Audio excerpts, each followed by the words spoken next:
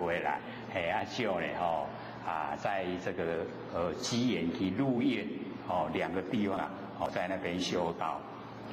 即从昼起顶礼佛祖而拜佛言：我在鹿苑那个就是一个修道的地方所在。即以机缘这两个地方那么关键如来最初成所以他们就是本来呢就是跟着释迦牟尼佛在修了。因看到这个释迦牟尼佛就是接受那个羊乳。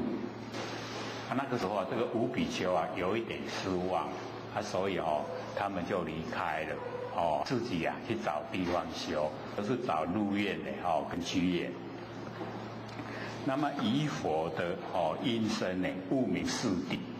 本来我们就了解说，应该是要从这个因为从这边是用声音摆在最前面，然后这个耳根圆通摆在最后面，一个头一个尾。本来呢是色要摆在色声香味触法，现在用那个声摆在这个第一位就是跟呢这个后面的耳圆通有那个关系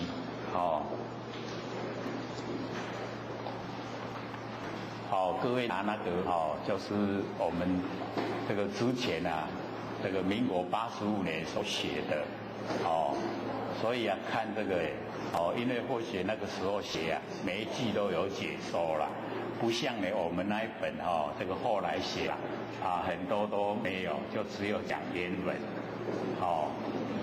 能够呢这个每句解说的话，对我们帮助会比较大这个居延就是往昔因为有野火烧了那个树林，那么林中有这个雉鸡以它的这个羽毛来这个治水以救其本用羽毛这个治水那个水都一点点而已这样子呢就感动这个山神。那个山神就问这个雉鸡你这个羽毛治水只有一点点，怎么能够扑灭这个这么大的火？他说这个倒是很重要的观念他说这个是我生长的地方然后我一定要尽我的能力去做。那会不会成功？会不会把这个野火扑灭那个是另外一回事。我不做的话，那我疑心有亏所以一定要做。虽然知道说他的那个羽毛治水来扑灭大火不可能，可是他说我一定要做这样呢才对得起我的那个良心。我住在这个地方，我都不去照顾我这个地方，那不行。所以我们就是要了解到成不成另外一回事，我们有没有心做又是另外一回事。所以这个这个雉鸡感动山神山神就帮助把野火扑灭。那么因是命名才呢把这个地方叫做居延命名。那么其地中陵，依此地呢来修的话道业很容易成就五比丘有在此有在鹿苑那个鹿苑也是一个中陵地修很好的地方。所以我们这个修道者都会找那个很有灵气的地方修那个对修道的帮助很大。所以各位浅浅，我们讲说这个到一个有山有水，那你看到那个山的那个树非常茂盛，表示那个地不错。那假如说山都没有树光秃秃的一些草野草那表示那个山啊没有灵气。那假如说又会吃柚，就是白云啊，从山出白云，那个地又更理想。所以这个就讲我们修的时候找一些那个地啊比较中灵，那个地方来帮助我们修道，那个帮得大。那么两个地方鹿苑啊跟居延同时都讲出来。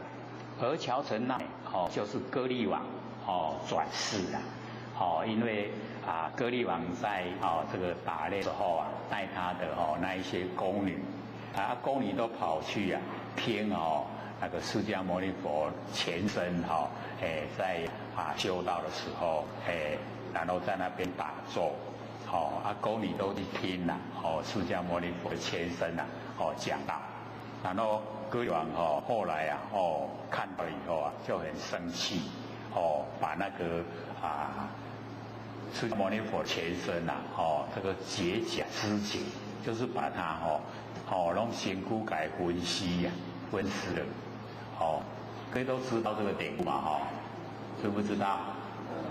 都知道这个释迦牟尼佛那个时候就有发愿，说成佛的时候一定呢要先度他，就是度这个歌利王，歌利王来转就是乔城那，所以我们了解说佛来就成那个喜诺以后就按照自己的愿力去做，所以故佛依愿成佛的时候说法度生，就先呢度这个乔城那。胡比丘呢最这个亲近佛，虽佛呢有先说呢万法庄严，就是华严经，但呢这个无比丘未能会意就是把佛成道的成佛的那个种种原因全部都和盘托出来，成了以后全部讲，那因为太深了都没人听有啦，所以就引大呢现小，把那个大乘佛法就引了不讲了，讲这个小乘佛法那个阿含经。那阿含经有四个阿含，都是要成就我们众生的一些根基，我们修了以后有根基呢修道就容易。那么四谛法呢，就是苦集灭道，苦是生死的苦果，先讲果，然后再讲因，那个集就是因。那么苦就是我们在凡尘的这个受苦那个就在生死里面是受苦，它有逼迫性。然后那个原因为什么会受苦？原因就是集就是收集我们这个粉都造出来的业那个业是从烦恼而来所以集是烦恼的苦因那个苦生死的苦果那集有那个招感性，那灭就是涅盘的很快乐的果那个果报为可证性那道苦集灭道的道就是诸事的乐因，很快乐的原因，为可修性。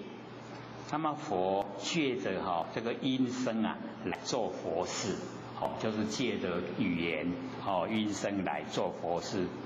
那无比丘呢，于音声而得开解，从佛讲的那个内容然后能够心开了解因为六尘应该色积熟，那么现在呢以声音来积熟，然后最后面呢以耳根垫后因为我们此方就是娑婆世界这个真教体清净在音闻又这个别对阿难它的那个机眼所以先讲这个一生。那么佛问比丘我出生解如来应罗名阿耨多，妙音密语，我以音声阿罗汉。所以从音声呢然后修成了阿罗汉。这个呢就是细数这个悟言得正细数能够领悟那个圆融的道理，然后证悟佛性。阿耨多我们呢中文叫做最初解最初了解所解就是佛微妙的法音所了解就是佛很微妙的法音。那么一之所以这个称妙悟这个生成就是我们生一就是六尘之一，乃是这个衍生之法。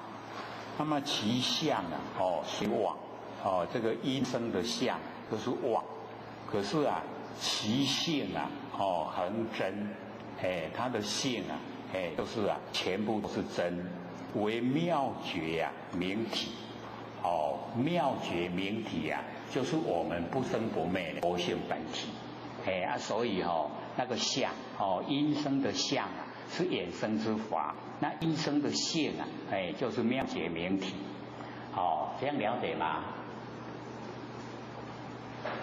文字不多了，意思有淡薄较深的啦来了解相跟性它分开讲，相是妄，性是真所以我们的了解就是依真的性妙觉明体。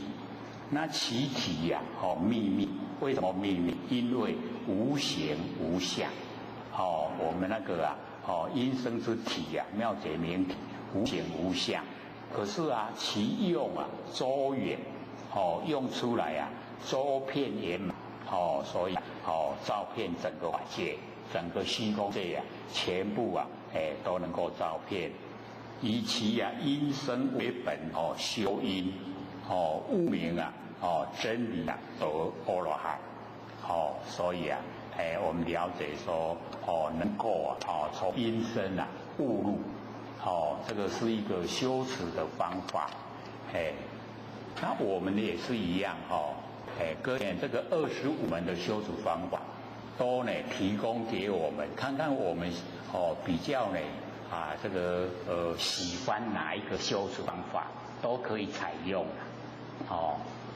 所以并没有说固定要用哪一个，但是最重要就是要一门深入就是要从一门然后做到有功效袂使讲这个做咧较棒咧，过来做迄个，迄个佫做佫较棒咧，哇做了很久结果没有成就一事无成所以从这个因生修道就是了解因生相是妄，可是性是真因生的性是我们妙觉明体所以依妙觉明体来修持就可以得阿罗汉，了解吗？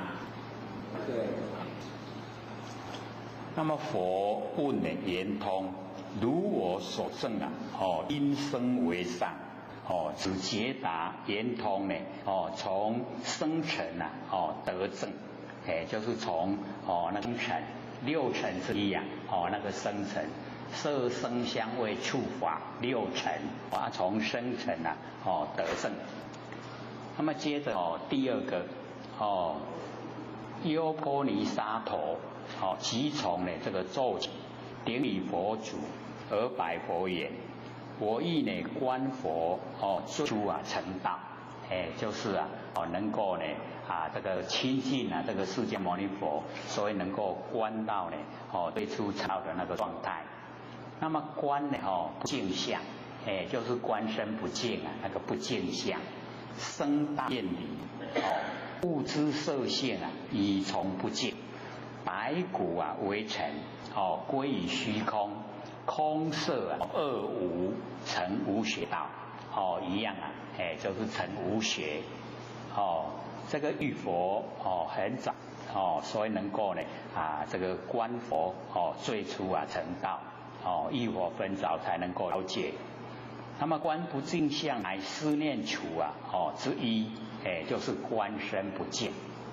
那么优婆离沙陀啊，虽然这个根啊，很利，就是啊，根基很好，可是呢，他呢性啊，多呢这个贪欲，就是很喜欢呐，男女之间做爱啦，那个贪欲啊，就是男女做爱，烦恼障很重，所以佛呢教他呢修啊不净观来对治，不净观，他很喜欢这个女生，所以啊，要他修那个不净观，就是观我们整个身体呀，都是很肮脏的，所以啊，我们了解那个在印度的那个修持方法，他们有那个尸灵、尸体呀，死了以后没有埋葬，把它拖到一个地方，让那个野兽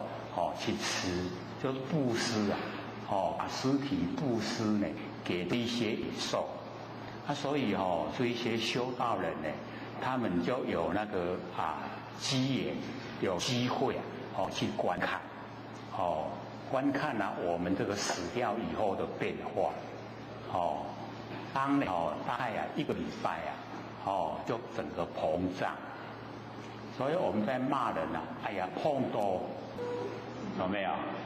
那个都是在1个礼拜就有这个现象，然后在第2个礼拜它就那个膨胀爆破了，破了以后血水都流出来，然后流出来以后就会生虫，然后虫会吃肉，吃我们身上的肉，然后慢慢就剩下那个白骨，然后白骨经过呢经过风吹日晒雨淋，然后慢慢的又风化，风化以后风一吹整个都不见了，就消失了。所以这个观身不净就很实际的，不像我们用想象，它是实际去看。所以我们了解或者都讲，我们的身体36物不净，各位还记得吗？36物，一个外相，一个外气，一个内涵，各有12啦。那个外相就是滑、毛、爪、齿、腭类、唾、盐、垢、汗，屎尿。一个一个解说，头发、毛、皮毛，我们身体毛细孔都有那个毛，牙齿，然后爪呢，指甲，腭就是我们把腮割，泪就是把腮，然后唾就是口水在口里面，盐就是口水流出来，盐。然后屎尿才流，屎尿，垢汗，垢就是我们流汗遇到灰尘就变垢，然后汗是流汗，12个，然后外气皮肤、血肉、筋脉、骨髓、黄膏、脑膜，12个，这个比较白就不用再解说。然后内涵肝、胆、肠胃、脾、肾、心、肾脏、手脏，赤痰、白痰，内涵就是我们的内脏，12个，加起来是6，36物不净。然后我们就观，我们一直迷恋是迷恋哪一个？各位姐姐，我们迷恋哪一个？迷恋皮肤，我们整个面孔不是皮跟肤吗？迷恋皮肤。所以当我们能够把所有的身上的一切都微细的观察的时候，就不会迷恋了。对人体就不会说一直想要，所以那个优波尼沙陀啊，他就是很喜欢呐男女做爱，阿佛就叫他不戒来对治他那一种贪欲的心啊，后来啊他这个就佛教了他就做，然后呢一关了以后啊就以此身呢生大愿。不但呢对这个离身呢已经呢不会念了，甚至对自己的身也产生大愿离呀，就不会这个自爱。我们有的会自己爱自己的身体，对不对？会不会？那个自爱有的还蛮严重这个优波尼沙陀因为观36不净连自己的也大厌离了啦，不喜欢他了，那物之色性能够领悟所有那个形象，色就是形象，以其根它的根很锐利，就是很有这个累世之间很有修持，根基比较深。那么修完之后非但可以离障，那个障碍影响到他的那一种障碍可以离开了。那么且能悟性，能够领悟到佛性。原来呢相都是假的，性才是真。那么白骨为藤就是我们了解那个白骨。白骨一经过这个日晒雨淋风吹然后后来就变微尘的呼气那骨头这个变成灰了已经呢这个烧了以后一样也成灰了。可是假如说我不烧了，放的久，它一样也成灰所以风一吹以后黑都不见了。烧无成灰化为微尘，就是一点点看不见的那个。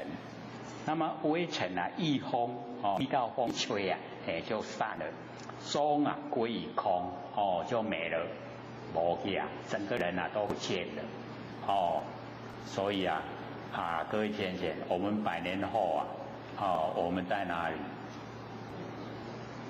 ？100年后我们在哪里？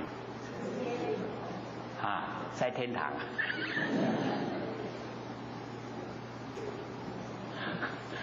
我们最好就是修到跟整个宇宙虚空融成一体，整个宇宙虚空呢都是我们佛性能够修到这样的话身体还给大地，所有土归还给这个大地所有红土这样就不会被业力又把我们归来完成现象所以我们谈话那个讲得很传神我们在问那个人的过世他不讲说死掉了，他说过生，对不对？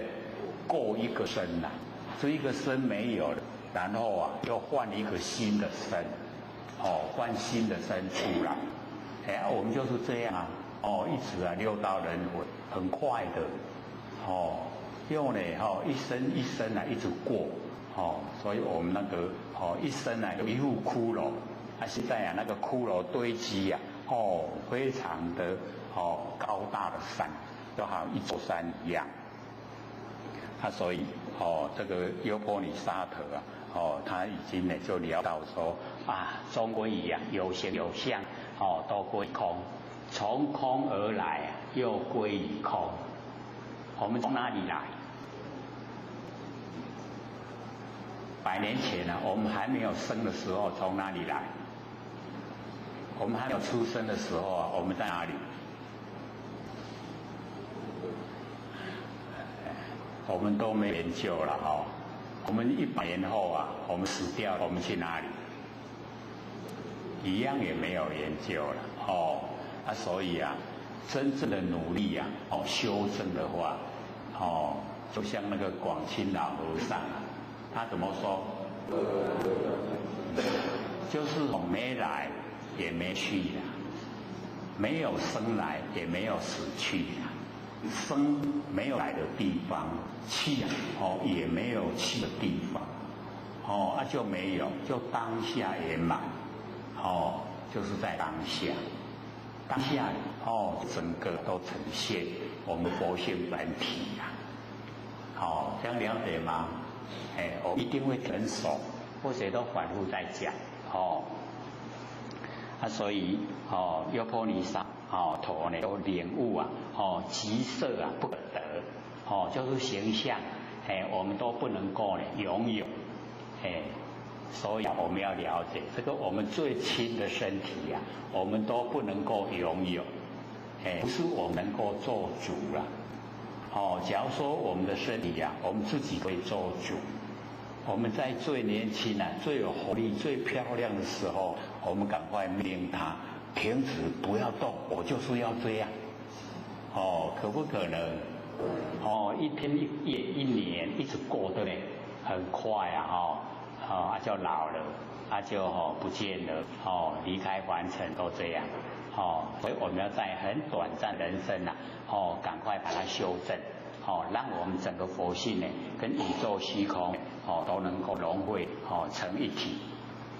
那么无色啊，不能显空，非但这个色无啊，并空呢亦，就是啊，色形象没有，连空也没有，所以有形象啊，才显出空。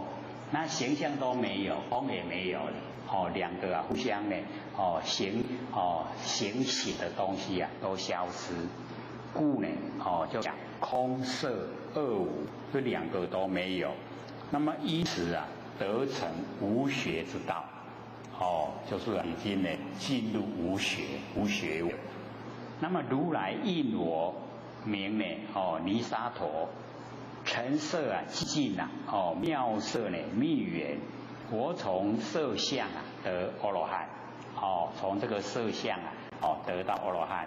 那么佛问啊圆通，如我所证啊，色因为善，就是啊色，这个从色啊修正，色性空啊，妄相啊，这个寂静，妄想形象啊。都尽了真性啊，才能够显出来。所以我们住相啊，性就没办法显现。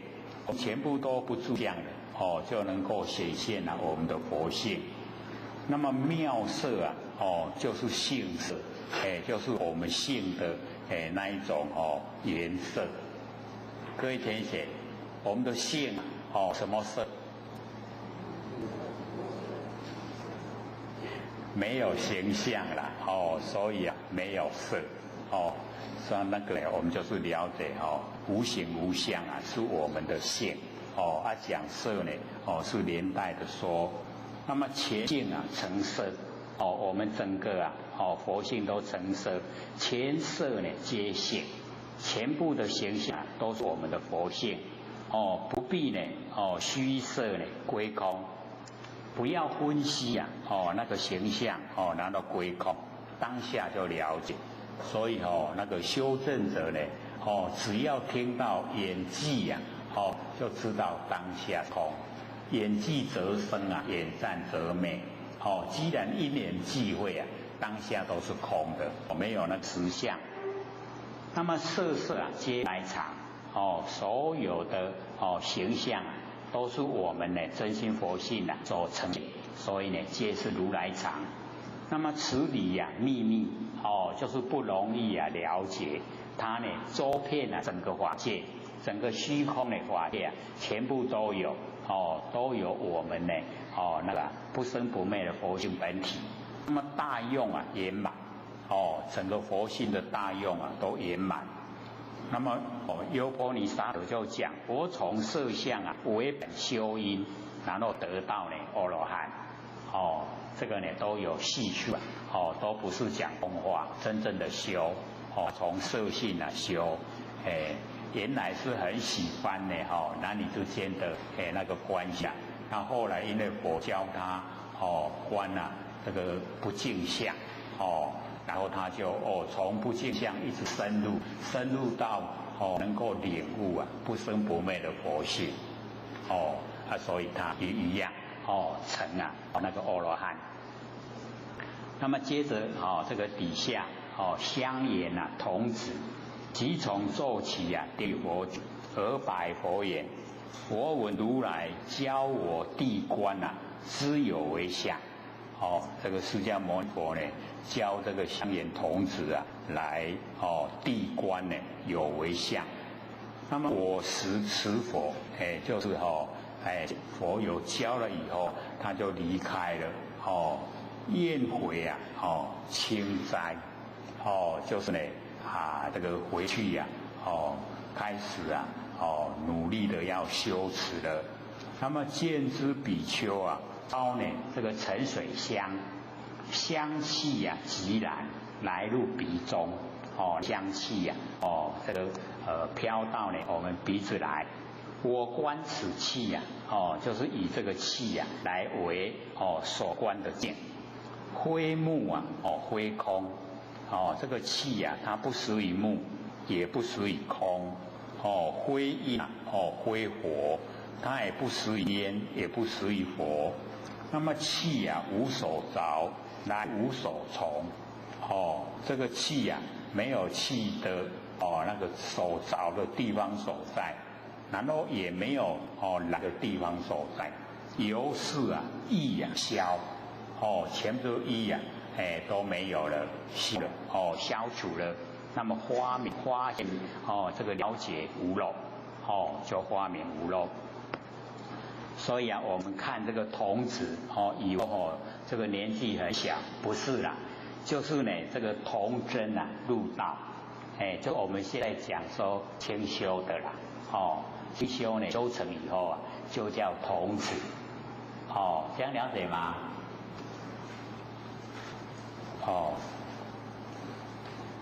地观者呢以智照这个智道观察这个世间一切有为有相之法，这个呢以智来观察，用我们这个智慧来这个观察世间一切的有相有为之法，就是呢因缘所生法，因缘所产生的，好像呢这个《金刚经》呢有记载。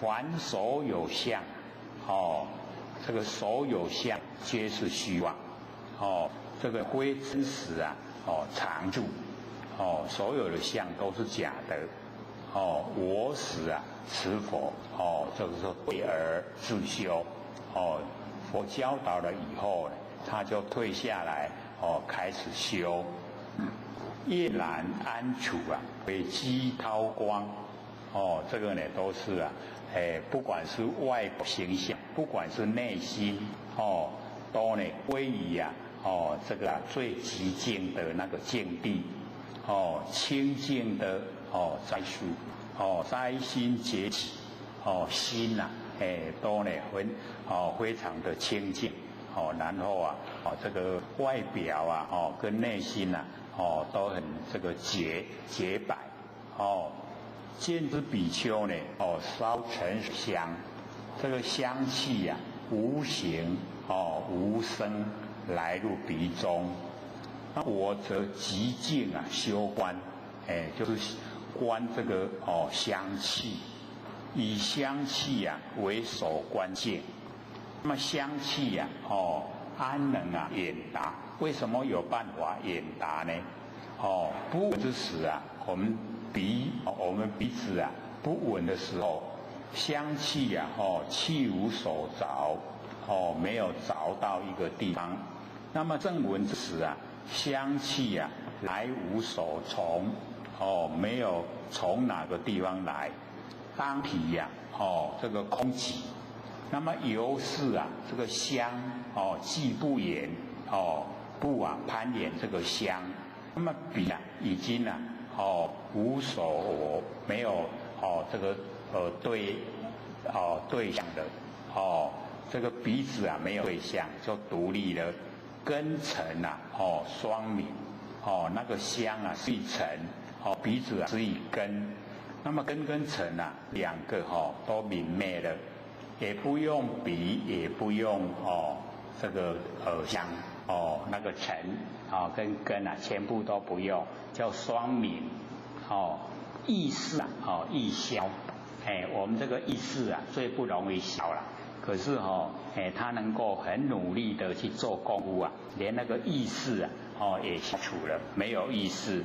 那根尘世啊这个空根尘世已经空，然后花明无漏，就是已经呢了解到无漏，是不会这个落入这个现象精神呢都不外放的。那么如来应得香言号，这个如来呢就应可他呢得香言号，这个尘气速灭就是很快的意思啦很快就消灭。妙香啊密远这个妙香呢就是我们那个佛性的部分。我从呢香言得阿罗汉从这个香然后得到阿罗汉。佛问呢圆通如我所香言为上。那么尘气呢即香尘之气。那么自然就是时之短的，时间很短消灭。以香尘为本修因，正入圆通所以我们了解说这是这个香言同时呢这个修持部分是以香呢为对象来修持。那么接着底下这个药王跟上。这个以前呢这个民国85年来写的时候真欠啦都伫个理接理无来分段落。伫个正入圆通以后，就讲另外一个修持方法，竟然连在一起有没有很节俭？可是我们看来意思就不容易明白所以这个药王药上这个法王子法王子呢就是菩萨法王就是佛。那么在会中500梵天那个500个修呢那个梵天大梵天就是色界的第3天。那么即从奏起顶礼佛祖而拜佛也，我无始觉是良医这个就可以他知道无始觉以来就是非常久的时间不只有一个缘会很多的缘会他呢都是为是良医，都当医生医治众生的病。那口中呢禅词娑婆世界草木金石名士还有108000，他都试验用自己那个身体嘴巴来试验那个药的效果所以这个口中禅词娑婆世界我们的药就属于草木金石就是这个这个药的那个根源。如是呢悉知全部都知道苦咒咸淡这个辛甘辛等味那个味道也全部都能够明了。病之和合俱生呢变异要安怎和什么药跟什么药合在一起治什么病然后呢俱生合在一起它会产生什么样的病是能是乐，有毒无毒悉能遍知就是全部呢都知道。那么据称法王子者以能呢少龙佛种介绍兴隆佛就是让众生都能够成佛先呢下这个种子佛种堪成法王的家业，就是要呢承续我的家业，若就原因假如说我们研究它的原因，世事化愿治众生的身心两病，要治疗众生的身病跟心病，即是欢喜。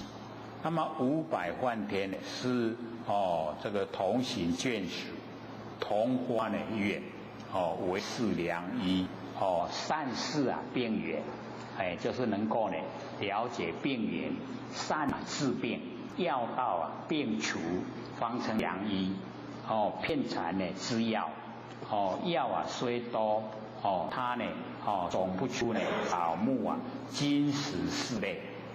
名士108000，并熟诸和性，都要呢共治一病，后呢一药治一病，热寒毒可用不可用，悉能呢辨之。此善治病也。至于心病呢，则逢循佛法，化导人心，改恶能够向善。缓迷归悟，这个呢就是治心病。那成事如来，了知未现，非空非有，非己身心，非离身心，所以不即不离，分别为因，从事开悟，从这地方呢领悟。二法王子久于此界，就是娑婆世界。修呢大乘大乘佛法，师之呢续缘故得成事，才能够呢成事如来，数习不忘，就是往事他所学的呢都没有忘掉。以未成为关，以这个未未成为关键，不能了知未现。舌以药触这个自然未现，我们的舌头跟药接触，就很自然，那个味就显现，故非空，不是空。那么虽然未现实无体现，那一个味它没有本体，也没有那个性，故非有身心，指舌根以这个舌事。舌根跟舌事，只要不来我们那个舌头以是不自现甘苦等味，非其身心。舌根不产呢，不知知药味，故非理身心。由是呢分别未成之因，既无定体又无从来，没有来的地方所在。为是幻妄名相，它的名跟相都是幻，不真。其相呢非妄，其性恒真。相是假的，可是性是真的。那么从事开悟，所以我们了解他们细数的都是相妄性真，相是假的，性是真的。从这样呢领悟。未成呢本如来常，妙真如现。蒙佛如来应我坤寂坤寂就是兄弟。药王药上二菩萨名，这个菩萨的名号。那么今以会中为法王子，就是菩萨。因为觉名，未登菩萨。那么佛问连通，如我所证为因为上。这个是属于味，味道。观行已成，圆觉又开，就是开圆觉。得蒙如来印证我坤寂，就是兄弟，兄弟叫做坤寂。药王要2个菩萨的名号。菩萨呢是自他两利之人，自己也得到利益，然后呢也利他，所以两利。那么解行相应，解了解跟行止都相应，今于会中呢为法王真子，这个前圣啊，是世子，二圣呢乃外子，因观呢，未成，从前自身，言悟本觉妙明这真性，结然后起行而止，未登菩萨，此事真修实证，以未成为本修因，所以从味道来修，也一样可以成阿罗汉。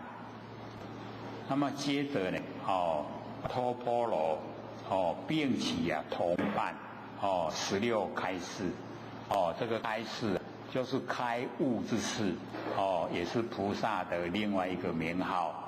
那么即从奏起顶礼佛祖，而白佛言：我等先以威音王首、威音王佛、文华持家，在威音王的时候就已经出家。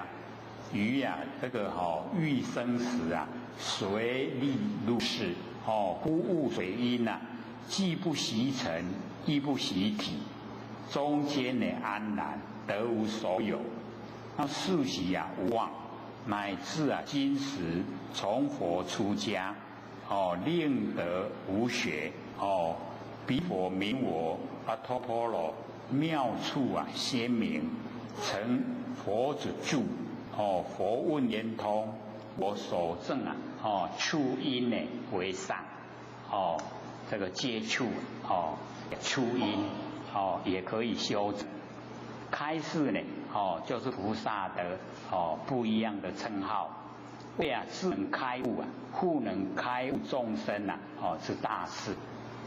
阿托婆罗我们中文叫做贤手，或是呢那个头的头，贤手贤护，位居等觉，所以是很高了，等觉再上去就妙觉了，众贤之首。那么威音王佛时这个和常不轻菩萨同时。那么相华之初正华之后，正华的1000年，相华1000年，相华那个开始，正华已经过了。那么佛他自七众，这个净欲律仪，这个七众我们都比较少听到了，就是我们说这个比丘、比丘尼，然后优婆塞、婆夷，然后那个沙弥尼，就是比较小，年纪比较小。还有一个四叉摩那，四叉摩那翻成中文叫做正学，正在学，也就是是属于修道女人修道还没有受那个具足戒还不算呢比丘尼所以叫做四叉摩那。他呢正在学正学，就是学6法不杀不盗不淫，然后就是不饮酒然后不非食时就是讲不是吃饭的时间非吃饭的时间不吃。各位亲人，这个不容易学。我们现在因为这个环境不一样了，这个肚子饿什么时候想吃就吃，对不对？可是戒律之中不是那个吃饭的时间就不会吃，所以我们就是了解到他的那个戒律里面都比较严格目的也就是要我们这个能够脱离依赖。我们都会很依赖，那你用戒律来戒除他的依赖，让你都没有依赖，这样容易修成功。所以这边就是佛制定7众要洗澡那个都有规定半个月呀，生重啊用一次。我们现在来讲的话，半个月才洗澡一次啊，会怎么样？臭摸摸跟人家这个相处啊，这个一起的时候啊，人家这个都不敢呼吸了，有味道了所以又不一样了那风俗习惯不同。那么水利啊入于浴室，那么正浴之时正在呢这个沐浴洗澡。以水啊触身，这个水啊来接触到身体，也有冷暖色滑之处。这个水一触到身体呀，有冷暖冷热色滑，由是啊穷究此水一直来研究这水，这个洗尘而现次也，还是洗体呀而现次也？是洗尘才显现那个处，还是洗身体呀而显现处？各位先生，我们现在都每天洗澡嘛，对不对？这个洗澡可以领悟真理呀我们有没有用？都没有用所以他就用洗澡的时候来领悟了。说这个水洗到身体。是洗掉灰尘呢，还是洗我们身体的那个污垢？那洗掉灰尘的话，灰尘是无知之物啦，对不对？无知。难道是洗身体的话，我们身体是四大假合，水有风土，那水有风土是无情之物。是洗尘呢，还是洗体？我们在洗澡的时候，各位在洗的时候都在想什么？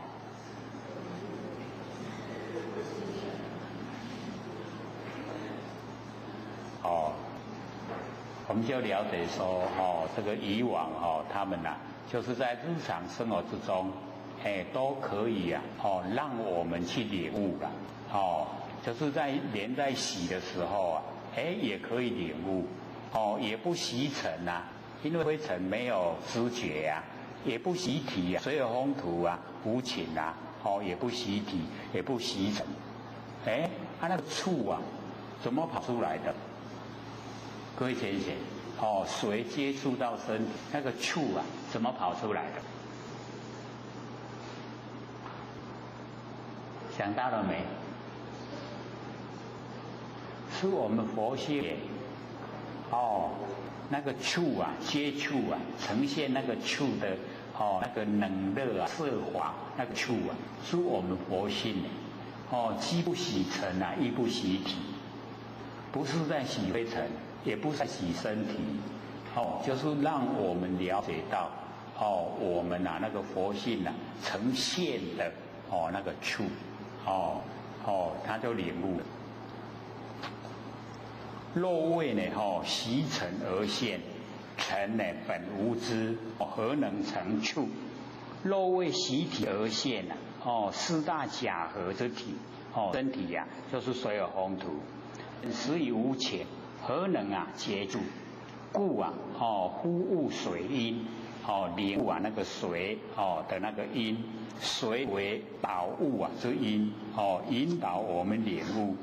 既不洗尘又不洗体这个根尘息敏根呢就是生根咱的仙姑，然后尘呢就是水尘那个水都息敏，全部泯灭了，能熟方往，没有能也没有熟，中间的安然那个中间就是我们不生不灭的佛性体很安然得无所有领悟了，身心苦的领悟了。那我们都洗了好几十年了都没有领悟有没有？较紧洗洗，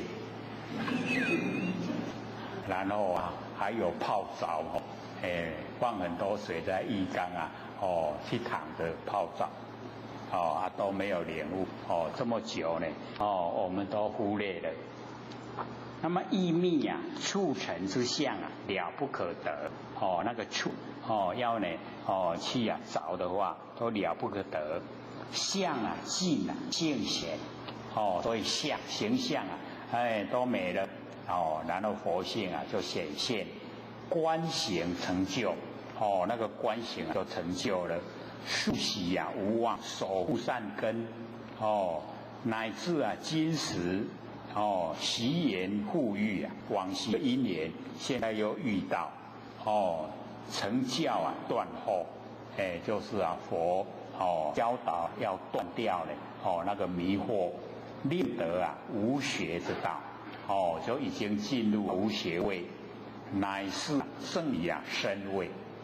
就是很深的那个位阶了，不是浅浅即轻。那次有能次根以首次成。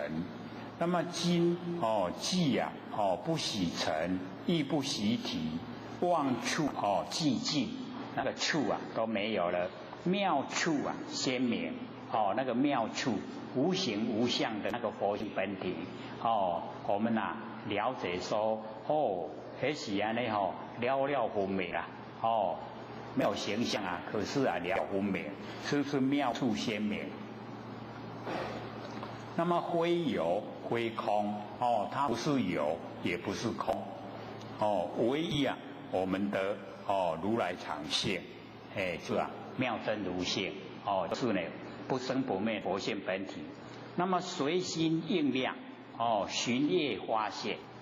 那个呢我们在洗的时候那个都是随心应量的。寻业发现，鲜明呢即发现。佛问连通，如我所证妙处鲜明。就是那个妙处。从洗澡然后领悟了，就成阿罗汉。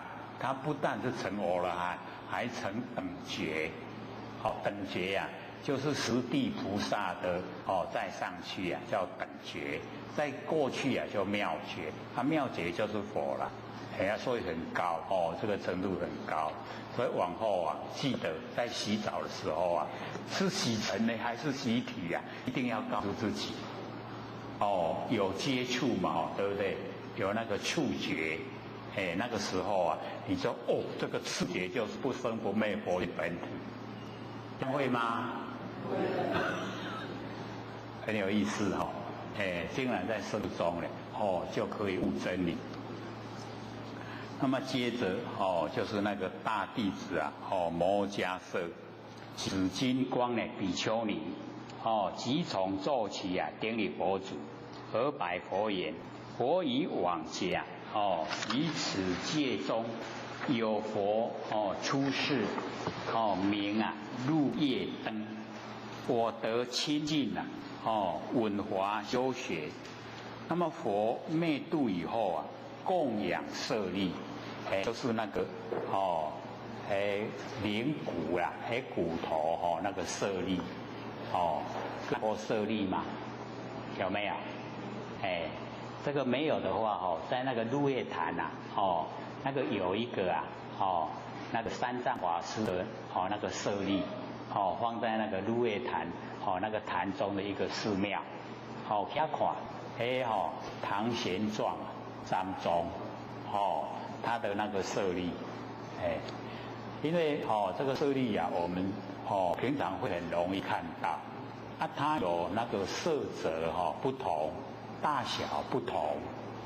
假如说修得很好，色泽鲜明；那修得比较差一点的话，它比较暗淡。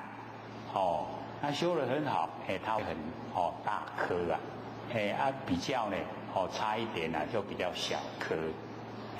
所以那个舍利就佛的一个化身。碎身，佛把那个身体那个不灭的那个金刚不坏之身，把它碎了粉碎变成舍利。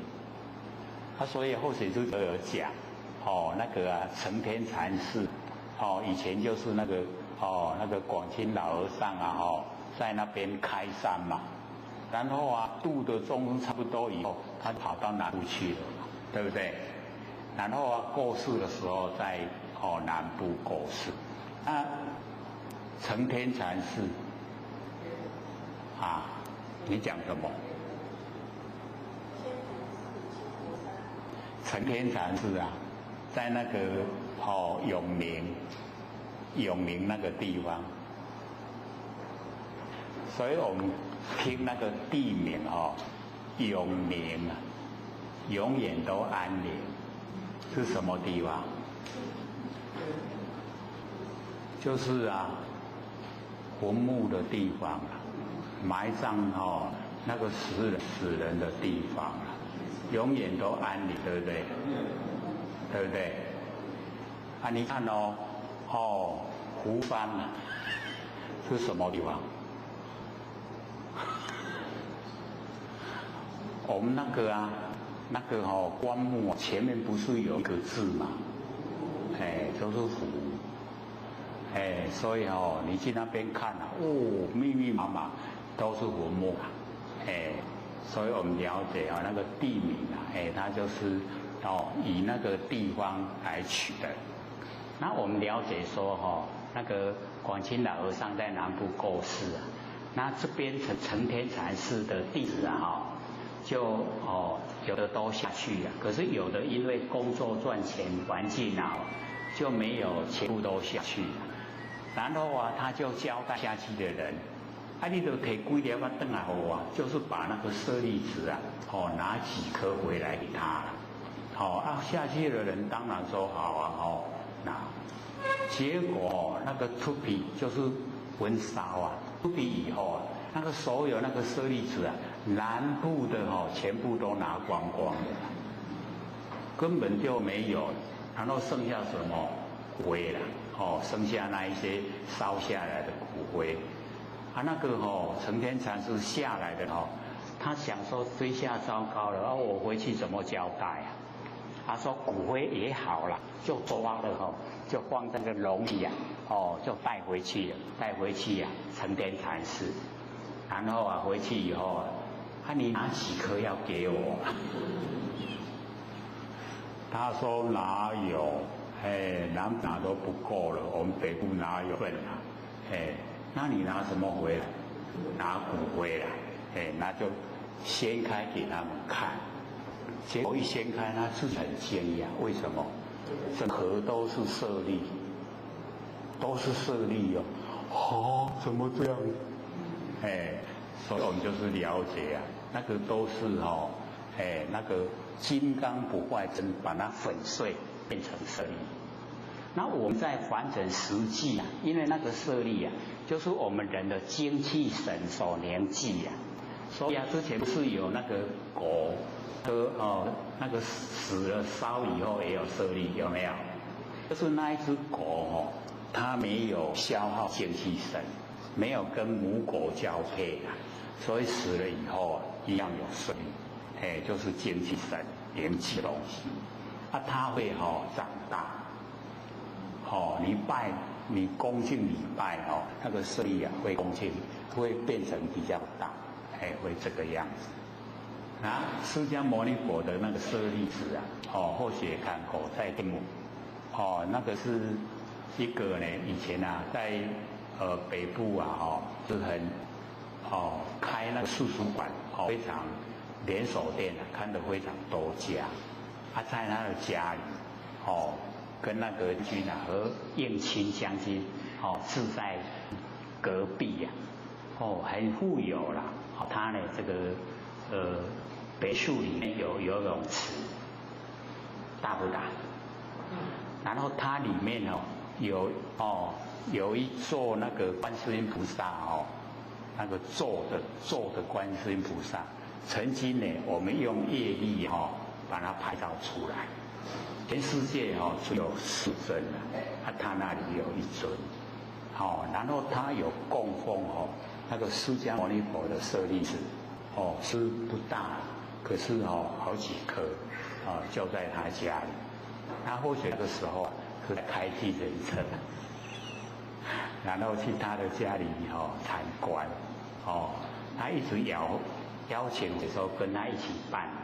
度化众生，我说我那个时候刚好有事情来要办一点私人的事，没有跟他一起。我说度化众生我也有在度啊，可是跟你不同，跟那个修持方法不同。不过那个时候导师有看，那个释迦牟尼佛的舍利子，那我们了解啊，只要我们努力修啊，不着重这个形象啊，可是你假如说有那个虔诚的心，你对你这个舍利子啊，一样恭敬礼拜，那这样的话，一样会得到，等于是你在拜佛恭敬佛一样。所以把那个金刚不坏之身啊，遂为舍利，流布啊天上人间，为是啊无田，就是让世人来这个面对啊那个舍利的时候啊，所思所行啊都是善，都是利益众生，所以就变成了为是的福田。那么令人恭敬礼拜供养者啊，皆能够获福啊，得到那个福，那个福分福报。燃灯续明啊，以紫金光涂佛形象，也就是啊，用了那个紫金光啊，那个佛像啊，已经呢，比较般若了，他用呢把它涂那个佛的形象，以后呢，这个生生世世啊。身长圆满紫金光髻，都呢人啊都有紫金光。那么此紫金光比丘尼啊，以迦叶呢为夫妇，故曰啊即我见属，他们呢这个同时啊发心，这个有两个意思啊，一个是过去啊，同时发心啊修治佛像。一个之指啊，今生啊，同时发心啊，从佛出家。那么迦叶修法呢，正观啊法尘，而言观六尘者，以法尘呢是前五尘啊漏泄的影子，前面啊眼耳鼻舌身乱，落来那个印，就叫华，所以这个华，在这个地方用啊，它范围就比较窄。故啊并言之，那么变坏者啊，法尘托意识啊而现，这个法尘它都呢寄托在意识才呈现，念念呢迁灭啊变坏，刹那刹那呢不得停住，既变坏无常，当体啊空寂，全部啊没有实相。那么修灭尽定啊，此定啊。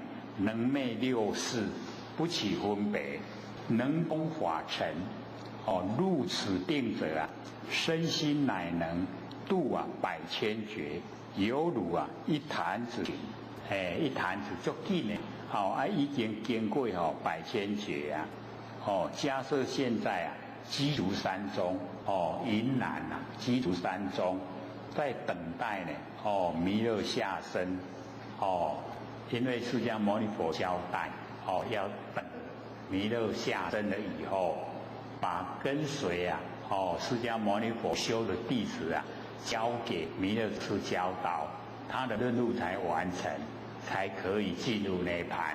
所以现在还不能进入涅槃。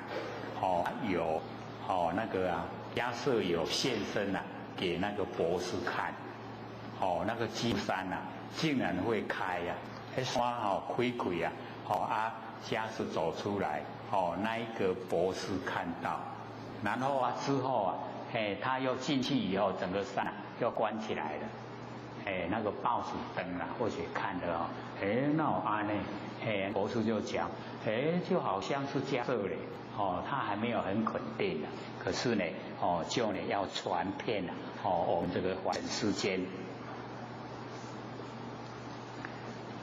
所以啊，那个迦叶呢，就是在鸡足山呢，灭尽定。那么我以空观啊，消灭法尘，用空观来消灭法尘，根世啊，亦尽，那个根世啊，全部尽，结使啊，随断，那个结就打结了。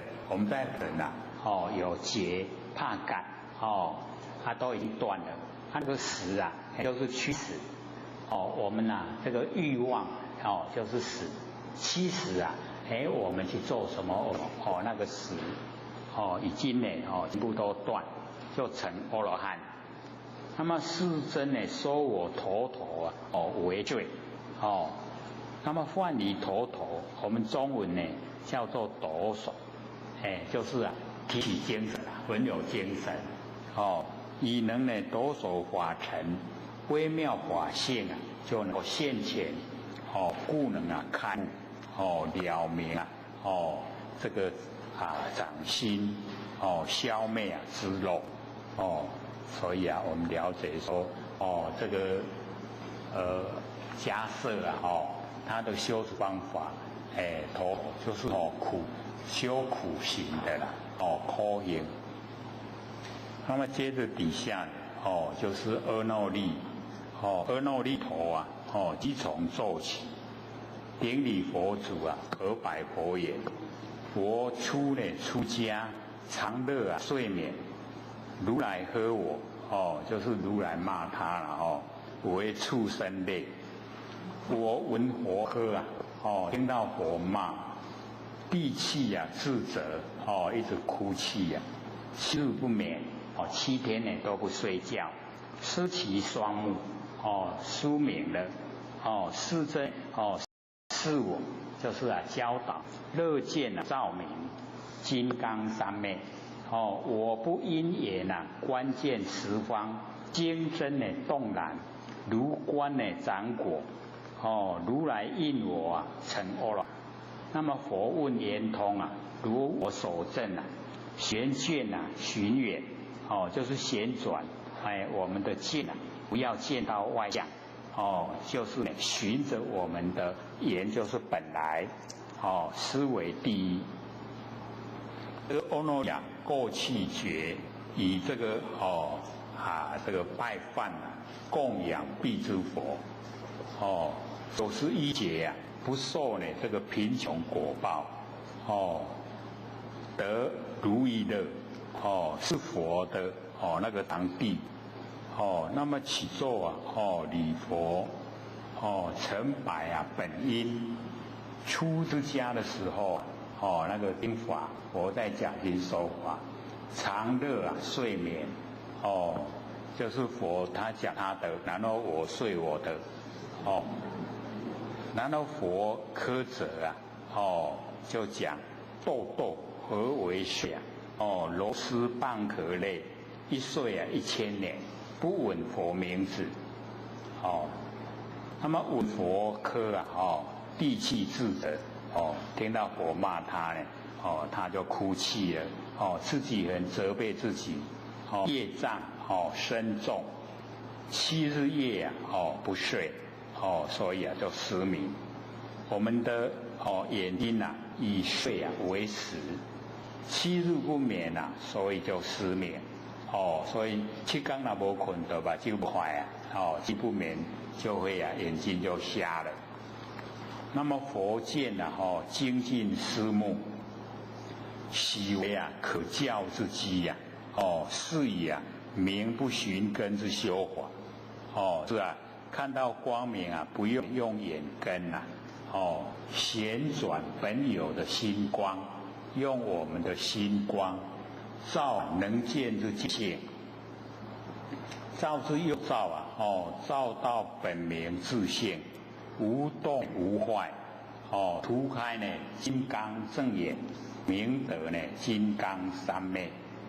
阿耨利依教勤修，花半头的天眼不因缘这个不要一根而能观见十方世界此即灵光毒药脱离内根，精真动然如观掌果，好像我们的手掌拿着水果精即乐见是见精，玄妄复真洞达无碍，故欲观世界如掌中之果。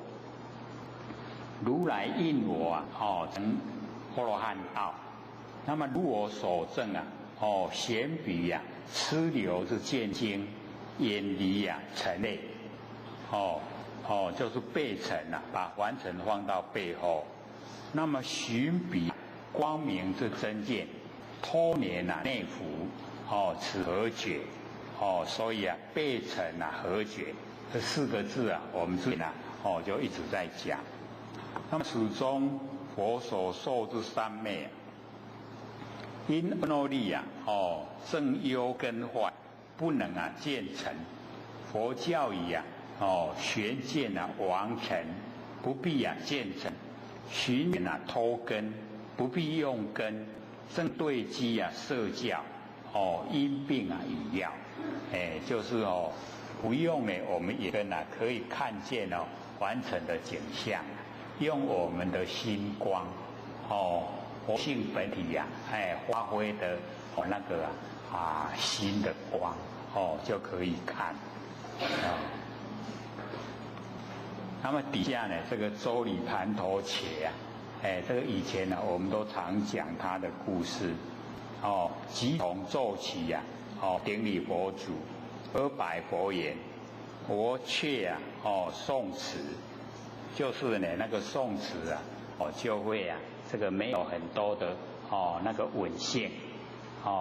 最痴执佛稳法出家，一持如来啊，一记切头，以100日啊，得前于后，得后于前。佛名啊，我语啊，叫我安居，调出入息。我时呢，观息呀，微细穷尽，生出一昧。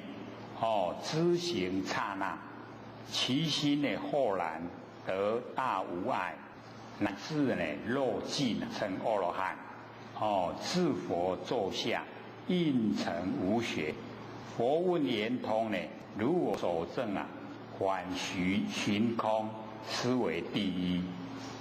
这个周礼盘头讲，我们之前呢，讲的呢，跟这边有一点不太一样。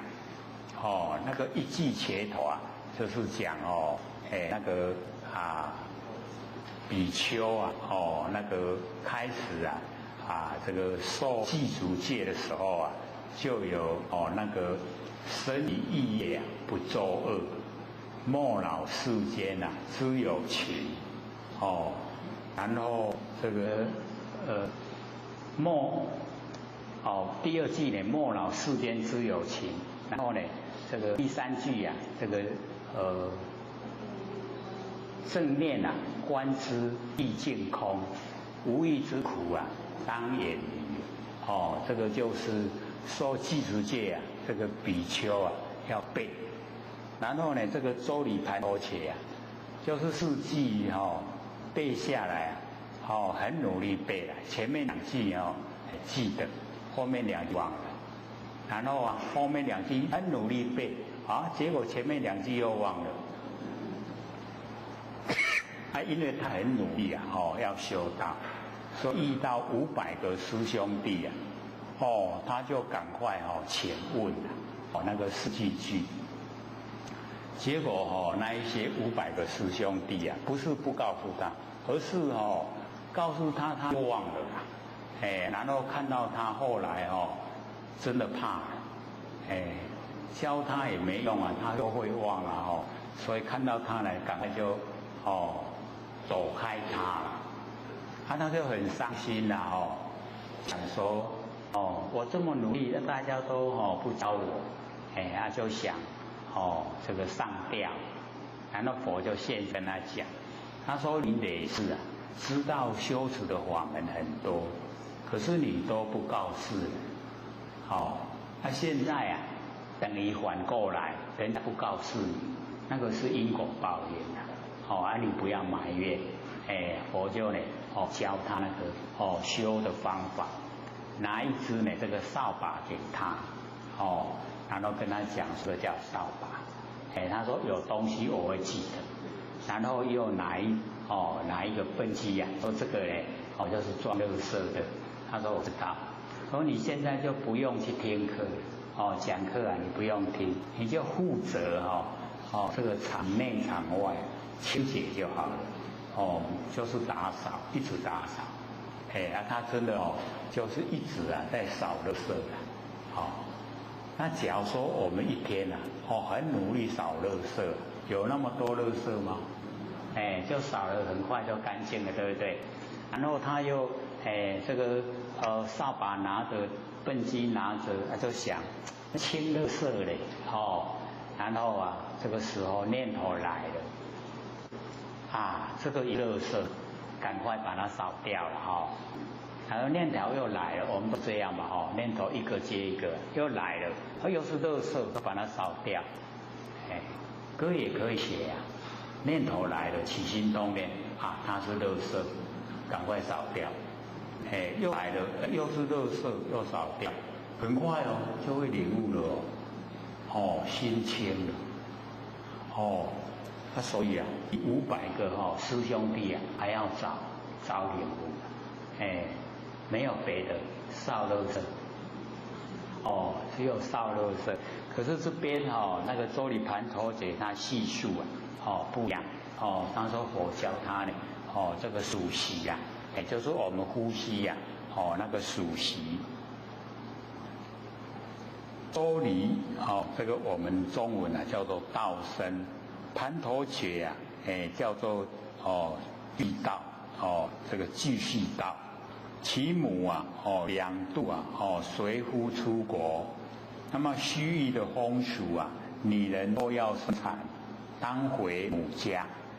第一次要生产的时候，回家呢就是时间很匆促这个行是半路于大路边就生孩子了所以起名叫做道生在道路生的路生。那么第二次呢要分娩应当呢早归，又是仓促不及，于小路边生孩子起名叫做俱道相续续道相续乃兄于道路而生。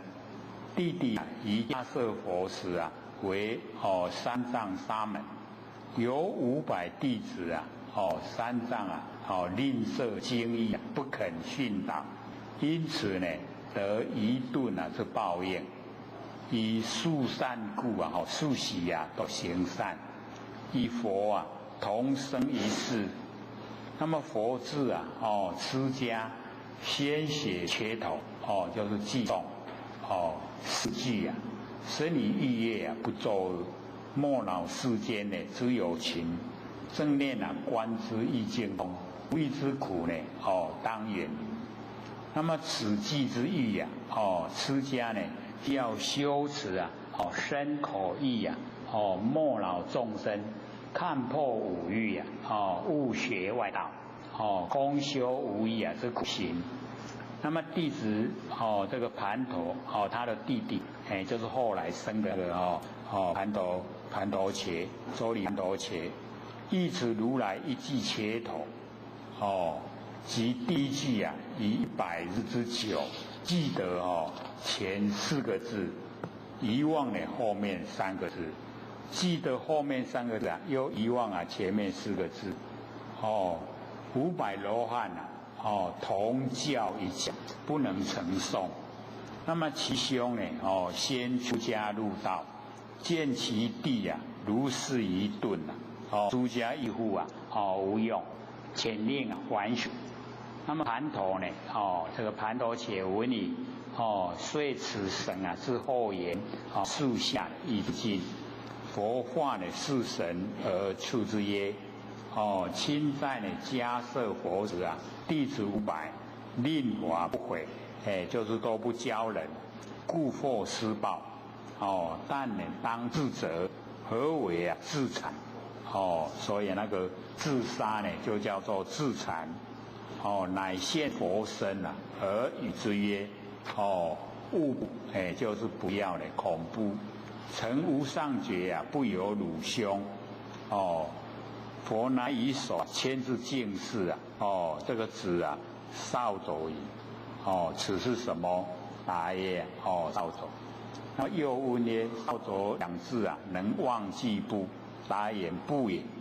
佛己啊，教日月啊，这个少走。那么祭酒，佛将少走两字啊，更名除垢。盘头呢，思念啊，归扫除啊，其地啊清净。入夜呢，将之一把无相的扫帚扫来扫去呀，将心也尘扫除净尽。接着呢，佛明我语，教安居呀，调息摄心。愚钝啊，虽有令法眼因，切诵啊，一时以乱啊，所致。故佛授以调息之定。调呢，鼻中出息与入息。鼻中气啊，有4种相。有声啊，曰风；节制啊，曰地；出入不尽啊，曰传；不生不至啊，出入既无俱尽啊，曰息。调息当理啊，风气传3相。而绵延自在功夫，这个纯手心见为细，先微调其出入，或呢更穷其生灭，定身呢更能穷尽，生住意灭4相，起初曰生，不断的曰住，渐微啊曰意，一断的曰灭，住意灭。知行呢，即4相啊，牵流不住，刹那时之最短的时间短。一念啊有90个刹那，一个刹那呢有900个生灭。我们都知道穷习至此，可谓极微细。穷尽啊彼知行刹那。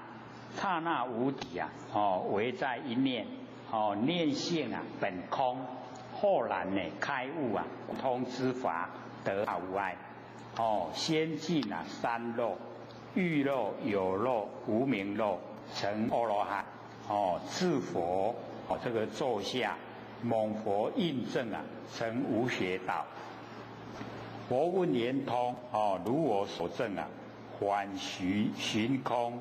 其呢鼻根啊不言外尘，反观呢这个习相，群圣啊空理，出习啊不设众言，入习啊不至啊5因18界，背尘而觉，习根啊为本修因，最为这个第一。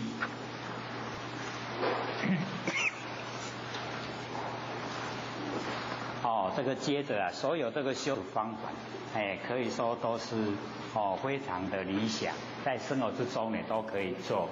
那我们还只有剩下20分钟想给各位提问，有没有问题啊？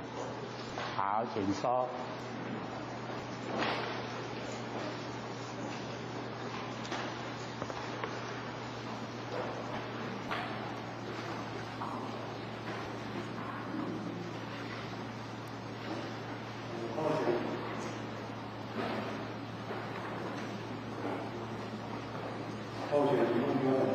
好，你请说。候选因前行在讲晚上到睡觉之前多方面放下一念不生，做一做结果晚上还是精神太好，或者是睡不着。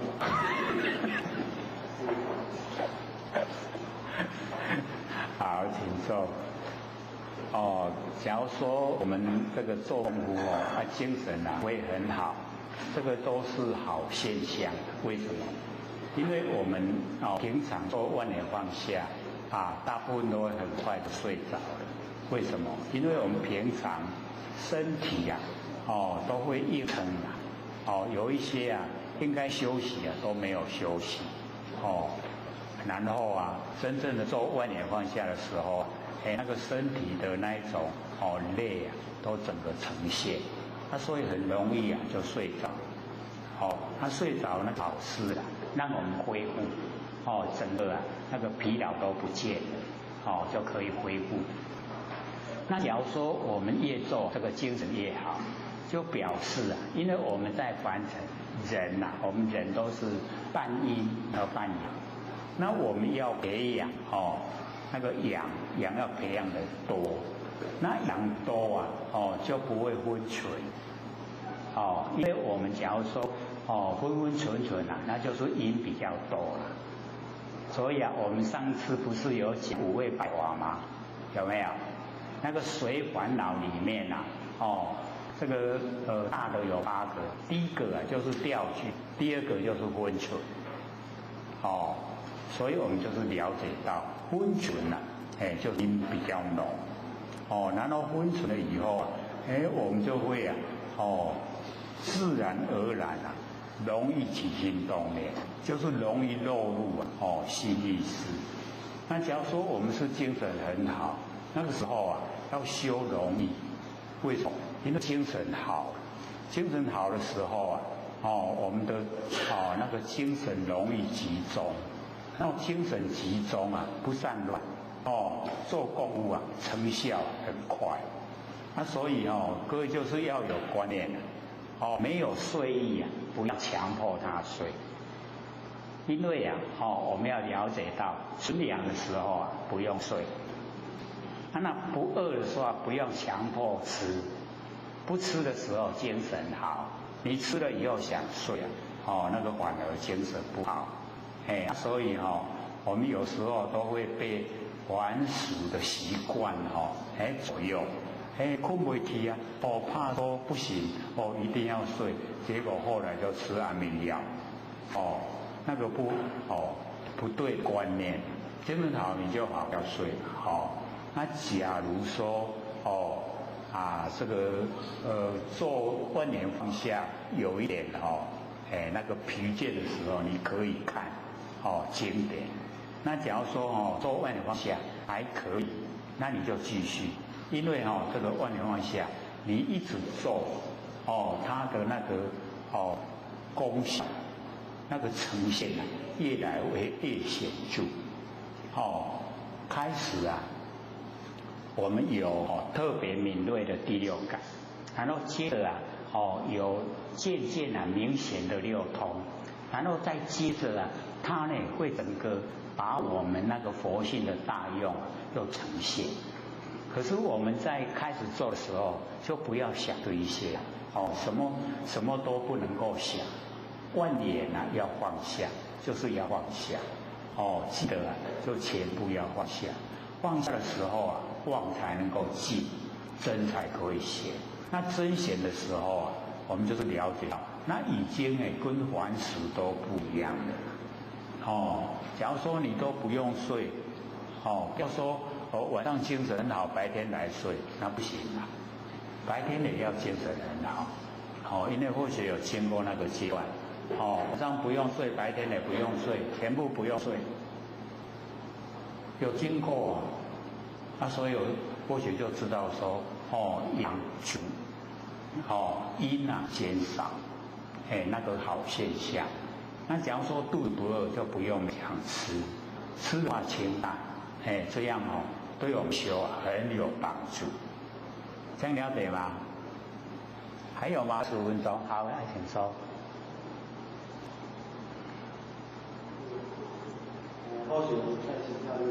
好，请说。有本是说，在做光明上下阴不生的时候，不想睡就不要睡。对。在做那个起居之前，如果没有睡就不要让它继续睡。对对对。就是继续这样做。对对。那到时候再继续。好。好，请说。当我们光明放下一念之身做的很久很久，时间很长的时候，那个佛性慢慢会启发起来。当我们做一段时间之后，是不是我们佛性在26时的无意做光明放下一念之身的时候，是它会启发起来？对。所以我们要了解到，因为我们在这个凡尘可以说要启发我们的佛性都不是容易啊。那我们万年放下一念不生呢，先认识我们佛性的轮廓，然后我们假如说能够继续做，继续做呢，万年放下，那我们呢，在凡尘的所有妄都可以忘记，然后真显就是我们呢不生不灭的佛性本体啊，就呈现，然后呈现啊，我们要让它茁壮长大，因为那个花线啊，就好像婴儿出生一样，那你要慢慢的培养它要3年如哺，然后啊，经过抚养了以后，它慢慢长大，长大以后就可以自己这个走东往西可以自主的，那个才叫成长。那你能够成长了，整个佛性呢成长了，那我们就可以跟真理相应，跟虚空合在一起，那个才是我们要追求的目标啦。所以因为我们是还没有说做得很熟悉，所以或许就没有讲那个后来的那个功效。因为到后来不是有失机而龙现吗？有没有？淹没而雷声神动而天水，那个又是整个全部日常生活之中都没有忘，全部都是佛性所以你司机就是在家里面安居，龙现就是神通万物。你在家里面都不用出门，外面的事你都知道。不觉得是不是很神奇了？可以，我们可以做到，可是你一定要用功夫，不说那个浅的功夫就会呈现这样那只是要深入了以后，它才会你这个在家里面安居完成的事什么事你都知道这个台风要来了台风这个要过去了台风跑到哪里，而你不用去看个气象报告，你会知道它整个天地宇宙之间就是你性分之中所以都了了分明那个没有什么神奇也不是神通就是你的佛性的作用那个大用显现那个更理想的然后你这一种整个都是佛性的呈现淹没你都不用讲淹生淹没静默，但是你那一种能够佛性呈现跟你相处的人他会很震撼，好像打雷的声音淹没雷声。然后我们已经到这个状态纵然你起心动念，神动而天使，你起心动念天理都跟着，所以全部都在真之中了，已经没有忘。可是这个一定要一段时间我们努力做才会呈现那我们现在谈这个有一点早了这个才中级班要努力这个要努力才会呈现，它可以的老师也说天下无难事只怕有心人，你有心一定可以成就。还有吗？还有10分钟。这第二题现在问。好，请说。第一个题，修行人应如何看待命理命相学？面相学。命理跟命相学。密语。命理。正呀。命理所以或者都讲，我们因为6道轮回太久了，所以你这个给人家看说你经过什么什么一定都很准为什么？一定有一生经过。所以我们看待这一些命理要了解到，最重要的就是我们现在的心是以什么心来应对我们假如说是以妄想心来看待命理说我这个命里面有没有横财，现在已经7.7亿了，能不能够得到那个就已经偏了啦我们要了解说那个命理命我们要了解到是我们的不生不灭佛性本体命天命是位性，是我们的佛性不是呢我们现在有身体的命，身体的命2年而已嘛，一刹那就过去了，而且都是假的。你太注重那个反而本末倒置了。该注重的是佛性那个现象都要看清了。你一直在研究这个命的话在研究那个12星，那个12星座，那个都是有妄想心都是有期待那个使自己心不安，就表示掉举把心举得高高的，让它掉了叫掉举。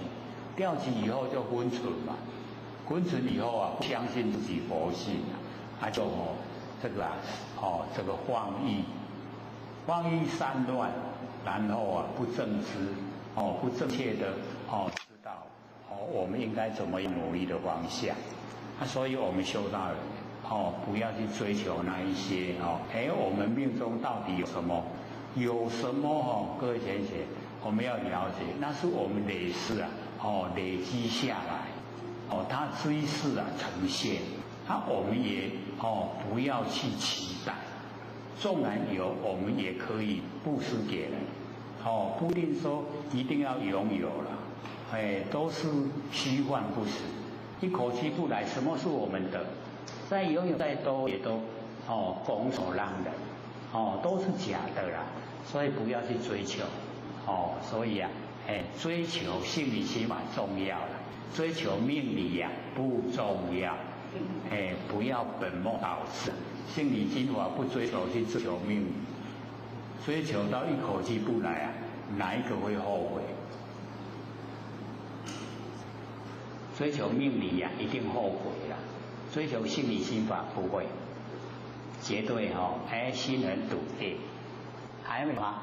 第2个问题，现今社会上许多人都上班时间很长，有时甚至过劳死，应如何转变此现象？就是完成的那种劳动超过时间嘛，是这一种现象嘛？这个应该这个我们要呢这个了解到虽然说我们是在完成，可是我们有那个自己主宰的那个力道我们可以主宰假如说我们这个上班这一个公司，他强迫一定要工作16个小时，可以选择不做，可不可以？不可以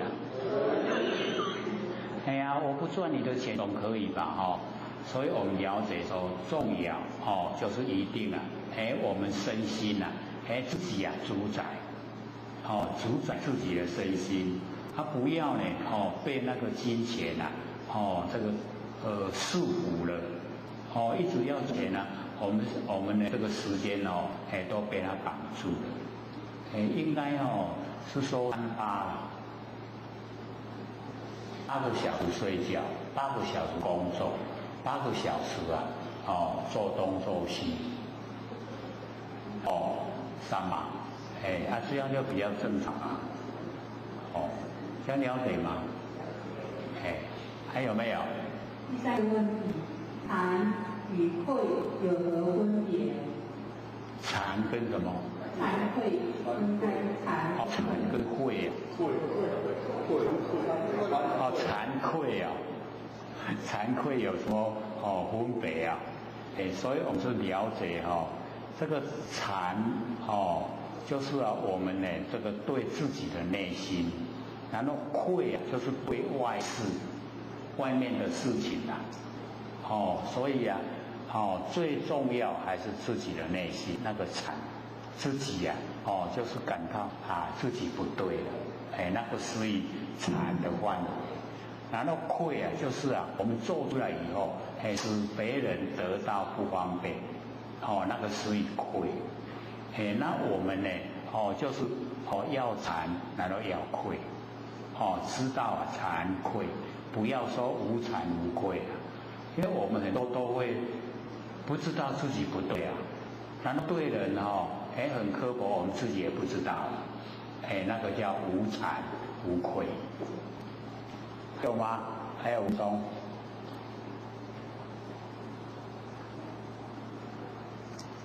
好，请说。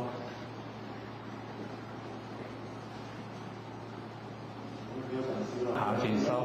五眼六通是哪五眼六通？五眼六通五眼呢就是我们肉眼，然后天眼，然后慧眼，然后华眼，然后佛眼。这个呢我们要了解到虽然有5个，可是呢都在我一个人的身上啊。那个肉眼我们都有，然后天眼天眼呢就有的呢是生来就带来，那个累世修啊，他生就带来。然后我们这一世啊要有天眼也不困难，就是呢我们修定，就是有定的时候啊，也会有这个天眼，因为有天眼了以后啊，我们这个身体呀也可以当眼睛就是不用转头过去看后面，也知道后面，也看见后面那个天眼。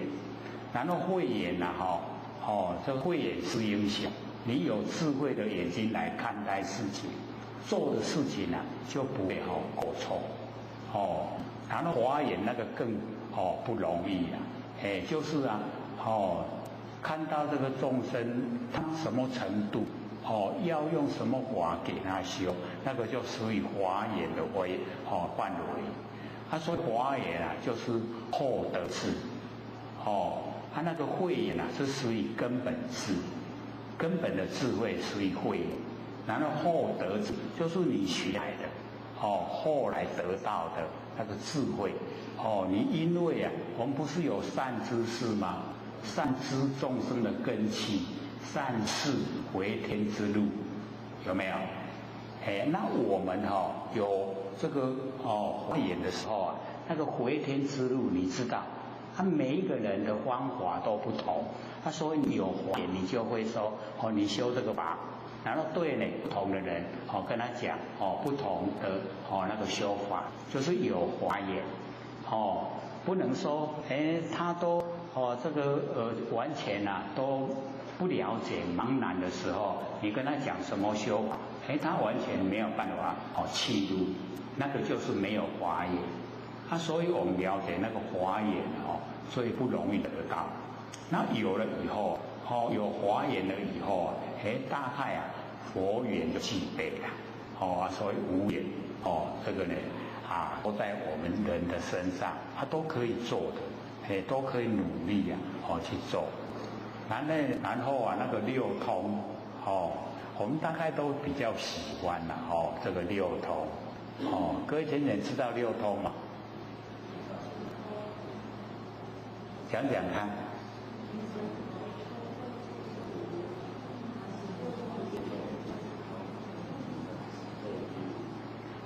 它也一样了是属于这个天眼、天耳然后神足、宿命、他心、络，这个络尽最不容易啦，因为外道都没有络尽通，络尽通都是佛了，佛才呢这个络尽通络尽通可以成佛那我们大概最容易做到就是他心通。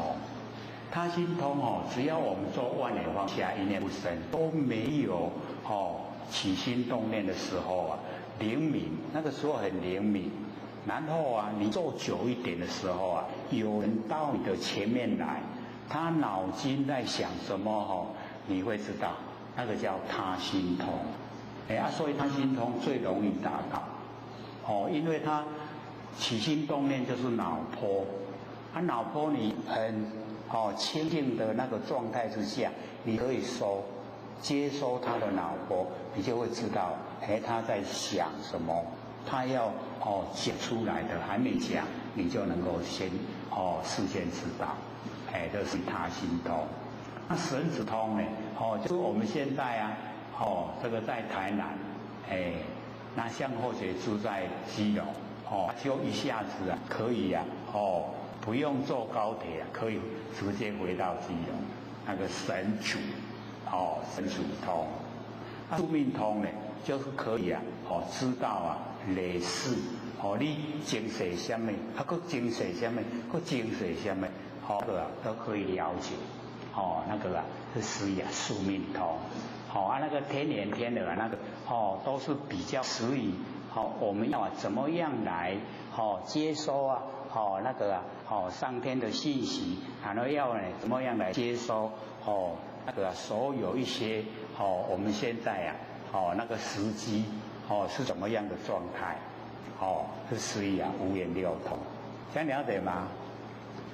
下课。各位讲师、各位讲师、各位坛子、各位千贤，大家好。回学照天师德，老天贤大德，感谢各位千贤给回学机会学讲。有千贤反说呢，这个我们上个礼拜讲，那个处啊，就是洗澡，那个地方啊，不太了解。可以浅浅了解吗？或许呢，再一个讲说一次啦，因为我们啊，这个每天呢，大概都会有洗澡。那洗澡的时候啊，我们用水，然后呢，接触呢到自己的身体。那么接触到身体的时候啊，我们有感觉，那个感觉啊，就叫触，接触。了解吗？用这个接触啊，来修道，就是升观这个触接触啊是怎么样产生的？或许有说习尘啊跟习体，那习尘就是我们身上的肮脏啊，那个尘垢完成的污垢所以那些尘垢尘垢肮脏啊，是不是无知的东西？我们洗掉这些肮脏啊，肮脏有知觉吗？没有，所以这个叫洗尘。洗尘啊，它没有知觉。然后我们洗身体呀，那个身体，我们追究身体的那个形成，是天地的物质，水有风土众缘际会借我们用，所以水有风土是无情之物，没有情事水有风土有没有情事？他会不会知道痛？不会所以那个叫习体那个没有我们的四大没有那个知觉性。所以洗尘洗体你看两个我们在洗澡的时候最能够体现的就是这样一个就是要洗掉那个完成的肮脏污垢。一方面呢，我们身体接触到就是要把身体洗干净所以洗尘跟洗体。各位同学，洗尘，我们呢这个身体会不会有知觉性？怎么没有声音？有声音吗？有啊。然后我们洗身体现在呢，我们不要笼统的去想，我们把它分得详细，说洗我们的四大假合。那四大假合是无情之物啦，没有情事，所以显现那个处，显现处是谁？就是佛性本体去显现的，有佛性呢才能感觉到那个水接触到身体，既不洗尘也不洗体，中间就安然。这样了解意思吗？还不了解再说一次就是我们借着那个洗澡的时候来领悟真理。它呢既然是脱尘，又脱根，我们离开那个尘，因为那个跟凡尘，那个污垢跟凡尘，那个让我们感到住的没有关系，所以离开尘，离尘。然后跟我们的身体生根又没有关系，又离开根，所以根尘全部离开，中间是什么？就是佛性本体啦。所以我们洗澡都每天在洗，可是我们没有从这方面去领悟。说原来那个接触到的身体接触到身体那个感觉那感觉是佛性本体。所以它已经脱根了不着生根，脱尘了不着那尘垢。这样呢剩下是什么？就是不生不灭的佛性本体。有了解没？有清楚不？有对，就是我们可以利用每天这个洗澡的时候我们就可以体会说那个呈现那个触那个感觉那身躯那烧水冷什么人感觉？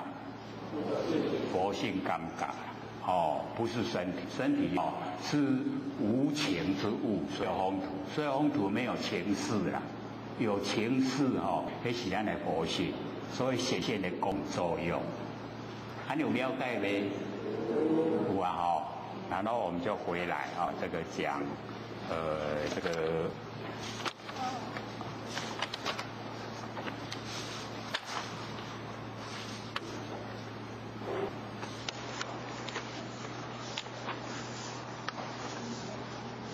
乔幻波体那个132页，对不对？132页的那个乔幻波体，即从做起顶礼佛祖，而白佛言：我有口业它就是有口业，就是嘴巴啦因为这个嘴巴这个不能随便乱讲话，我们会引起那个业口业，所以我们要了解说，这个行善为恶都是身口意这三个形成的。那么这个乔幻波提呢，他就讲说，我有口业于过去劫侵弄沙门，就是过去劫的时候已经以前。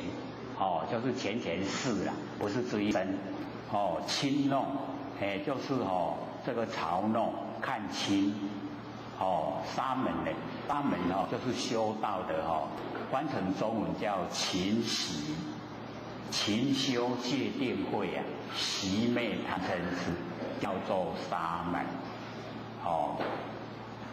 勤习很勤快。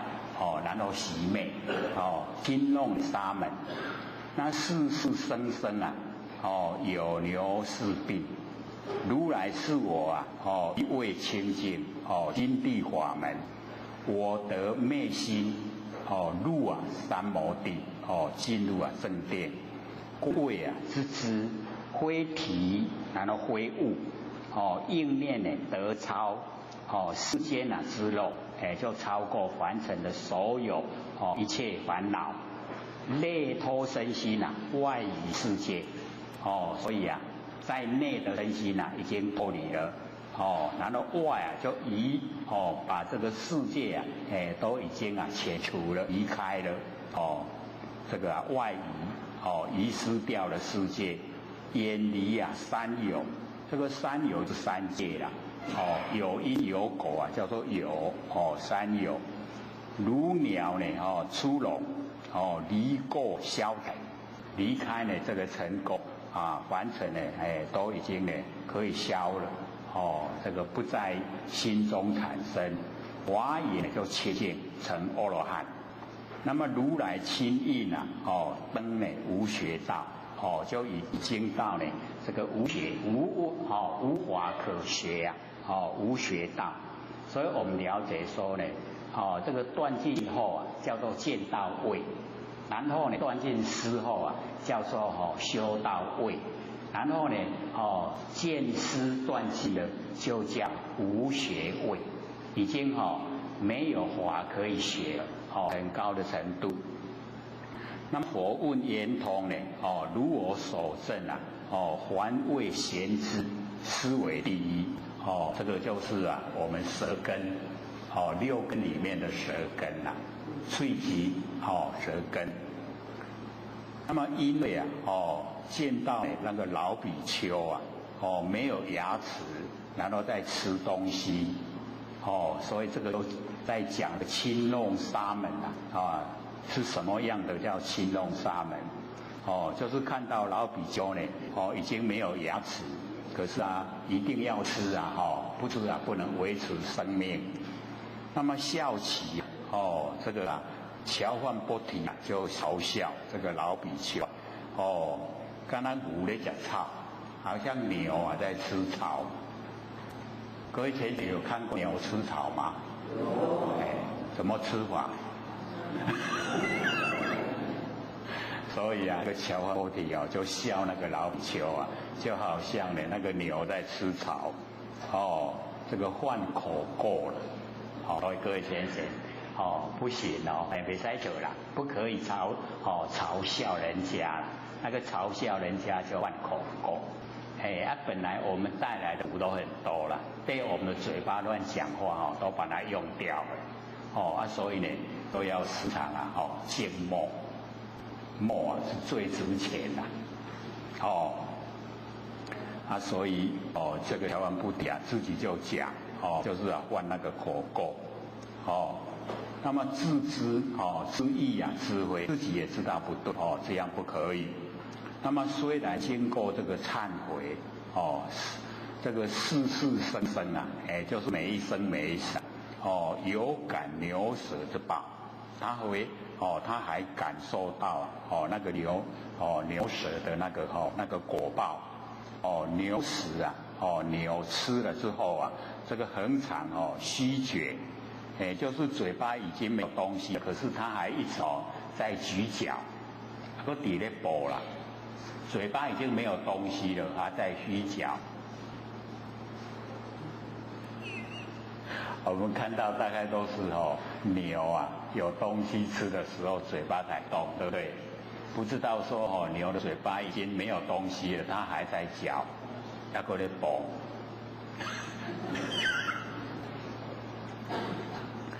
那么嘴巴呢磨来磨去就是那个嘴巴传波提是口即如是他的嘴巴就变成这样，所以不能你笑人以后你就会变那样。那么如来因机施教，意令救入还家，就是要他呢这个从那个舌头嘴巴里面舌头是以这个一味清净心地法门就是一味，只有一个味道那么从舌根呢进入修道，一味者呢非甜苦有味之味，非淡然无味之味，乃是呢反观呢根性不观甜淡等那个尘不要呢有这个甜有淡，有那个淡淡的无味那个凡尘的这一些呢现象，为观呢双离空有就是离空跟离有中道的妙味是为一味，所以或许特别把它挂说深思体会啦。我们那个嘴巴什么味也没有，连那个淡然无味的味也没有，那个叫做这个中道的妙它完全呢都是在这个佛性本体之中。那么清净的心地脱离根尘离尘呢脱根，就是这个修持法门呢都是离开我们的根六根，离开尘六尘都没有根尘，所以修的时候就进入我们那个佛性的本体了。那么反禅就是禅自性一味的清净，就是一直体会我们自己佛性它呢都是非常清净，佛性的味道就是没有甜，没有那个苦，没有淡，什么都没有，什么都没有呢，那个叫自性一味清净，非清净，只有一位。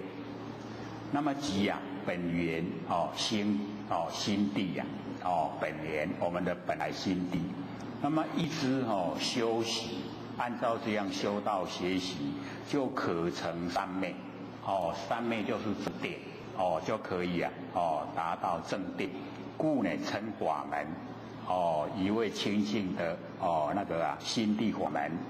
我得昧心，那我得昧心者，我因不循着甜淡味尘而起分别，就是不跟着我们吃东西进去的味道，不起那个分别，得昧攀缘的私心，把那个攀缘的私心都把它呢这个掉，尘既然都不缘了，不攀缘了，那根我们的六根就没有对象，就没有那个相对的我，那么四心已昧，这个四心就已经没了，身心都没了。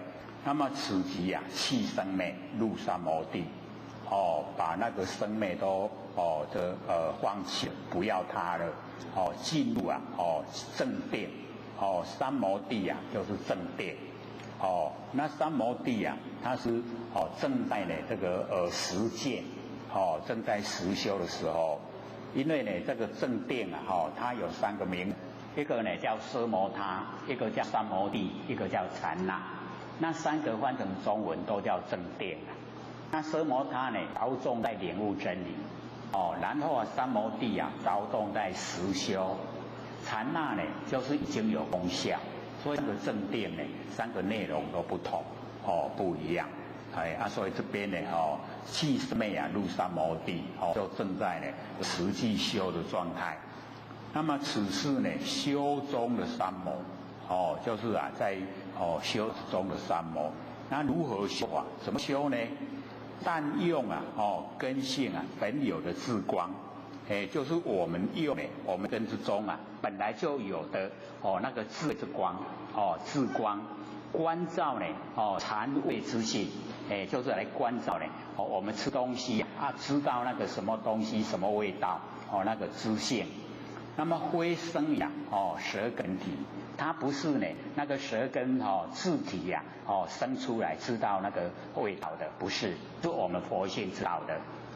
以外物不来舌不成知舌头它没有知觉性。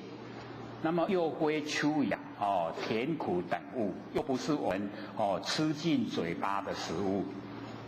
这个舌头，假如说呢没有东西进来，让它这个禅味物不自知，那个东西它不会自己知道它的味道。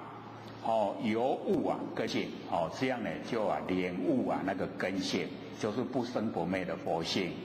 脱根离开我们那个舌根的离尘，又离开呢外面我们所吃的东西所以脱离尘所以就应念得超世间之乐，就可以超越我们凡尘所有的一切烦恼都超越了因为我们这个嘴巴吃东西就引起很多的喜欢讨厌有没有因为嘴巴吃东西引起喜欢讨厌？好吃的很喜欢对不对？不好吃的虽然还不至于讨厌可是已经形成了，对不对？这卖公也卖假，对不对？喜欢吃的都假，所以那个喜欢的就取，不喜欢的就舍，取舍。然后我们有取舍就落入凡尘的生命。就落入我们造业那一种状态，所以要了解到呢，这个我们都撇开，修道后呢，重不贪口腹之欲的，这个嘴巴吃什么呢？可以养生的就好，就不挑剔了。不过我们现在不挑剔也难了，大家嘛要吃好吃的，对不？第四回答了那么慈济守于真常所以呢，既生守真常，就是我们只在强调的，把凡尘的生灭都去掉，然后守我们呢不生不灭的那个佛性本体，那个叫真常。那么常光就会现前，那个常光就是智慧的，我们呢那佛性的智慧就会显现在我们眼前。根尘四心应时消落，六根六尘六识那个心都没有了，这一些呢干扰我们修道的最重要因素都去除了，没有了。内脱身心，由上面呢观味之知，已经来关照那个味道的那个知，它不是体。故物舌性非观呢，舌根呢自体不是，故能呢情界脱缠，就是我们有情事我们那个情界在情界就脱开那个缠绕就是被绑住了。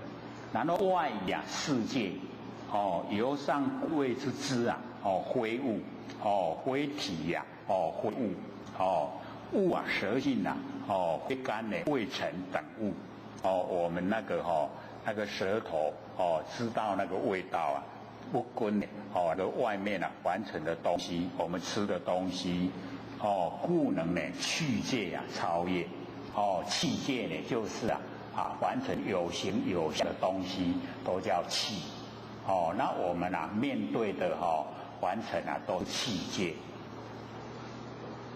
之前我们不是有一直在讲说，形而上谓之道，形而下谓之气，有没有？形而上就是形象的上面无形无相，那个就叫道了。那形而下，形性的下面就是有形有相，那个叫做气。这样气界了解吗？讲清楚不？让我们能够呢气界超越就是呢迷恋在这个有形有相的这一些东西里面。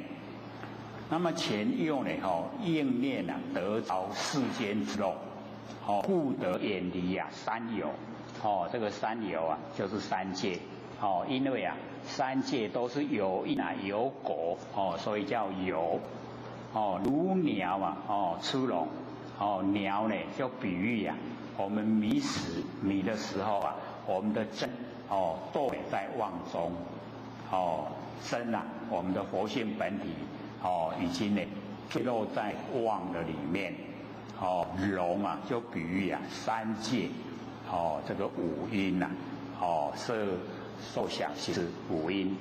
那么既然觉跟行相应，了解跟实践已经相应了离妄正真，离开妄的能够正我们真的，故如鸟吃笼离垢消尘，离开尘垢，把那个凡尘都消亡了。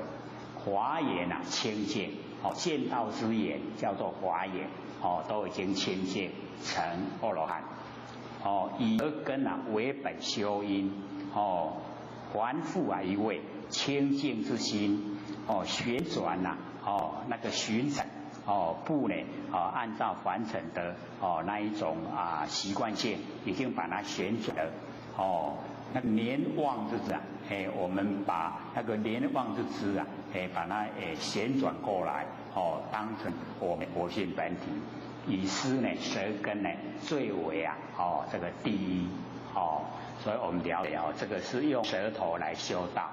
那我们每天也都在吃东西我们有没有从舌头去领悟真理？这不加这拍夹重点都摆在那个味道里面没有摆在那个知知道味道的知从哪里来？我们知道味道的知从哪里来？所以我们就知道我们日用而不知，对不对？所以很亲切啦，佛性就跟我们在一起，没有离开，只是我们都不认识，不知道而已啦，是不是不知道？没有研究不知道啊，怎么会知道那个吃东西的知识从哪里来？它的未主连来，是不是这样？我们都说自然的啊，原来里面有这么多学问，所以我们要了解。它底下这个必因且婆娑，这一个名称呢，我们就是要了解到啊，这个必因且婆娑啊，它就是以这个生根啊来悟道，就像我以前啊，不是说脚底按摩嘛，有没有？这个跟脚底按摩的意思是一样的，那么即从奏起啊，对佛主，而白佛言：我初发心呢，从佛入道，是如来，就是很多次啊，都听到呢，这个如来讲经说法，说知世间啊，不可乐事啊，就是凡尘啊，一切啊，都没有快乐的事情，都是苦。那么起时成中，这个呢，必因且婆娑啊，在起时成中的时候啊，心思法门，他的心啊一直在思索佛所讲的那个真理。那么不觉路中啊，不知不觉一直走路的时候啊，毒刺啊伤子，就是去踩到啊，那个毒刺。那么己身呢，疼痛，那我念啊有知持啊，身痛，虽觉痛啊，觉清净心，无痛呢痛觉。我又思维，如是一身，另有双觉。为什么我一个身体呀，有两个觉？色念啊不久，色受这个念头没有多久。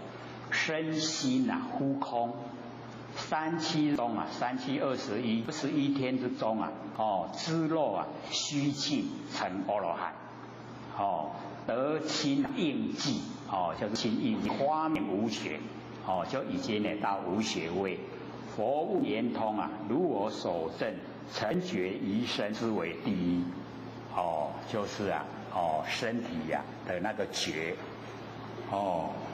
必因且婆娑啊，过去500世啊，为婆罗门，性啊都骄慢，每过恒河啊，呼和神，小别断流。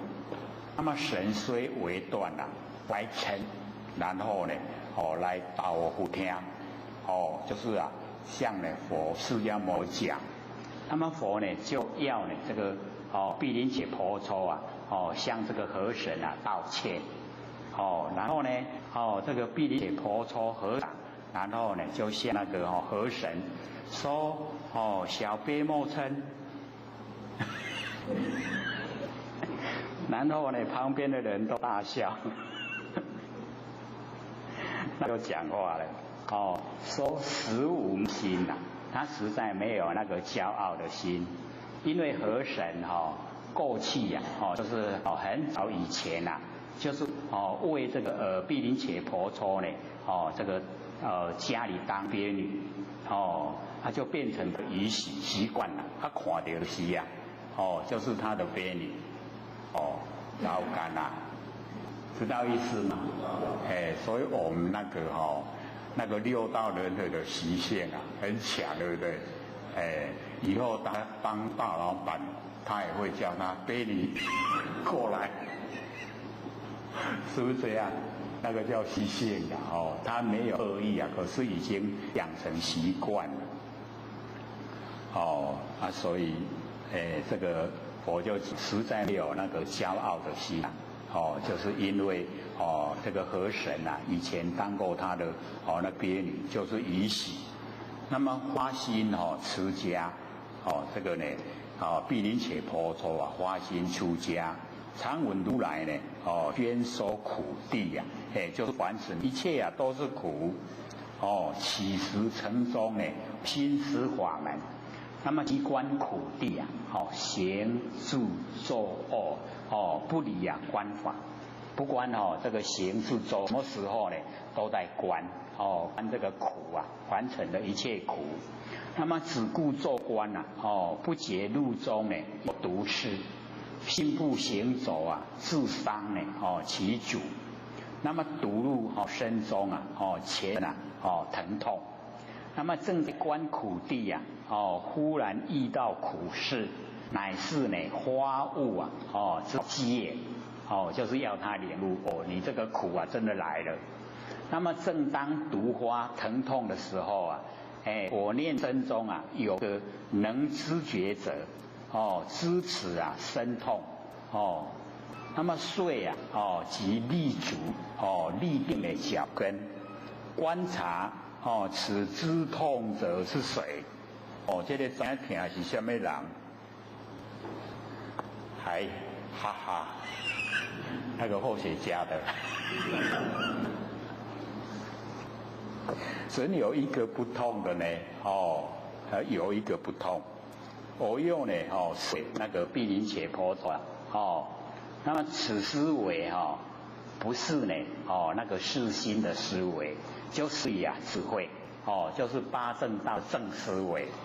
所以啊，我们要了解那个正思维，就是了解到一切思啊都不正，叫做正思维。我们一切的思啊都不正。知道这样叫正思维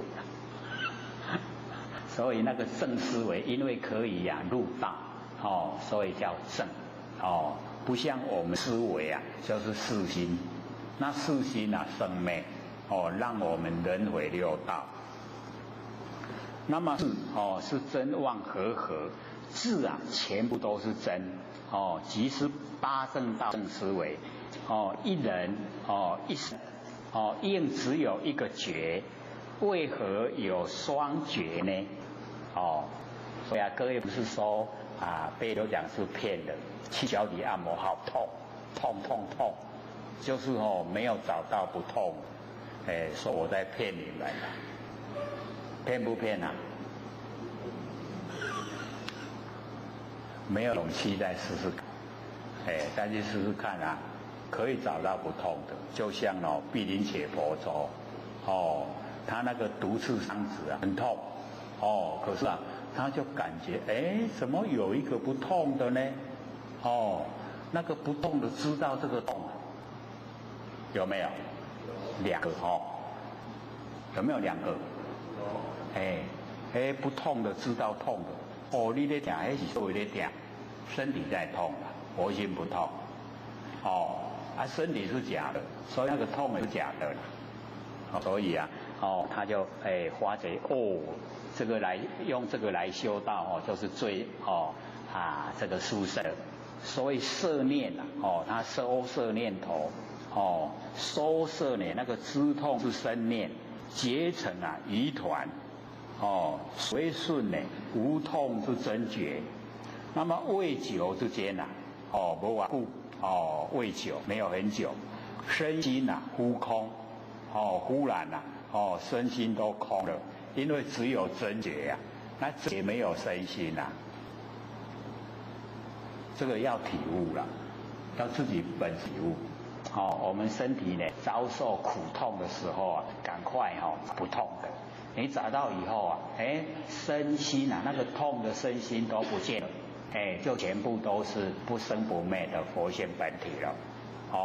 所以这个身心无空，身呢疼痛的身根，心是结痛的身事，就是那个事，忽空者由真觉之力所融，就是真觉之力把身心都融化，疑团呢打破，真诚妄觉。就是忘记真显，真理经准的忘都觉，如汤呢消冰，热汤这个消冰，假如说我从冰箱冷冻拿东西出来，它不是结冰了嘛然后我们放进那个热开水，或是进那个锅汤里面煮啊，是不是很快那个冰都融化？这个炉汤烧冰，就是这样，姑爷啊扑空没有了，经啊37日之前，21啊，21天，21天以后啊，知肉啊悉尽，全部烦恼都没有了，没有烦恼了，因为啊身心烦恼啊都是从身心来，对不对？身心啊遇到，然后起烦恼。他没有身心啊，有没有烦恼？就没有了，对不对？所以我们悟真理啊，就可以脱离所有的烦恼，没有烦恼。烦恼本来就是菩提呀。能够生出烦恼，它就能够生菩提。所以烦恼菩提呀，都同根源。那么成一啊，本觉清净的真心。就是已经纯一了，都是本觉清净真心，不是不灭的佛性本体，永离啊虚妄，永远都离开虚妄，成阿罗汉，所以我们了解就已经成就了阿罗汉，如我所修所证，成一本觉，一妄身心，以是身根啊为本修因啊，最为第一。所以啊，我们了解说，毗梨伽婆娑啊，就是啊，很努力在找不痛的，他真找到了，我们都有没有在找啊？有啊，有没有碰到啊？还没找到啊，有一天当你遭遇到很痛的时候，赶快找不痛的，找到的话，你家啦。搁走，你搁走我找，你家拢我无看。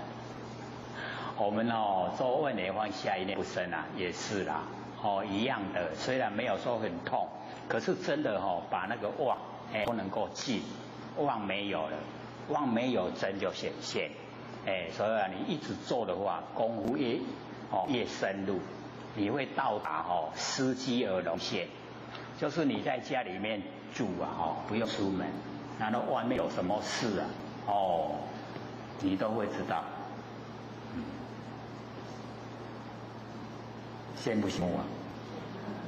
自己可以做到的，就是要万念放下，一念不生，就可以了。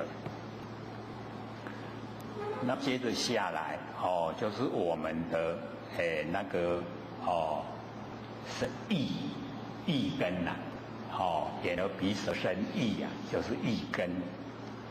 意根呢就是悉菩提，悉菩提呢即从做起，顶礼佛祖而拜佛也。这个都是应当要做的一些礼。我逛起来啊，心得无碍。各位先生，你看我旷劫来心得无碍。都知道自己旷劫以来，心都没有挂碍障碍。各位先生知道我们从旷劫来，差很多不要说旷劫了，我们前面不知道了，所以我们差很远，对不对？所以要修这个修呢，绝对有功效。你看他都能够了解说，旷劫来，心得无碍。那么自意受身他自己意就是记忆，他自己记忆受身，就是在现象完成现象，受身有形象，如恒河沙啦，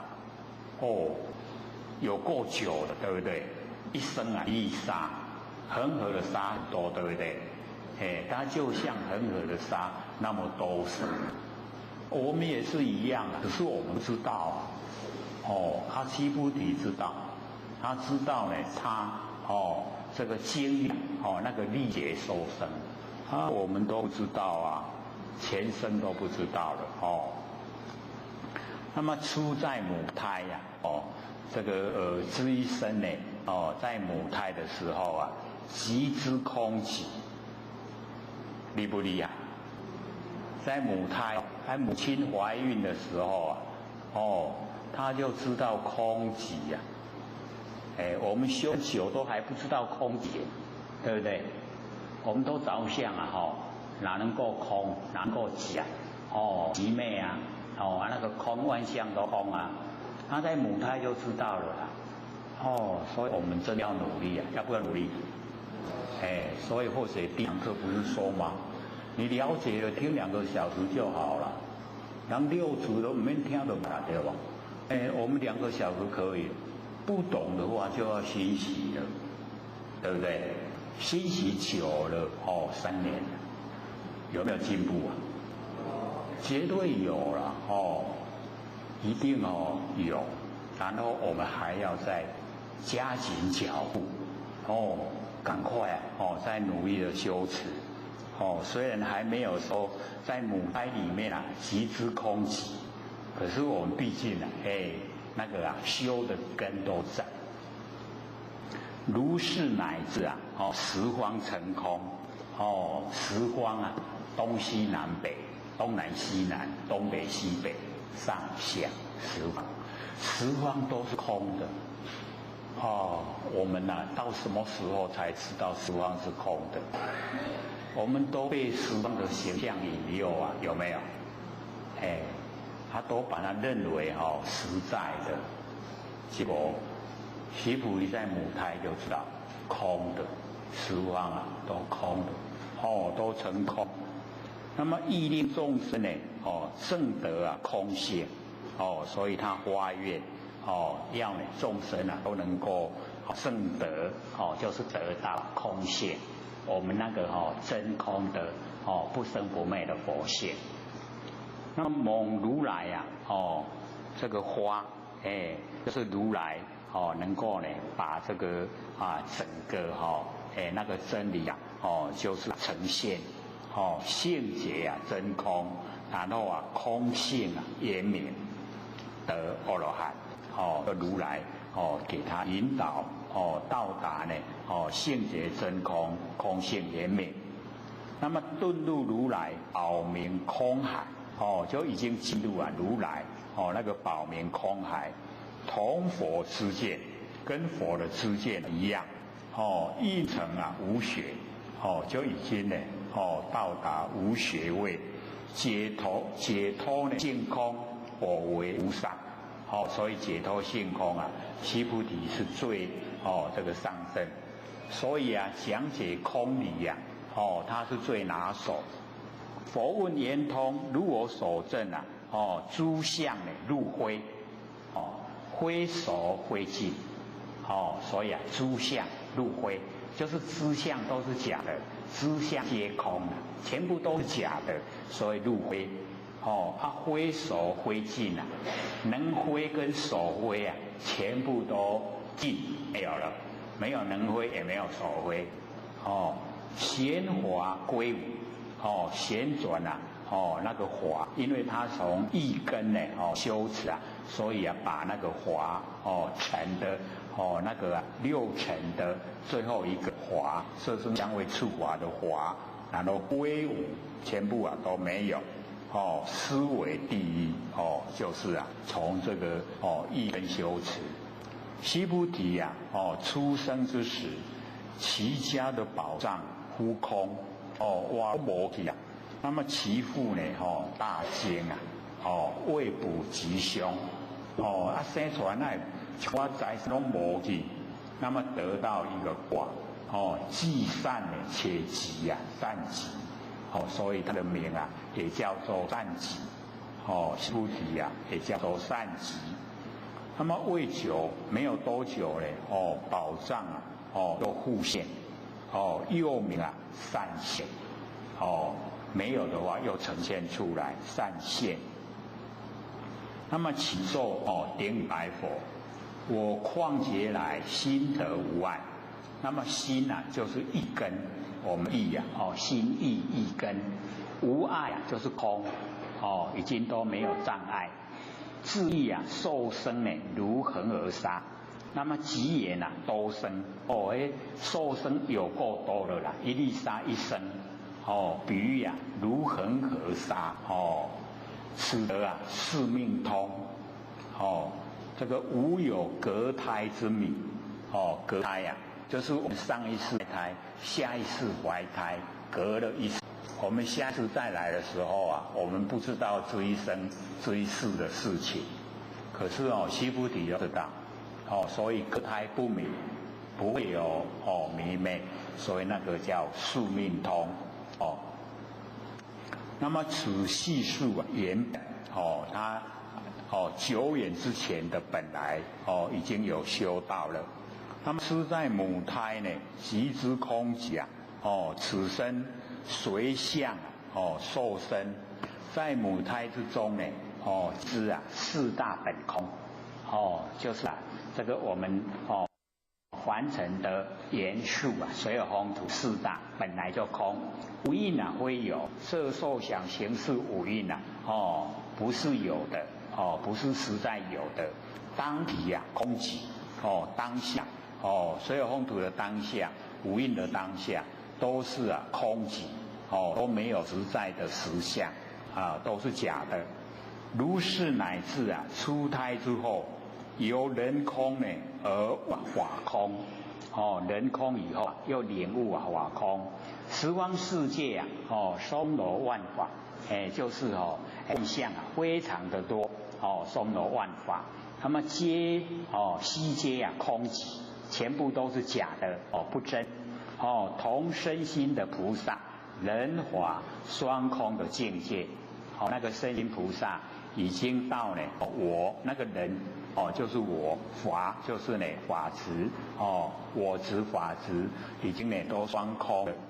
从佛出家以后，广为众生先说人法二空那个就是先是这个真理，欲令众生证得空性证得我们那个不生不灭的佛性即人空法空真如自性那么空身虽悟人法二空，这个空身就是须菩提也叫做空身。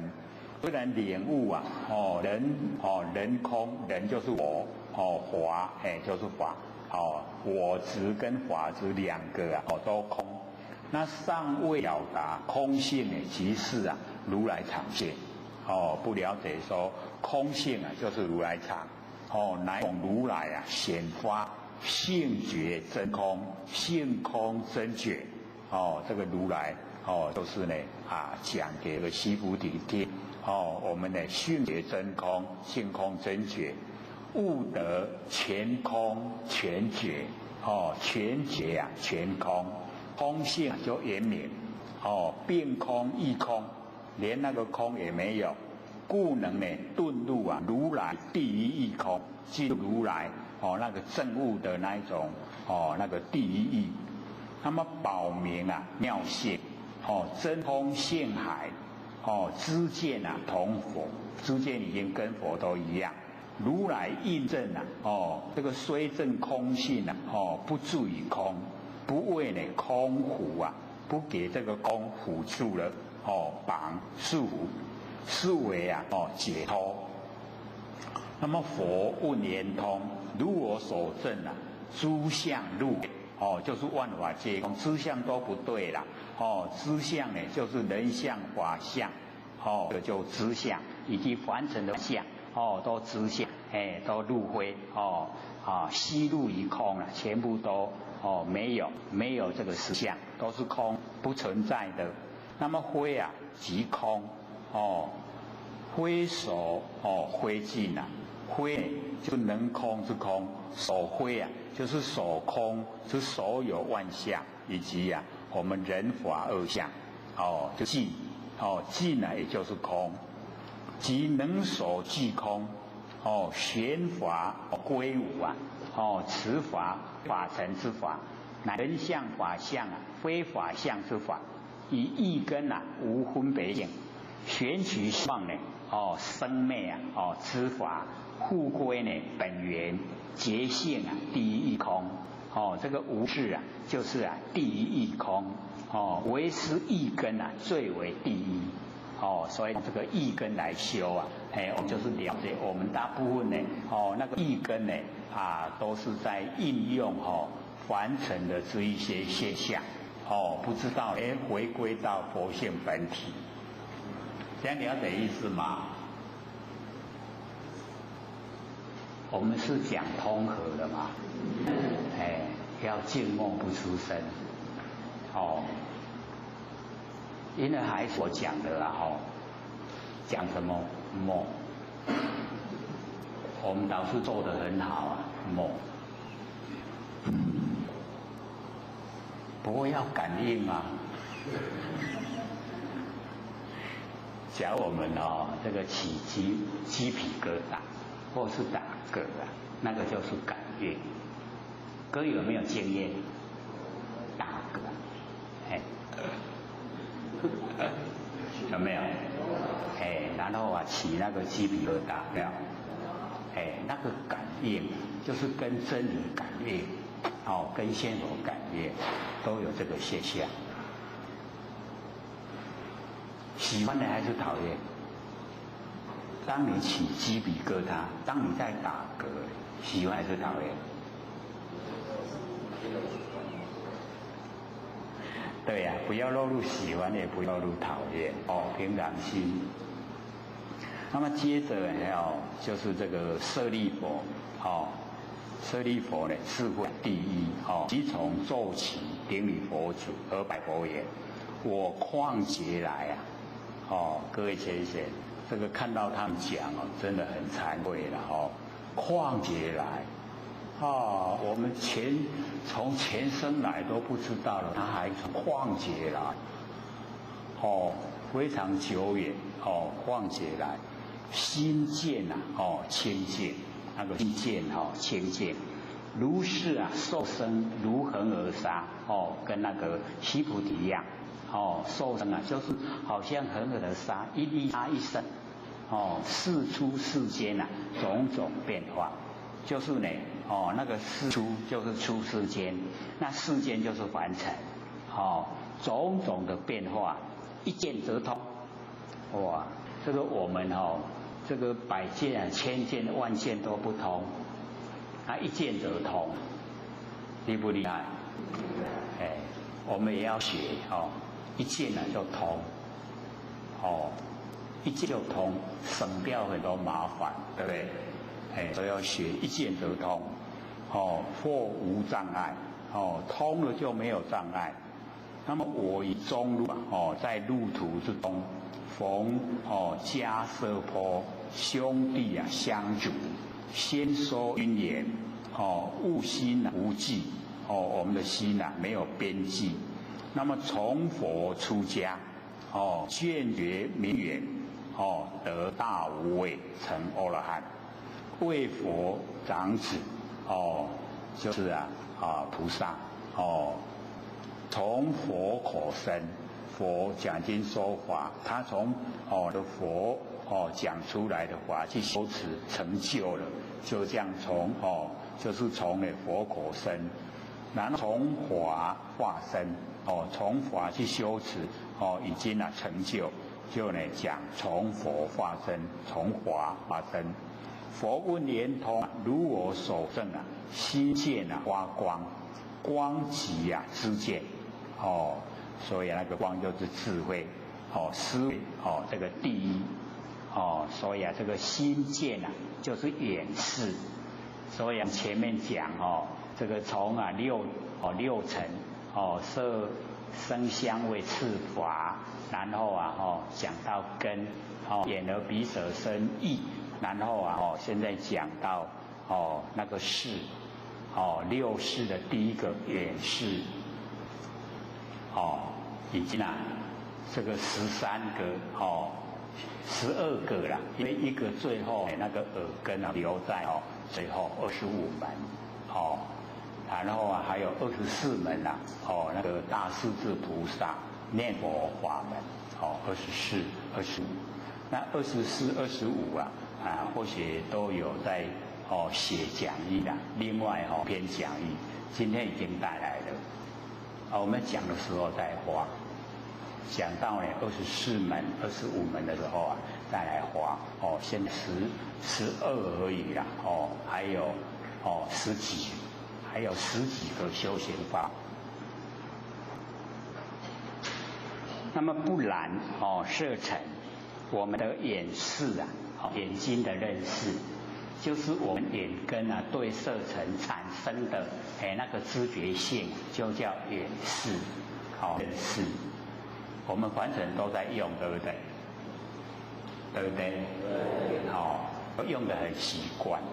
我们看到六尘都会把它当真的，所以毛病就出在这里，把它当真的。我们六根啊，真的还是假的？我们研究真理才知道假的，可是我们不研究的话，它是真的还是假的？这很真的所以我们都会讲，我亲眼看到，对不对？真还是假？都认得很真结果不知道它是假，是假的啦。所以我们要了解说，看到不一定是真的，是假。所以这个眼识不染色尘啊也清净。我们眼根啊不染那个色尘，都叫做闻书尝触目。了解意思吗？就是我们的眼根啊所看的都是文殊菩萨的智慧。那文殊菩萨的智慧啊就不会住相，就了解那个真理，对不对？所以我们就是要学那个闻书尝触目，不要让那个眼根啊跟六尘一接触以后变成那个眼识就是六识之一。那么如是如是受身如是呢指这个眼识清净受身呢如恒河沙劫之久就是非常的久。是之世间还圣染净六还四圣。这个六还四圣知道吗？六还就是我们六道众生四圣呢就是佛菩萨必知佛跟阿罗汉六还四圣，种种变化，只要眼识一见，随念分别，则能通达明白所谓的很厉害，不必呢意识嫉妒，不用用意识去想象。那么此显呢眼识名利舍利佛痴事沙兰梵志就是侍奉佛台那个沙兰梵志。那么沙兰末法就是死了以后无师可师，就是没有老师可以奉事。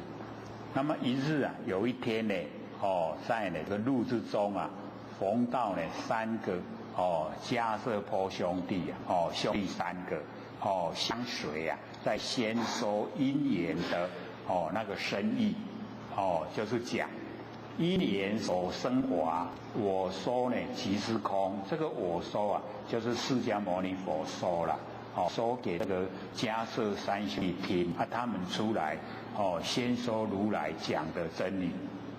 那么译名为假名译名中道义，也是假名也是中道。那么此四句就是大圣的因缘。那么舍利佛一闻就领悟圆融的道理。原理是我们如来藏心所以讲悟心，周遍整个法界这么宽广，故曰无际没有边际。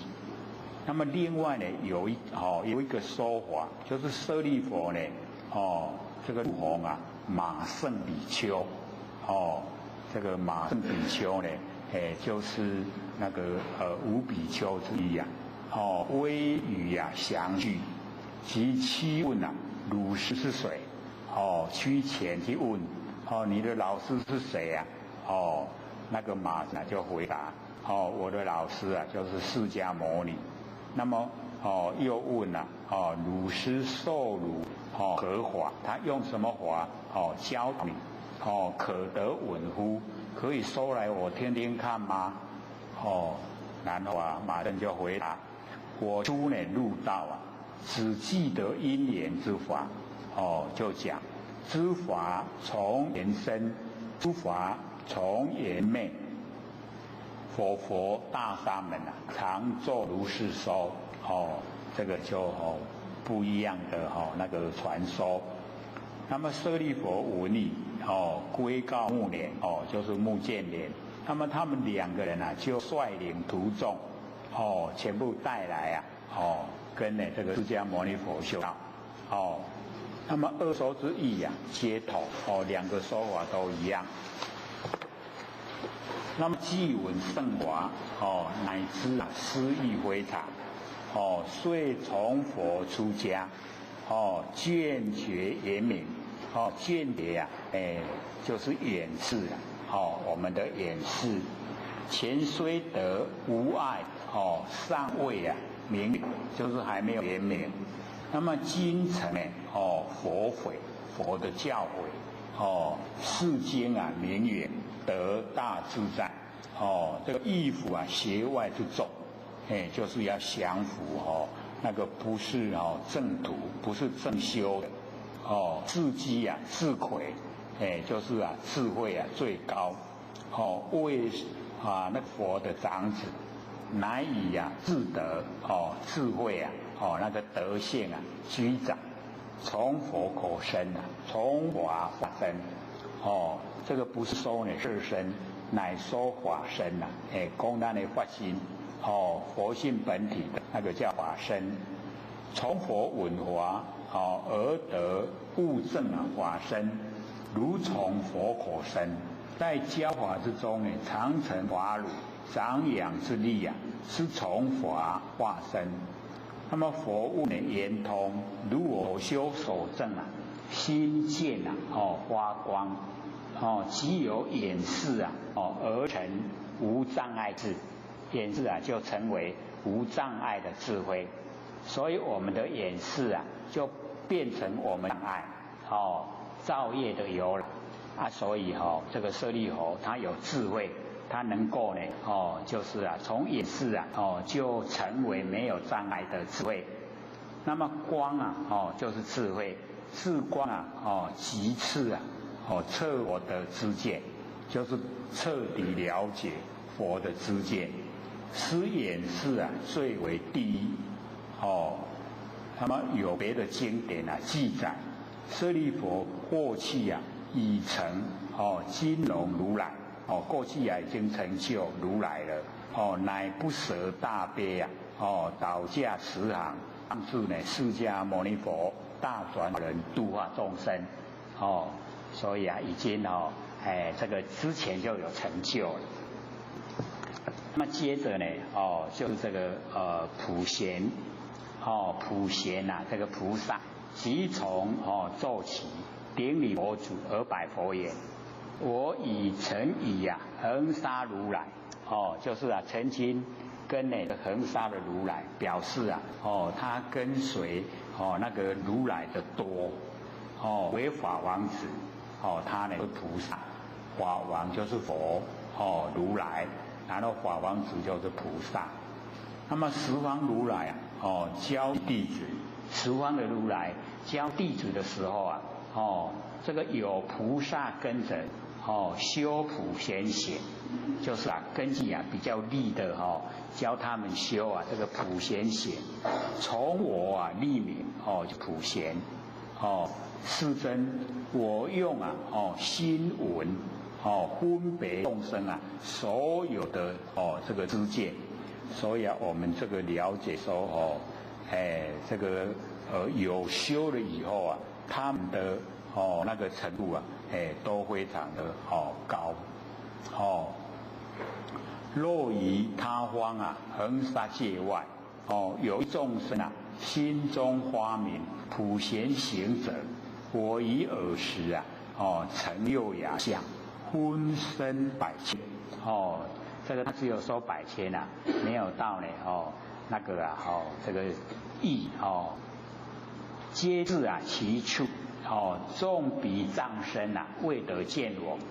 所以我们要了解说，佛现在我们眼前我们有障碍看不到没有障碍就可以看到像那个国父你看他可以看到菩萨，国父的随从旁边很多人就看不到，那个就是你有障碍那佛显现了你就看不到。各位看到了没？看到自己了没有啊？自己就是佛看到自己就好了。所以呢这个众比障身未得见我依其人暗中谋点这个有时候自己这个头顶注意看看有没有仙佛来摸永护安慰，令其成就。那么佛问圆通，我说本因因闻花明，分别自在，是为第一那么此呢自己细数原因行密法界就是密满整个法界，叫做普位临极胜就是临近那个极胜，叫做贤普贤。那么我曾以恒沙如来为法王子，此显呢是佛之多，是佛那个佛很多。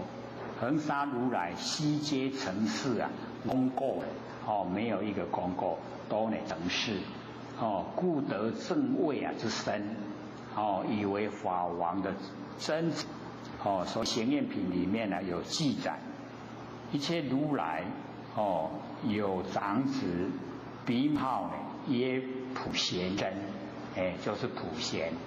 那么十方之佛如来教起弟子大圣菩萨根器的即圆顿一类之机修普贤显圆顿就是呢很快的都能够领悟真理即大圣的法界行。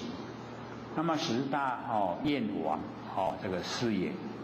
那么此行从我立名者有两个意思，一令行人有所效法，行人就是修行的人第二呢，令普贤有所加披因此行他的法门，他呢就会加披暗中照顾你。那么我用心闻，心闻就是我们的耳识刚才那个是眼眼识舍利佛是眼识，然后普贤呢就是耳识耳识就是心闻。所以呢我们了解心闻唯用的耳识随念分别不假无记忆及独头意识嫉妒分别。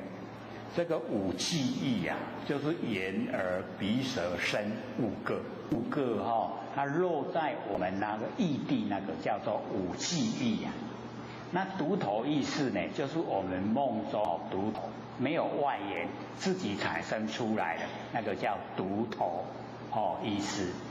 大家了解吗？还不了解再讲一次，五记忆就是五个记备眼耳鼻舌是五个。那五个我们看到听到闻到吃到触摸到那个落在意地落为意的，我们知道那个叫做五记忆，五个记备让我们了解，这样知道吗？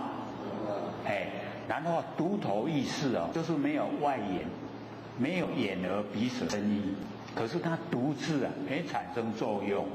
像我们做梦我们做梦的时候眼也闭着，眼睛耳朵没有听，对不对？全部我们感官都休息了它有整个有动那叫做独头意识，这样了解吗？五记忆，五个记的我们了解，然后独头它都没有外缘，自己知道那个叫做独头意识，所以呢，我们了解说那个五记忆啊，跟独头意识都是嫉妒分别，都是会这个失守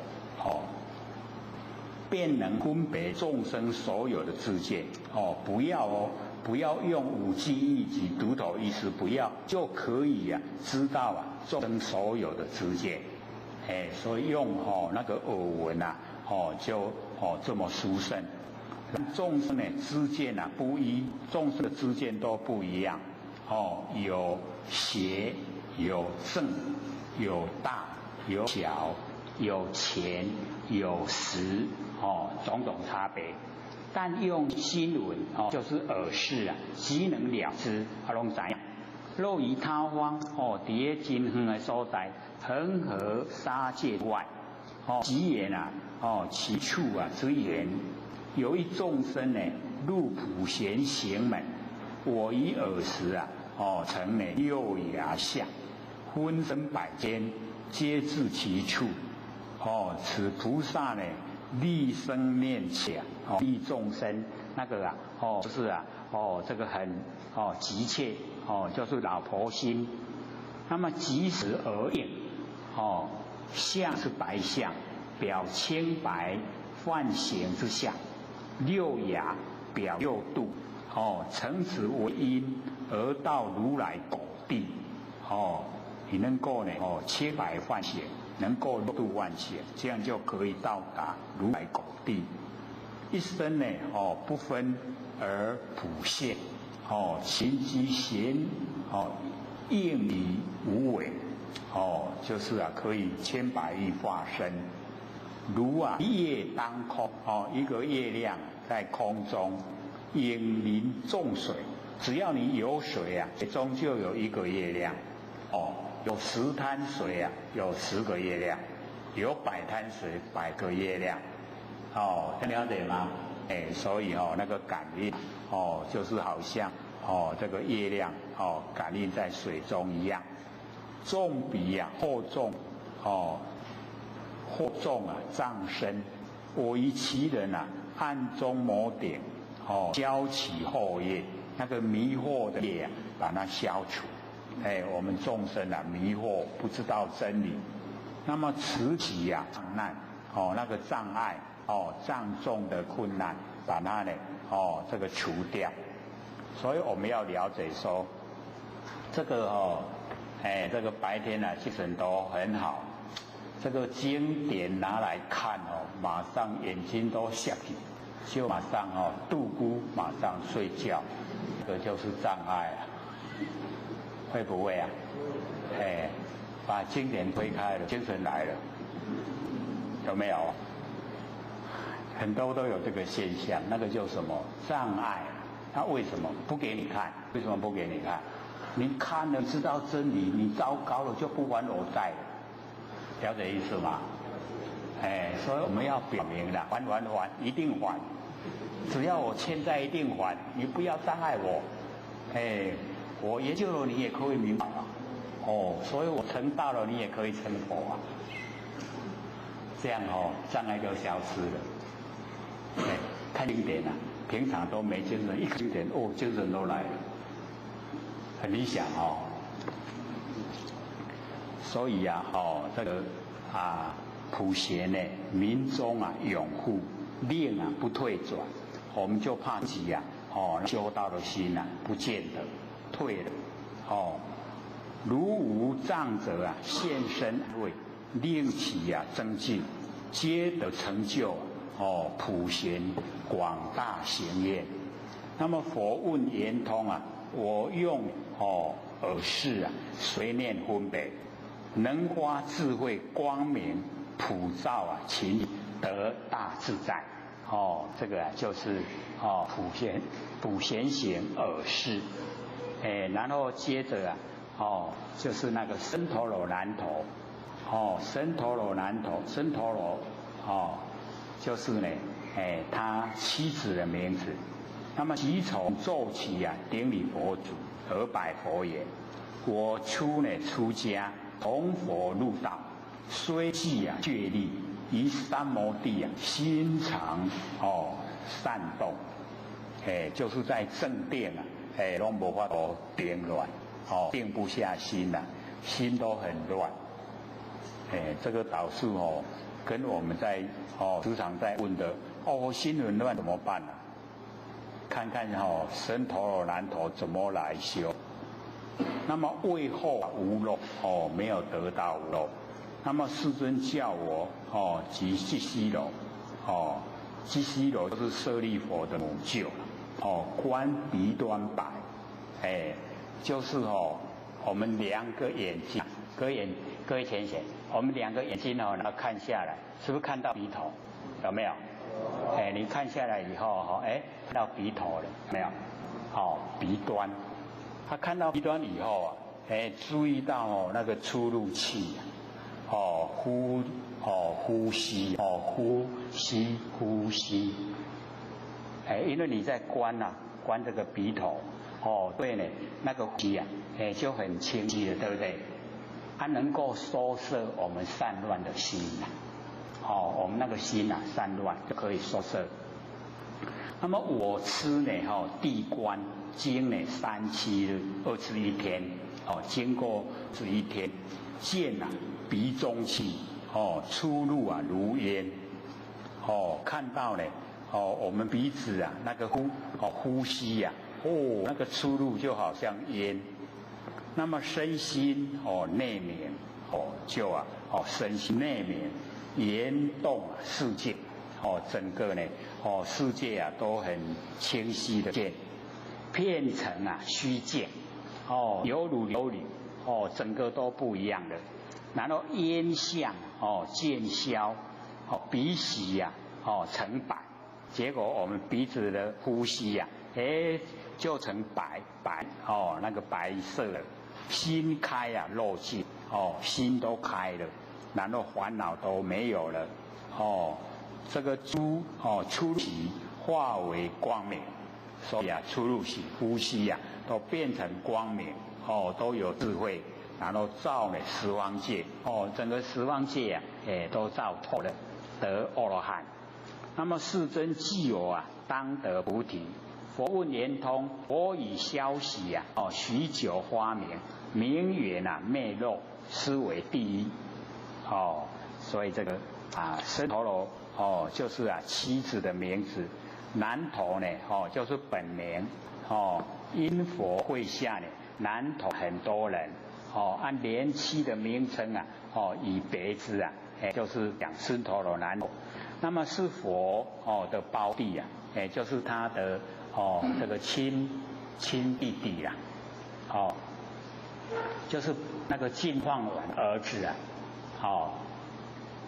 之前我是有说过嘛，南陀就是生陀罗南陀佛释迦牟尼佛的弟弟他的亲弟弟，具32相短活他比虎比较短那个日子。那么身呢也一样积色，那么虽具备觉力言语界虽然无缺，一定尚未这个实入就是还没有定心还不够。心常散动，散得心摄不起，收摄收摄不回来，动得心定不下那个定不下，有事情卡住因无定不能发挥，没有定就没有智慧，无慧呢不能断惑，没有智慧就不能断掉迷惑故为后无漏，所以没有得到那个很殊胜的那个无漏境界到达无漏这个可以呢佛。那么世尊呢叫我即即西楼就是舍利佛的母舅即西楼。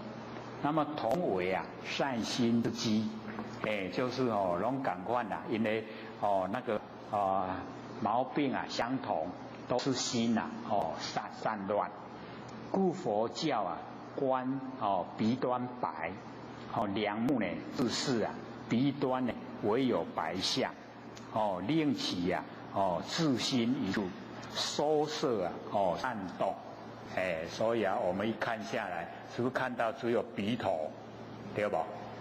鼻端看到鼻头，然后你这样一直看看3×7=21天各位先生，看看嘛，看着一缸也变了啦，很快嘛21天很快那个经3、7日啊，见鼻中气出入如烟，竟然可以看到呼吸好像烟好像我们烧火的时候有烟，呼吸有烟吗？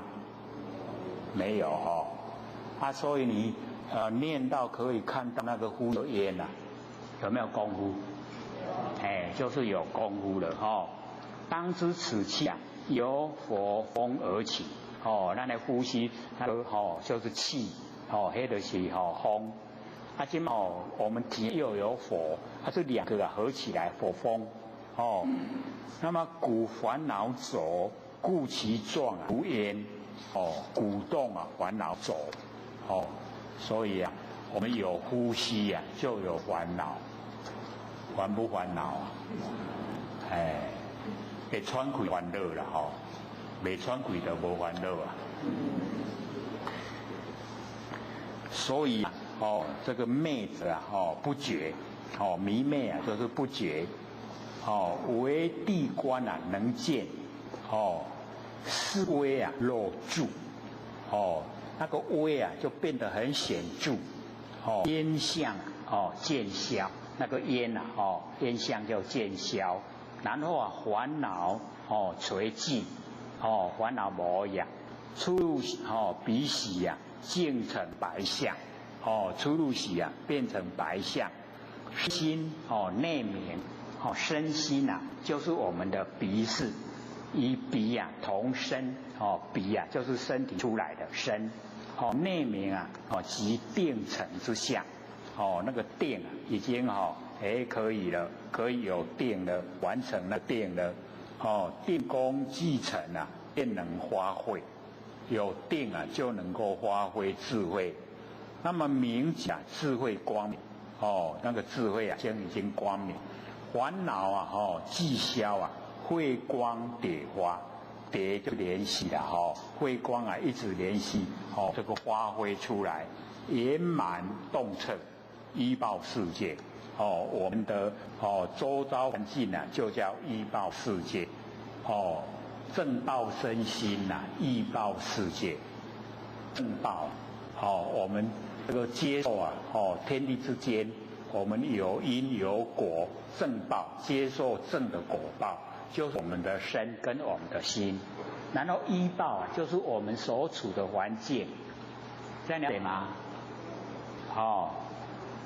那么变成虚境，整个依报世界就变成虚境虚则无碍，境则无染就是无碍，没有障碍，然后就是呢没有污染，没有障碍没有污染，所以我们把依报世界要看成那个虚就是全部没有清明眼见到清明空所以不容易我们都看到万象都是真的不知道万象是假，都是虚你能够变成虚境的话那就成就了皆慧光遍容守志我们的智慧已经有了，发挥了，然后容所有的万象都变成我们佛性，这样了解吗？我们讲的都是真理，不是天马行空，也不是卡通影片都是真的，真理所发挥出来，不得内明外虚内明外虚，犹如琉璃内外明澈那个琉璃玻璃我们现在看那个那个透明的玻璃可以看到外面那个琉璃比较价值玻璃它抽象。那么知漏寂静出入息化为智慧我们出入息化为烦恼，那我们有修以后出入息就变成智慧变成光明，不取嗅闻鼻视，而取欢喜之功，消习乃消如烟之气，而成百姓之喜。交习既久定力愈深，消灭之肉，把所有肉都消灭了。唯师鼻观最为第一。这个就是那个僧陀罗南陀。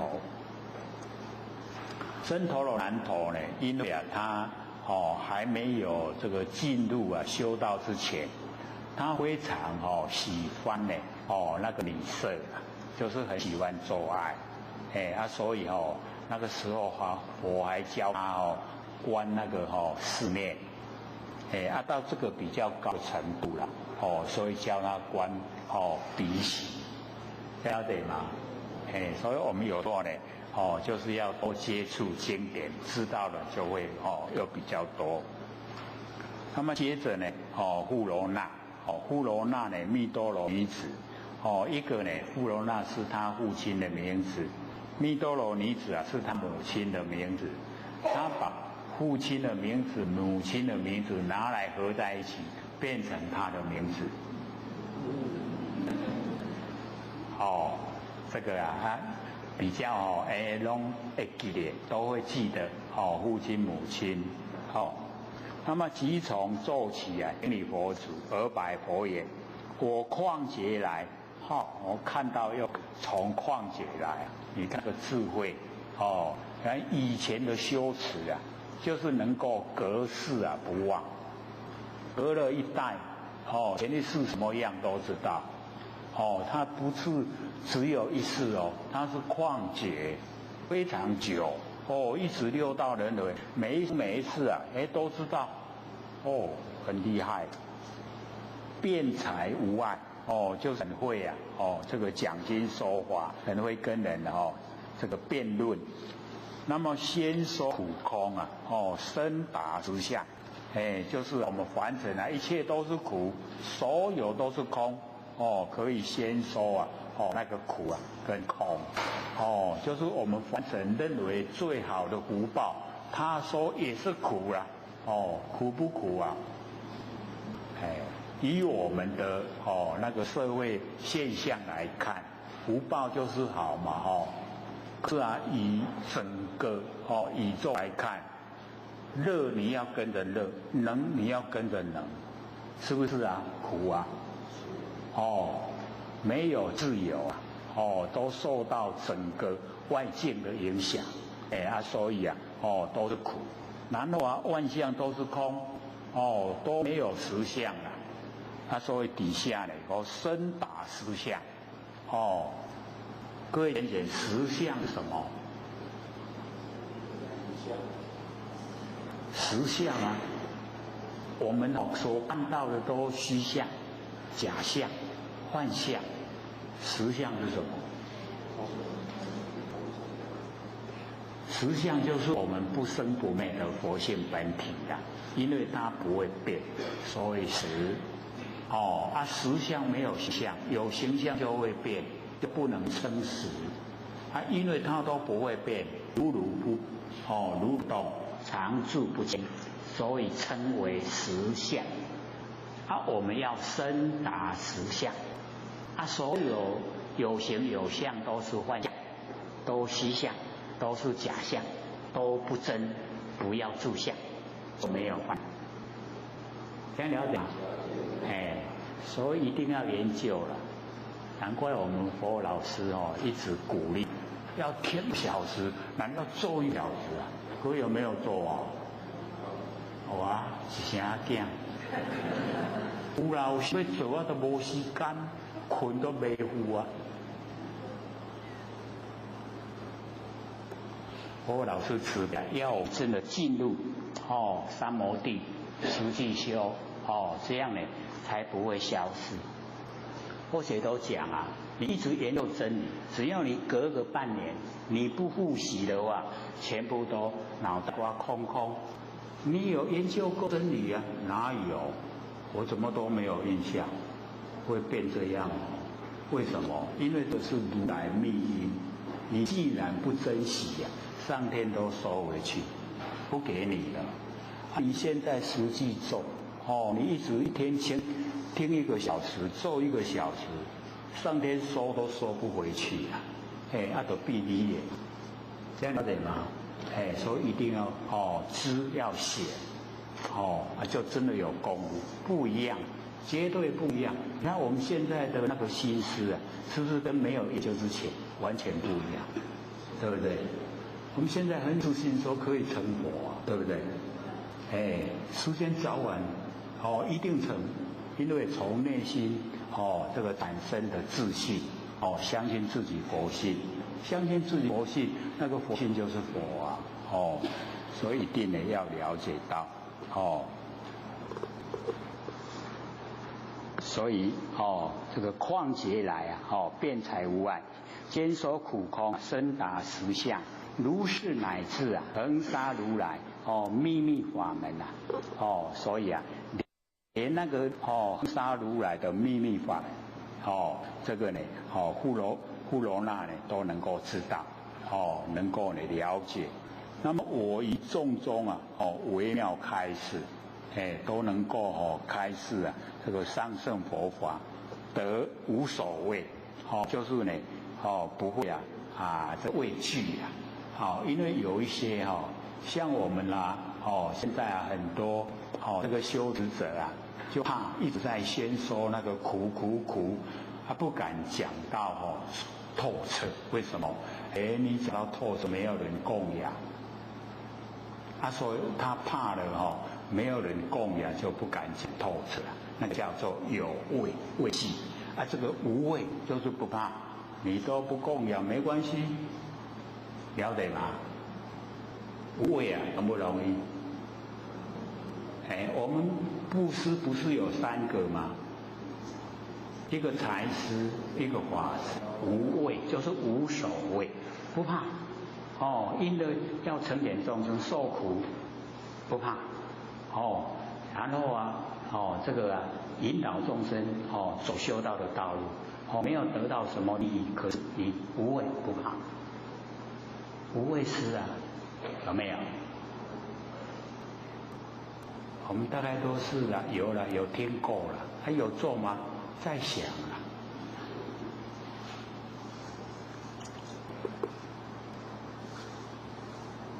世尊呢知我释迦牟尼佛呢知道这个富罗那有大辩才，以阴生人教我发扬，就是从阴生人这个发扬，我于佛前自佛转人在这个释迦牟尼佛前呢，帮助释迦牟尼佛大转法轮度化众生，因狮子佛成阿罗汉这个狮子佛就是百兽之王，狮子一叫了以后百兽都降服，了解意思吗？所以那个狮子佛就是在说法那个时候无畏，没有畏惧佛的那种威仪。那么世尊忆我说法无上，佛问圆通，我以法音降伏魔业，消灭之漏，斯为地。这个满慈富罗那密多罗尼子也叫做满慈子，满慈它的另外一名字。那么自己细数那个眼因很远的因，此由宿命通能够记忆眼节之事。那么辩才有4个，一个就是法无碍辩能够说这个出世间法以及世间法那个法无碍辩一一的名相无不了的，全部呢都是知道所有的名跟所有的相。那么第2个呢就是义无碍辩能够说知法差别之义通达无碍。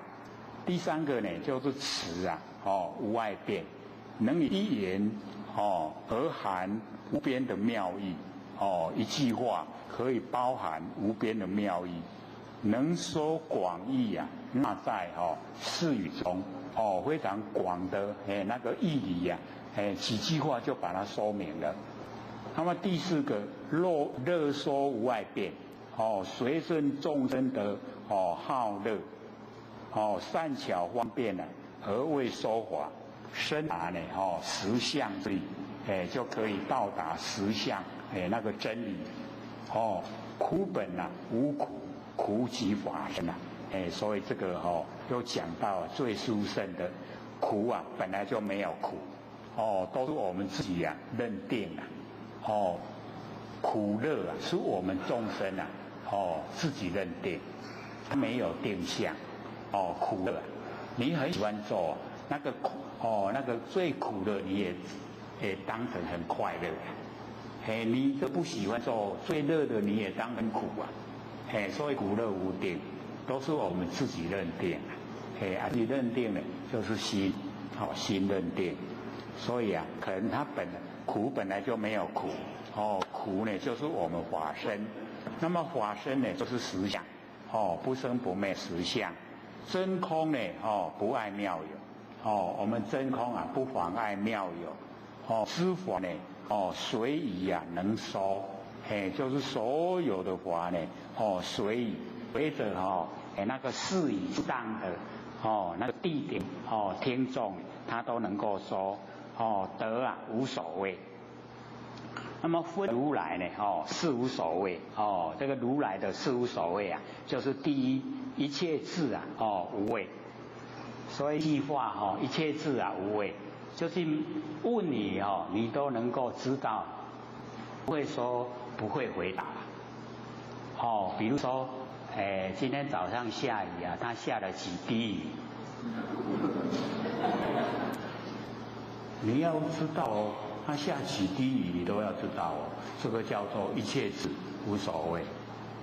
我们可以大概会讲单双，不是单数就是双数一定对的那样不行那个叫做含理合理含糊说法不可以要呢明明白白的说。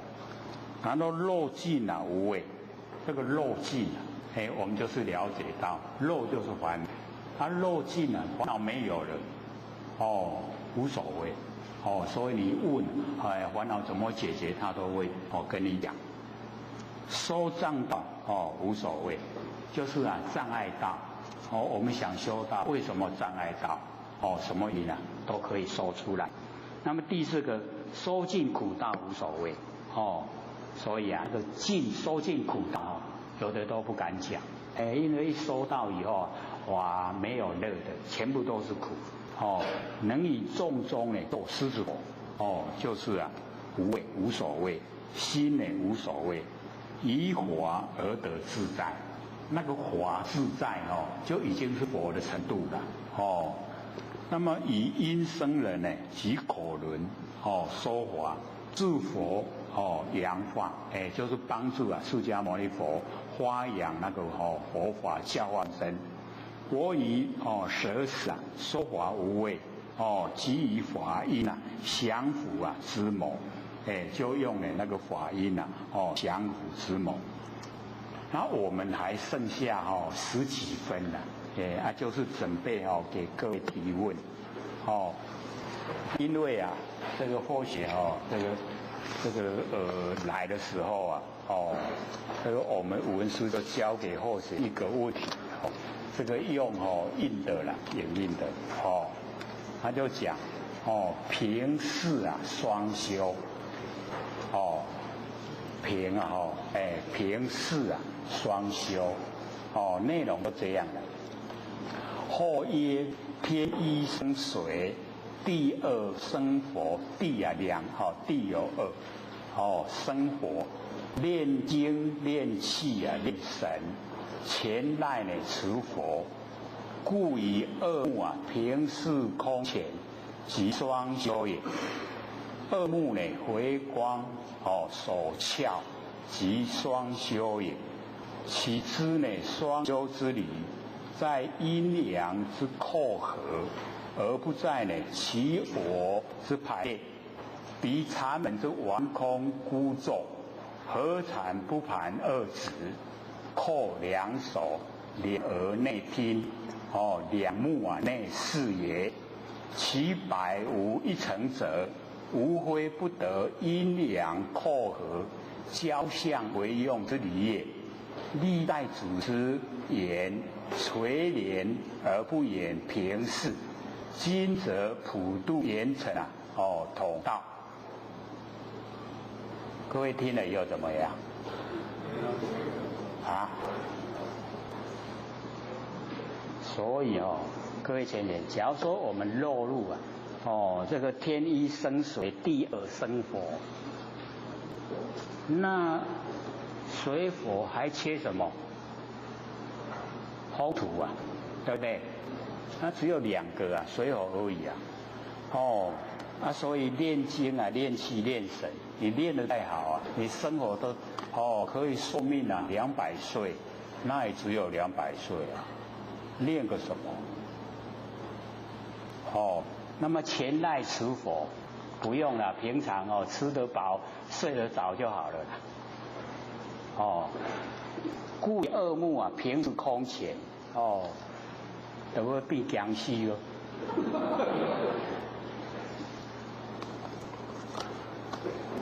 即双修耶，这个也不用修恶目啊，微光手巧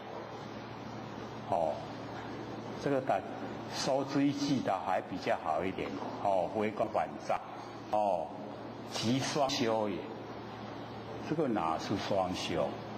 这个已经是进入真理岂知双修之理，在阴阳之扣合。各位先生，我们佛性体呀，是阴是阳？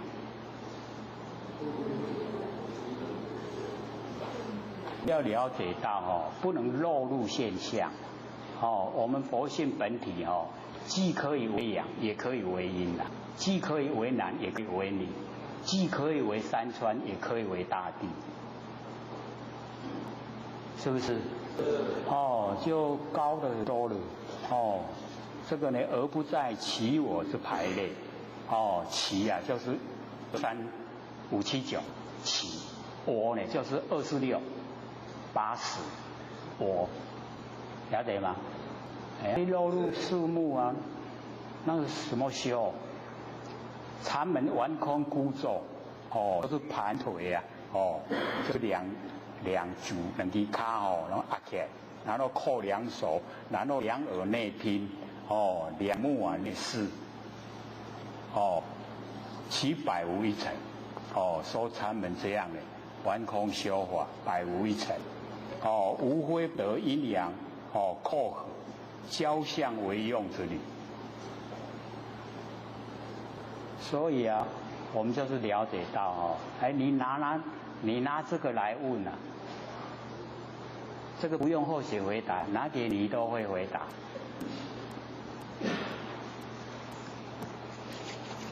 有问题要问吗？还10几问呢。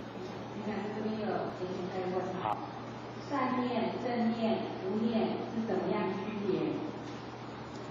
善念已经起心动念，是属于善念。可是我们要了解到既然有善，有没有恶？那个都是落入我们情绪的。你认为这个都是好的，那就属于善。那假如说危害众生呢？你认为好，可是对别人不好那个是善还是恶？就变恶了啊！那个我们要了解到，起心动念有善有恶了，都是从心里出来。那无念呢，我们就是要了解，就是没有要了解到没有起心动念，那个无念。那无念的时候我们就了解到，我们忘不要了万念都放下了那个忘不要，无念，没有念头。没有念头的时候就叫做正念。正念无念就是正念正念就是正知正见，佛知佛见。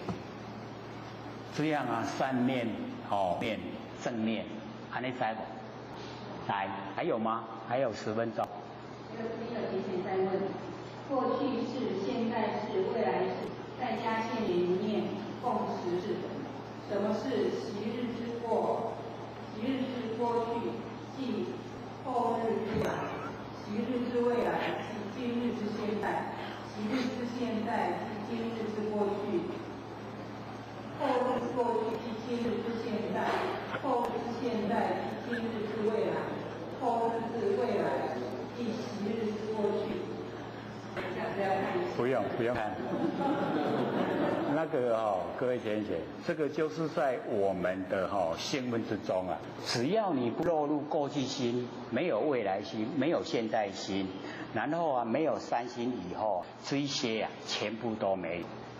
你有3心以后全部具备这一些所以我们要去管那个什么过去的那个现在就是我们进入的未来，不要去管那个了，你管不了的也不用那个心，什么不要了，那个全部都不要，万年放下，不是很清净吗？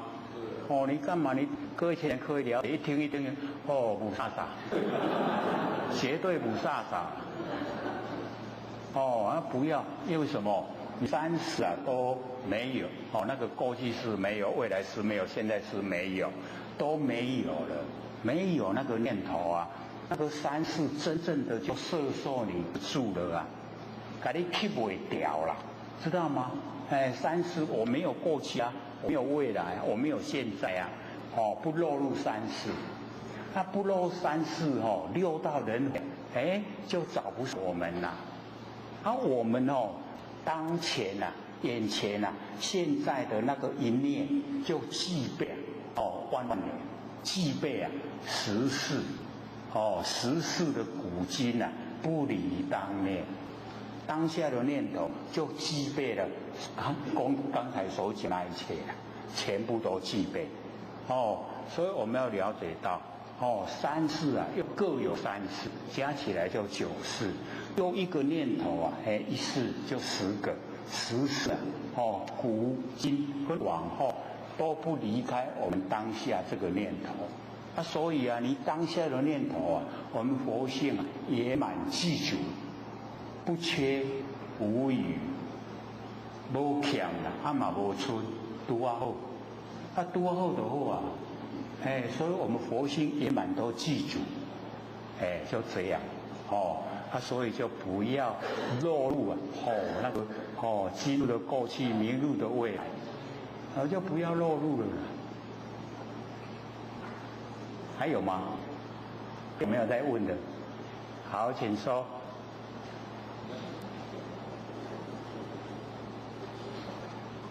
有氧师。好，请说。有氧师。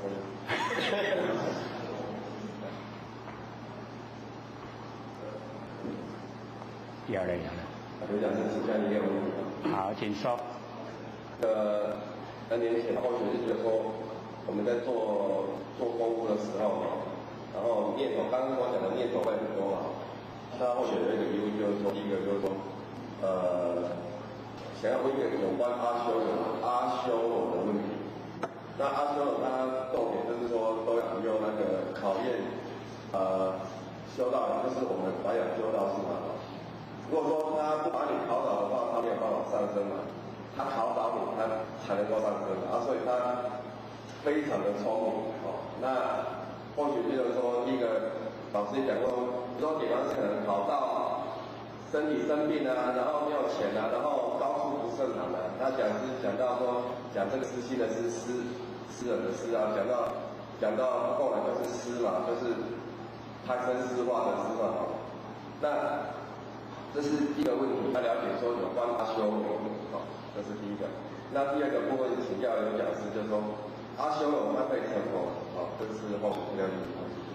好，请坐。这个你的这个观念不正确。为什么？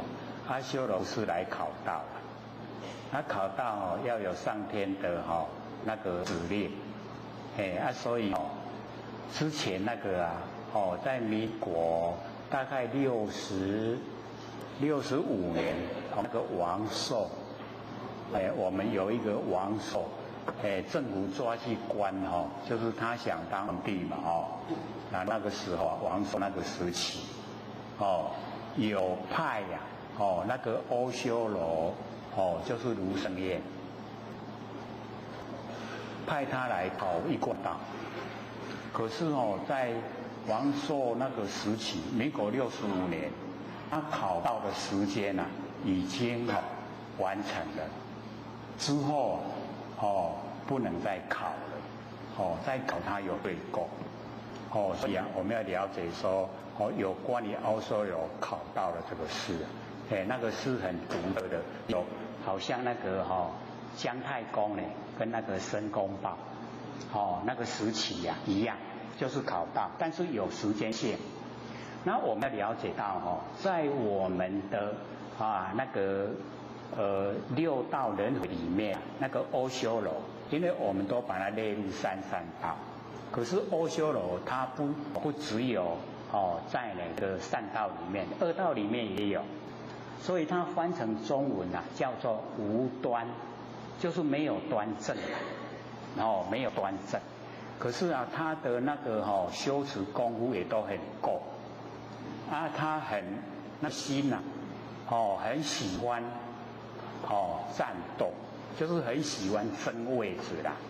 所以我们在生活之中假如说你动辄就跟人家打赌，不来修书的功，那个都叫欧修罗啦，是不是很平常？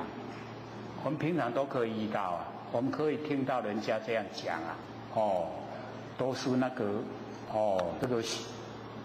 这个都想修书唔乜嘢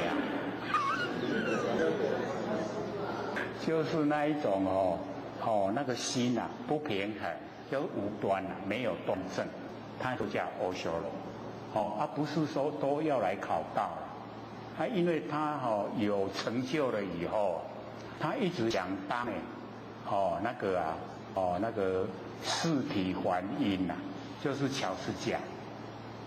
那乔斯甲呢，就是忉利天的天主，就是33天我们呢六欲天最低是四天王天，然后第二个就是忉利天。那忉利天它有33天，因为它东西南北各8天，中间有一个那个叫第4天，皇帝的帝解释的是第4天，天主就叫四体还阴，也叫做乔斯甲那个我们都讲天主就是他在掌管。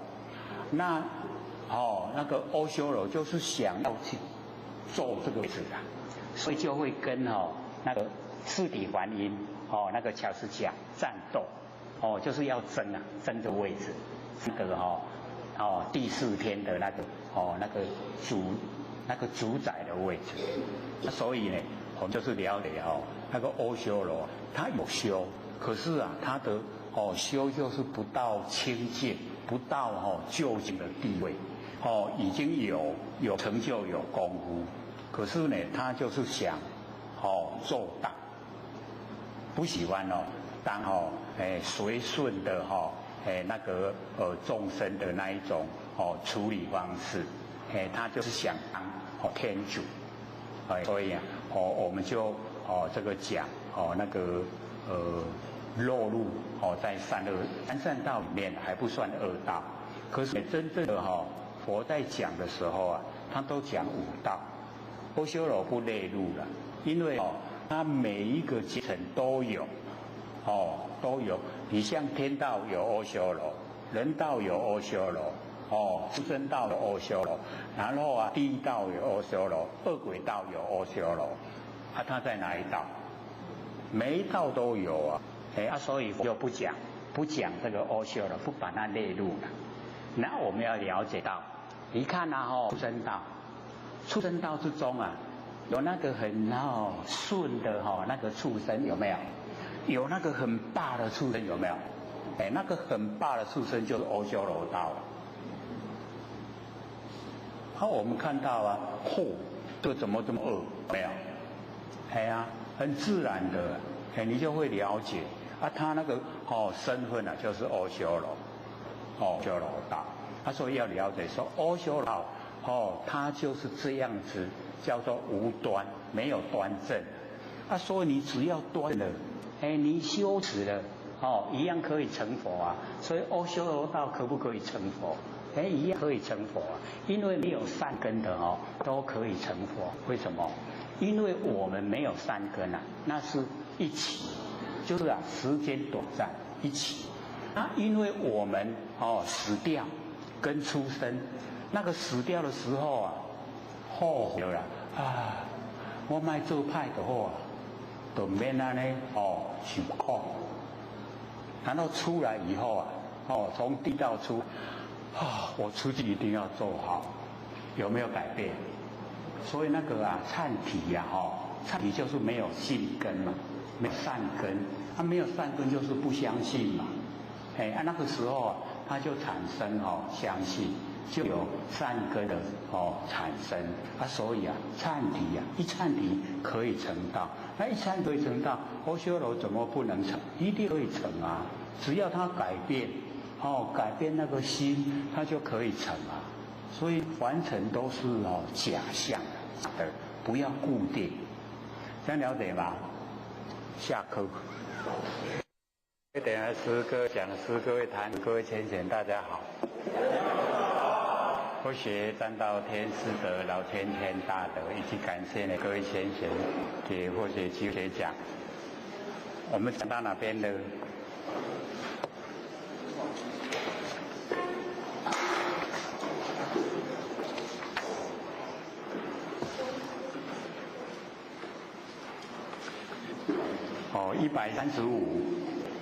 ？135，那个优波里。找到了没？135页。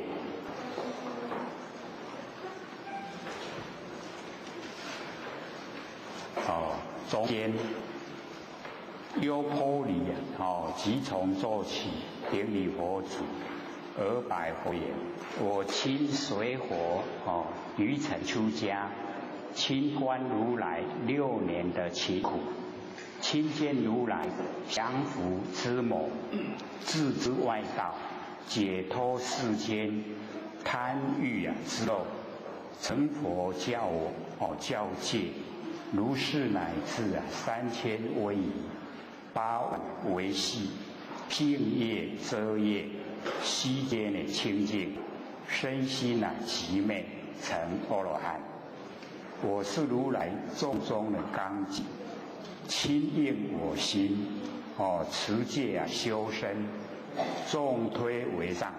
佛问圆通，我以直身，身得自在。次第直心，心得通达，然后身心一切通力，是为第一。这个优波里他言辞这个境界。那个释迦牟尼佛的这个头发都是优波里在替那个佛礼华。那么在这个礼华的当下，优波里可以进入第4禅那个禅定。这个手在这个礼华呢，心可以进入第4禅。这个很难得啊。所以优波里呢，他能够就是延迟着清净的戒律。那么据传说，佛呢为太子的时候优波里呢为东宫的执事之臣，就是在那边当官。那父呢那个佛呢，他被他的父亲出家，就是不给他父亲知道。偷偷的跑出皇宫。那么他有这个失子之咎，就是那个优波里有失子没有把太子看好。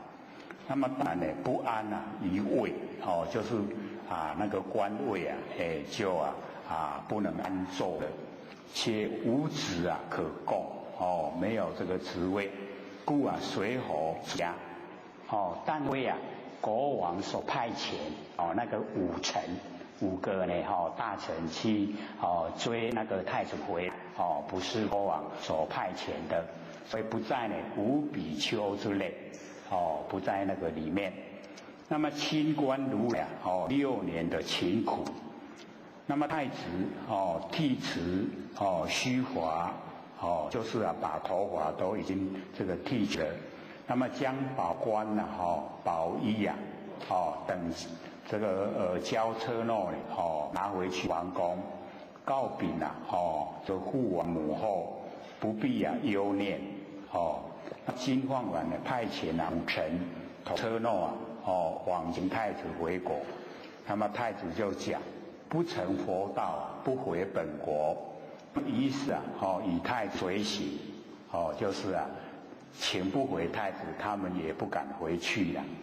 那在普药经有记载知这个切舌山苦行里天现的麻米日食1颗一天呢吃1颗米。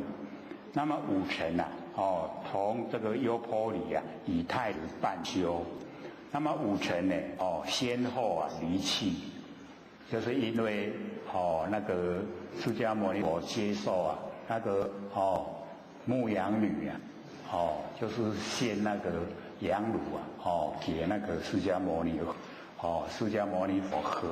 那么这个5比丘一看这个5臣一看以后就说太子背心的，所以不跟太子一起修了所以他们就先离去了。那么唯有这优婆离始终不离开这个释迦牟尼佛，所以就讲清官如来6年的勤苦。那么佛在呢这雪山这个苦行本可成道，那么只恐贻误众生，以苦为道，故呢不在雪山成道遂至呢菩提树下安坐那个时就讲不成佛道不起此咒经48天波旬魔王梦见32遍那个劫就是醒过来以后很恐怖观察阎浮提菩提这个咒树下将成了正点然后就4摩尼就是命令的4个摩尼令坏释迦牟尼佛的残面现32的眉相菩萨身心释迦牟尼佛那个时候寂然不动，然后令那个摩尼自见9孔这个耳长柳，然后2脏不见8万呢虫尸让他自己看见污秽不见，然后呕吐而去。那么魔就发怒轻率魔兵，有意加害那我们就是要了解到佛在大经之中呢都不怕这些这个魔王魔兵所以这些亦无可奈何。那么此一优婆离他目睹他看见的事情，故曰亲见这个降伏之谋亲见释迦牟尼佛降伏之谋然后亲见释迦牟尼佛自之外道佛未出世的时候印度只有外道婆罗门教，那么佛成道以后人都信仰，那么外道就嫉妒屡次都欲害佛如生以毒贩害佛。那佛是心念我心无毒自不受毒心里面没有毒，不会接受那个毒，然后食以安然，就是吃了，知道饭里面有加毒可是佛就吃下去都没事。他们用那个醉象，让的象喝酒象醉了要害佛，然后佛就伸那个5个手指头5个手指头呢，就现了5个狮子。那象怕那个狮子，所以最象就伏地不动。那么右度优柔平柔迦摄等，皆呢亲见自知外道。所以那个优婆离都亲自见到。那么解脱世间贪欲之乐者，这个优婆离讲，是优婆离自己记述悟证有原因，因清观苦行亲见降魔自忘，相信出世之有意，厌这个世间是无常。那么深知贪欲为知乐的根本，所以这边这个贪欲就是男女之中做爱的贪欲。那么既已深知自然就不着，故也解脱。所以没有那方面的烦恼。那么佛授以250条修戒，这是基本基本戒250。那么如是乃至渐次增进大圣菩萨戒法3000威仪这个8万细行。那么3000威仪以行住坐卧，这个是威仪各具备250那个戒比丘戒乘1000行住坐卧各250，4个就乘1000。那么对3戒境界，就是舍利已戒摄善法戒劳逸有情戒，那么各1000就乘3000所以3000威仪。那8万威系呢，以这个3000威仪配合我们身口七身杀盗淫，口恶口妄其舌良，其余两舌那个7支，那么折成21000这个3721，21000。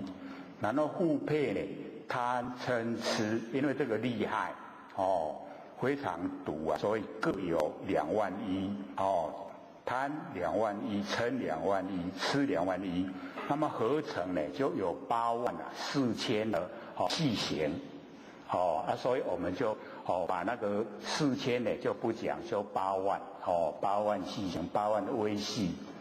那净业跟遮业为这个守戒之法，性敌极恶不待制止，患则成业，如杀盗淫妄这个呢就是性业。那若守戒之法性体非恶，以能引令作恶，故遮止，如饮酒十分假车是为遮业。由是呢大小两圣之戒悉皆能持这个清净无患小圣呢自身就是身体不患，故身世即然。大圣呢自心这个比较呢这个修得高比较高一点，故呢意识意昧，没有意识。那么此即由戒然后生定，由定呢然后发慧生发智慧，成呢这个阿罗汉是如来律中的首领，于大众之中呢能以戒力整纲四句统领叫纲，维持叫做纪。那么佛令呢稽查持犯叫他来做呢众中的那个纲纪处断轻重，统领呢众这个僧众，维持律宗所以讲我是众中的纲纪。那么此事呢大圣自心之戒是我密行无面总持。那么猛佛亲印我心戒清净。小圣自身之学持戒修身，是我显机在有形有相这方面能够显示出来。那么猛佛于大众之中呢推为无上如《大智度论》里面记载，长老优婆夷以500罗汉之中呢，持律第一。那么佛问圆通，我用身智支持身戒，身世不齐，于促成之中并无违顺。所以这个促成接触凡尘。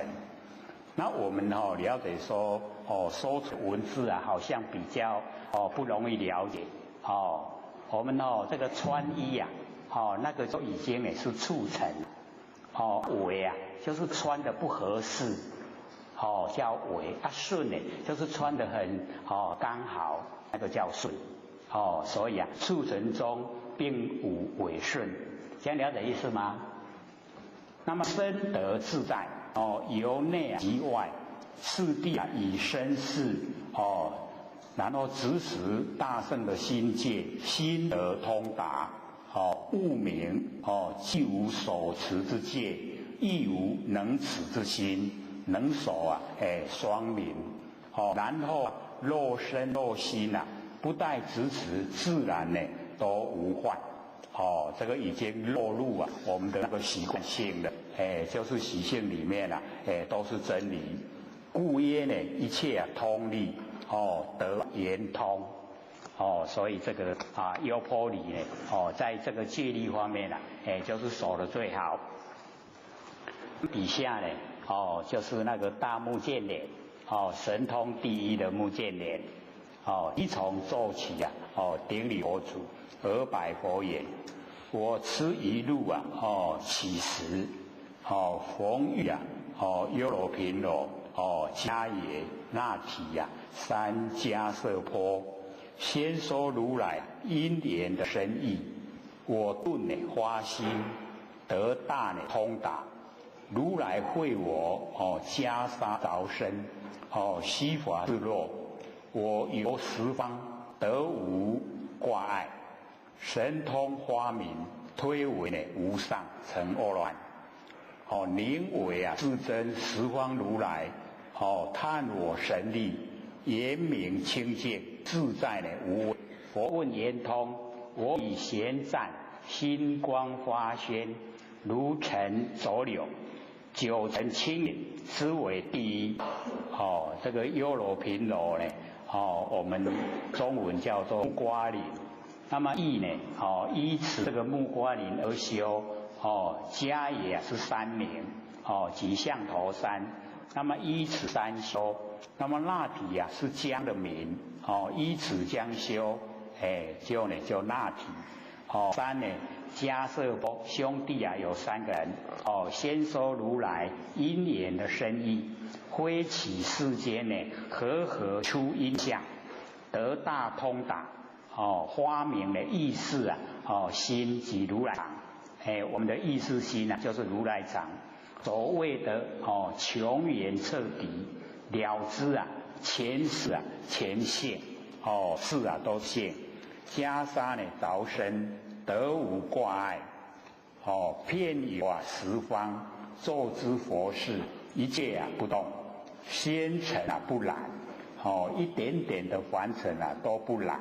任意示现，就是随顺因缘示现在凡尘度众生，无碍解脱，都没有这个挂碍障碍。那么佛问圆通我用意识旋转虚妄的分别，互为圆满常住之心性。所以我们也了解说，从意识来修也可以回归到佛性本体。可是我们在意识方面的修持都用到自己本身上面自私自利，所以就修不成。那么能够把圆湛常住的心性能够激发归到这个心性本体，心底就光明。那么由此显发先流，现为神通，如成浊水，妄事分别好像浊水。那么旋就是旋转，就是澄清，这个功夫那营解营净皎洁之我们如来常性而成湛然呐，这个澄清，整个都恢复我们那个佛性本体。那接着这边就把那个6根6尘6识啊，都有这个讲了。那么底下呢就讲7大，开始就讲火大，乌痴色魔，于如来前合掌顶礼，佛之相而拜佛也。佛常先意呀，久远节浅，性啊都贪欲，是啊，很喜欢的男女之间做爱。那么有佛出世呢，名为空王，说多引人啊，成蒙佛记，叫我遍观呐，百骸四肢之能暖气，神光呢都内泥。化呢多引心呢成智慧佛，从事之佛皆呼召我，名为佛陀。我以火光三昧力故啊，成阿罗汉。那么心发大愿啊，知佛成道，我为力士，亲抚魔怨。佛问圆通，我以地光身心啊软处。无碍流通，知漏啊寂消，生大宝业，灯呢无上觉，无上觉啊，就是佛，思为第一。那么久远节前，生机啊还未，性多呢贪欲啊，以是身啊允习，就是啊，累生累世啊，一直啊都很喜欢，那男女之间那个做爱。积习呀，就成性，已经成为习惯性。那么以时有佛出世，那么佛名叫做空王，正啊第一义空，那个第一义空啊，就是我们修到最高程度的那个状态。那么善人呢，观机啊施教，看看这个机眼，它是什么样的那一种程度啊，然后用什么法门来教他？那么说呢，多引人啊，生为一佛，死为业佛。生的时候啊，被一佛这个逼迫，然后死就成为业佛。因多佛啊，益多，因多的话佛益多，故啊成恒佛记。所以我们了解说允欲啊。我们人啊，本来身都很清凉，然后淫欲心一产生啊，身体都发热。各位有没有经验？我们这个年岁都应该有经验的，有没有啊？公无姐的跟他讲，你这个没有想到做爱身很清凉啊，你一想到以后浑身发热。这没有经验的很少了，都有，都有这个经验，所以就猛火忌呀，都会发热。归为烧之善根，它会烧呢善根，并能烧灭智种，把我们那个智慧般若的种啊，把它烧灭。所以这个空王乃叫我遍观，这个百骸四肢，看看我的身体啊。百骸是周身的骨节，四肢啊就是两手两足，知能暖气者啊，以一心未动之时，全身呢本质清凉，待欲念呢既萌之后，意念发生了以后啊，集体便捷软热，就开始发热。那自信火炬之言不虚，绝对是对的。心生怖畏，心就产生那个恐怖畏惧。专心修观，就专心来修观。那么禅观之中遍观周身的软处，厌畏心生，很讨厌，很畏惧那个心就产生。那么允欲这心就歇。就已经没有允欲心了，遂成正定，那个定来了。一段神光内泥不动，能化呢多隐之心呢，转异佛而成智慧之佛。因得佛光三昧。那个智慧啊，也需要这一种那个热度。从事之神，知佛成，以我善观佛性皆呼我为佛头。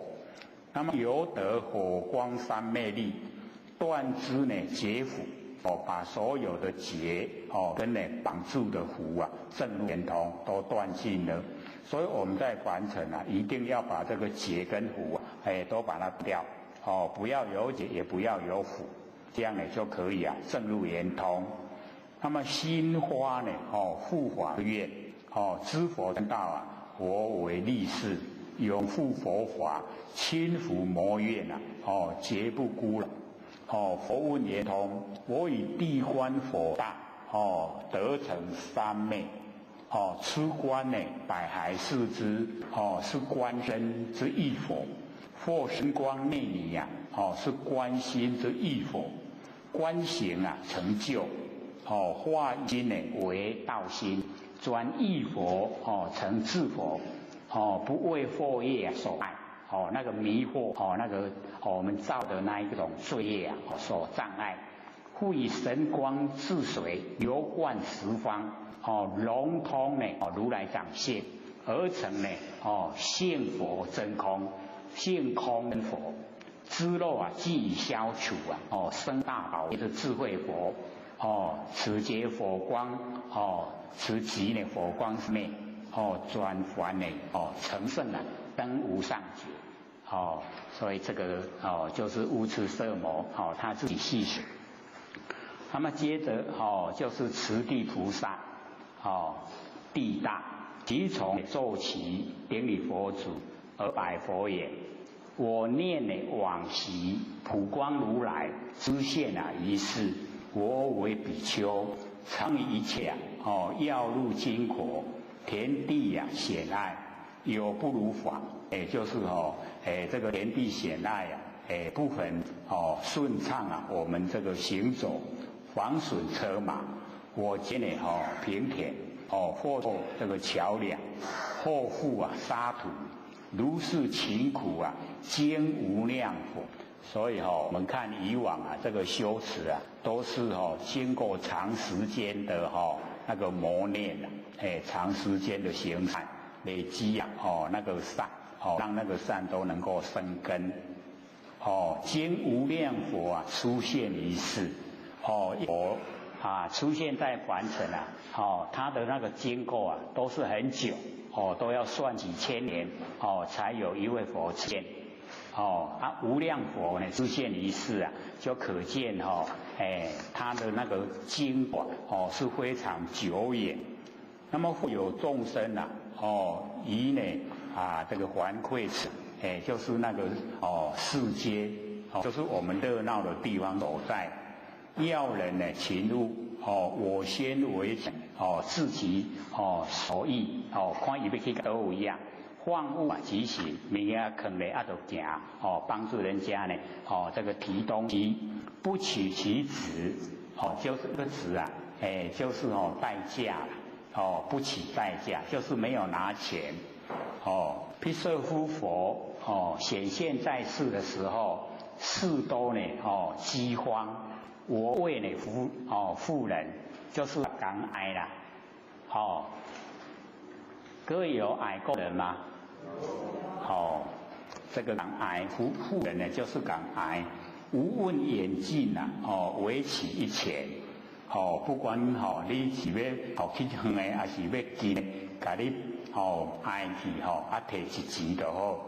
或有这个车牛便于泥绿这个兽，那个背就是兽的那个意思就是被那个泥绿割掉，去落河梅割掉，无法度行那我有神力所以那个修久了以后那一些那个神通都会有所以有神力为其推论拔其苦恼迄安尼电路高煤吼，车袂得行吼，伊就法度吼，甲伊推推到那个可以行走的地方，那个苦恼就可以消失了。那么十国大王阎佛设斋这个国王呢就是设斋这个请佛。那么我仪尔时平以待佛佛要经过的地方呢，他都把地把它呢弄平这个都很不容易啦。那必设如来摩顶为我就是摸他的头跟他讲，当平息地则世界地一切皆平所以这个凡尘的地让它高高低低可是我们的心地一定要平各位心地平了没？有没有怨有怨就不平没有怨才平了所以一切这个平心地要平。那么我即心开就是了解到这个道理不是要做这个迄悬的骨骨的来还要甜的迄个所在，不是这样的。高了让它高，低了让它低。可是心就是要平地就自然平了。那么见身为尘以造世界所有为尘。我们身体我们身体四大假合，跟天地的四大假合水有风土，我们身体的水有土，跟外面万有的水有风土都一样，一样的都一样可是我们在这个生活之中不会去感受这个外面的整个万象跟身体是同样的元素啦。为什么？因为身体是活的，外面的万象都死了，对不对？不觉得它是相同结果这个慈地菩萨心开了以后就了解说我们生的那个所有一切跟造世界的所有一切等无差别，平等都没有差别都一样，都是小红土。那么为尘自性不相磨就是为尘自性不会互相这个伤害触摸，乃至刀兵一手触连那个刀兵都不会伤害因为刀兵也是这个实以这个所有红土。那么我以法性悟无生人在法性之中领悟无昧的那真心佛性本体，然后安住不动就是领悟无生法忍，就成阿罗汉。那么回心进入菩萨位中，因为那个阿罗汉他的是比较这个自利没有利益到这个众生，可是这个菩萨他就要利益众生，所以回小向大。那么闻知如来宣妙莲法这个来宣那个妙莲法那个这个殊胜的佛法。那么佛知见地我先证明那个佛知见那个地方所在佛的知见我先证明而我上手。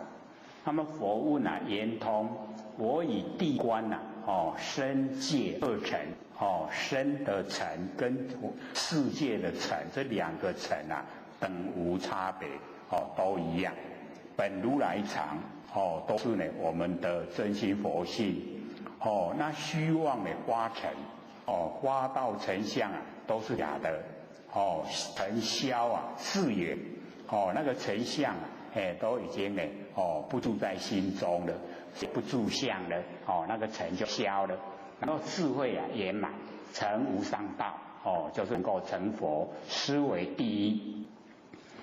因积平积平地形这个平地那个形因累积那个平地，或持平心教依教修正故名这个叫持地以往昔勤苦修行在事相上啊，早已都是在有形有相的上面啊，一直用心。那么平地之行啊，自在普利不减亲疏，就是不管是比较亲的，或是比较疏远的，以真理啊未能记录，在真理方面啊，都没有这个记录，这个少一行，不减亲疏啊，其心久亦平矣，就是呢平地之行啊。那个做久了，那个心啊也平了。那毗舍如来呢，教以平心，使以上圣的法门，事相平心，易善，未能自善，于真理呢没有办法契入，故教内心外，内心外地，本为一体，不管是内心，不管是外相，都是一体。只凭心啊，不分情气，情呢就是有情的众生，气呢就是有形有相的器具，则境啊随心转，整个外境呢会随着我们的心啊，旋转，哪有不平？哪有不平的地方？较前面啊，起步啊，这个天烟，就是呢，在上天跟呢海的深渊，差别很大。那么此佛亦令以理呀来如是，用呢那个我佛性本体啊，把所有凡尘的事相，都融入啊我们佛性里面，所以以理呀来如是，故曰呢当平啊心地，就是要我呢，平我们的心地，以心为知法之本，心啊就是知法的本。那么地呢，由心造，有心才有地啊，没有心就没有地，所以地啊是我们心造出来的。内心啊，既平，外相这个施以外相，就一样，都平了。沧桑变呀，这个沧海变桑田，桑田变沧海，沧桑变异，就是讲那个时间经过啊，环境的改变，常自如如。就不会内心啊都不会变，外相在变啊，内心都不会变。故曰呢，得世界地啊，一切皆平。净明经，这个维摩诘经啊，叫做净明经。我们呢这一部啊，这个楞严经讲完以后啊，就讲证明净明经，维摩诘，我们都拿到书了，不是吗？所以我们这一本这个研究啊，这个到终点以后啊，我们就讲这一部。那么易得净土啊，我们要呢得到净土，当净啊其心，随其啊心净啊，则佛土净。所以啊，净明经里面啊，这个就讲得很明白。那么换言之啊，易平大地啊，当平心地。随其心平啊，则世界的地啊也都平了。我则心开，就是如来藏心呐，这个开花显现，使之呢，我们的藏心呐随缘成实，如来藏那个藏心呐随缘就成实，心起呀则千差万倍。我们心呐，有那个欺入。那很多的岔路了心起则千差万倍，心真啊则法界啊坦然，我们心真以后啊，整个虚空之间就都没事，内外呢这个内外色啊地大平等，非但不执着内四大为我，亦复啊洞明外四大呢为心，外面啊这个四大所有风土都是我们真心，见自身上啊地大呢微尘，以世界所有的微尘为是啊，我们如来藏心，无有差别，全部呢都是我们真心，微尘自性啊，色心不二，性色真空，所以我们了解性跟色啊，真空，内身外界啊，所有的微尘悉皆啊，是我们的自性不相抵触啊，不相摩擦如空呢合空，似水啊投水不相妨碍。那么尤其悟深呢不自浅位领悟很深啊，就不知在浅的位阶，故为小啊相大入啊菩萨圣，就是大圣知佛的知见啊，即知根中不生灭啊，一圣即灭场地，为知佛之因地心。那么依进修呢，可获果地觉。那么佛问啊圆通我因地观身界二乘平等无差观身呢跟观界这两个凡尘的景象或现象它都平等，没有差别如来藏心就显开显以无分别智已经不用分别了那个智慧有智慧不用去分别外相了。地审观察相妄性真本如来藏相都是假的妄的，性都是真的，都是如来藏。那今即物前相一性，所有的相就是我们的佛性，就是真心。因为有心才能够现相，所有的相都是性万法呢都是我们真心，则尘相消除，智光呢圆满成呢上道。各位学姐，这样了解意思吗？会不会讲得太快了？比较详细的有没有？比我们拿以前那一本以前那一本就没有这一些内容那么接着就是夜光童子即从奏起顶礼佛祖而拜佛言：我以往昔恒河沙劫一个劫非常的久，它经过呢非常多的劫恒河沙一粒沙一个劫那个非常久的时间。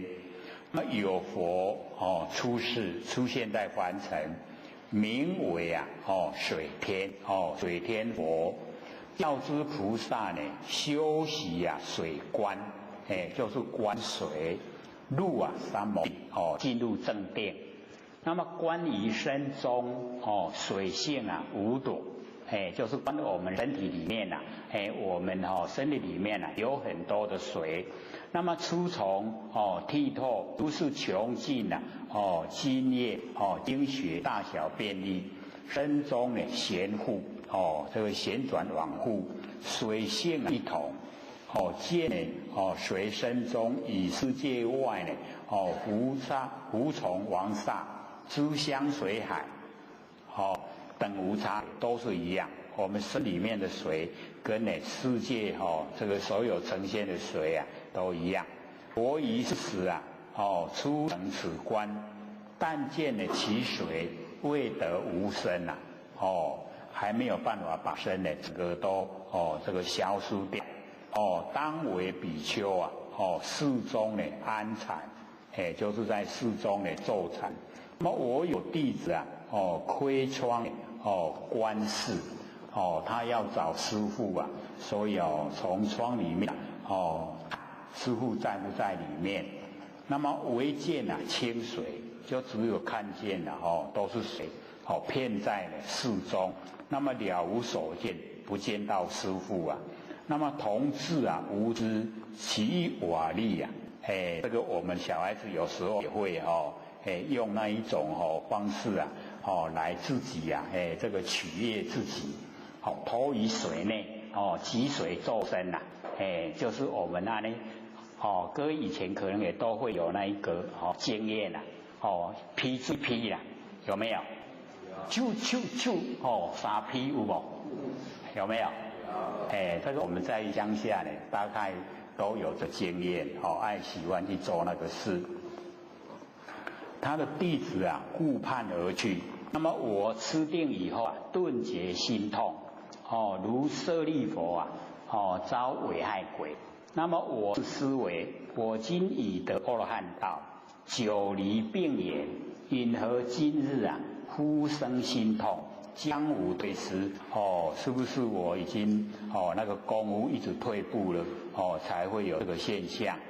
那有时啊他的这个弟子这个童子啊劫来我前很快就到我前面来说呢如上师，说找师父看那个室内都是水那么我即告言更见水即可开门入此水中除气瓦砾你即马门开开你要水的内底甲你弹入迄地迄瓦片甲伊提出来。那么童子奉教或入定时还复见水瓦砾难拢伫遐开门就拿出来了。那么我或呢入定生死如此那个痛就消失了。逢无量佛，又经过很久的时间，无量的佛，如是呢，是以三海自在通往如来，方得往生遇到三海自在如来的时候，那个身体就可以消失了。以十方界之相随海性和真空，无二无别。今以如来得同真名。亦菩萨会，佛问圆通，佛以水性一味流通得无生人无生法人，圆满菩提是为第一所以这个是水大。那么童子乃童真入道所以叫这个童子，不是他很年轻就是比较小孩子，不是那样就是我们现在讲的那个清修了，没有学分的就叫童子，知道意思吗？修习水观，修道学习呢观那个水，以水为观行吃从剔透，在我们鼻子也剔在嘴巴叫口。那么此水在外意见，在我们咽喉底下咽下去叫做津在佛外意叫做液进水此水呢境内这个可觉者，在骨髓呢叫做精，在经络叫做血。那么此水幽隐难知者饮食消化皆大小便这个大小便利。那么其中津液水之清相，一皆水之轴相在一生之中循环往复，清浊呢虽异就是清浊不一样，水性水的性是一同一样性质相同，故无侵夺它不会有侵夺。那么内观既熟很熟悉了引令扩充观世界水能观之智以手之境吃得相应是为初成这个初成了入观之时不见其人，见其水整个身都是水，变成水了。即以水为身，水就是他的身体尚未得无相，还没有能够得到无相，不能无身即是以正尚为身类就是我们有身体都是要被身体拖累。那么另言那个舍利佛欲危害鬼。那么舍利佛这个其别窟山入定的时候有两个鬼从虚空经过一个名字叫危害，一个名字叫护害那么护害呢告诉危害欲打沙门伊底下咧打坐，我来甲拍危害呢劝讲唔通你唔通有这个念头千万不可以。那个护害不听危害就先离去了他呢就走开。那护害以这个前头舍利佛的头。那舍利佛出定的时候顿解头痛，他就呢这个找释迦牟尼佛讲这个事情，这个身体素来都无患，都没有病痛，现在为什么头痛的这么厉害？那佛就跟他讲，说有这个迦罗鬼手呢都打你的头，那个鬼的力很大，他去打西密山的话，西密山会变成2分了，就分成2半，力道够大的，大不大？很大这个佛很厉害也无去看会知呀，厉不厉害？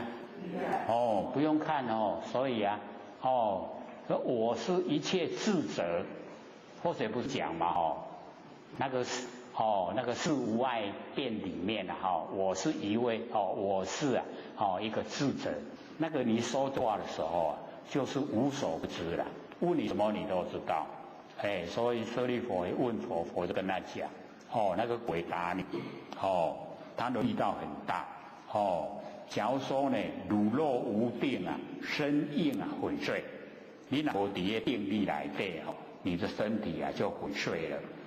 可是呢，现在这个鬼他已经受果报了，身已经陷入阿鼻地，已经进去不能这个欺负修道了。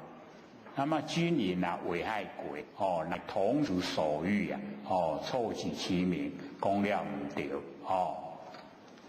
那么罗汉呢有病无病当名这个子果2福这个子福跟果福4众金众，往较早以前的那个树生较早以前前生所种的，还是现在种的那么应招果来，而尚未受生者谓之子福，今已受生即生应受谓之果福啦。所以子福跟果福不一样。若正是果，已将子福就是见思恶后已经断尽了，不受后有，就是不会再有现象再还人现象不要再来受生，不会来了。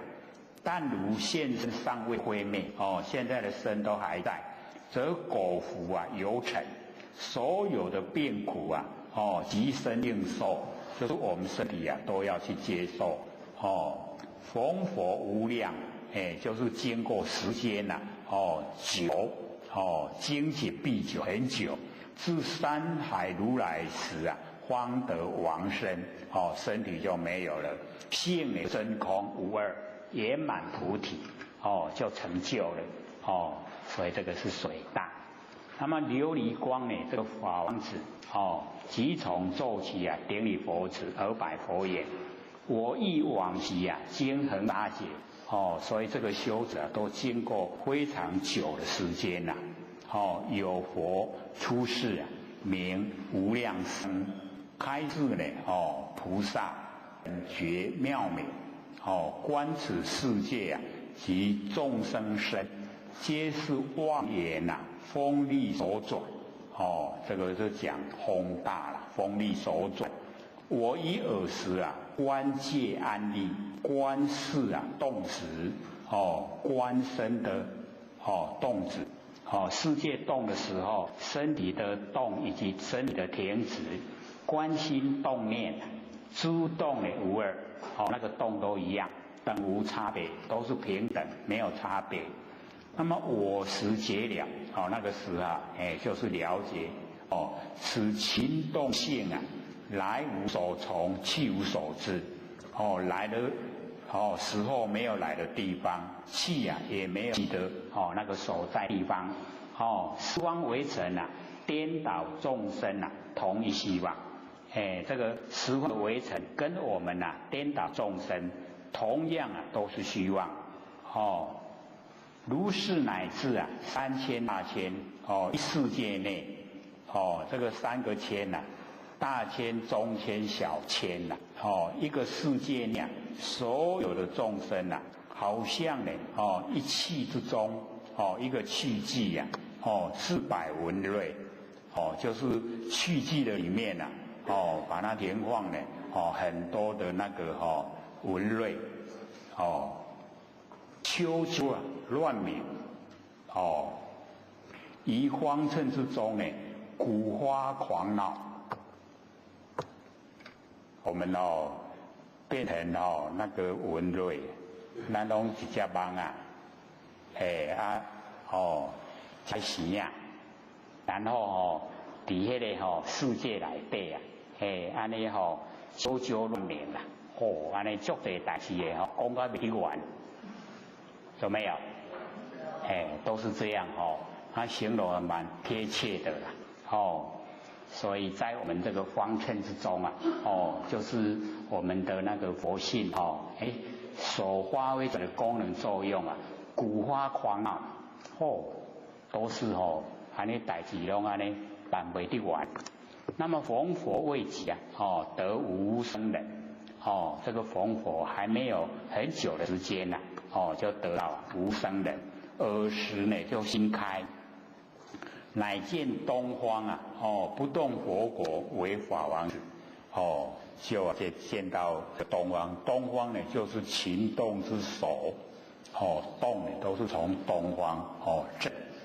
那么是啊，十方佛，十方的佛呢都成事，身心啊发光，动彻啊无碍，佛问莲翁，我以观察风力啊无一，悟啊菩提心。入三摩地，风力呢都无所依啊，这风从哪里来啊？要研究透彻，而十方佛传一妙心，实为第一。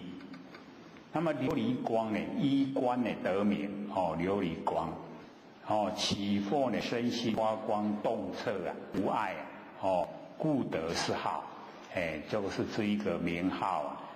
就是已经身心发光动彻外，那么无量生佛开示啊，本觉妙明，本觉啊即天然本具灵觉之性，即然呢不动，有感则通在众分上呢为本来佛性在我们的身上来讲就是佛性妙是体啊，名是用称体啊，然后体用。前用啊，集体都是体，都是本体，体用啊不相舍离，极妙的而明啊，即明而妙，又妙呢是不变异，那个不变呢就妙，明啊是随也，那么不变呢常随也，随也常不变，而空性啊，不变呢常随众也，而成生，能观之智啊，即所观之见。皆是无明妄言风力所转而有，真如界内啊，不立一尘，岂有世界众生？没有，没有世界也没众生，而此皆有对此一念啊，无明妄动，动则有风啊，风即一念啊，心中的动向，情气世间，情世间呢就是众生。气世间啊，就是我们的环境啊，环境呢有很多器具啊，这个东西，一切之风莫不知始于此所有的风都是这样来的。那么我以尔时啊，即彼佛授观的时候教授那个观啊，要怎么样来观？只是呢风大。由于本觉妙明随缘起念，一念妄动啊，自己蒙蔽啊，自己的不生不灭佛性本体，就是妙明，妄寻啊，无明风所转，我们寻着无明，被无明风所转，故有世界众生。但能观得风性啊本空。假如说我们观风本来就没有相。动向归有所有的动啊都不是有，所以我们在6个劫里面，这个动是第一个，第一个劫要先解开，所有动呢都是假的，动向都没有，便可旋往复增，把妄啊旋转过来，恢复到我们不生不灭的佛性本体，归还啊本觉妙明，已经归还了。本觉妙明之真心，故我依教修观，按教那个这个什么网？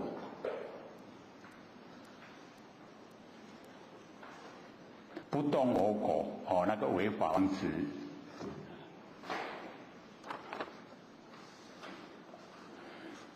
无量生，这个无量生佛，我们都这个听也没听过之前有听过吗？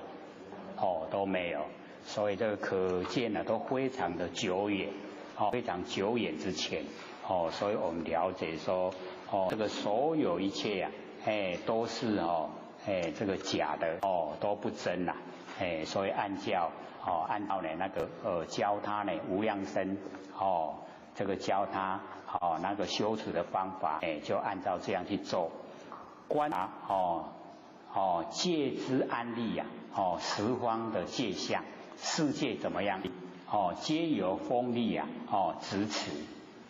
我们现在讲说大气层那个是风力。那么事之流动事呢就是过去式、现在式、未来式。事的流动三世推迁，皆有风力密语这个风力秘密在移转就有过去式、有现在式、有未来式。那么身动静行智作恶，莫非风力所使。我们身为什么有办法动？就是风力它给我们用。那么心的动念为什么有办法念头产生？一样呢，就是风力使我们有念头产生。那么生住意昧莫非风力所推，都是全部都是风力，背后都是风力在推。如此观察外而世界，内而心，知动虽多其体无二，唯一风性，等无差别。全部呢都是风性呢在后面推。那么此情动之风性，无所从来亦无所去没有来的地方，也没有去的地方。那么当体当下全部都是空的无有体没有实在的体性。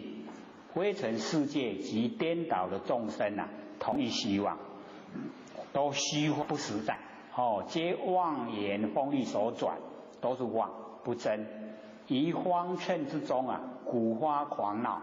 我们呢这个佛性那个地方呢就是方寸一点点的地方所在，古花狂闹。那么逢佛未久示得悟证风大呢如是，师大呢皆然知道这个都一样。本无生灭，没有生灭之相呢可得，即得无生法忍获证的圆通。那么尔时心开，乃本觉真心呢开显。东方呢实以这个正为情动之首，乃见动中有不动的佛。所以我们呢这个动中有不动的佛性，有不动的佛。那此乃以风性妄言这个动中亲见本觉不动之真体。我那个本觉它动如如不动，身心发光寂寥妄身妄心皆始以妄言风力所转。那么七念法身真心，乃是自性本具，内外动彻如镜琉璃应现之法，悟明本觉菩提真心。知妄呢都消亡都没有了，妄穷真就显进入三摩地。三摩地就是正定，和十方佛所传微妙心印都这个相符合。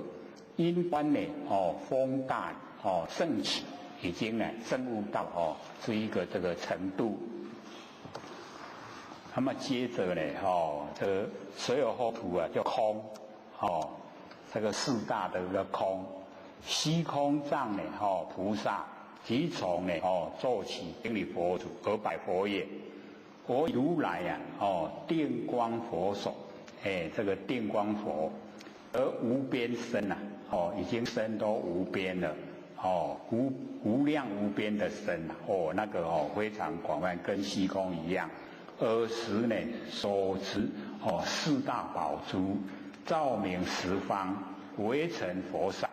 所有的那个佛刹，就是我们的尘土凡尘的土地，化成虚空，又以自性现大严净，内放呢十种微妙宝光，流贯十方，尽虚空际，知传王刹，来入境内，摄入我身，身呢同虚空，不相呢妨碍，身能散入围成国土，广作佛事，得大随顺。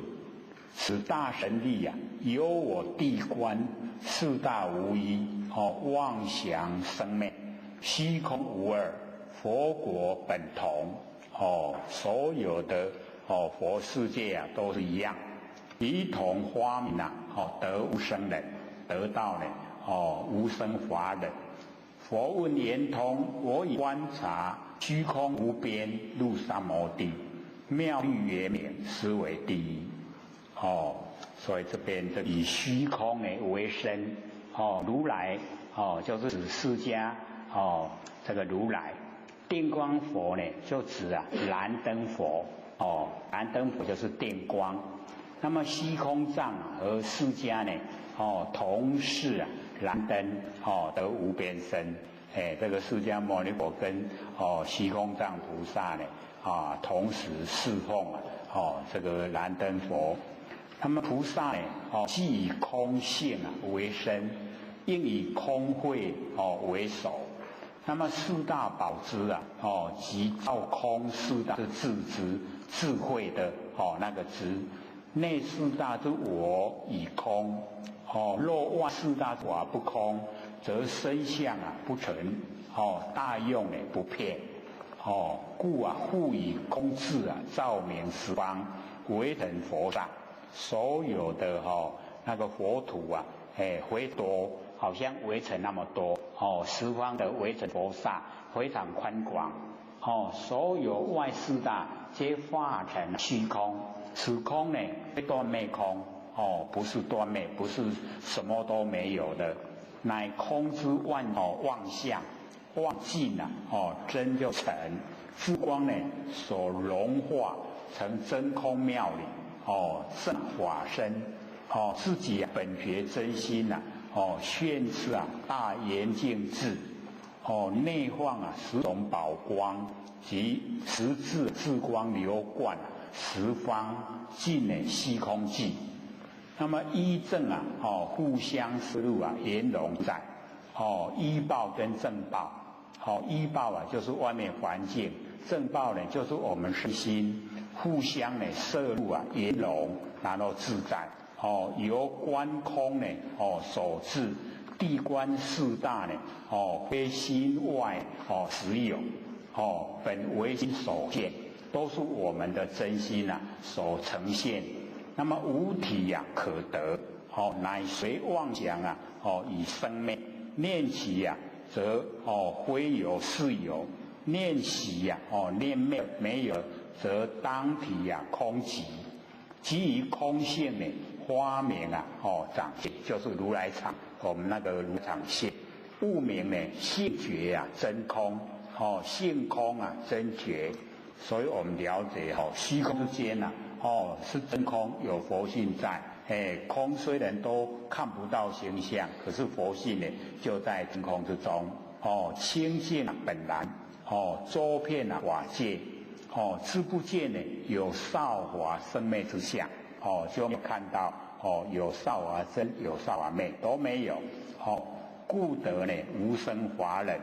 那佛问圆通我因修空观得定，进入三摩地，正定，则色空无碍，依正互融，依报跟正报互相这个融洽，十方圆明得大自在。以是空观最为第一是这个空。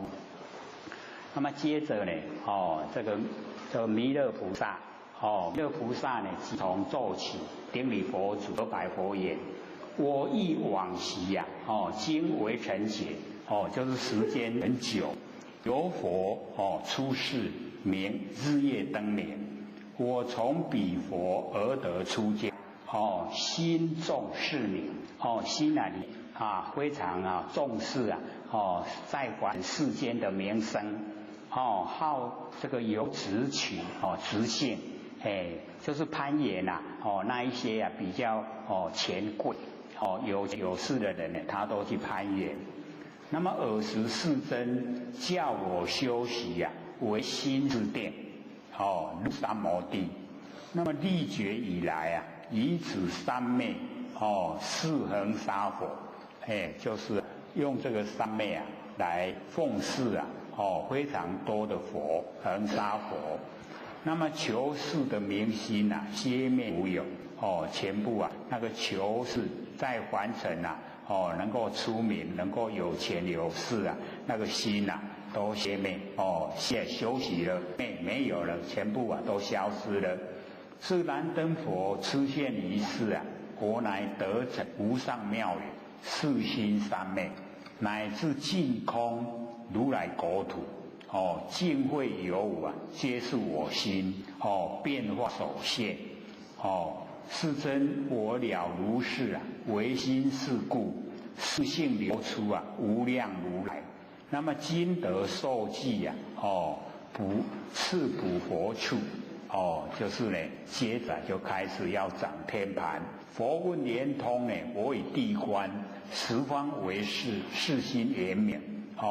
入圆成实，远离依他，一片即止，得无生人，是为第一。所以我们了解这个弥勒菩萨心中呢，这个世间名闻利养，名与利相因，因身为利益，就是被这个利机遇欺蚀，好奔走于贵子交友大贤，就是要跟那个有钱病的人，有这个钱人去交往，有名利可图。那么尔时世尊观机受教，因我众是民心慈善，那个心慈善，教我修为心是定，观察三界为心，三界全部都是心，万法为事，万法都是事，通达一切的外境，无非心事之所变现，所有的外境都是我们的心事所变现，如梦如幻，无一真实，没有一个是真实的。那么因修此定心不慈善，而不外求，得入三摩地，就是正定。此为心事定成，自日夜灯明佛起历以来，以此三昧奉事恒沙之佛，为是定身，观人间富贵花间露。我们人间富贵，好像那个花，那个花晚上沾到这个露水，然后白天阳光出来，露水就消失了，所以人间的富贵很短暂。那么世上的功名水上窝，我们在凡尘上的这一些功名，都是水上，那个窝就是泡泡水浪引起来的泡泡叫做窝。那我们世上的功名就好像水上的窝，但修内观无复外求，一直修内观，不用外求，故求是明心歇灭无有，要在凡尘那个有名或是有利全部消失了，都没有。那么自燃灯佛的时候，我乃得成无上妙言四心三昧，妙言的四心正定，前虽得三昧未生妙言不能称无上，还没有到达妙言，不可以称无上。那么居行虽经多觉，入理在一刹那。所以我们了解说这个我们一直在熏习真理，虽然呢这个都不太了解，可各位要了解到，等到你领悟是一刹那，一刹那就领悟了。你不熏习的话，这个一刹的领悟永远都没机会了，都不会呈现。所以听不懂没关系，你坐着听到最后你就会领悟了，就是这样，一窍通就窍通了，通了没？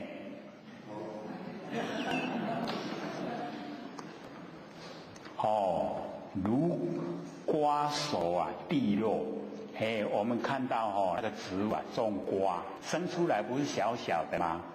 它慢慢会长大，已经大了，对不？听它熟的时阵到熟的时候，伊那个蒂头都会落去，有没有？就紧摕来吃，不会烂去。一刹那间顿悟性事明知，觉明真事，就整个不生不灭的佛性本体都呈现，前世前性，全部呢都是佛性，前性前世如来藏妙真如性，此即有相中之前，入言教之时，那个相中有形有相，那个全就是方便，然后入言教之时进入实相，称体就起用，有体有用，故现国土，有净有秽，国土之中呢有清净有污秽，即还圣圣还的同居土。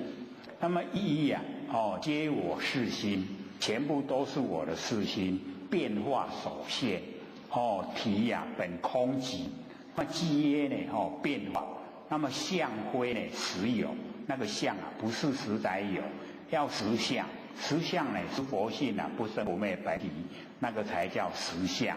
然后有形有相呢都是虚相，幻象假象。那么真空呢不爱妙有，真空呢不妨碍妙有，故现这个国土。那么妙有不妨真空，故为变现。那么了达为是心事所现之故，事性呢又复流出无量的如来。我虽未成佛，已能现土现佛，承办之佛所应做的事情，广度无量的众生，今佛之我以证无上妙言是心，三昧，故得蒙佛受记后普作佛，以当来下生龙华三会说法度生。那么佛问圆通，佛以四大观十方，一切得一正染净，为是四心之所变。了知三界为心，万法为事，四心无二，一体也明。四心记除一切法，普照一切法，法无非都是四心，故也明。是以能入圆满成就真实之性记录圆成实性，自可远离他起性及遍计之性，圆成实性是真体，能为知法守依。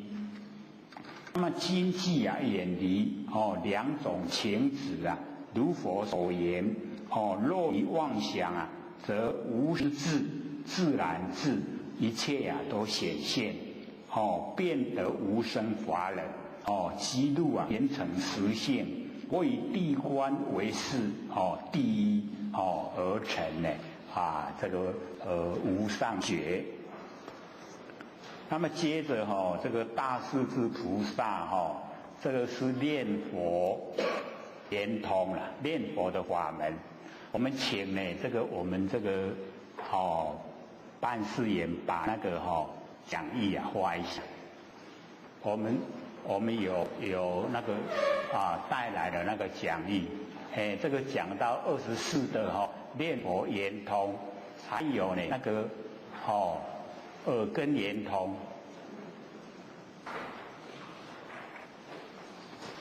因为这边讲的比较简略，或许又把在大藏经所看的又把它加进去，所以就比较详细，所以已经有印，先呢花的念佛圆通，一张比较大的是耳根圆通了，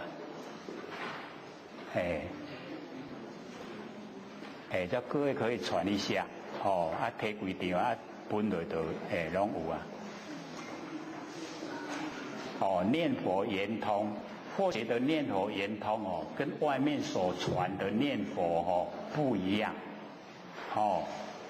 这个是按照呢楞严经里面大势至法王子的念佛，他的念佛都摄六根而念。收摄我们的六根眼耳鼻舌身意，收摄回来，然后念佛，就是念自性佛，不念外佛啦。那我们外面的念佛圆通都是念外佛，所以不一样。这个是比较高的法门。先得花那个念佛圆通，那耳根圆通我们之前已经讲过2次了。可能各位有一点概略的印象，那我们这一次还要再讲，因为是已经到达25年修持的法门，各位都拿到了没？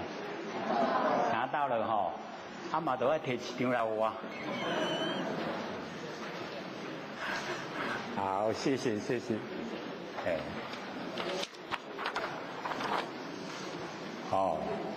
这个水火风土空见识7大之见也就是根大。根大呢，就是大势至菩萨修持的法门，念佛圆通。这个呢，来源就是几字楞严经。大家都拿到了没？拿到了这个我们就讲这个我忆往昔恒河沙劫。有佛呢出世名无量光，12如来相续一劫，其最后佛名超日月光。那么彼佛教我念佛三昧，就是要念佛正入正三昧就是正定，要念佛正定。譬如有人一专为意，一专为妄。如是2人呢，若逢不逢，或见非见，2人相忆两意念生。假如说一个人意一个人妄，这样的人两个人遇到的若逢了，可是都相逢不相识见到都好像没有见到。那就是因为一个念一个不念。那2人相忆是2人全部都在念，恶意那个念就生，如是乃至从生至生同以形影，不相乖异。所以十方如来怜悯众生如母忆子，若子逃世虽异何为？子若忆母，如母忆时母子立身不相为远。若众生心忆佛念佛，现前当来必定见佛。弃佛不言，不假方便自得心开。所以不借着方便自己的心就能够打开。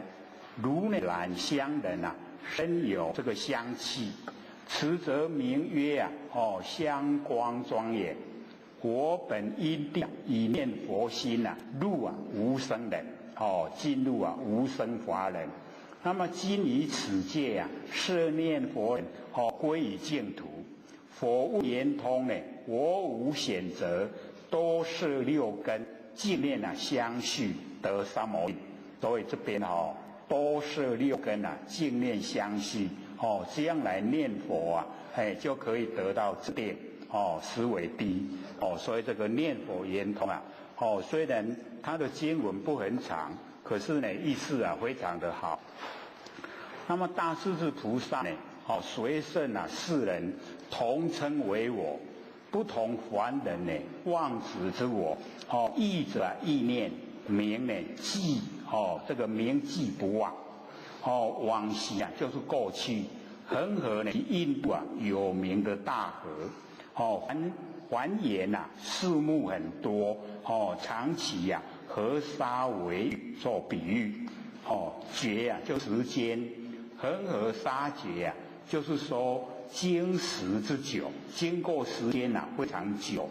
佛乃大觉悟之人，具啊本觉妙理，发啊始觉妙智，有本觉妙理，有始觉的妙智，证啊究竟的妙果，称名啊为佛。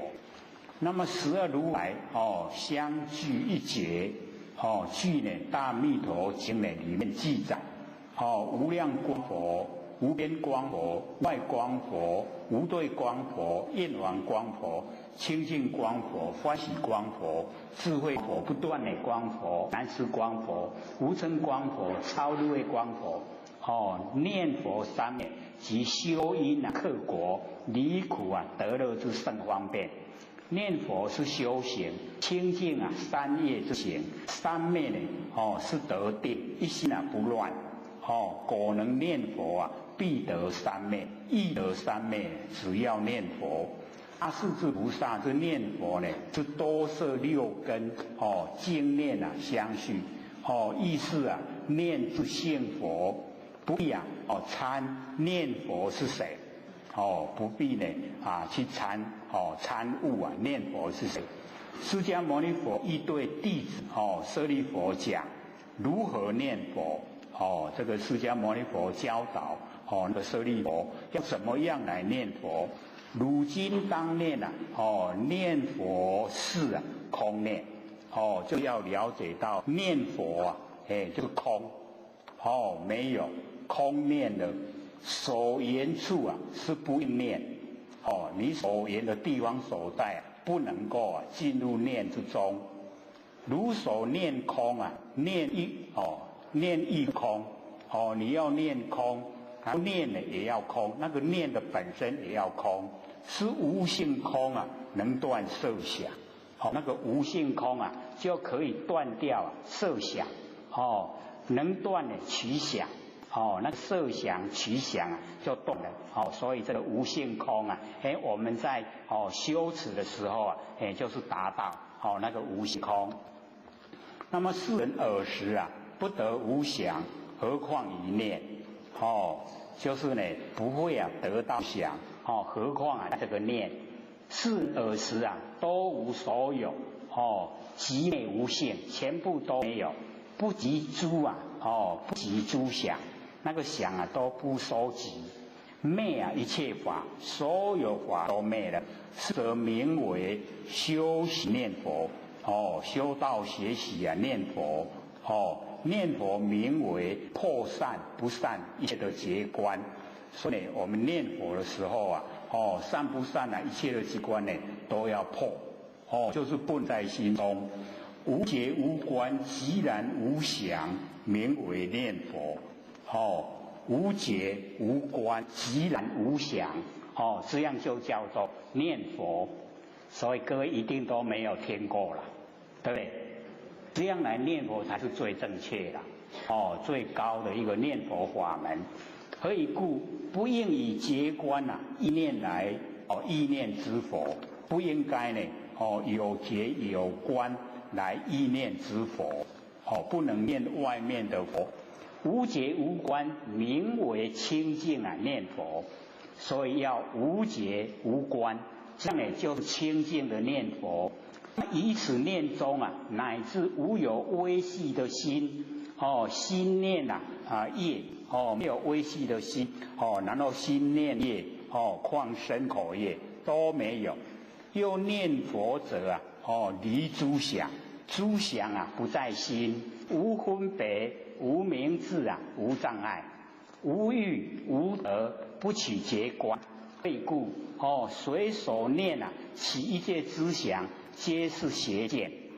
舍利弗，虽无所有，无解无关，无生无灭，通达四则啊，名为念佛。各位姐高不高？很高哈、这个就是啊最究竟法门啦、大势至呢法王子所教我们的。那么如是念中啊，无贪无着无逆无胜无名无想。这个释迦牟尼佛跟舍利弗讲，无想无语啊，乃名念佛。世中乃无微细的小念，何况呢出身口意业？微细的小念都没有。那么身口意业啊，更不用讲了，一定都没有。无身口意业处，没有它的地方所在。无起无舍无增无送无念无分别，空寂无性，灭诸结观，是名念佛。所以这个念佛不是我们凡尘所流通的啦，非常殊胜的法门。念性尚无啊，何况念处？念性都没有，那么念的地方所在更没有。是故入了说明念处，这样呢就叫我们要去念佛的地方所在。舍利弗，知法若有决定性体，决定啊，这个体性，如犀毛法100%者，是知佛诸于事。假如说知法决定有这个体性，好像呢我们分析毛发之一啊，这个毛发就已经够细了，毛发的1%啊，那更呢都细的看。假如说是有的话，有这一些知法，是得知佛不出于事，他就呢不出现呢在这个层。那么义中不说呢知法性空。也不讲啊，知法性空。所以佛知法实空，无性啊一相，所谓的无相。凡尘所有啊，都只有一相啊，什么相？无相。如来呢悉见，如来以说呢，以是说有念处，就是这样，无相啊，我们要念啊，就是念这个。念处名为啊，无处无非处，所以啊，要了解说，不能呢住在文字啦。因为头前讲念处地方所在，然后呢后来佛又再说明，念处啊名为无处无非处，没有地方所在，没有不是地方所在啦，就是不落入两边，无念啊无念业。无想啊，无分别；无意啊，无意业；无思啊，无思业；无法无法相，皆无和善。是圣贤名为啊无分别者。我们能够证悟啊无分别，就是成道了。是名啊念处，这样呢，就是我们要念的地方所在。那么如来已是说有念处。随顺呢，无所有故，名为念处。就是随顺无所有，这个叫做念处。随顺念佛，名为念处。舍利弗，云何名为念佛？见无所有，名为念佛。所以见无所有，就在念佛啦。所以各位平常日常生活一定要念，见无所有就叫念佛，无所有全部都是空。不管万象万事啊，都无所有，这样就在念佛了。这样懂吗？哇，第一次听到了舍利弗知佛无量，就是没有质量，不可思议啊，不可称量。以是义故啊，见无所有，名无念佛。我们见到无所有，就叫念佛。实名啊。那个实，叫做无分别，知佛无分别，以是故言，念无分别，即是念佛。我们的念啊没有分别，就叫念佛。可是我们的念啊有没有分别？都有了所以念没有分别的时候啊，都是在念佛。所以在念佛的时候啊，就不能有分别心。复次见知法实相，名为见佛，见到知法的实相，就是见佛。那么何等名为知法的实相？什么叫做知法实相呢？所谓知法，毕竟空，无所有。以是呢，毕竟空，无所有法念佛，就叫已经呢，是实相念佛。复次呢，如是法中，乃至小念尚可得，小念都没有，是名念佛。舍利弗，是念佛法断这个语言道，这个语言讲的全部都断了，你讲的都唔对这样就叫念佛。过呢出之念，超过了所有的念，不可得念是名念佛。舍利弗，一切之念皆寂灭相，所有的念寂灭了，都没有生灭了。所以圣世法使得名为修习念佛，修道学习念佛，不可以摄念佛。何以故？念色起相贪畏为事，无形无色无言无性，是名念佛。是故当知无有分别，无取无舍，是得念佛。若人成就如是念者，欲转四天下地随意能转。我们要转四天下的地我们随意就可以转。四天下，就是我们这个南赡部洲东胜这个神州西牛贺州北济泸州，我们都可以的。我们把钓鱼台都转到台湾的附近来，可是要念念到这个程度才可以。亦能降伏百千亿猛，旷蔽无明，从虚空缘起无决定相。是法如是无详无细论，无生无灭，不可说，可分别，无暗无明，魔若魔明所不能测。但以事实言说，有所话而作是也。如念佛时莫起小想，莫生细论，莫有分别。何以故？是法一空，无有体性，不可念一相，所谓的无相。是念真实念佛。所谓无生无灭无相无为。何以故？如来不名为色，不名为想，不名为念，不名分别，不逆不顺，不取不舍，非定非慧，非名非无名。如来不可说，不可思议无相。如今莫乐取相，莫乐细论。佛于之法无执无着，不见有法可执可着。世人于佛犹尚不得，何况于内？舍利弗，是故教则名善知识。地义中无有决定。这段是佛释迦牟尼佛对弟子舍利弗所说的念佛法门，和凡尘流通的念佛是有点差别。佛所说已回归到真如的本体，值得我们追求。即所谓的理性念佛。念佛即是念心，心佛一如，能所不二。其而常照是无念而念，照而常寂是念即无念。了知佛即是心，心即是佛，心佛见明明灭，能所前往没有能所，寂然不动，湛然常住。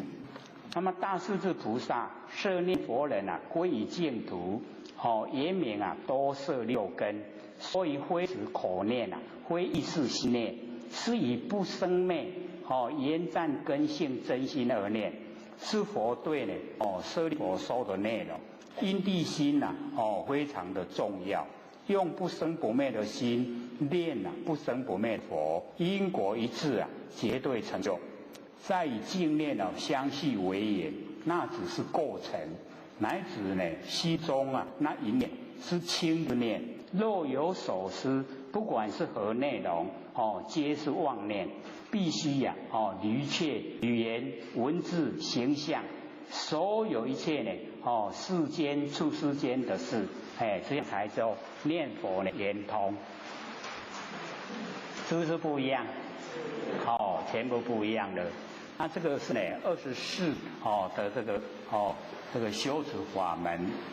那么接着下来那个就是25门，25门我们这个下个礼拜呢再说因为那个还要花一样一张那个讲义的，之前我们都有拿过，可是有的可能呢都不知道放到哪里去了。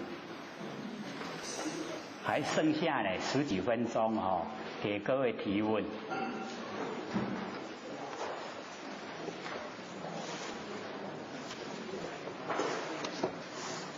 上次在问那个洗尘还是洗体的那个领悟了没有？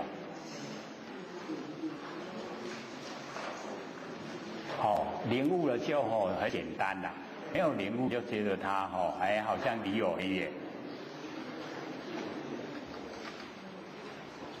接下来这边有学生在问。好，请说。他说当下与现在有何不同？当下跟什么？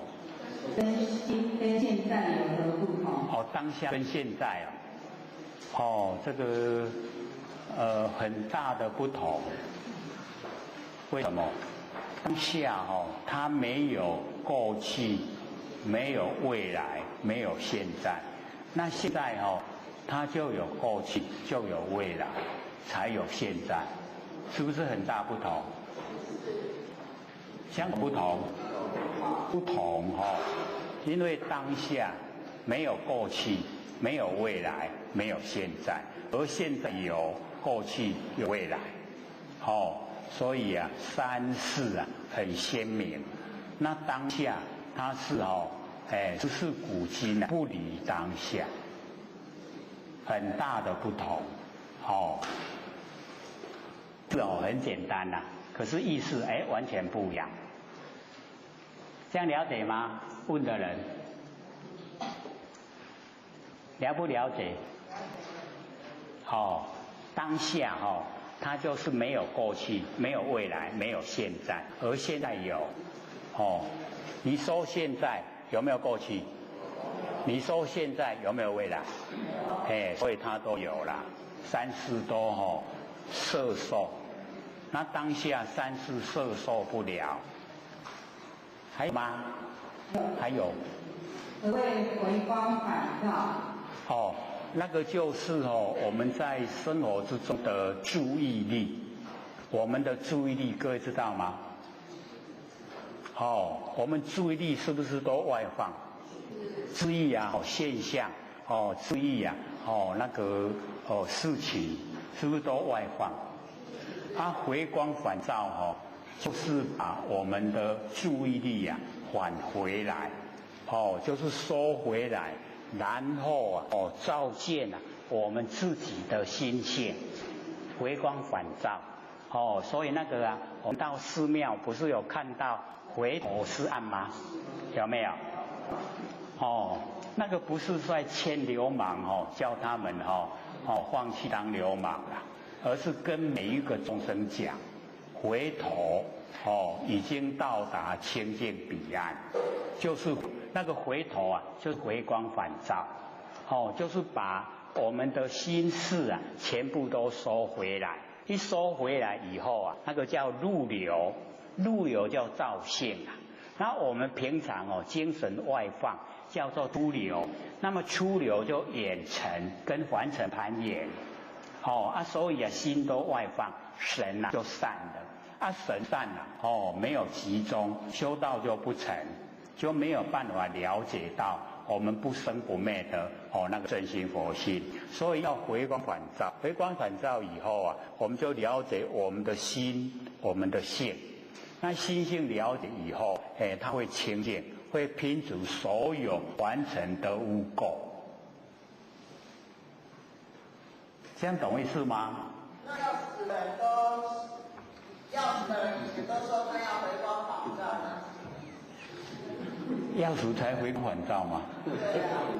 那来得及吗？是啊，就是说要死之前呢，都会说他是在回光返照。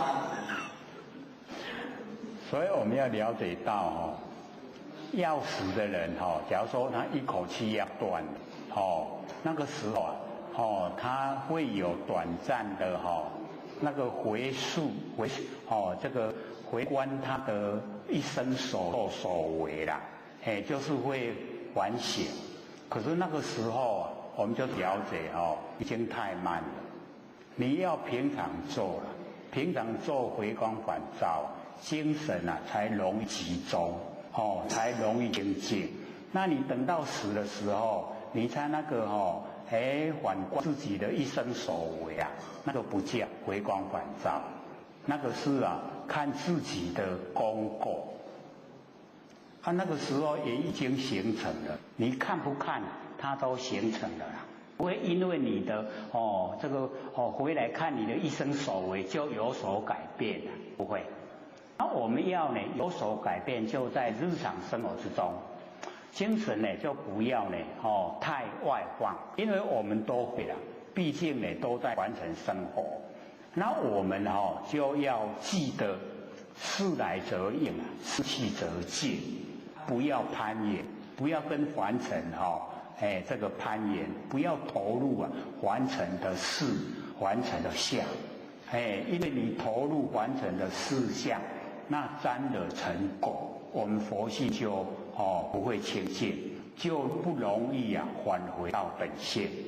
所以我们能够呢在日常生活之中都能够把精神收回来照见我们的心性，起码我们都知道要起心动念，起码我们都知道贪嗔痴。那现在我们不回光返照，这一些呢不容易发现，也不知道自己的习性如何。那你回光返照的话，慢慢发现自己的习性原来这么强，这么不合真理。既然发现，我们会慢慢改善。那改善就叫修道就已经在修道。那假如说我们不这样做，那只有听了，只有听就没有得到实质的利益那这样就很可惜呀。所以上述法门是要叫我们去实践，你实际做，实际得到功夫，自己回到本来，那个才是真正的得到利益。这样了解吗？还有10分钟。有问题。还有，好，请说。如何修简单心？修简单的心。如何修简单的心呢？这个导致这个大灾问，这个问的虽然讲出来很容易啦，可是我们要了解到我们就是太复杂了。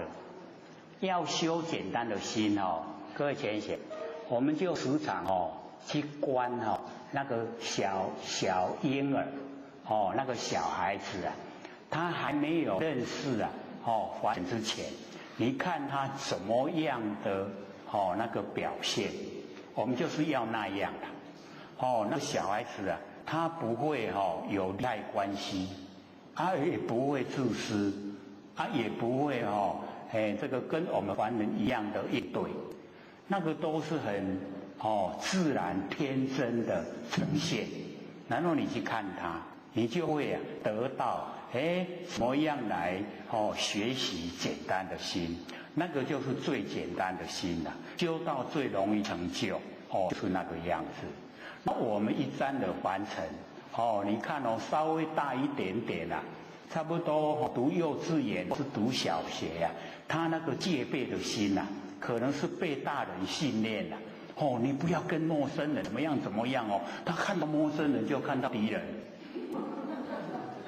有戒备的心那就已经丧失了那个我们的本来所以要了解到那个很天真自然的没有计较所有一切，那才是我们要学的那个就是最简单的心，修到最容易成就。这样懂了吗？还有吗？好，请问。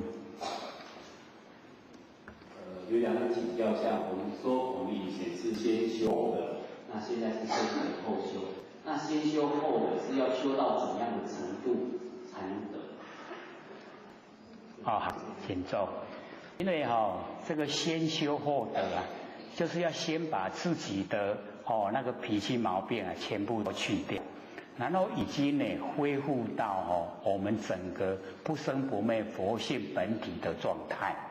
然后真的就要不能有执，不能有妄想，不能有凡尘一切负面的，全部都不能有。那个我们要了解到3000功800的功德圆满，就全部都恢复到本来的。那我们要了解到恢复到本来啊，在我们已经投入完成这么久，感染这么深了，是非常不容易的。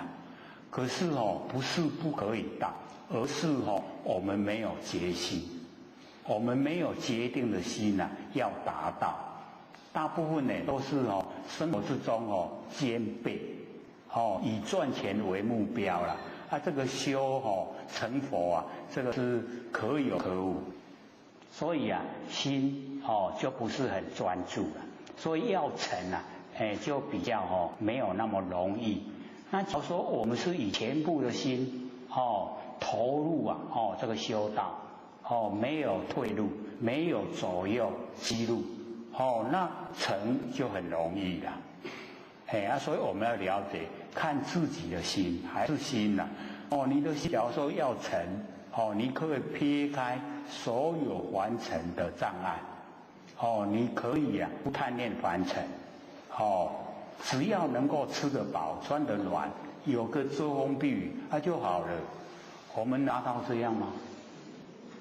一定还有欲望追求，那只要有欲望追求那个都是妄，我们不求了，都求妄所以了解说生活之中全部都是妄，什么时候才能够生万念放下，一念不生。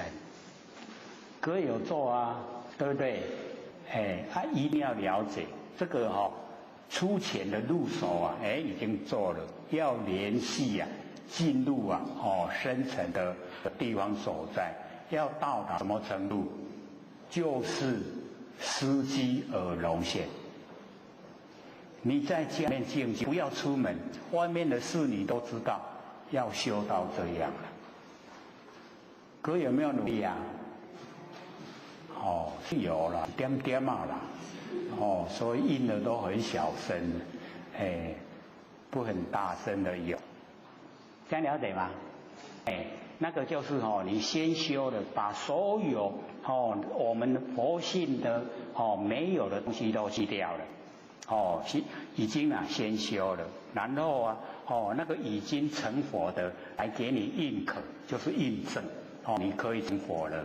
所以释迦牟尼佛都讲，他已经修到这个程度了，可是就是差一点什么，这个法太好了，太殊胜了，就把这个法抱住了，就是因为这一点那个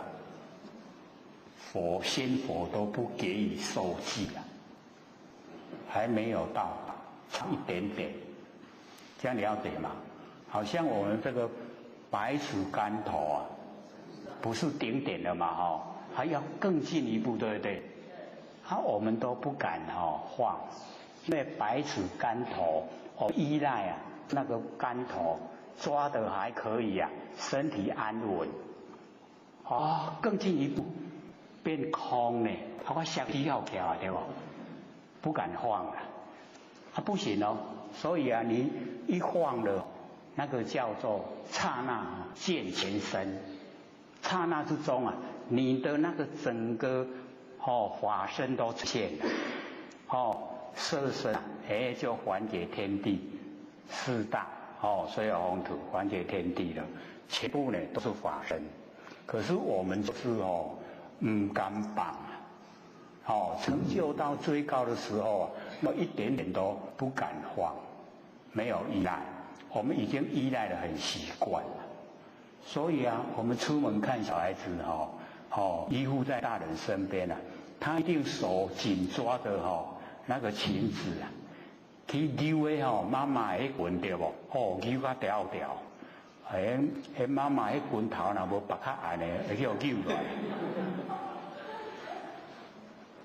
还有4分钟，还有吗？还有，好，你问。那个有讲刚刚讲的念佛圆融法大定之下很快就讲过去了。那是不是可以请刘讲师分析一下外面的念佛圆融法跟刘讲师刚刚讲的那个念佛圆融法，它的最主要差别性在哪里？就是简单的讲一下。好，请说。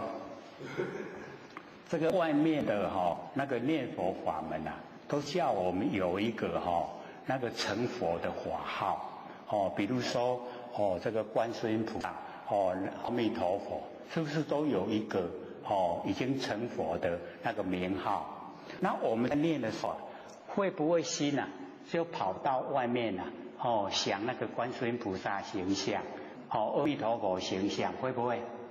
然后我们刚讲的是不是全部把6根都收回来？全部都收回来，一点念都不能有，那个叫真正的念佛圆通所以差别点就在于我们心外面的佛号心全部都已经妄都空了，真都显。你念这个真的自性佛，它都呈现了，这个叫念佛圆通。不同就是在于你外放了还是内收了。了解吗？有了解无？差伫遮尔，一点点嘛。我们念那个名号外相，一定心会着意啊。你念什么法，念什么那个法号，他呢就会想观菩萨，想阿弥陀佛，就一定会有。那会有的时候啊，你的心就已经有法，然后有外放，那跟我们这个讲的它完全都不一样的。这样能分别吗？可不可以？下课。会写三道天师德，老天谦大德，以及呢感谢各位贤姐或者机会学讲。我们呢把这个上个礼拜讲的大势至那个念佛圆通我们再重讲一次，好不好？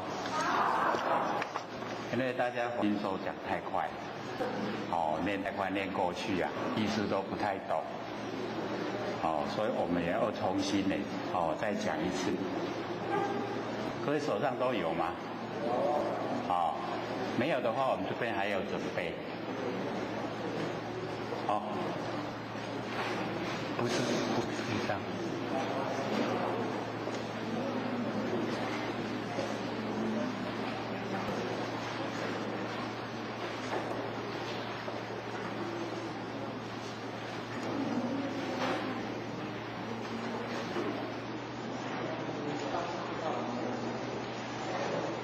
没有的人举手。对，没有带来的或是没有身上手上没有的大家都拿一张。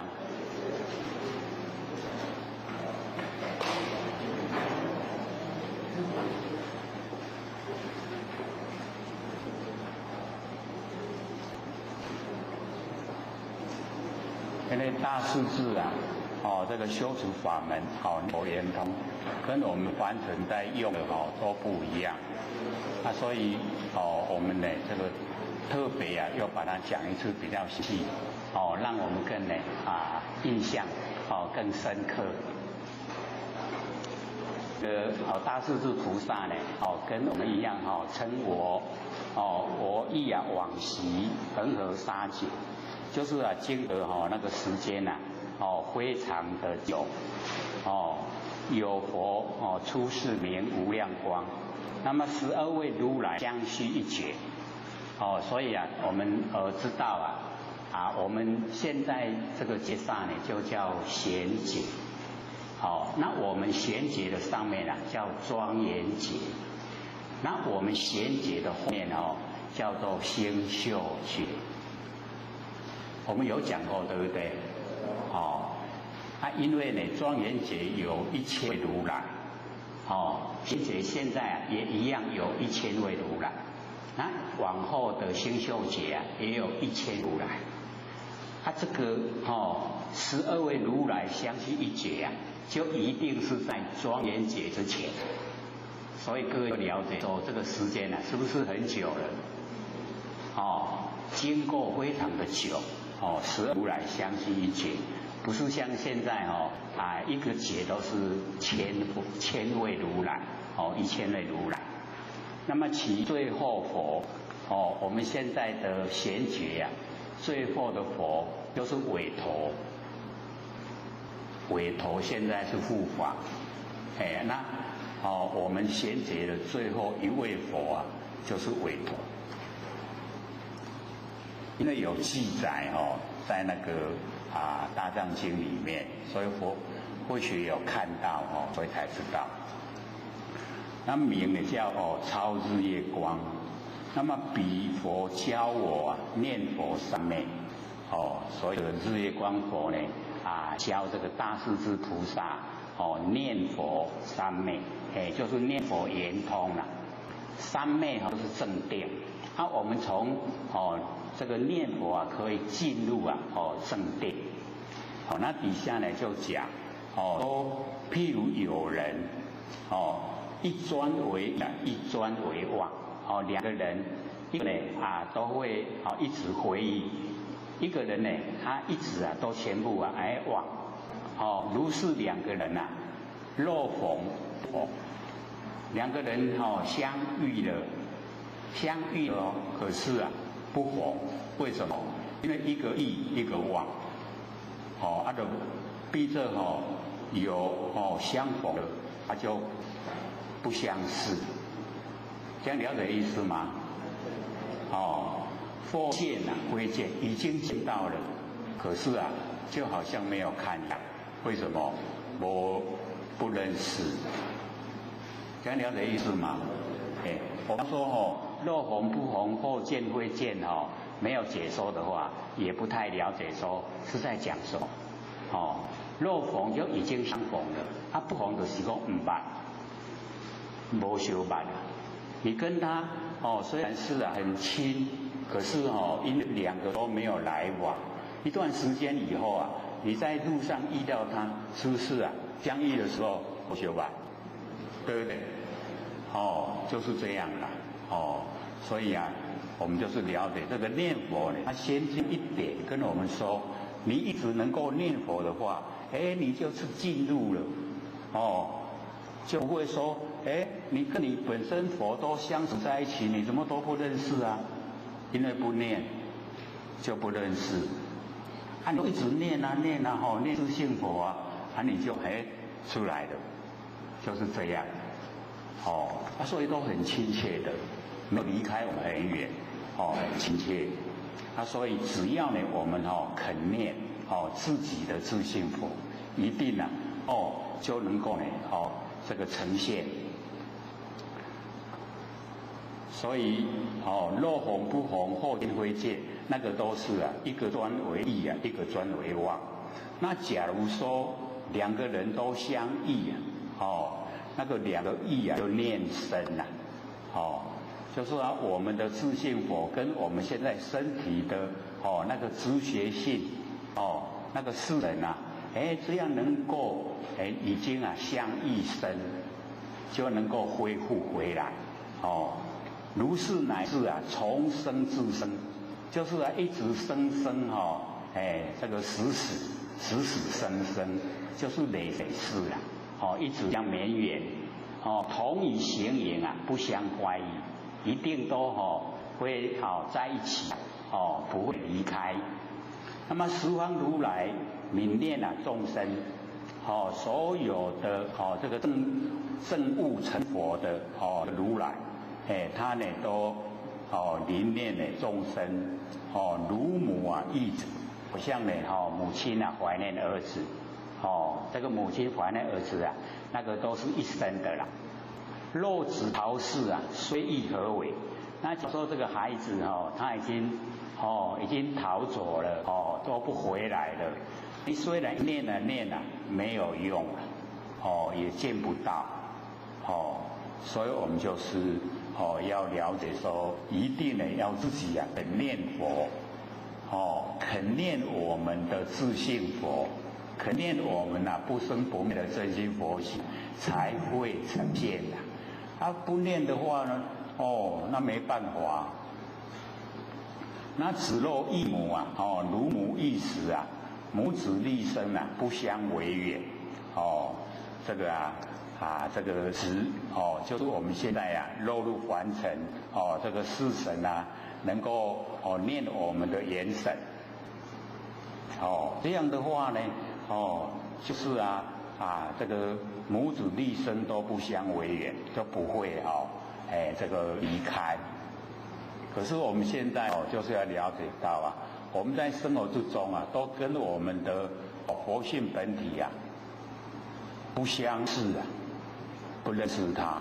为什么？因为我们都没有启发它，所以在生活之中呢，我们都用我们的四神，不用元神。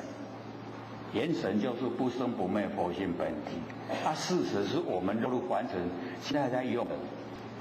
我们六根用的都是四神，那若众生心忆佛念佛，当前现前当来必定见佛。说我们众生我们众生心跟佛心是一样的啦。我们能够忆佛念佛，回忆然后念，那现前当来必定见佛。去佛不远，离佛不很远，很近，不假方便自得心开，不用借的什么法门，不假，不借的假就借了，不借的什么方便法门都不用，自然我们心就开了。所以只要我们念我们的信佛我们心就开。因为我们都不曾念所以心没有开不认识。那么如染香人身有香气，这个染香就是各位有没有看过人家在做香？茶一杯茶茶机然后底下香波底下高底下高有你在那边工作的话，你身上会不会有香气那香的香气一定都会有就是香气。那么此则名曰香光庄严。所以大势至菩萨就讲，佛本因地以念佛心进入无生法忍。在因地就是在开始修的那个地步那个地位以念佛心念佛的心然后进入无生法忍。所以我们要了解念佛心念我们自性佛那个念佛心，然后进入无生法忍。那么今于此界现在在这个娑婆世界设念佛人归于净土，就是都设我们念佛的人进入净土。就是我们进入到我们清净的那个本来的那个地方那么佛问圆通无选择，都摄六根所以没有选择全部把六根眼耳鼻舌身意都收摄回来收摄回来以后净念相继所以我们就是了解到说净念就是无念，没有念头就净了。有念头那个妄念的没有念头叫净，清净净念净念都是相续得三摩地就是正殿可以得到正殿。我们净念相续可以得到正殿，就是这样做思维第一一直这个这样的这个行持。所以在叙述啊那个修持过程的文字啊都不长很短，可是里面的含义啊就是比较深，我们一定呢要探讨了解，然后要实际做。大势至菩萨随顺世人呢同称为我，不同我们凡人呐妄执啊是我，我们都以为身体是我。身体啊是天地的物质，所有风土。这个身体呢，不是我，真的我就是我们那个了了分明的知觉性。那么意则啊，意念铭记不忘，记着都把它记得下来，不忘。往昔呢就是过去，恒沙恒河是印度有的大河，环四目啊，环沿四目之多。常取呀那个恒河作为比喻，那么劫就是时间，恒河沙劫啊，就是说经过的时间很久。那么佛乃大觉悟之人，具本觉妙理，花呢始觉妙智，那个本觉妙理啊跟始觉妙智啊是同体的啦。一个是始于理，一个是始于智，理跟智啊一如，都是一体的。有时候呢，我们就讲般若体，般若是妙智慧，我们讲般若体啊，就是性体，所以把理跟智啊已经融成一个，所以用理的时候可以，用智的时候可以，都一样。看我们用的地方，所以具备了本觉妙理，然后花呢这个始觉妙智，然后究竟的妙果，称名为佛，这样呢就叫佛。那么十二如来相续一觉呀，这个巨大密陀经的里面记载。这个都讲佛的那个名号，无量光佛，无边光佛，无碍光佛，无对光佛，焰王光佛，清净光佛，欢喜光佛，智慧光佛，不断光佛，难思光佛，无称光佛，超日夜光佛。这个12个如来呢，12位如来相续一觉。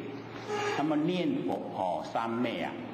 就是修因克果，我们修了因就一定呢可以得到呢那个果位，离苦得乐，可以离开呢这个苦海，得到呢永远的快乐的甚方便。那么念佛是修行清净三业之行，三业就是身口意。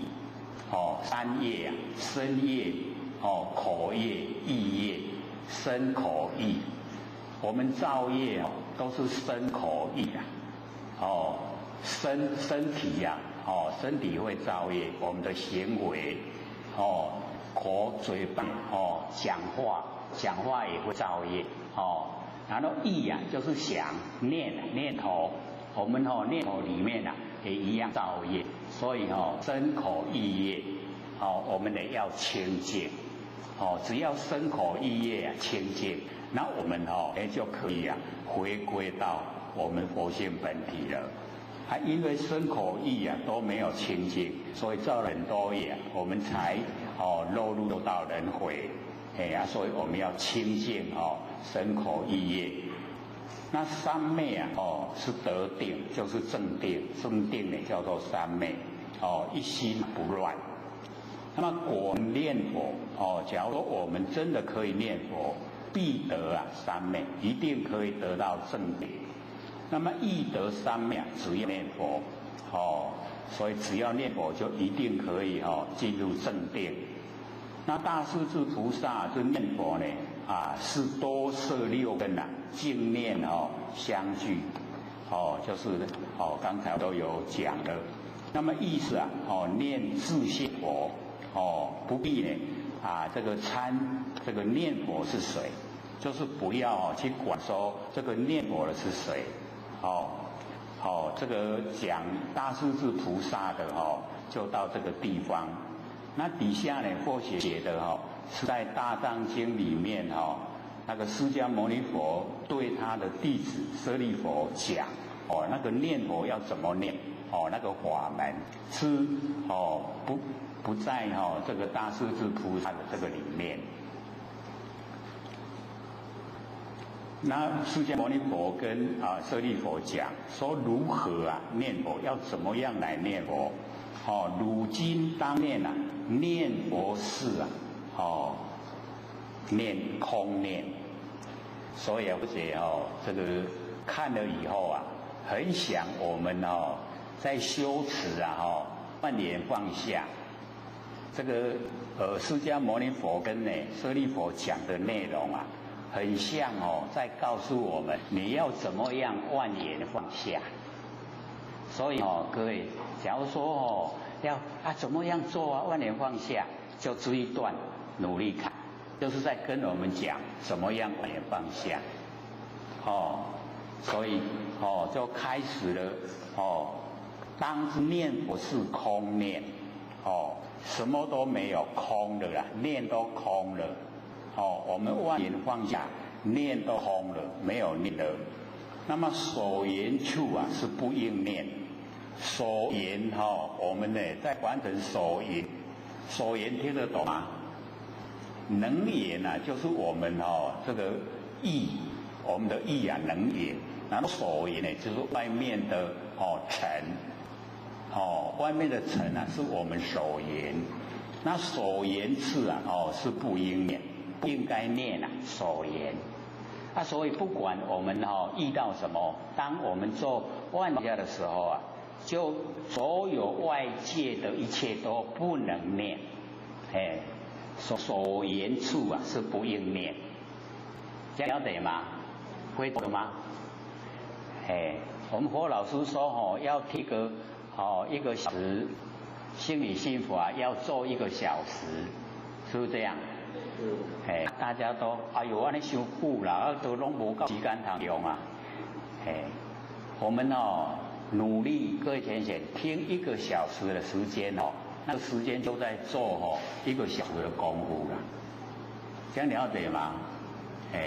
你做1个小时你不要一面听一面做别事就专心的听的时候你就已经在做1个小时的功夫了。你做1点钟就定了2点钟的效果有没有？所以我们了解说那个所有的念佛是怎么念，就是空念，没有念的，没有念就是念佛啦，没有念的就是念佛啦。所言就是外面所有的外相都不应该去探研，都不要念，如所念空我们所念的念空，所念都空。那么空意念护意空，所念的空念的空全部都是空是无性空能断色想就是已经空到什么都没有了就可以断我们的色想形象，色就是形象形象的念头就断掉了已经没有了那么能断取想我们都会有那个取我在想啥还有这取啦，我们想事情的时候那个叫做取向所以在万年放下就不能想事情，有想事情就已经取向了所以我们这个开始努力的念佛就是空全部都放下，全部都空了，没有了世人尔时这个时候不得无想，何况一念这个时候我们做到这个状态尔时已经不得不会得到有念的那个念头，所以全部都想都无了无想了那么何况一念，想都没有哪会有念？因为念是从想来，对不对？所以想都没有就没有念了那么世人尔时啊，都无所有，什么都没有，因为什么都放下了，什么没有哦，什么都没有，万念都全部放下了，已经放得光光了哦，所以忘尽了真才会显哦，我们佛性才会出来。那么极昧哦，无性已经到达哦极昧，极昧就是所有生灭都没有了，叫做极昧哦。有生灭呢啊，我们了解是凡尘所有一切啊都是生灭。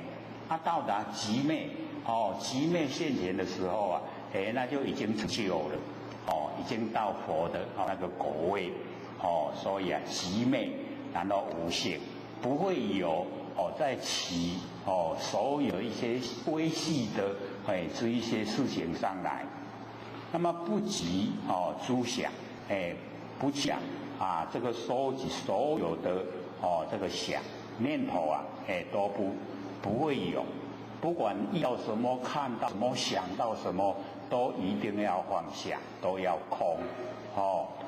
昧啊一切法，所有的法呢哦都把它昧哦，不要有。我们念头来了，那个也叫法，哦，没有了，就叫空，哦，全部啊都没有，也把它灭了，哦，是则名为啊，哦，修习念佛，这样呢，就真正的你在修道学习呀，真正的在念佛。各位浅显听懂意思了吗？会不会跟上个礼拜一样？不一样的哦，不一样的，就是真的哦，我们真的进入念佛，念我们啊不生不灭的真心佛性本体，那个就是佛啊。所以啊，我们从最根源的地方哦，然后进入哦最究竟的啦，这就是最究竟的。这个不是在劝善，是要我们成佛，哦，了解吗？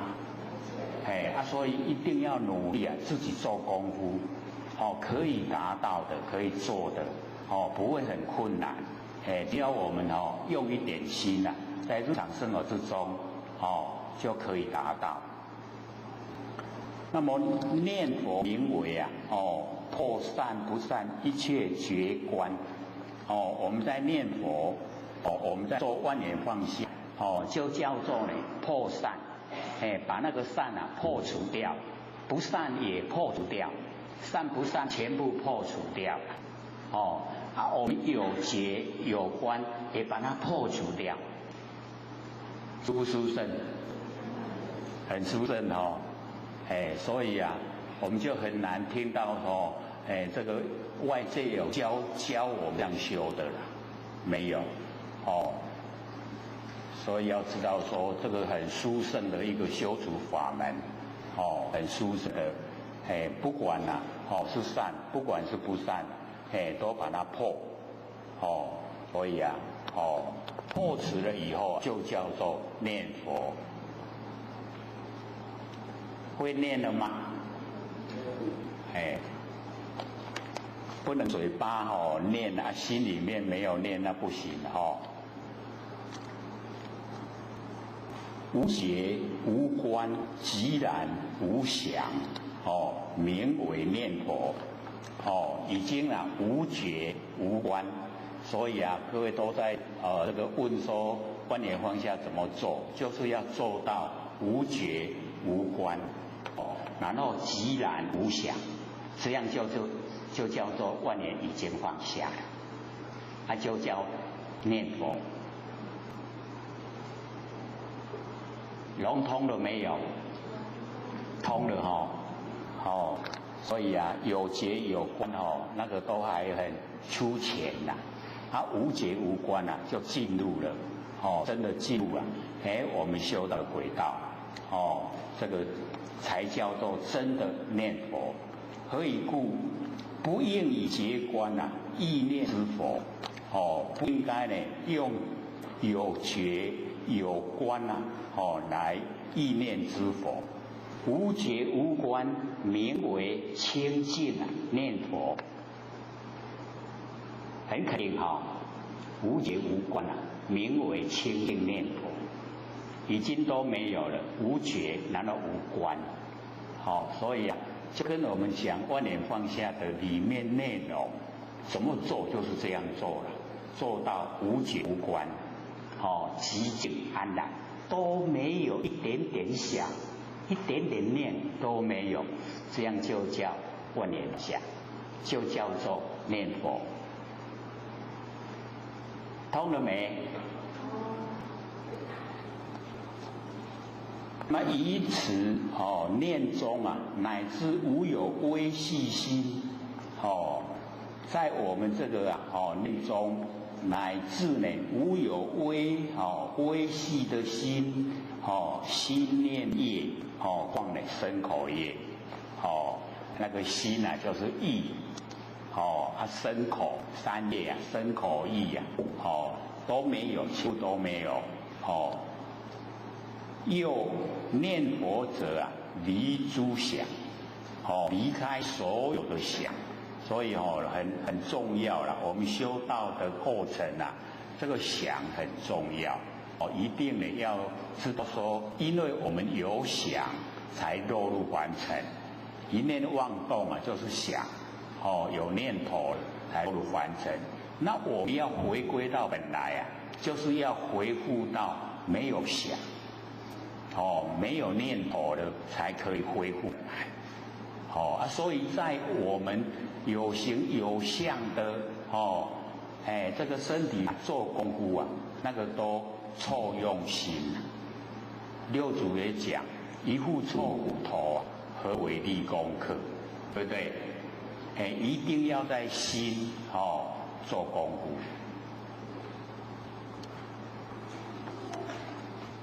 诸想不在心，无分别，无明字，无障碍。所以知想呢都不在我们的心。这个知想呢都没有分别，也没有明字，也没有障碍。无欲无得，不取结观。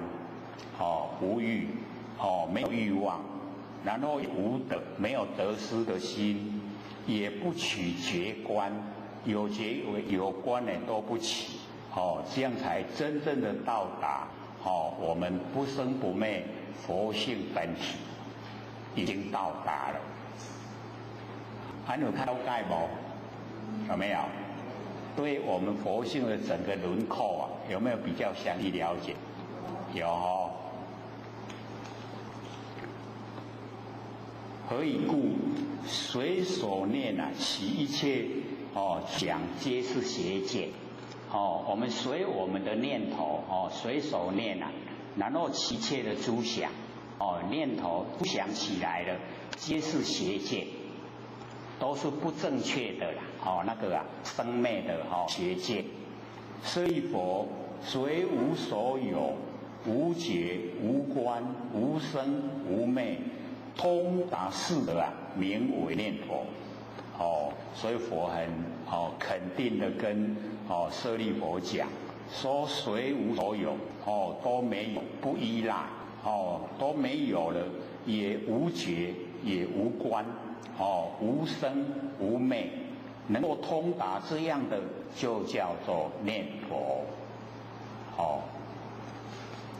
如是念中无贪无着，在这样的状态之下，没有贪不能有贪这样很好，那变贪了也不行所以无贪，然后无着，不着于这么殊胜的状态之中，这样了解吗？很奥妙讲这足好的啦，安尼你就着想是讲这只好，安尼嘛袂使，懂这个意思吗？不能着啦，不能着这个很舒适的这个法中。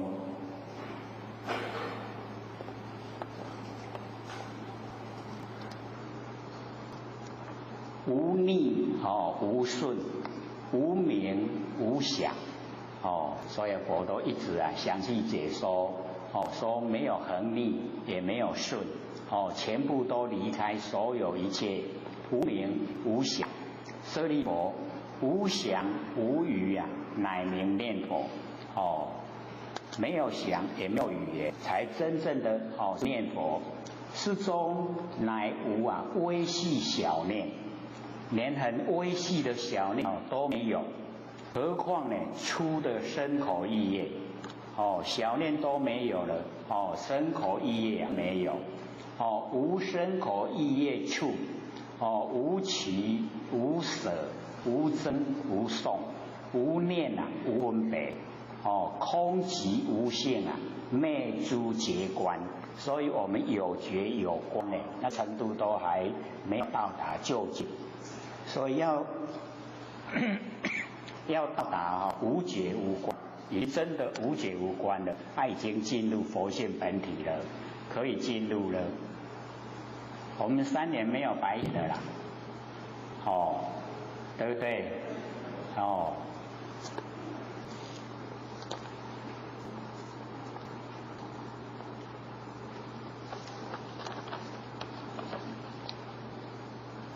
念性尚无啊，何况念处？那个处就是地方所在啊，念性都没有了，那那个地方所在哪会有？是故如来说明啊，念处没有地方所在，如来说那个就叫念处。这样了解意思吗？就是文字它已经超越文字了，借着文字来说它已经超越文字。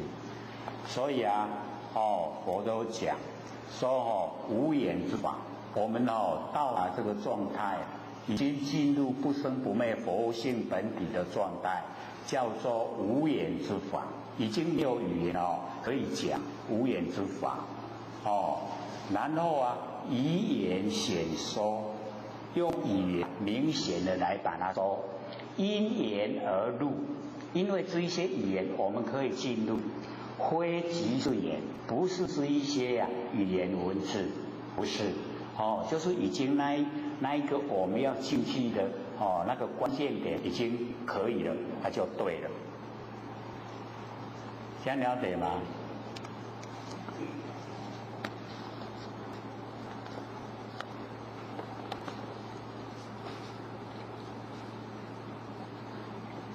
舍利弗，知法若决定体性，如须毛发100%者，是则知佛不出于世。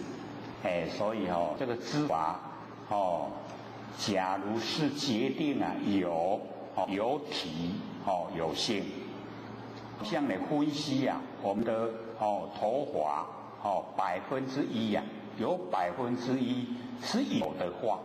那知佛就不出在凡尘，不会出来度化众生了。为什么？因为诸法都是空，没有一点点实在，你的意思吗？万法都是空，是假的。所以佛才会出现在凡尘来度化众生。知法假如说实在是有，那佛都不会出现在凡尘。知道这个意思吗？我们再详细也说了，为什么会这样讲？就是说我们凡尘的万象万事，假如它是实在的话，那佛他不来度众生就是因为万象万事都是假的，虚幻不实在我们众生不知道被假象迷昧所以佛就来告诉我们说，这一些是假的，不要迷昧只要知道它是假的，我们并不是要把它破坏掉，知道假的就好了你就不住在相不住在相你就回到你的本体回来，这样佛才出在凡尘。这样了解意思了吗？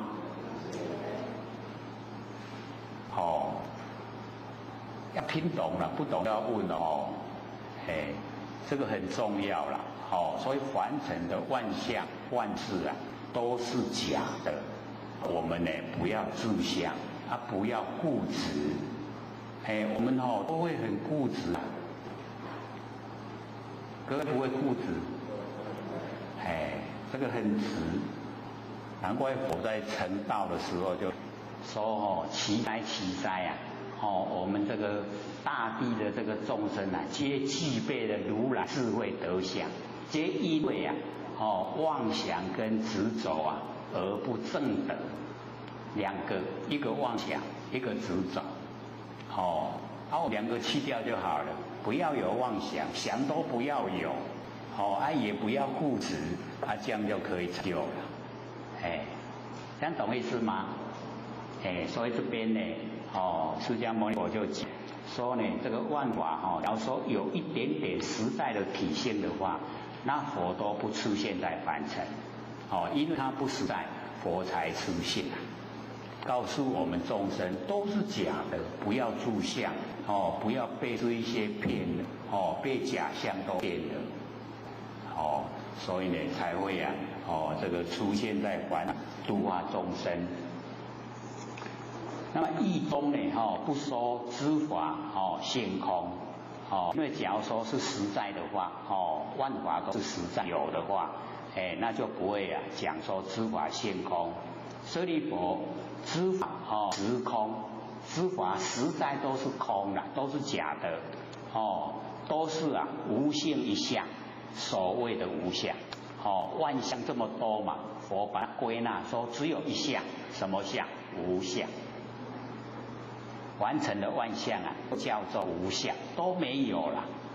我们看到的那个相都是假象、虚相、空相。实在的实相就是我们不生不灭的佛性本体。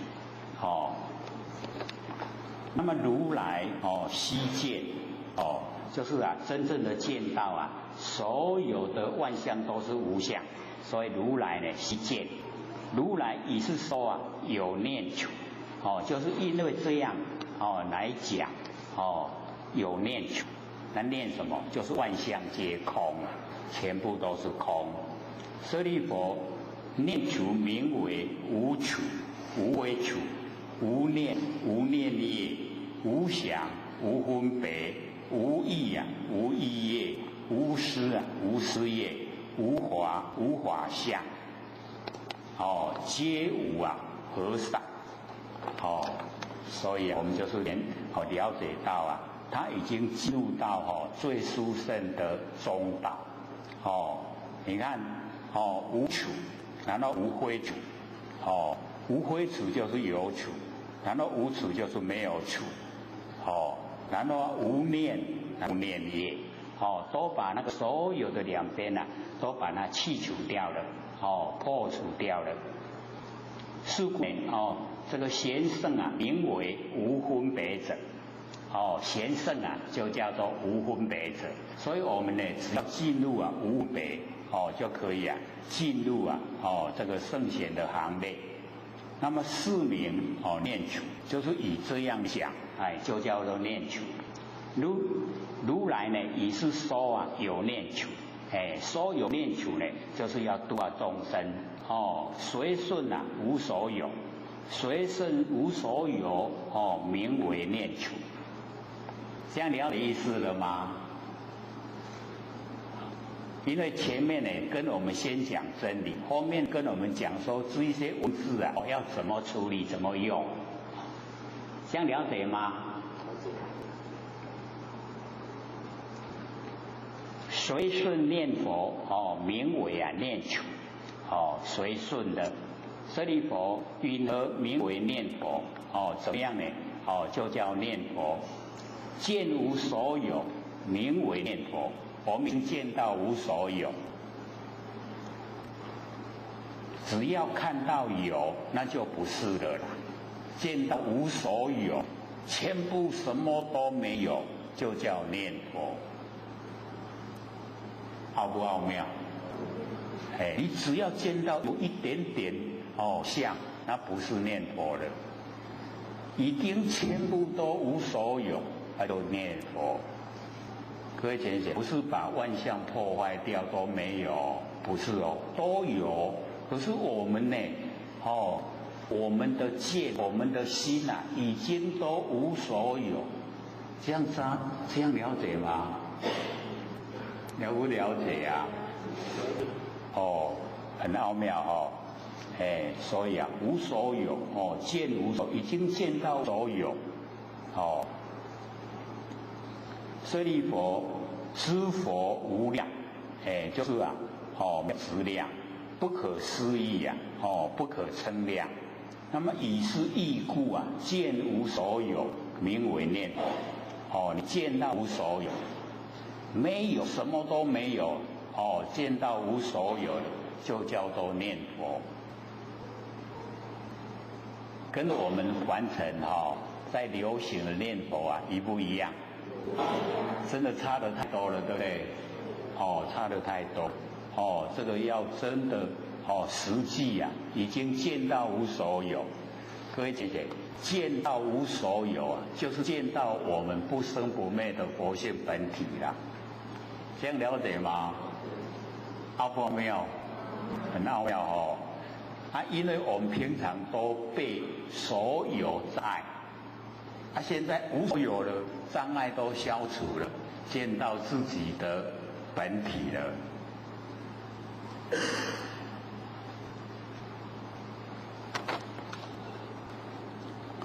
实名啊无分别，那个实相啊，就叫做无分别。那么知佛无分别。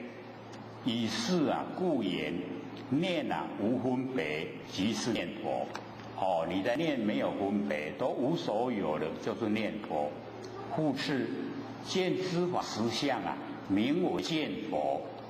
见到知法的实相，万法都是空的，那实相就是佛性本体呀。所以你见到知法的实相，就是见到我们的佛性本体，就叫见佛。何等名为知法实相？释迦牟尼佛本身解说，所谓知法毕竟空无所有，知法都是毕竟空了，究竟都是空的，无所有了。以是毕竟空无所有这个法来念佛，意思呢都很很清楚明白的呈现，有没有？不一样的，对不对？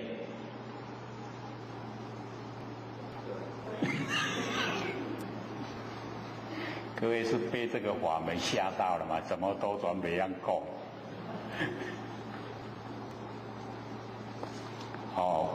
复次如是法中啊，乃至小念啊，尚可得。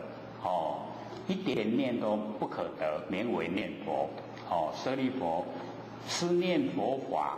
断语言道，这念佛的方法，就是啊，断了语言道，就是没有话可以讲，把语言道断掉了。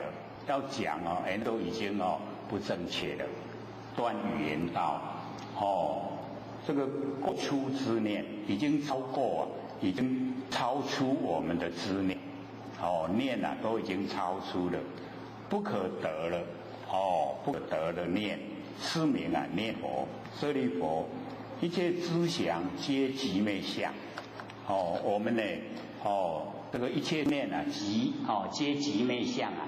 这个已经呢，就是了解到它都啊一切的那个知念呢，都是寂灭，都是生不灭，没有生，没有起心动念的生，也没有灭，没有，都寂灭。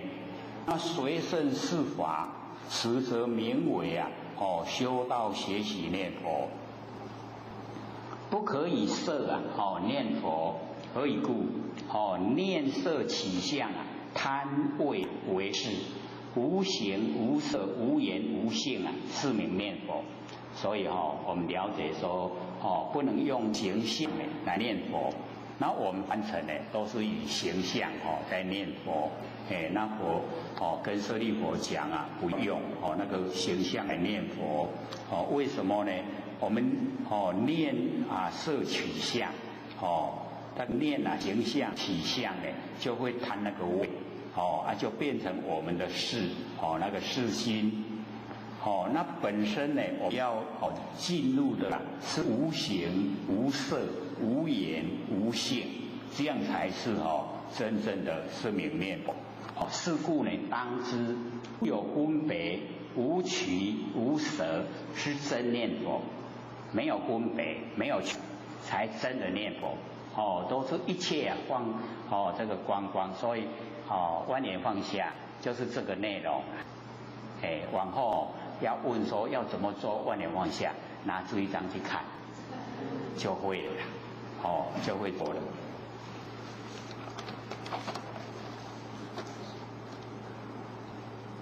若人成就如是念者一转四天下地随意能转。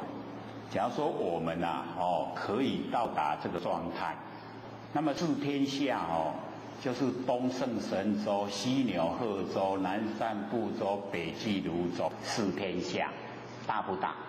我们只有南赡部洲而已我们想转要不要把它转？要。沧海桑田它都一直岁月累积都在变化，都一直在转。我们假如说有那一种要转这个四天下，我们进入无所有以后，进入佛性本以后就整个在扶持这整个我们呢众生所居住的这个世界都是已经呢成就者在那个扶持，亦能呢降伏百千亿魔因为到达这个状态所有的一些那个葛藤都可以去除掉了。葛藤了解吗？依附在那个植物上面起来的那个葛藤况必无明从虚狂缘起无决定性。何况呢那个蒙蔽无明我们就是了解我们的无明才会起心造业，起心动念都是无明蒙蔽无明无明呢是从虚狂缘起那个虚狂的一念然后起来的，它没有决定相是法如是呢无想无记论所以我们了解说这个念佛的这个法它很殊胜很高超没有这个想，没有念头，没有细论，无生无灭不可说就是讲呢都不能讲不可分别，无暗无明，魔漏魔明所不能测魔网魔明都没有办法测到达这个状态的程度。但以自属的言说有所教化而作是言，就是因为是要教化这个凡尘，所以呢用自属的语言来讲讲这一些呢这个文字材。如念佛时莫取小想莫生细论那个细论呢我们凡尘在运用呢都是细论那个演戏戏台上演戏在讲话那一些都细论完成的所有都是细论。莫有分别不要有分别心。何以故？是法皆空，无有呢体性就是凡尘的这些所有一切都是空，它没有体性不可念一相它呢没有办法得到一相，所谓的无相就是凡尘所有呢都无相了虽然现在是万象松柔，可是呢都是假假的啦，暂时呈现而已终归坏灭。念真实念佛这样呢就是真实的在念佛都呢无所有了。所谓无生无灭无相无为何以故？如来不名为色，不名为想，不名为念，不名分别，不逆不顺，取不舍，非定，非慧，非名，非无名，如来不可说，不可思议啊，无相。所以这个我们了解说什么叫做如来？如来呢，不名为色，不名为想，不名为念，不名分别。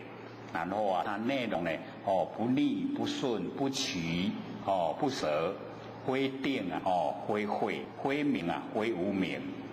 这个如来啊，不可说，就是程度啊，那个程度呢，真的没办法用语言来讲，不可思议，它是思议啊，不可思议，无相的。如今呢，莫乐啊取相，我们呢不要啊很快乐的取形象。莫乐啊续任，不要在快乐的方面讲一些没有用的语言。那么佛于知法无执无着，佛呢在法都没有执着，不见有法可执啊，不见啊有法可以执，可以着。世人依佛犹尚不得，何况一念？所以啊。这个一点点的念都没有，佛也没有，所以我们了解那个是要教化凡尘的时候用的。舍利弗如是教者啊，假如说是这样教导的话，名字叫做善知识，第一义中啊，有决定，在第一义啊没有决定，所以我们了解这个最殊胜最高法门。所以啊，到这个地方呢，就是抄这个大藏经里面啊，到这个地方为止，底下呢是解说，这一段呢是佛对呢，弟子舍利弗所说的念佛法门和完全流通的念佛啊，有一点差别。佛所说的已经回归到真本体，就是不生不灭的佛性本体。很值得啊，我们追求，即所谓的理性啊，念佛，念佛呢，即是啊念心，心跟佛啊一如，能所不二，即而常照，是无念而念，照而常即啊，是念即无念，了知啊，佛即是心，心即是佛，心佛见明。那个见啊，已经泯灭了，就是没有我们那个邪见妄见了，这个能守情往，这个能跟守，这个情已经往，能守就自相，已经没有能守的，寂然不动，暂然的常住啊，这个呢就已经都回到呢我们佛性本体了，回到本际。那是不是菩萨摄念佛人啊，归于净土，原名啊多摄六根，收摄六根啊，所以不是外放，是收摄回来。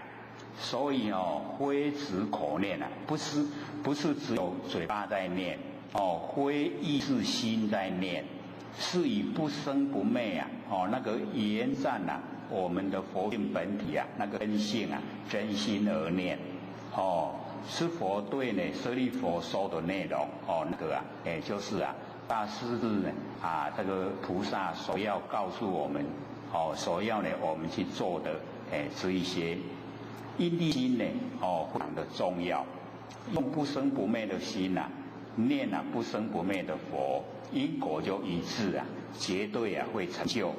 那么在于啊净念相续为缘，那只是啊构成。乃至心中啊那一念是清净之念，若有所思啊，不管是什么内容，皆是妄念，必须要离却语言、文字、形象，所有一切呢，这个事出世间，事出呢就是出世间，世间就是凡尘，所有都是要离却，要离开，这个呢就是啊，我们上个礼拜已经讲过一次了。这一次再讲有没有不一样？有没有收获比较大？有哈，要能够进入了哈。那我们呢就接着讲那个耳根圆通哦，这个是第24修持方法，耳根圆通哦，第25哦，最后一门。我们耳根圆通已经讲过2次，对不对？还记得吗？第一次讲的时候啊，是完全都不同，我们没有讲到完就停了。第二次讲哎，可能也是哦，朦朦胧胧，哦，有听啊没有懂。好，我们刚好又讲到哦，这个《楞严经》的25门修持方法，讲到最后一个啊，就是耳根圆通，我们今天又重讲，一样的详细讲，哦，能够听得懂为主。观世音菩萨呢修持法门哦，耳根圆通，古观世音佛叫呢观世音菩萨，哦，观世音菩萨呢现今啊西方极乐世界阿弥陀佛哦那个座下之上首，哦，这个阿弥陀佛啊，他旁边啊就是那个观世音菩萨。然后呢，他的左边哦，我们看哦，右边的观世音菩萨，左边呢，不是我们刚念大势至菩萨，我们刚才才念过而已啊，那个就是佛，那我们呢，释迦牟尼佛这个时候啊，他的座下就是文殊啊跟普贤。有没有？三佛。那为什么都每一层线啊都是三佛？就告诉我们佛法身啊，我们不生不灭的佛性本体啊，是中间那一尊。然后我们看的右边啊，就是我们的般若妙智慧。然后我们左边看的就是我们的行为行持啦，就是去做，所以三真都一体，我们要了解那个是含义叫我们说，在我们的身上啊有三佛啦，有那个中间的佛性本体，然后有般若妙智慧，都有我们从般若妙智慧出来的行持怎么做。佛法身，这样了解吗？所以那分那一概出来拢三处，就是这个含义啦。就是告诉我们，在我们身上，佛法都在我们身上。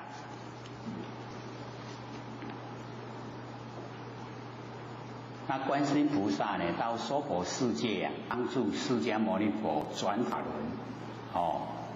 他弥勒佛收言呐，也一样观世音菩萨也帮助我们呐，这个度化众生，以娑婆世界众生的缘分很深厚。那么观世音菩萨有发愿要度尽呢，圆菩提的众生，说没有度尽誓不成佛。那么从闻思修入三摩地，三摩地就是正定。那么观世音菩萨呢，把自己所修持的法门提供给我们修持。人间道路千万条，修士至高。我们凡尘追求的方向非常的多。我们追求凡尘赚钱到最后我们都带不走一文钱都带不走，所以那个投入赚钱能够生活了就好了，够生活就好了，不用投入太多心思一定要在修道这方面努力所以修士是最高，最不会后悔的一条唯一不后悔的选择。能够呢活出人生最深的价值，勤求无上正觉的活道一劳永逸可以以十方之佛把手言翻呐，就是跟他们一样行列，然修持法门呐，一样千万条，也是一样很多，选一条简单扼要、容易、快速、决定成就，很重要，说简单啊，但依耳根一门深入，说扼要啊，入一往进入一个根门就可以。那么比六支根啊，就可以一时啊清净。那么说容易啊，但像我们这个耳根之中啊，旋流缓闻就可以。说快速啊，自入流往手一直到极昧现前呐，或恶殊胜啊，得真三昧，就是很快速。那么底下开始呢，就是详细说起内容。那么从闻思修这个三会啊，闻会、思会、修会，进入三摩地正定。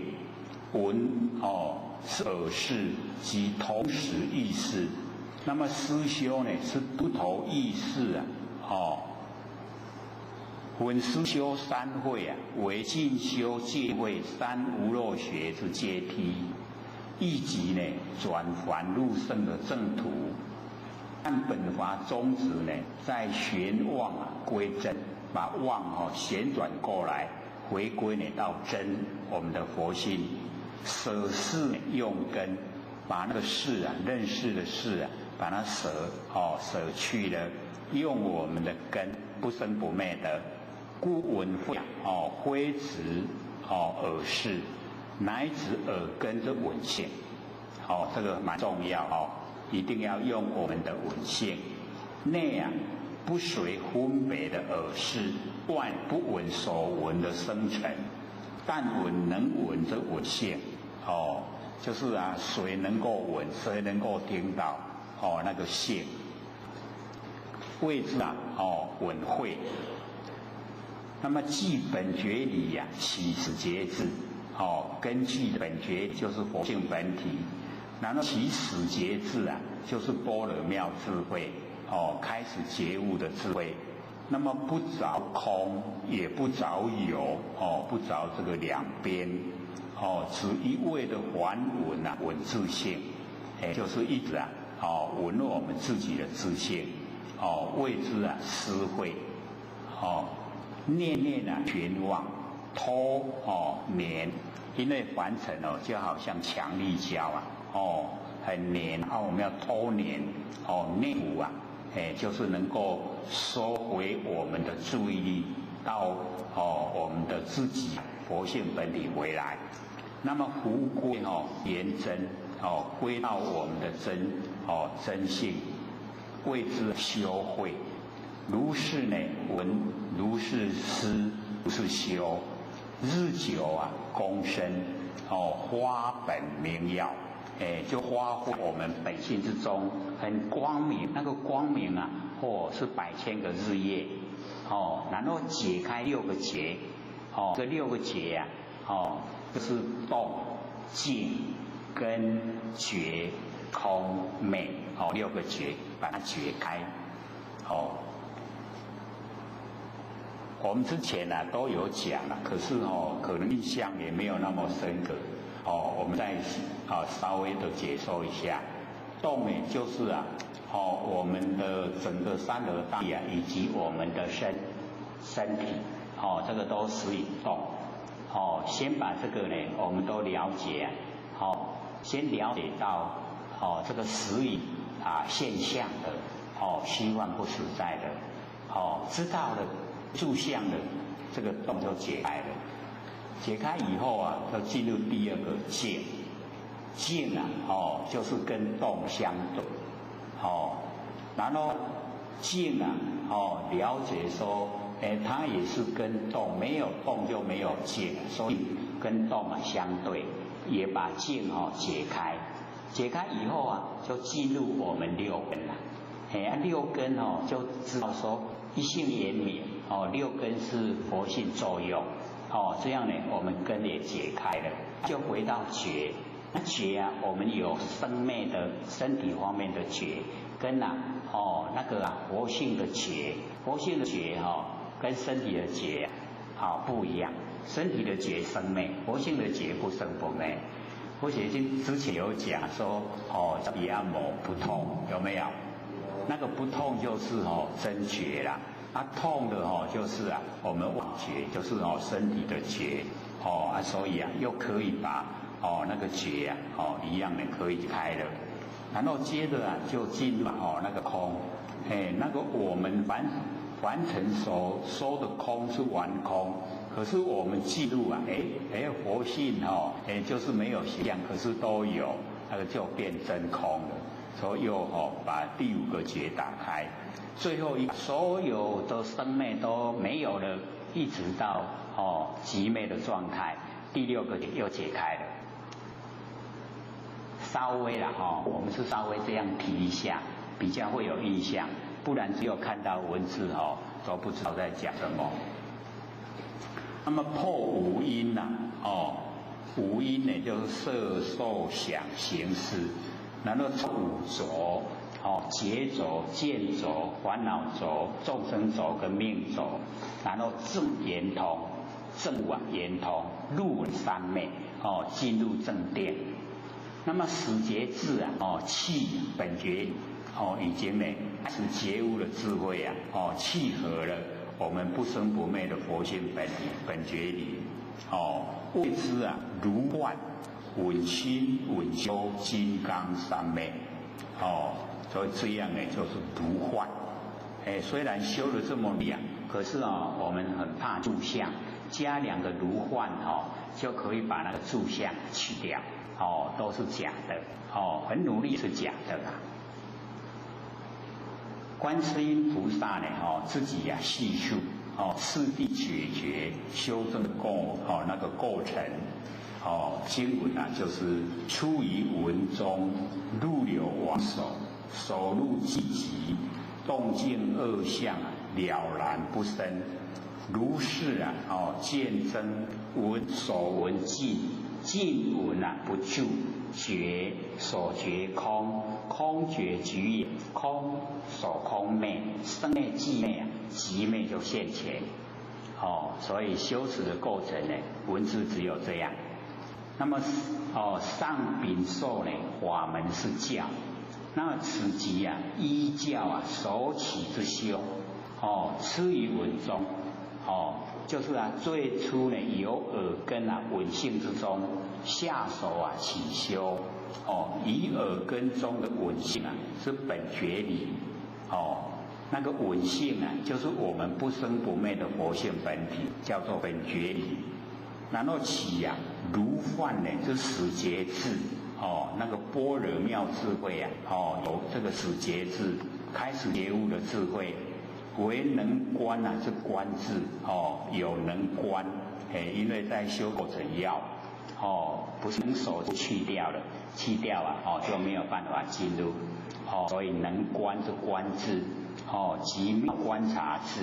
我们呢那个5、8、6、7口音那个第一个把意识先转成妙观察智就是观察凡尘的万象以能闻因声的闻性为首观境就是我们能够闻音声那个闻性能够听到声音的闻性就是我们所观的境，能够听到声音的闻性，不是我们去听声音的那个境，这样知道吗？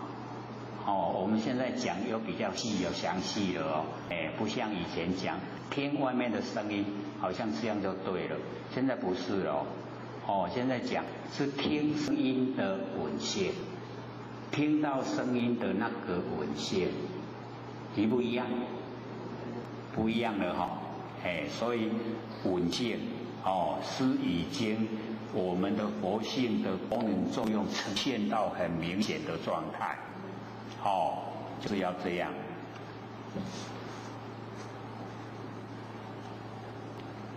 内不一呀，妄事分别，就是我们内心不要按照妄事来分别。那外不随声尘流转，就是我们外面那个声音它的流转，来了去了，来了去流转，我们都不随，我们内心不依妄事，就是要回到我们的本觉理，就是佛性本体啦。因为这个都差别很小，所以要详细说了。四神跟元神各位可以分别得出来吗？四神就是我们日常用的，元神是我们的佛性本体本来的，可以分别吗？有研究以后对方面一定要了解。我们修就是要进入元神，不能在四神用功夫了。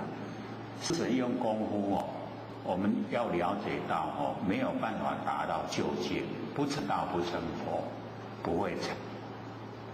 或许以前在后天庙那个成就全部都是四神，所以或许那时候被老前人这样一骂了以后就全部把它忘掉，不然我也没有说今天会讲这个信心到深入的状态。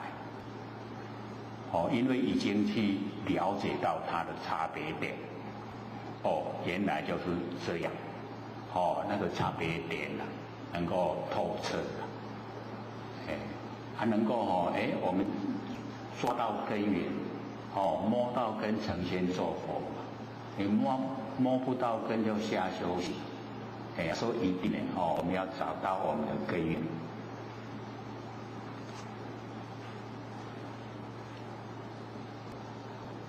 从根中本觉妙理，起如幻始觉妙智，以自然来照理，稳心稳修，就是这样。这个都很微细的这个修持方法了。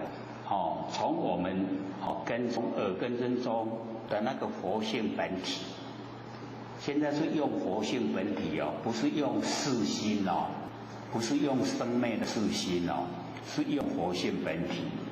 然后起如幻的始觉妙智，因为他如幻怕我们住相，所以有那个智慧那个始觉开始觉悟了那个妙智用这个智来照照我们那个佛性本体，这样呢稳心稳修是要时间稳心稳修不可错用因心。因地心一定不能错因地心错了果地觉就错了所以因心一定要对。日常生活之中惯用的是四心，而四心是修道最大的障碍。那么用生灭之心修道决定不成就一定也不会成就，所以必须要舍事用根，把那个四心舍掉，用我们佛性本体才可以。那么根中所具备那个本觉，才是成佛的正因。我们那个耳根之中有具备，它本来就有那个本觉，就是佛性本体。这个才是成佛的正因，依之为本来修，自可严成果地修正。这样意思吗？懂不懂？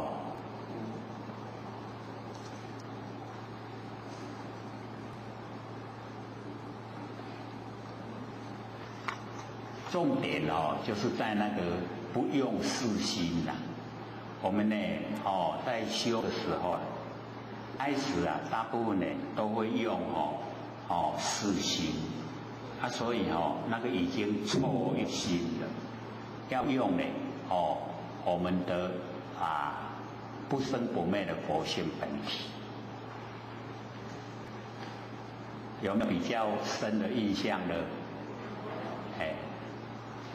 不然我们之前想做做耳根圆通想做都没有很正确的那个方法没有正确的做，所以我们这边呢就详细说。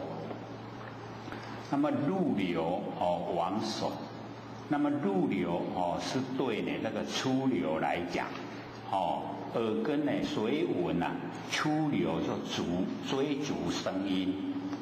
我们的耳朵随着性啊，出流就追逐声音，就是劫府之言。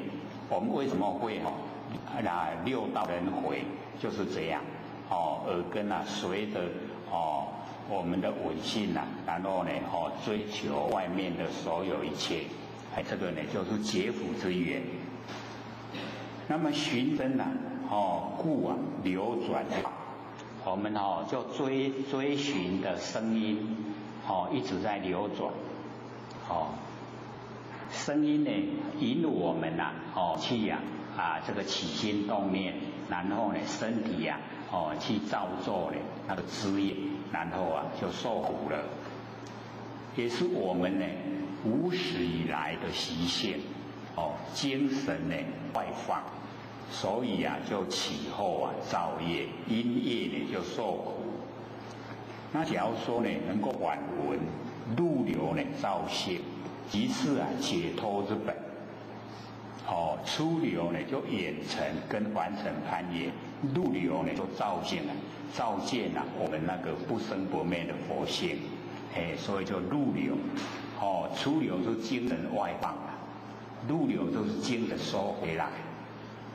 所以精神外放的就当众生收回来可以当圣贤。所以要解脱就是要精神收回来，入流照现。即所谓的回头是岸，回头了就是精神都收回来，精神一回头，立刻到达清净的彼岸，当下即是，佛性全体都记住，不缺分毫。所以只要我们精神一回头，回光返照，就已经到达清净的彼岸。当下都已经是了，佛性都全体已经都记住了，眼也不缺，跟佛都一样，没有三心四相，没有分别意，与佛呢无异跟佛就一样，没有两样。故知佛亦有同一呢，对阿难讲，实如轮转。生死结根呢，唯汝六根，更非他物。令汝这个速证安乐解脱，极境妙常，亦汝六根，更非他物。那么众生呢，迷本闻寻声呢，故流转，迷昧了我们的根本，的闻性都听到外面的声音，追声音，寻的声音呢，所以流转六道。那入即这个旋转稳居就是把我们那个注意力把它旋转过来，不出流眼识，但入流呢照现，不跟凡尘的声音攀岩，就照见我们的本性。那么一切时一切次智光内照，我们的那个始觉智智慧的光芒内照，不以所闻分别难尽。那你能闻好个消息，那个能闻就是我们本觉理不生不灭的佛性本体，那个就是能闻。那么入流即是合觉，往手即是背尘，所以我们要背尘合觉，入流往手。把凡尘呢放到背后，把良知良能呈现在眼前，即是正确的那个修道轨道。那么入流呢，是这个修正圆通的那个总诀，总巧妙，一直到成佛都是要做的功夫都要入流，精神收回来。那么往手是得吃布的效业，以六劫之中呢，先劫生成是动劫，有生为动，那此字啊，王守并未啊这个生成消灭，为定功的得力啊，定啊能发挥，而得呢离尘的功夫，则生成啊不其亡而自亡，生成啊有存在，可是啊不在我们心中产生作用，是吃物的这个功夫而得相应啊，不生不灭的真心佛性。那么前面的佛有讲，生于稳中啊，自有生灭，非为稳性啊，有生有灭，声音有生灭，稳性没有生灭。但你专讲反闻，回光呢反照，内心光啊内住，所有的动尘啊一一啊就没有了，稳性啊不灭。然动尘已灭啊，净尘啊光现，净尘才会呈现。那么中路啊为稳净尘之净，当知啊净尘啊亦是解，亦于解除，乃救呢不舍失修恶慧，不言所闻的净尘，参究啊能稳净尘，净尘则是水，净尘是净，稳性啊是心，若稳净尘啊还是呢出流，凡稳能稳是谁？方是呢弦稳啊以生脱，旋转我们的稳性啊跟声音脱离了，群流呢或无妄，我们能够旋转这样呢就可以达到呢无妄真。收入啊积极动静恶境了然不生，那么上王手是解动结，那么这三句啊就要解静结，动性呢不够呢并源而已，手及王手入极啊，乃就入流，为所有的动尘虽往，乃是啊缓闻入流，不舍本修，不住很静的那个环境，使静静啊很静的环境已经五蕴之中的色蕴啊区域，就是形象色，如明目人处大暗室，虽然有眼睛只是在大暗室里面一样看不到景象。那么寂极之极非是静极之极，乃是动静二尘到此具体之境。所入寂极动结以静结全部都解开了，生尘都已经泯灭了，故意动静二相就了然不生。了然是很透彻知道了，不生就是在心中都不影响，不生即了不可得。到此的功夫色音已经破了，如是见真闻所闻尽，这个色音破已经很理想，可是我们不能住在这个很理想的状态，还要见真，见真以后闻所闻尽，这个就是解第三个根的结，之上反闻离尘思修而会，尘中那个二结动静已经解开，根结还呈现。那么此根乃即闻于耳，结字为根，也都主开的，义父是结一样的，都是结要解开，然就如是本修之法，见次更进，加工用行，定力转身，所闻动静二尘既了然不生，能闻之根亦随所闻以寂静。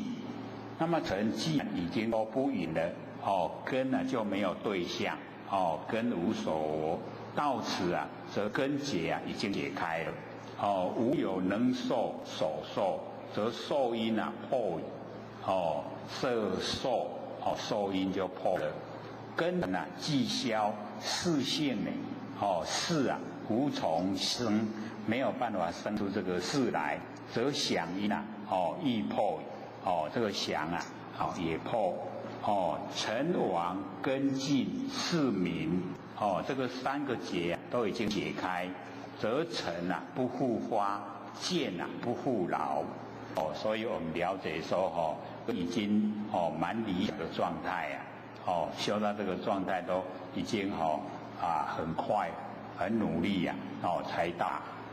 那么进文啊不是一样是很好的状态，要呢再继续进行，不能呢停住，所以进文不住，然后再接下来就觉能觉跟所觉呀空这就是解第4个结解进文是能闻与所闻寂静根尘酸敏根尘已经都泯灭了6用就是6根它的作用已经都没有，眼耳鼻舌身意6用已经不行，唯余一觉，就剩下一个觉若住此境呢，但得我空未得法空那不自则乃复呢加工用行，机关呢稳性进文之后根尘迥脱，根呢跟尘，我们的根跟尘已经脱离了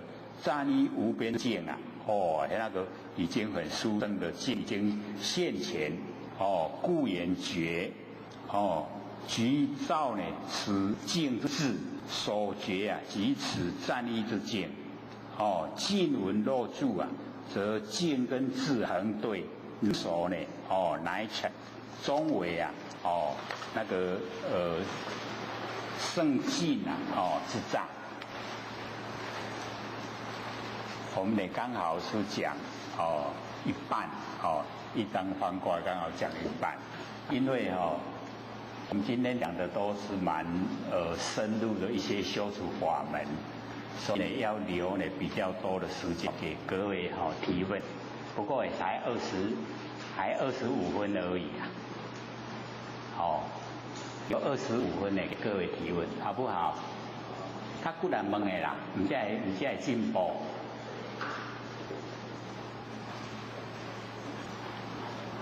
好，请说。刘老师好。好，请问一下就是说，我们都说一念不生那平常我们所生出来的一些像是善念它只是属于几念妄想。好，因为我们要了解到。我们这个万年放下一念不生那个是要我们呈现不生不灭的佛性本体。那你只要说我要生善念，那我要生善念那个佛性本体它就退隐就隐藏，它不会呈现。我们是要追佛性本体重要呢，还是要追善念重要？所以这个我们要分了解，我们在这个劝善的宗教一定是要起心动要善，要去行善重要。他不会说来讲说你要追求佛性本体，可是只要你落善，那就是两边有恶，那你落入两边是对待，对待就是生灭。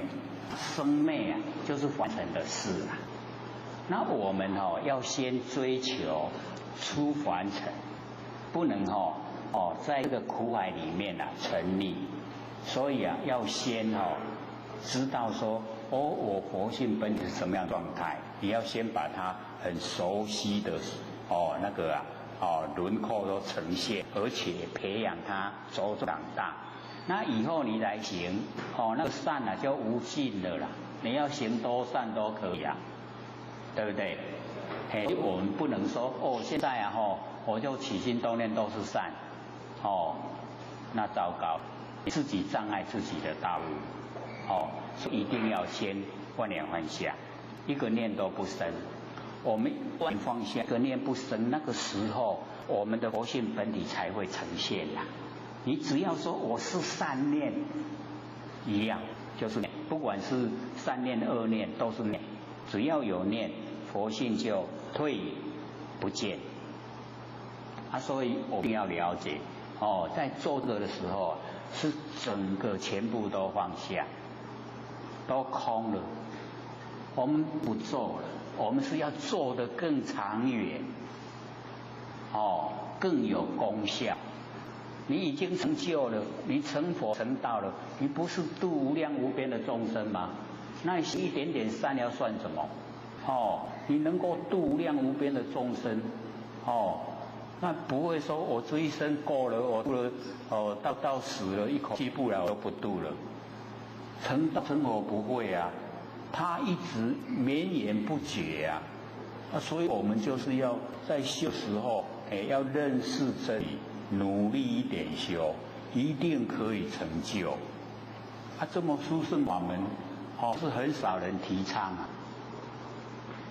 我们就是要把它推广，我们知道我们要告诉人，这样才能够改变整个，我们整个世界都改变。你看我们一直努力修，所有本来要到台湾来台风都转到日本去了，所以我们要了解那影响很大。为什么？因为我们善念一直扩充啊，我们一直在欠，我们自己也是欠自己，也欠别人，然后大家一直行善，这个这个灾难啊，它都消弭了，消失了，不在这里了。为什么？因为大家把那个锐气就冲天，是这样啊。所以一定要开始做的时候一定要努力，然后呢透彻知道真理，了解然后实际去做。好，请说。对不起，有了。对不起，因为过去很少过来所以今天是来了第3次了。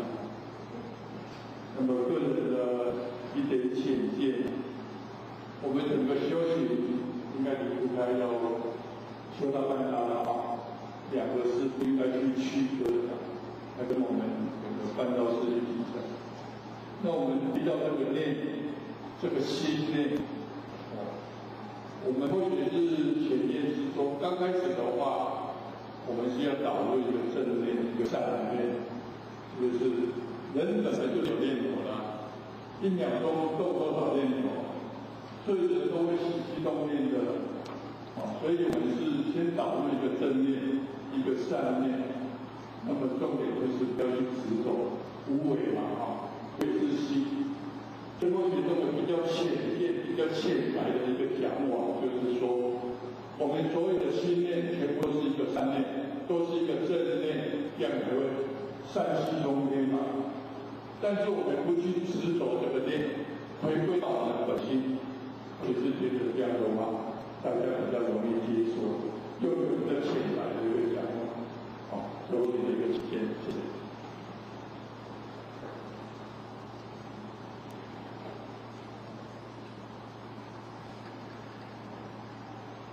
这个实语这个我们要了解到，先了解真理呀，然后我们怎么做可以慢慢的去调试。然后我们现在上天大开普度，重点当然是来度众生。先呢这个得到然后再修，不像以往说这个已经这个修圆满了才得到。然后我们一定的要了解到，要兼顾了你这个度化众生跟修道不能分开。你假如说把这个全部都重点放在这个办道，然后不谈修，那来求道的人他也不知道要怎么修，这样都不算是度化众生那个只是一个沾了名而已真正的要度化众生，要使众生成道，要使众生成佛，那才可以。那要使众生成道，我们自己本身不知道怎么成道，怎么成佛，那你要怎么度化众生成道成佛？所以这个是相关联的。说一定现在重点要放在办道，不放在我们这个修这个身心，应该是一体，不是说分开。那我们要了解到，办道重要，你没有度化众生，那我们怎么样可以发挥说，这个大海普渡，那个上天的那个慈悲，一定要度化众生。可是我们太着重在名相，要度很多人，然后呢很多形象呈现说办得很宏展，实际没有内容，不知道怎么修，不知道要怎么成道，怎么成佛，那就空开花呢，没有结果。我现在都时常讲我们修道不是这样，一定呢要有结果。不能只有空开花了，你很漂亮怎么用？你办得很宏展很大，几千万人，可是没有一个成道，那有什么用？今天都一直强调，一定呢一步一脚印，不要贪贪功那个没有用，一步一脚印，自己要知道。怎么修，怎么成道，怎么成佛？我们度人要告诉他，你怎么做，你可以成道，可以成佛，这样才正确啊。所以并没有说要先怎么样，先怎么样。那个导师没有固定要先怎么样，法都无定法，只要能够利益众生呢，就对了。还有吗？还有15分钟，请收。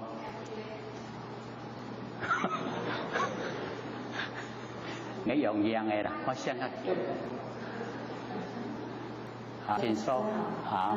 念佛圆通里面的第17行的无觉无观名为心境念佛，它的觉跟我们万缘放下，然后呈现的那个觉，就是表面的那个觉有什么不一样？好，你问得很好，就是很进入状态。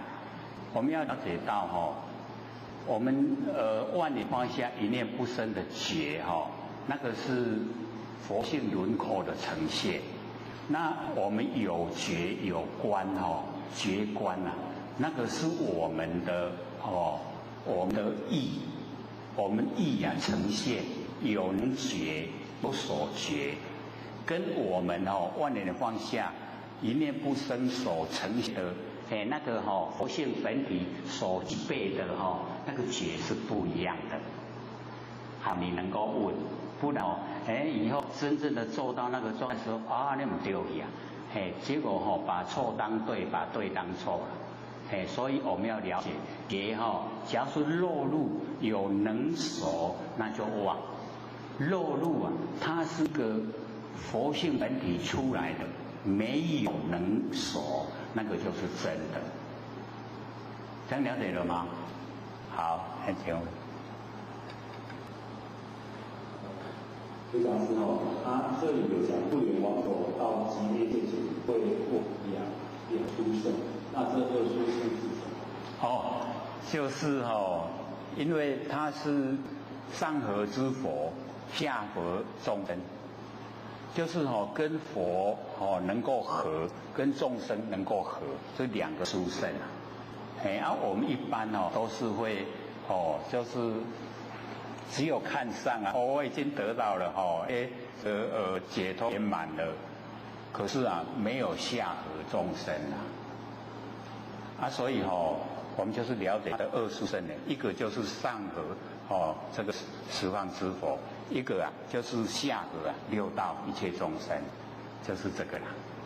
那个导师我们往后还会讲，那个《楞严经》里面有交代，这边只是稍微提重点在我们修耳根圆通的内容。那第2经就是说刘讲刚刚有讲，当初刘讲师在后面的时候学到的东西，然后老前人骂你，那老师他是怎么骂才能让你从做一个很大转折这样子？好，这个导师可以说是心的问题了。因为或许在后天庙或许是从13岁就打坐，就学就学，因为学的这个先天不足后天欠条，人长得很娇小了，所以内心的那种正义感很强，他看到了很不合理的都没有办法这个发挥了，所以就异想天开，或许就想说要当神仙了，我一定要当神仙，所以就去后天庙去打坐，去学，是从那个道教入手，从参禅足基入手打坐，就学，学真的啦，真的是有功夫，因为或许又是年岁轻没有感染社会成功，所以很快就他心通，就是只要你到或许前面来，不要讲话，你想我就知道你在想什么，他心通。因为只有或许在照顾个庙，慈惠堂北投慈惠堂，或者在一个人照顾因为他们的那个庙是那个前面是楼梯直接上到佛殿那个佛殿底下就是厢房，厢房有办法我们把它收起来，可是那个佛殿就没有办法，都是公开式的，你要入去就会当入去你要它搬了嘛，让你搬就是没有人去阻挡然后或者就睡在那个厢房底下那个厢房，可是或许会出来我灵魂出来过没有？所以我们那个庙倒是没有被偷了，我们那个边种花田，拢种那个薑兰，那个很漂亮那个，那个我们都喜欢买来插嘛它开的都很漂亮，玫瑰规咱的田是拢在种切伊咧种花规个田拢咧种花。有时候那个遇到初一15或是有什么那个节庆的时候那个花的价格很高，就有人会去偷捡去偷捡那个花，或者在那个迄庙的顶头我顾庙，我庙较要紧我无咧顾花田但是我就看花田人咧偷交花咧，就这样所以那个时候就是因为已经到浑身变化，整个人那个胖是没有像我们佛殿这么大了，差不多这个佛殿的1/3这么大，可是高呢，他们都有4层楼高，都已经这么高大。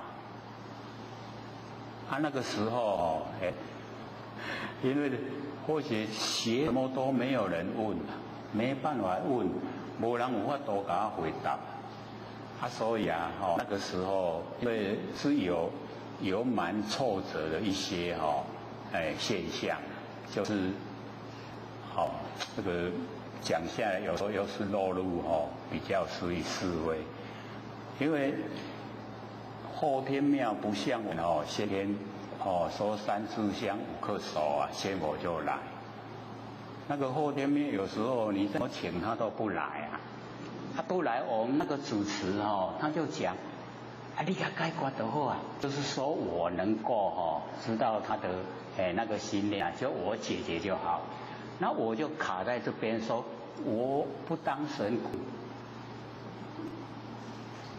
我就不愿意所以那个时候很失落，我就偷跑，我在后天庙是用偷跑的逃灶，然后我就到全省各地去看看哪里有比较真的救人救世的天下的乌鸦都一般黑都是外表讲好听啦，实际都没有了所以我就很很失落，他就回到家里，然后我妹妹说叫我求道，我说求什么道？他跟我讲啊，所以啊，那个时候是在可以说或者求道是在一种很失落的状态之下，也不抱什么希望。他真正的求道的时候是民国63年元旦，去求道。然后或许是一些点啊是讲师啊，拢无领心水啊，拢安尼好玩才拍拼是受到这个感动。所以也才很努力我说那好，既然到这么殊胜，我就可以来问问题了，就可以问问题啊。结果或许想问的问题啊，都是那个大学生的讲师啦，那或者就很高兴就问了，他们就聚在一起开会，讲一讲以后派一个代表来跟我讲。对不起，你问的问题我们都不会。我就很失望啊。然后啊，我那个保师就跟我讲，我带你见老千人。我说好，这一下子好了。然后啊，就在那个台北那个时候在哪个地方？好像是锦州街。就见老千，那个是民国63年的大概年初而已然后或者就前5万蛮好啦，想起都跟老千问啊问，就问啊，说我已经到浑身变化了可是不知道怎么处理啦因为那个变化以后我不知道怎么处理，请老千指示啊老千听了以后然后差5秒钟了，不赶快去蹲，还在打坐，就这样了，安妮了。不赶快去渡人，还在打坐，安妮。这样那个就是真的是体会了，大德者那个一讲话了以后。就接受老千大德，才真的把那个全部放掉。不然我们假如说有人想去渡那个当机啊鸡桶啊，哪有那么容易？他已经都可以到那个很不一样状态了，哪容易？对不对？所以啊。因为我那个时候就是放掉把那个是属于世神，世神。可是我们所求的这个是我们的本体，佛性本体是讲元神，不一样所以因为有经过我才了解我都把那个放掉，不要了什么功夫我都不要了。我就要追究呢，可以成道，可以成佛，而我都在想，经过这么久的时间累积下来真的很不甘愿就埋到那个土堆里面，所以无讲人听我唔甘愿，所以一定要紧讲啦，无我安尼研究这久我无，对不对？真的那个。不知道不了解就是不知道不了解，再怎么追就是不了解。等到你呢了解那叫欠，这么简单，这样了。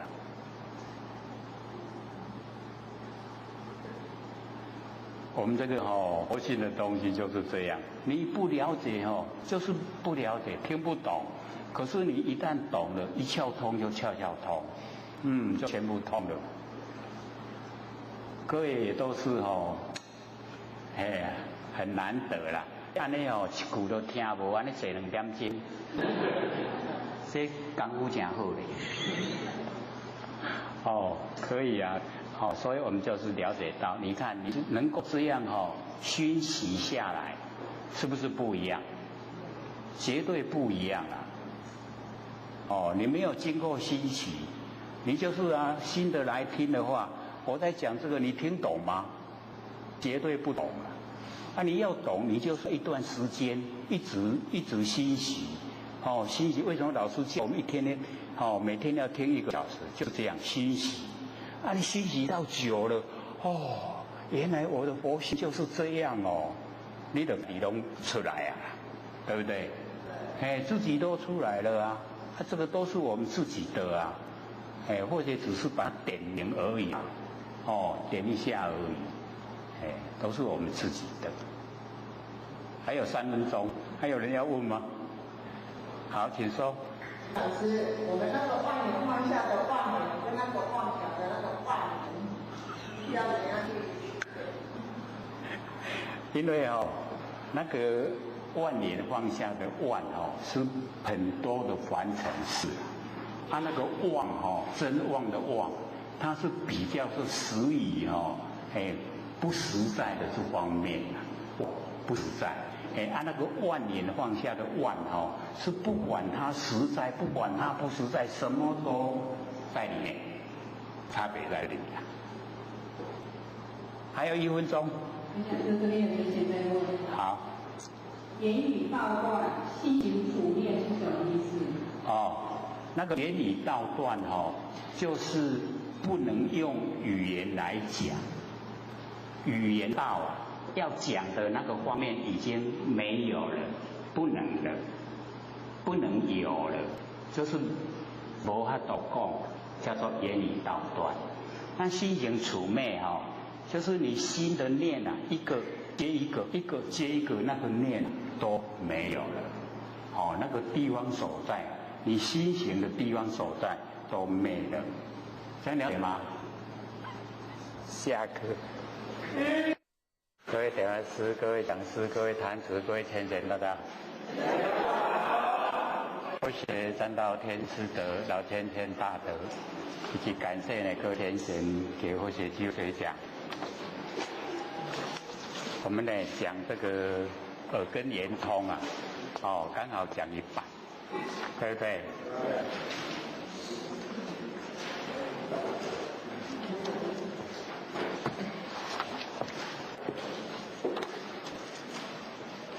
我们上个礼拜讲那个念佛圆通讲完了以后就马上讲这个耳根圆通，那可能各位都有一点把2个就混在一起不太容易能够分辨得出来。然后我们了解说那个念佛圆通找不到吗？有没有？没有的话，后面还有。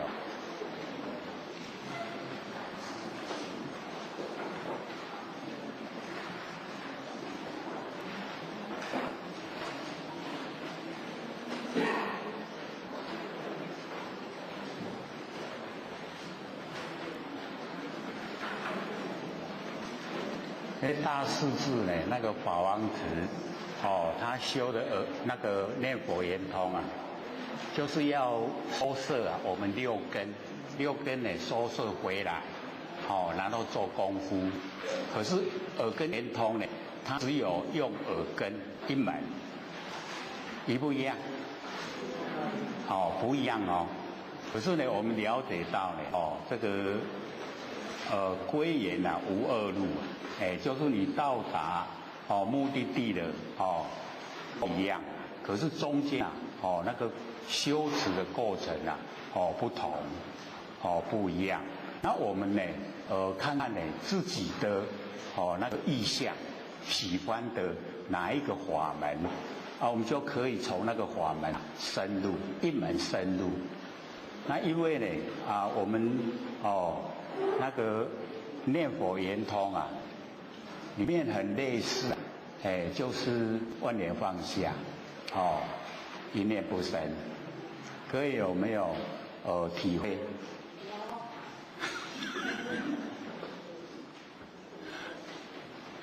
因为修持的法门84000非常的多。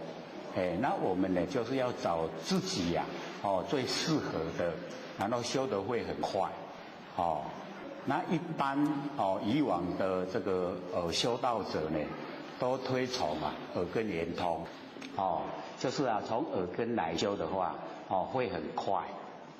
可是我们这3年一上课下来，各位呢感觉到就是万年放下会比耳根圆通来得走得顺，会不会？那我们呢这个耳根圆通这一次已经第3次讲了，对不对？可是呢感觉上还很陌生。对耳根圆通虽然已经讲了3次，可是呢还不很熟悉呀。可是我们讲念佛圆通那个内容，中间那个内容就是释迦牟尼佛对舍利佛讲的那一段，那个就始于万年放下一念不生，那种内容一样。他说只要呢我们能够秉着以往有空做万年放下，可以效果很快呈现，就呢做熟悉的那一个法门。可是呢我们也要了解到说，为什么以往的这一些修道者呢，他都一直在这个推广耳根圆通，甚至连文殊菩萨他也一直推广，他说他也从耳根修成，不只有观世音菩萨，文殊菩萨也是从耳根修成。那我们上个礼拜已经讲一面的，有没有印象？有没有？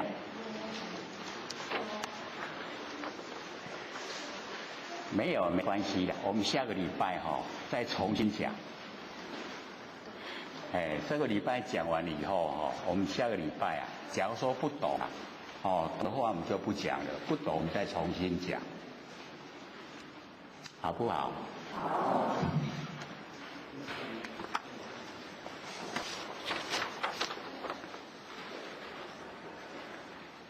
所以已经呢讲那个能熟，到时候还存在的话，那么终为圣境之障，就是我们要往前进步的话，那个障碍，所言呢这个空就是能觉之智，我们能够觉悟的智慧以所觉之境，有能觉有所觉，能觉就是我相，所觉就是法相，这样的懂吗？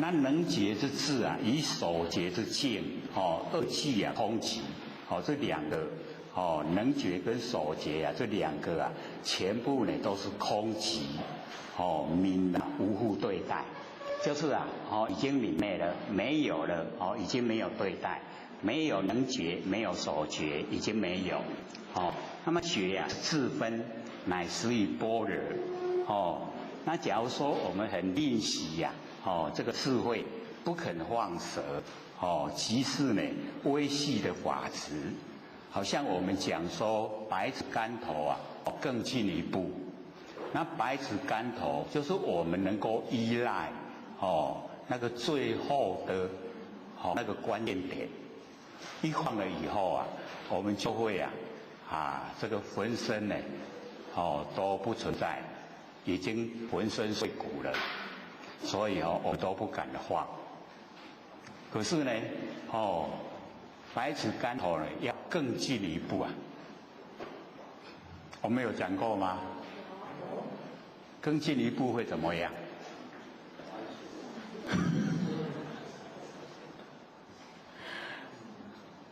因为我们在凡尘都非常重视我们身体所以都不敢放手所以百尺竿头更进一步就做不到就没有办法成就了所以就是要放手，就是依赖全部都去掉，没有依赖，连那个百尺竿头最后的依赖也要弃掉。一弃掉以后我们这有形有相就已经衰死了，已经进入刹那全身我们整个法性的全体呀、都呈现，所以刹那见全身，听懂意思吗？没有依赖了以后，那个时候啊，那个成就啊，就已经进入啊我们的佛性，就在法性里面了。所以不能呢，就是那个百尺竿头啊，去抓得紧紧的，一定得要更进一步。所以这边呢、虽然说那个觉，我们能够觉的是属于般若已经呈现。只要我们做万年放下一念不生呢，般若都会呈现，一定会呈现。你会感觉到那个欢喜充满。很多事情你都会了了明，会欢喜充满。可是呢，一定一段时间以后也一样要放掉。我们很难得修到这个状态舍不舍得放掉？不舍得，唔贪，就会保守这个般若的那个智慧。可是呢，这样子的话，就是有微细的那个法执，不但有法执也有我执。因为我们呢觉就是般若，能觉了，是不是有我相？能觉所觉有没有我相？能觉就是我执，所觉就是法执。我执跟法执两个都在的话，那就没有办法成就。所以我们两个呢都要去掉。没有了，没有能执，没有所执，就是连那个很殊胜的般若，那个妙智慧也一样舍掉了。这一些呢也都是觉怕感。我们要把这个觉打开。打开以后，觉都没有了，就解脱了。那么《圆觉经》呢，有记载，这个幻尘昧，我们这个所住的这个现象，它都是幻尘，都是变幻无常，一直在变化。那么幻昧幻心亦昧，尘昧了，心也昧。那幻心昧幻智也昧。幻智昧呢，幻昧也昧。幻昧昧非幻不昧。所以到最后那个不生不灭的佛性本体那个非幻，它就不昧，永远都长存，长存，不迁的，非幻不昧。那么《圆觉经》呢这一段的经文前同我们这个耳根圆通的解决功夫，要打开呢这个觉的功夫。幻人就是动静两个觉。幻心呢，就是我们六根的觉；那么幻智就是我们那个妄觉跟真觉的觉；那么幻昧就是空跟昧两个觉；那么非幻呢，就是我们淡然常寂那个佛性本不生不灭。所以觉已经呢打开了，即妄不相续。那么空跟觉即言，空所空就昧。这个呢就是觉，那个空觉，空就是所觉，这个即这个空即觉所觉空是空，觉即能觉，之以所觉，能觉跟所觉。那么有此空呢，空比能所二觉，能觉跟所觉两个都把它空掉了。然空呢本身也是觉。也要解除掉。以能所空这两个能所就有生灭，两个都在。那么空性还没有圆满，还要呢入流造性，就是把我们整个呢那注意力都收回来，加工用心，努力做功夫。那么参究呢空何所依？这个空它是依赖什么？研究到极点，就而极之以求圆满的空性，能够达到圆满空性。能空之空昧，所空之自净亦昧，全部都灭了，人空手空灭了，全部没了。好像呢以木来转佛，那么佛已经出来了，就烧，那烧了以后二机灭，火也灭了，木也灭了，都没有了，全部成就。那么空觉已经觉，则行因就已经破了，那个五蕴的那个行，受想行那个行因就已经破，一即佛眼。空性圆明成解脱，已经呢到解脱的这个阶段。那么疑得已经得到了具空之境，全部都是空，那个境已经得到。所以所有的生灭既然都已经灭了，即灭就现前。所以我们了解说凡尘我们开始修的时候生灭是很粗的容易了解。可是修到很高的时候那个微细的生灭就是要自己本身体会了，都很微细，也要全部去掉，所有的生灭都没有，即灭呢才会现现。即灭呢就是已经呢到达那个佛的阶段。那么此觉灭觉我们第一个这个一念无明生三息的一个把那个即灭变生灭，所以这个灭的觉也要把它打开，所以我们就是了解觉都是生灭。那么种子知觉而言动灭从开始动灭就净生，净灭就根生，根灭就觉生，觉灭就空生，空灭就灭生。那么六觉皆生灭法，全部呢都是生灭法，故灭觉亦当除。我们到凡尘来的时候是从第一个灭开始打结然后第二个空，第三个觉，第四个根，第五个净，第六个动。那我们要回去就反过来先把动灭掉，然后净生，净也灭掉，然后我们六根生，六根呢灭掉然后我们的妄觉生，妄觉灭掉以后那个空生，空灭掉以后所有的一些那微细的那个生灭全部灭掉，即灭呢就现前，六个觉都打开了。那么假如说最后一个不讲的话恒住寂空之境，就是在那个很殊胜的那个境况里面有为圆通的细障，圆通很微细的障碍。那么即同呢那个长沙和尚说的句语百尺竿头做的人虽然得法未为真，百尺竿头从进步就是要更进一步放掉呢我们所有的那个执所有的依赖全部放掉，然后十方刹土现金身那个前身呢就是我们今生，就是法身。那么唯是此劫最难解除那个灭劫最难那个很微细的生灭。那么禅门修这个禅禅门呢他说幕后牢关，到此境界不肯进步就是住在很殊胜的那个境界里面不肯进步。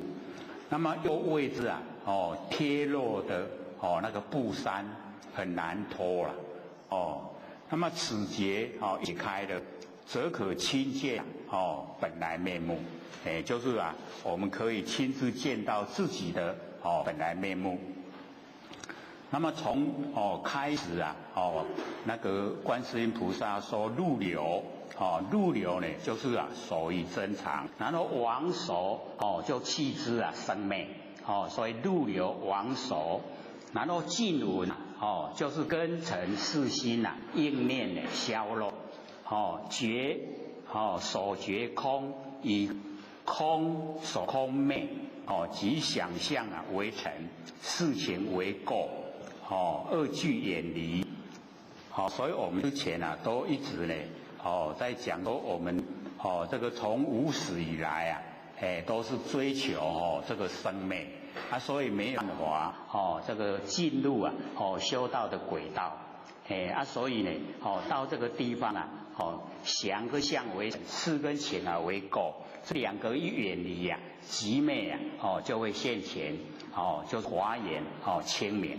见道之眼啊都已经清明了，就忽然呢超越世出世间啊，十方严明，过恶殊胜。所以我们了解说，世出呢就是出世间，那么世间就是凡尘，不管你是出世间或是凡尘，都已经呢十方严明，或呢恶殊胜。这个呢恶殊胜呢，我们在讲那个的时候呢，就会详细的说明。那么即从闻思修最后一刹那，正圆通体，那么花呢自在用，可以花我们的佛性的自在用，超越呢来解脱无碍之意，极昧真体，本质严明。极昧真体啊，就是我们不生不灭的佛性本体，那个呢本质严明，本来就严明。那么六凡，我们六道众生呢，为我执所障碍，不能超越世间。那么三圣呢，为法执所障碍，那个三圣就是那个修这个苦集灭道四谛法，修12因缘，那个必知佛，然后呢修那个6万行菩萨，那个三圣呢都被法执所障碍，不能超越出世间。所以我们凡夫呢不能超越世间，那修道的呢不能超越出世间。所以呢我们了解说修的那个中途中间的过程呢有很多的障碍。那么菩萨呢入三摩地我法双空，我为空的法为空，没有我执，没有法执，那么具空亦复不生，连那个能空所空也都没有，故得超越这个世出世间，超出呢这个修道人的出世间法，以我们凡尘那个道众生的世间法，就可以十方严明，或恶胜。一则呢，上合十方之佛本妙觉心，与佛如来呢同一慈力，就是跟呢这个佛如来不同样，有那个慈悲的力量，慈就是娱乐，给人家快乐，给众生快乐叫慈。那么二则呢，下合十方以及六道众生，所以上合呢十方之佛，下合呢六道众生，与诸众生呢同一悲仰，悲呢就是拔苦，慈就是娱乐，那个佛一样，跟呢众生一样，都呢融入其中。那么众生呢生苦难，哀求拔苦，希望娱乐，菩萨呢同其用，故施呢无为力。到这边呢就是把那个耳根圆通是那个观世音菩萨所讲的就到这里。那么佛要呢文殊菩萨从25门的修持方法，25门就是6根、6事以及7大。6根6尘6事3六118，七大所有风土空见识，25门这个修持法门之中，拣选一门，适合呢阿难及末世娑婆世界的众生来修持。那文殊菩萨呢显示呢耳根圆通，那么底下呢就是文殊菩萨他所说的这个觉海性成圆，圆觉圆成圆妙，圆明呢生熟，首立照性网，所以或许在后来我们之前上的那一本里面就有特别这个记载，说这一段呢就是我们在佛经里面呢很少会看到，那文殊菩萨呢详细的把它呢这个说明，这个觉海不做呢法喻法的比喻来解，乃直称觉性为海，就是我们的觉性非常宽广，好像呢这个海，以觉海周遍这个法界，我们那个觉性遍满整个虚空，整个法界，恒无边涯，事无底蕴都没有遇到呢这个障碍阻碍都没有，不是像呢我们成的海，我们凡尘的那个水海它有边都有底所以不像我们那个觉性都这个恒无边涯，事无底蕴。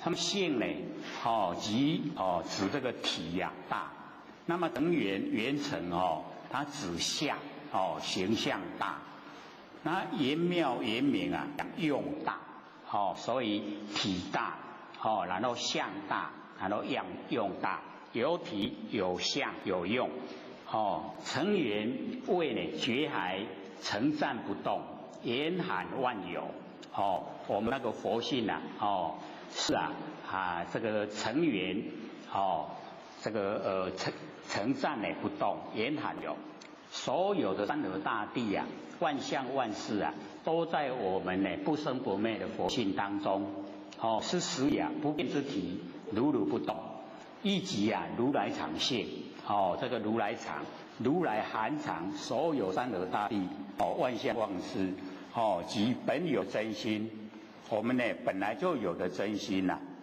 就已经就是非常的宽广我们不研究的话呢，没有办法了解说佛性有这么奥妙，这么宽广因为我们的生活之中所接触的知道的都是只有一个角落没有办法呢到达整个宇宙虚空甚至超出我们太阳系整个全部呢都有我们佛性。那么离有为离无为，可是呢可以给有为无为做依赖我们那个如来常可以给有为无为作依，即是不变常随缘不变之体呢可以随缘之用即而造即也就是变之体，造就是随缘之用。那么严成为觉海虽严含万有，就呢诚暂不动，即是呢随缘常不变可以随缘，可是本体它都呢不变就造而即那个造就是随缘之用，即呢就是不变之体。那么严妙本来自妙，不假造作不用我们造作呢它自然妙。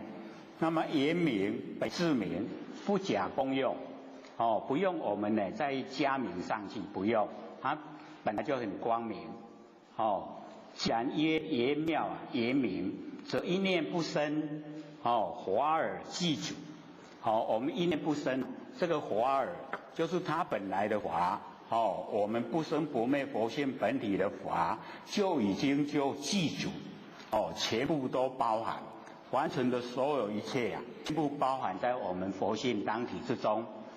那么此中严妙两个字即含有严明之意那么对上面那个成缘即严妙的义理。那么缘呢就是严明那么底下讲说严明造生熟，熟力就造见网，这个呢就是落入我们有为有所作为结果我们本体就已经不见了。那么此两句呢即是最初的根本不觉从我们最初开始的根本不觉，就是独头生相无明一切的妄法皆依它而生，我们就是一念妄动就是这样，独头生相无明都是这样来。严明不妄生造用则是本名，毫无一物那么基于严明性上妄生造用，在我们本来就很光明的佛性上面我们要加这个造用就是要加上光明。那么此造就是已经是妄造就生熟熟一生就有能有能有守啊，就是生灭，就是对待。守立了，这个守已经建立了我们的造性啊，就往我们呢本来佛性本体的造性啊，也就已经往了。那么造性呢，即本体所发。我们本来佛性本体啊，它会发出造性，很光明。以所造之妄境啊，既然已经建立，那么真造之境啊，遂亡，已经没有了。所以我们啊加名进去糟糕了，这一加真就不见了。所以不能加。我们要了解说，我们修持要了解说，我们佛性啊无形无相。佛性本体啊没有形象，只要你透彻了解，那个染污即不得啊！你要把佛性染污啊，染不得。因为它没有形象，不会着色啦。所以染不得，所以我们要了解，佛性本体啊，一点点都不能呢，加以有为啊，去修。那我们所谓的修道啊，就是我们累世啊所造的那一些啊，业障。我们了解啊，佛性它没有就是这个我们呢藏污纳垢的地方。可是啊，我们的六道轮回啊，造了很多的那一些过种，那么这些就在我们的那个习性上面啊，所以我们修呢，就是修我们的习性。佛性本来没有东西啊，我们习性有，那习性有啊，要去掉，才恢复啊到佛性本体回来。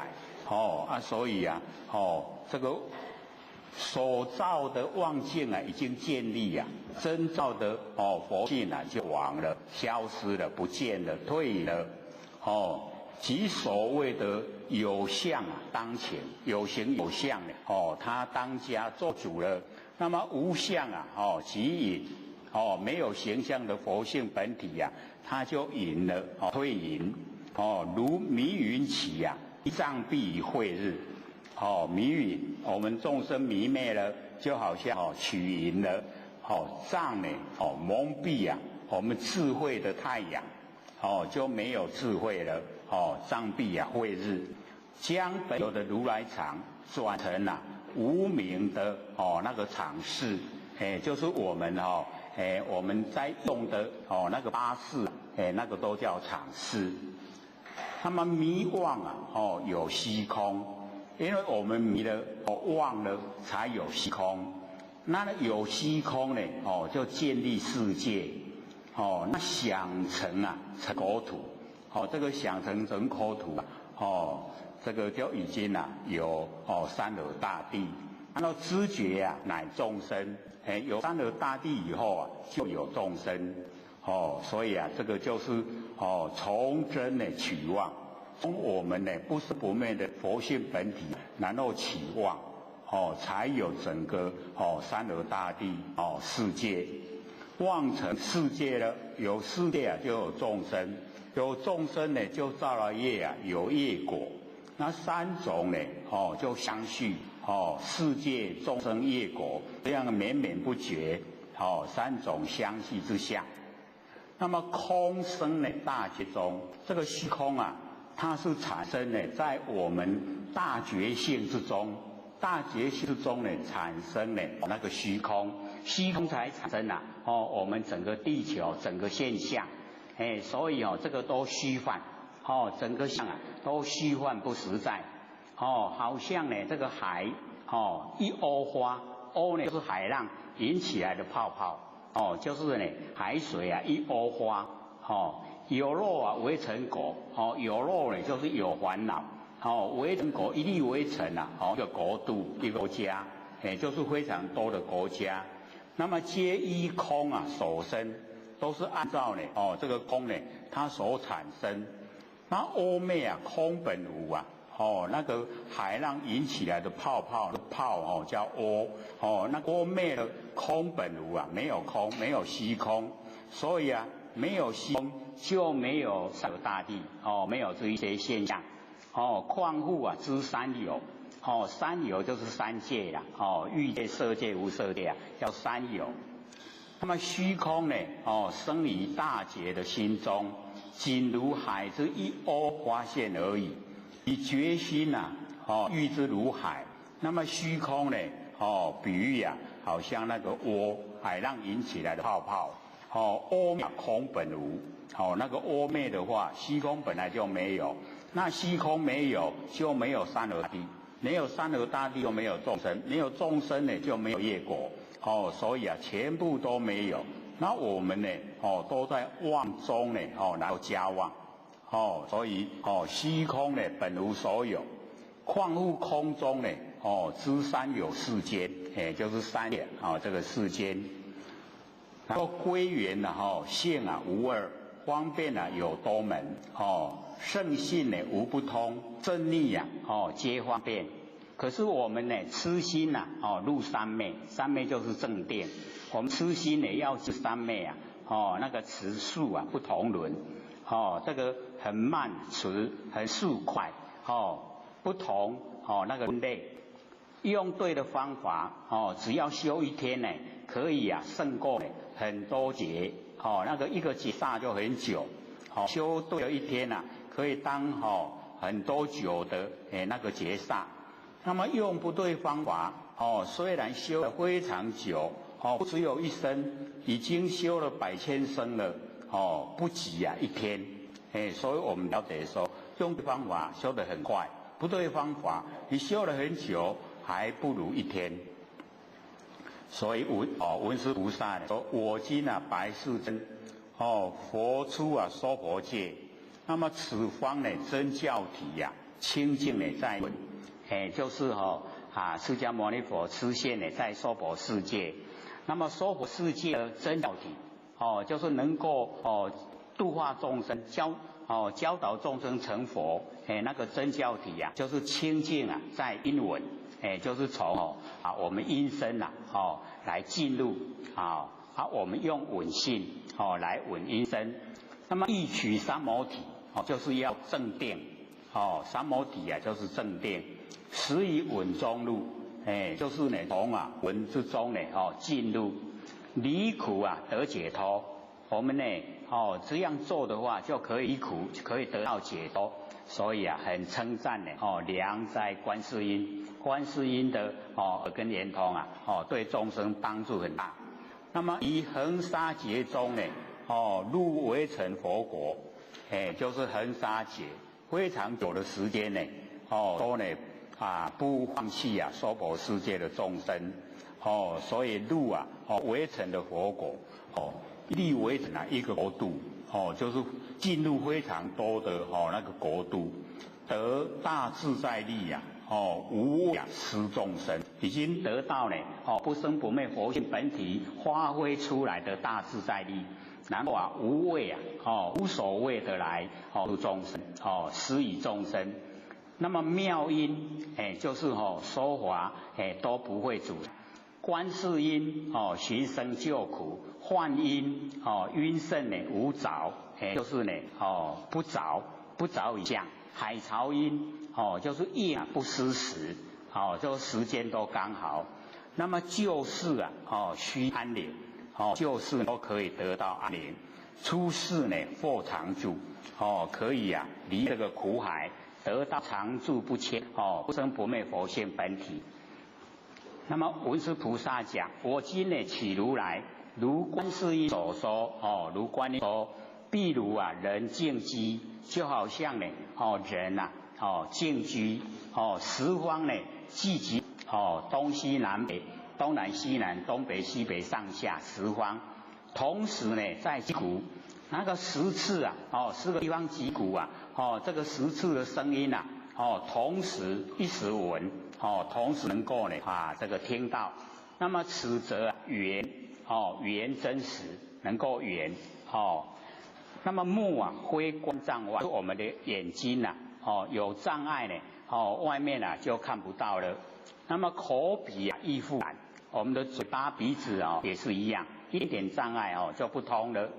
那么身以和方知身体呢要有和才有触觉才知道。那心念、意念来修的话，分无序啊，无序。那么隔远听音响，我们隔了那个墙壁啊，来听这个音响，遐迩俱可闻不管是远，不管是近啊全部都可以听到。五根呢所不起四则啊通真实上面圆这个通圆通那么音声啊性动静动呢就是有声音，静啊就是没有声音没有声音也属于音声里面啊静悄悄。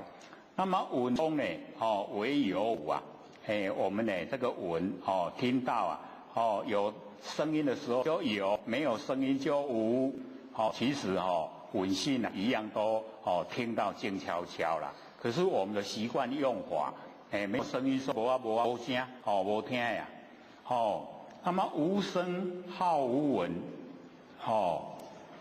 或是闻无性啊咱讲没有声音的时候说无啊无啊那个不是无闻呐不是闻性没有了，闻性还在，听呢是听到静悄悄所以我们了解声无啊即无昧声音没有的时候静悄悄，我们闻性没有昧。声有啊亦非声，有声音的时候我们闻性也不是生出来声昧二原理我们的闻性声也原理，昧也原理常住不迁的，没有生昧所以它都在。四则常真实，所以圆通常就是呢我们要追求的要追求圆，追求通，追求常圆通常。那么众令在梦想不为不失无纵然呢我们在梦想的时候那个不为不失无不是呢没有那个闻性在。那么觉观呢出思维觉是闻性本体，观就是闻性的造用出思维超出我们思维之外身心呢不能己。所以呢或许实际上讲到这边呢就会讲说我们晚上呢在睡觉的时候这个有朋友来找，那家人呢叫我们起床，说有朋友来，他没有碰到我们的身体就直接叫我们说有朋友来了你要起来，然后我们呢竟然就会起来。可以吗？这个经验那个叫做觉观出思维啦，超出我们思维。我们在睡觉一定不会想说有人要来找我要准备起来，一定不会啦，对不对？都他困到路边啦都睡了一呢就睡了。可是呢为什么家人这个呼唤的时候我们会起床？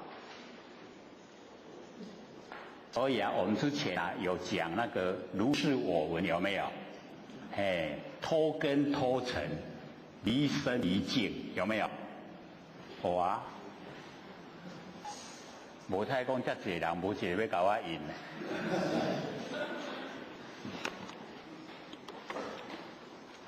所以呢，身心不能己，我们那个闻性身心都到不了。那么今此娑婆果就是我们的娑婆世界这个红尘我们现在呢说这个叫红尘娑婆世界。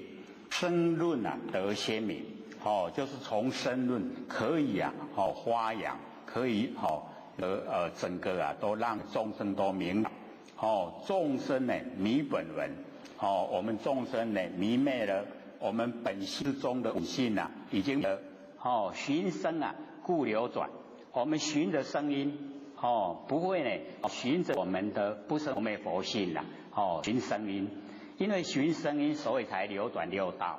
那要说我们循着我们闻性就可以解脱了所以差一点点那么阿难呢从强记不免漏邪之阿难的闻性呢他呢那个记性很好，只要他听过一次再难的那一个句语或是呢那个咒语他都会记得那个我们呢凡人很少有那一种殊胜的状态。可是呢，文殊菩萨就讲说，纵能够呢强记不免落邪思，还是会落入那个邪思。那么起灰随手这样呢，就呢跟呢沦落呢苦海在六道轮回。旋流后无望。假如说我们能够旋转不要出流，但是呢要入流旋流，就可以后无望，可以得到真啦。无望就可以就是真的意思。所以要旋流。可是我们在凡尘生活那个出是很正常很习惯，要入流就会很不自在。各位在生活的时候出流多还是入流多？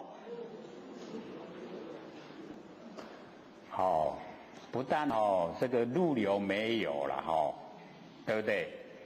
不要说多少，没有了，没有入流，都是出流。注意外面的形象、外面的声音、外面的气味我们身体的接触，所有都是精神外放。那精神外放呢，就要六道轮回了。入流就是精神收回来，照见我们不生不灭佛性本体，这样呢就可以脱离苦海。所以各位就记得，精神外放当众生，精神收回来成仙做佛。可以怎么选择？放出去好还是收回来好？我们坐在这边是会回答收回来好。真正的一踏出我们同一宫以后这个都全部忘了，放出去好。已经一看精忘了，耳朵一听精神外放了，对不对？所以我们也不用这个怎么样太期待自己太高了。慢慢来一步一步这个一点点记得的时候就赶快收回来入流。记得入流造性，不要出流眼尘跟凡尘攀缘所以容不容易记精神外放，出流眼尘，当众生，当凡夫，入流造性成仙做佛。会吗？所以要告诉自己要入流造性，入流造性。只要我们肯做不要嫌慢，肯做就有成功的一天。那我们不肯做你再怎么久还是一精神外放，都是出流跟凡尘攀缘。凡尘都是尘垢了，都是生命无常所以不要投入了。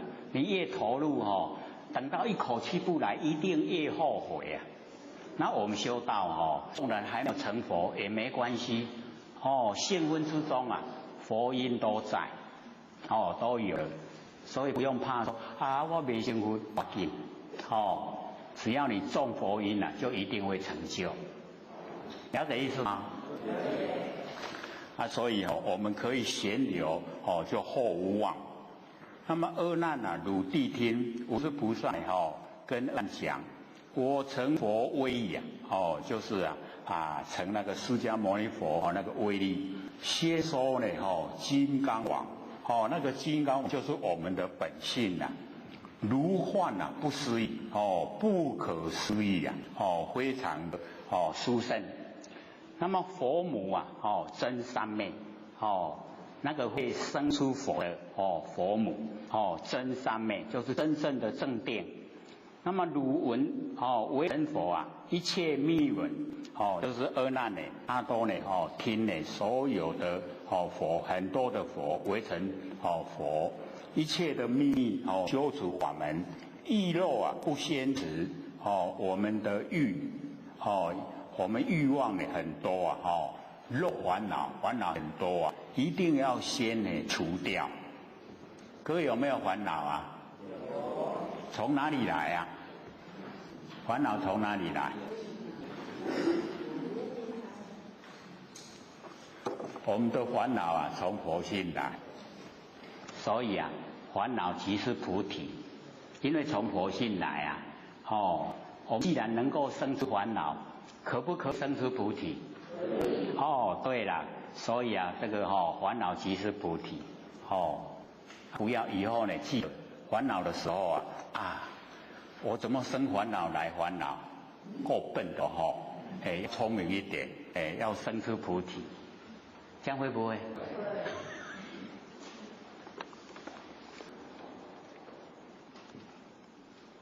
续文呢成购物，那个阿难呢一直在持续，他那个闻就是听到呢所有的佛那个秘密的修持方法，续闻，然后就成购物，购错误。那么将闻持佛，何不自闻闻？将闻就是呢我们的悟性，来持佛所说的佛法，将闻持佛。假如说这个不详细解说，只有看文字不太容易了解所以或许都有把它小化将闻就是闻性，持佛就是佛所说佛的佛法，将闻持佛，何不呢自闻闻？为什么不自己用闻根闻自己的闻性？这样了解意思吗？所以这两句都很好了。将闻持佛，何不呢自闻闻？自己反闻自己的本性。闻非自然生。这个闻它不是自然生，所以我们的佛性不是因缘，不是自然。闻性呢不是自然，不是因缘。然后音声有名字，因为声音，然后有名字，就是始于因缘，有声音有名字，因缘全部都是妄。那弦闻以声脱，我们旋转我们闻性，然后跟声音脱离，就是呢不听外面的声音，外面你都爱想讲拢咧搞我骂啦。跟他脱离我就是不爱听，这样会吗？这个很有意思我们都耳孔亚来咧创啥，听人讲啥，听再来起对不？对不对？安尼巧不？所以要自己就了解到我们这个要弦闻跟声音脱旋转我们的悟性不进入那个生成我们跟声音脱离的。那么能脱易水眠，我们能够脱离这个生成的，那这个时候要叫什么名字呢？就是真正的修正，就是真，就是无名易水眠无名，没有名称都没有。那一根即还原我从耳根还原，还到佛性本体了本来，然后六根成解脱，全部六根都解脱了都已经呢回到不生不灭的佛性本体回来。那么见闻如幻意我们眼跟见都闻我们现在这个闻不讲闻性，就是我们那个闻生以后加入新意识的闻，如幻意就是假的幻灯片，然后呢意就是眼睛这个先把眼睛有毛病了。三界落空法这个三界全部都是空的欲界色界无色界拢空的拢无实在所以不要投入。那么闻复意识我们的闻性呢恢复到佛性本的时候那个意根眼睛有毛病的那个已经呢除掉了尘消凡尘都已经消除了觉圆净，我们的那个佛性本体觉圆满清净这个尘消觉圆净，净极光通达净极到极点光通达，佛性本体发挥的光明啊，整个都通达，大用啊就现前，极照啊含虚空，这个极照啊，极就是不变之体，照呢就是随缘之用，不变之体随缘之用啊，含着整个虚空，那虚空里面有三河大地，整个万象，这个时候切来观世间，我们来观世间，犹如梦中事啊，完成的所有一切都好像我们在做梦里面的事情，晚上睡觉啊都有做梦，然后梦中的事情。那么摩登伽在梦啊，谁能流汝形？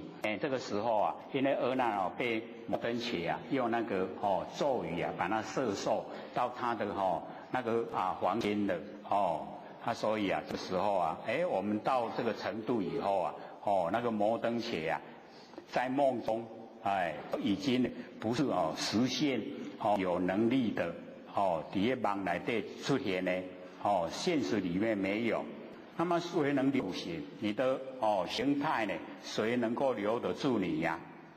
如是呢巧幻师幻作诸男女，就好像那个魔术师啊，变很多的那一些障眼法出来，巧幻师，然后呢很多的男女都被这一些魔术师变化出来。那么虽见枝根动，我们六根呢都在动。枝根呢都在动，要以一击抽啊，就是要有那条绳子在拉，一击抽，一击呢，假如说不抽的话，习机啊就归机了，全部都不动了。那么知幻啊成无性，所有幻呢，都没有它的本性。那么六根呢亦如是，我们的六根也是这样。一啊一精明，就是一啊我们呢不生不灭的佛性本体一精明，所以到最后呢就旋如导舞机啊，稳自性就旋转颠倒过来，我们那个稳性啊不要去稳外面的生成，稳我们自己啊不生不灭佛性，这样呢就可以成就。刚好要1个小时。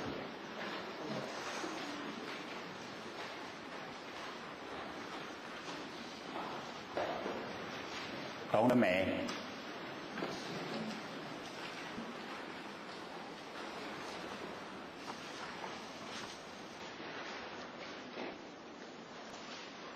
懂了没？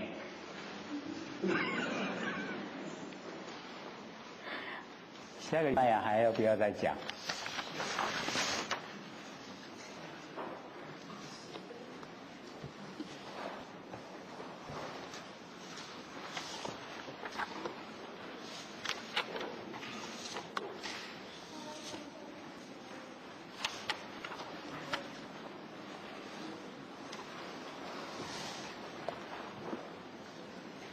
我们呢，这个开这个楞严147，143，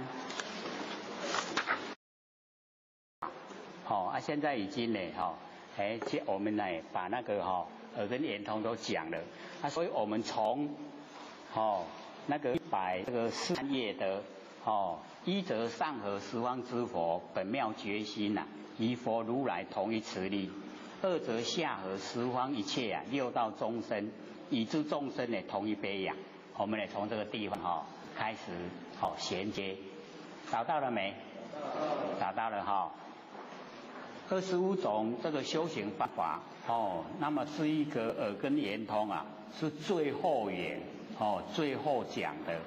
以此方的众生，就是我们呢娑婆世界的众生耳根最利我们都那个耳朵时常用最利，耳根最利。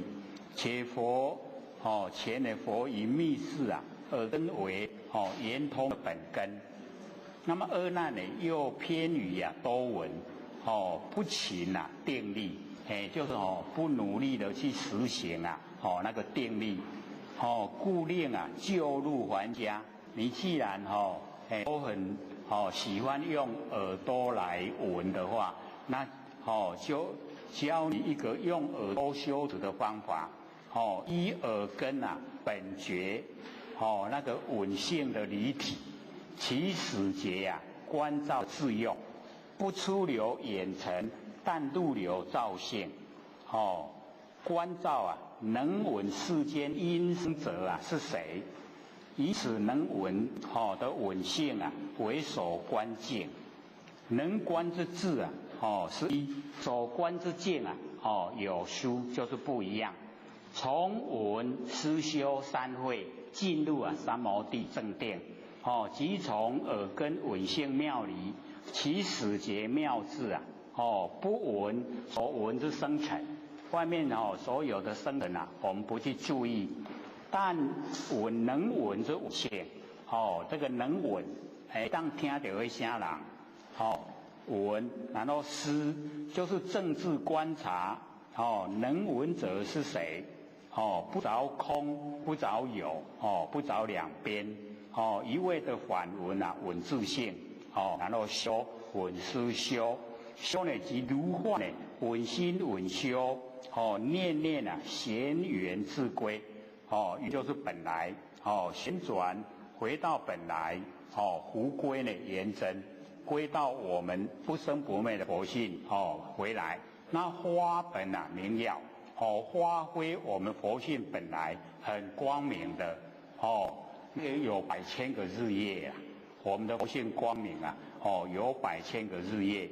那么解6结，业三空，解开呢6个结，超越三空。各位先生，三空是什么？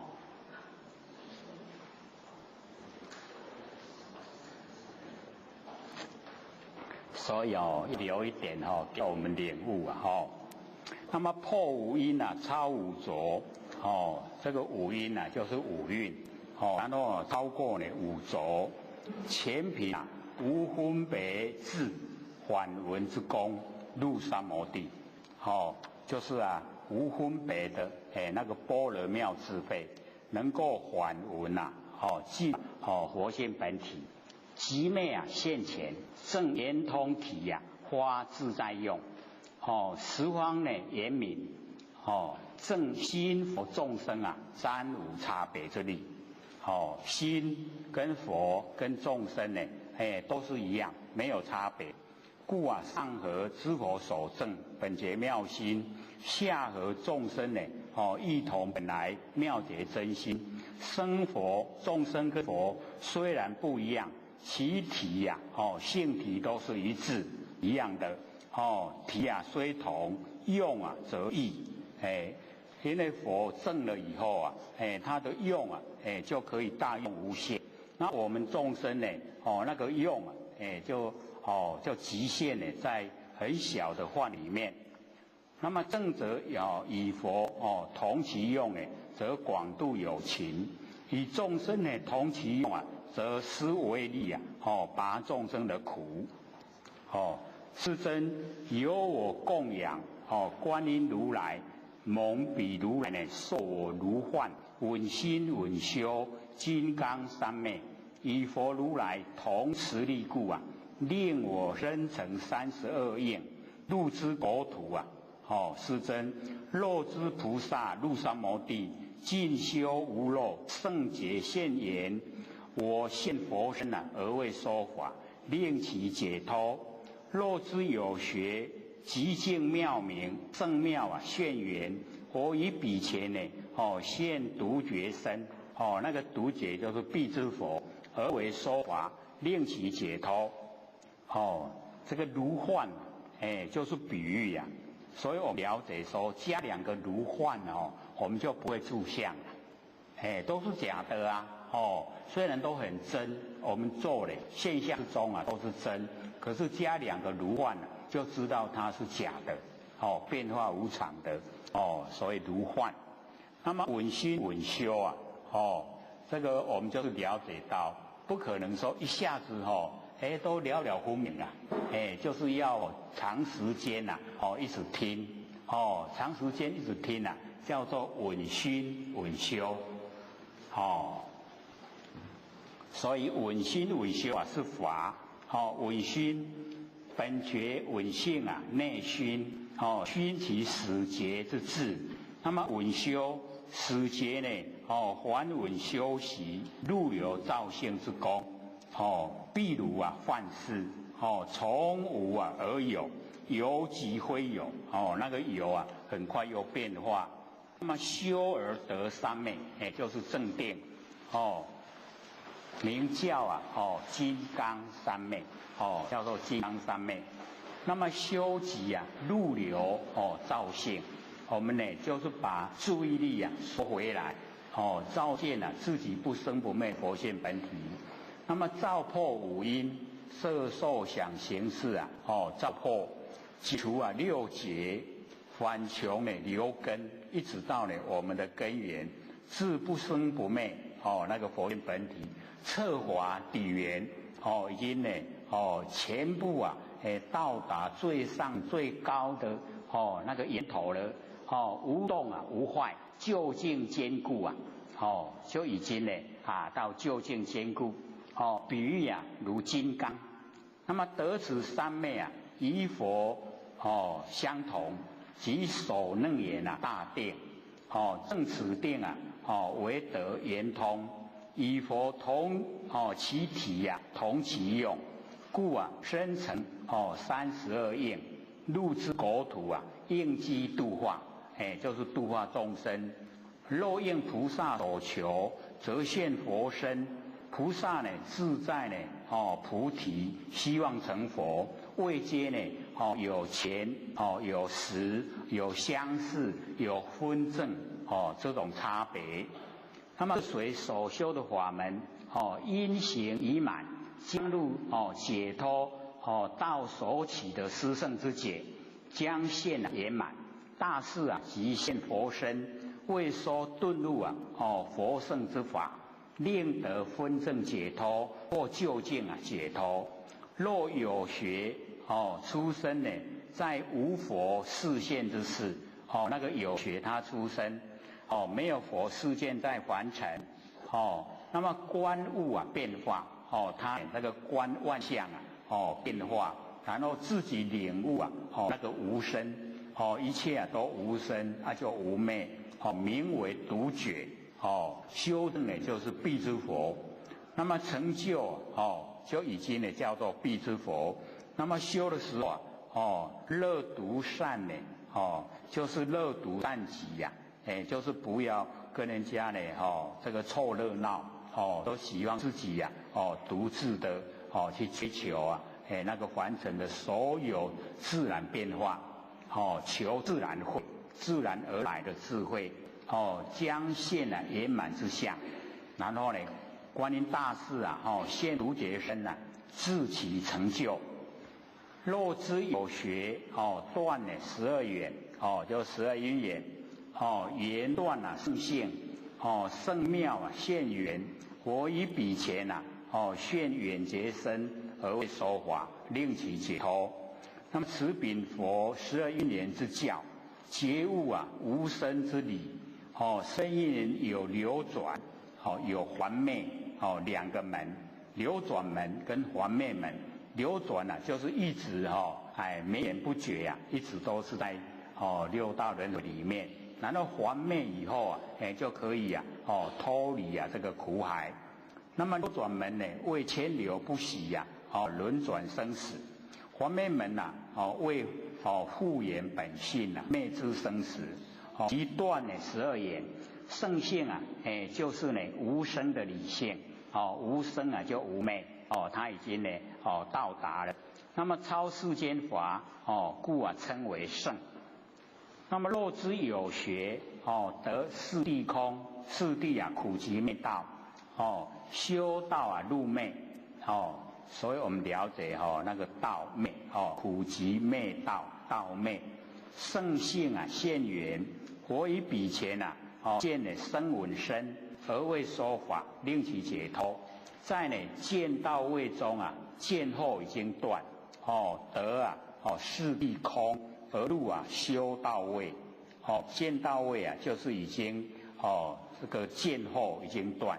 他修道位啊，就是要断尽思后。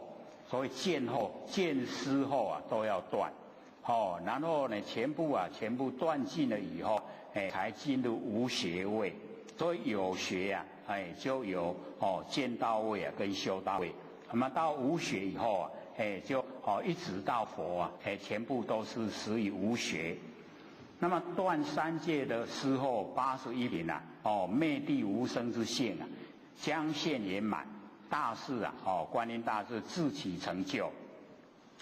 那么肉之众生欲熏明悟啊，不犯欲尘，就是这个男女之间的做爱都已经不犯了，欲生清净啊。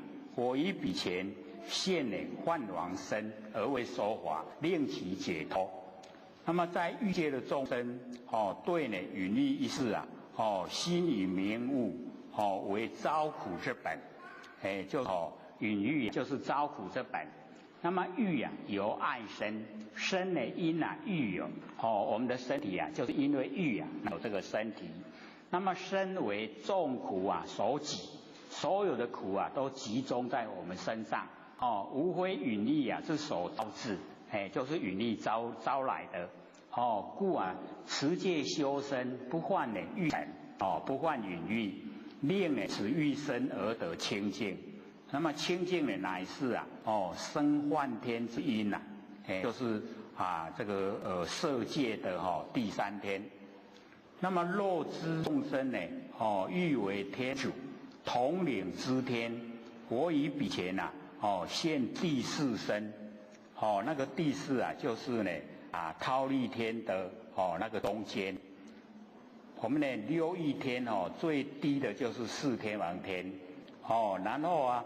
这个第四这个呢，就是忉利天。那忉利天东西南北啊各8天，中间呢就是啊第4天，就是这2个第四。皇帝的帝解释的是第4天，乔是讲，就是天主，而为说法。所以我们众生呢要为天主的话，就会现这个第4身。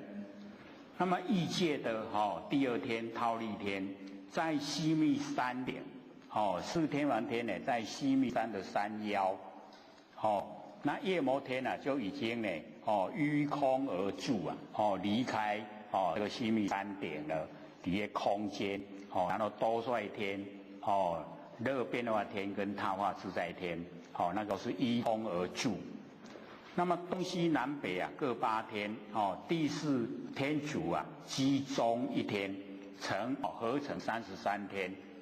我们以往这个看布袋戏呀，都时常会听到33天天外天，就在讲这个啦，讲这个忉利天，不为统领忉利天，亦然兼统领啊那个4天王天。就是那个西密山半山的4天王天。那么肉之众生呢，欲生自在，游行十方。我以彼前呐，现自在天而为说法，令其成就。人伦呐及欲界的知天，亦得此身逍遥自在，游行十方。现呢他化自在天身，就是欲界的那个第6最高那一天，此欲界呢，6亿天之顶，福报超胜。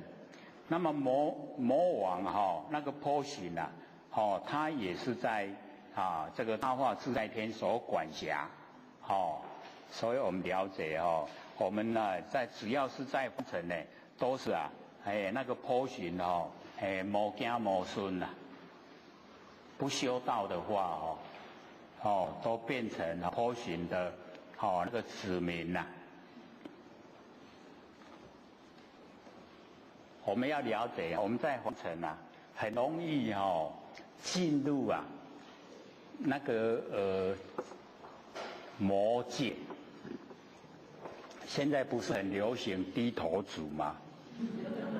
有没有？各位看一看低头族，他有没有打魔？是不是波旬所管？对不对？所以只要我们在凡尘不按这个真理来行事都是着魔，哦，都是在魔的管辖之下，我们就是要清醒，哦，我们要当自己的主人呐，不要被那个物质啊，这个指挥，我们就是了解到凡尘啊这些物质啊，是不是都我们人在用？可是现在很多物质都变成主人我们人就变成奴隶，对不对？会不会这样？所以就颠倒过来了。科学都在想，我们南部可能就比较好了，这个地房子没有那么贵，北部很贵，对不对？我们想在北部买一栋房子大概要赚的很多钱，又不吃不喝，才可以买，对不对？找不着吗？大家追不追求？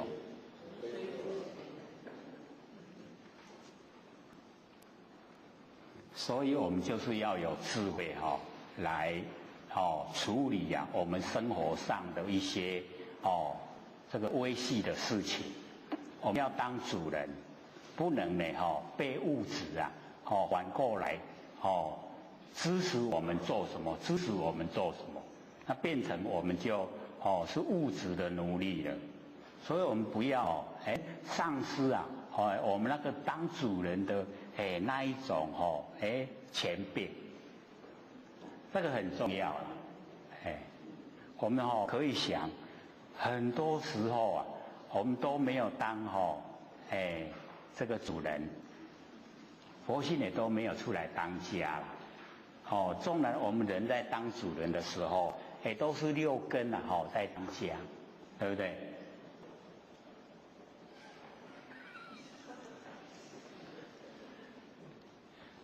六根很强他都当家当了很久，所以我们要把那个六根降服，说你不是主人，主人是佛性本体，所以你不能当家，一定要先跟他妥协啦，不然一下子你把他转过来本来都是他在发号施令的，现在你不给他当他会抓狂我们就会受不了，所以要跟他妥协，先一半的钱病给他了，还给他掌管，可是一半呢，一定要给佛性本体。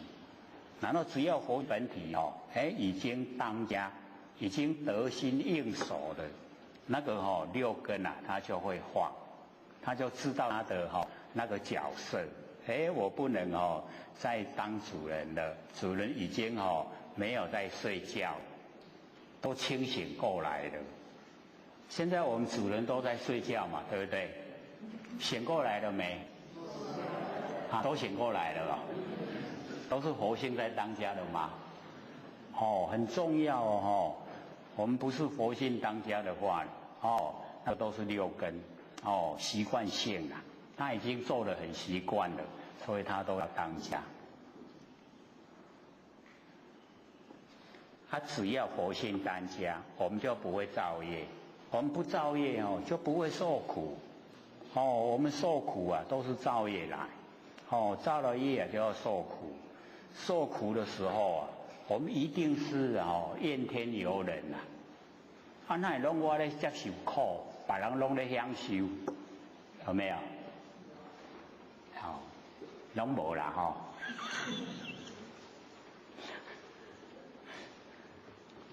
所以我们呢就是要真正的走入修道的道路就是要规范规范自己真正的努力来修持这样的话呢，佛音它就很深可以进入深位那个深深的位那个位置我们就可以走进了深位。所以在日常生活我们有空闲的时候就一定万放下，然后一念生，然后一直做做到后来大用现前这个所有的还没到的事，还有这个什么处理的事啊，你都会了了分明啊，你会很惊讶，怎么这样？那个是自然的不是我们追求那个神通的，是自然。佛性本体之中啊，就有这一些功能，只是我们以往都被我们自己的观念障碍，精神都外放，所以把我们佛本体的功能作用都压抑，那就发挥不出来。那现在呢，我们一直万年放下，万年放下，那个都妄。万年放下的万言啊，都是妄。我们妄啊，一直放，一直放，它真啊，它就会冒出来。妄尽啊，真就显。真显的时候啊，都是佛性本体。所以那个时候啊，伺机而隆现。你在家里面住，不用出门，你能够知道天下事。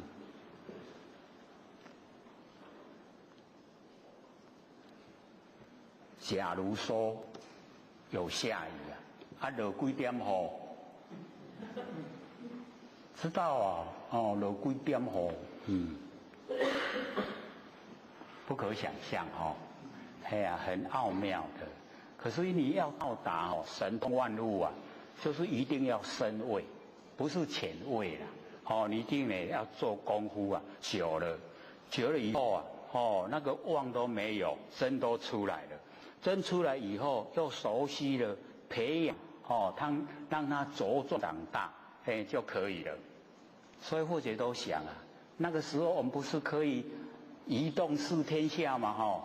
不管是东神州、西牛贺州、南赡部洲跟北济泸州啊，都可以移动了。所以你看那个钓一台小事，我们移到台湾来就好了，都不会争执啊，对不对？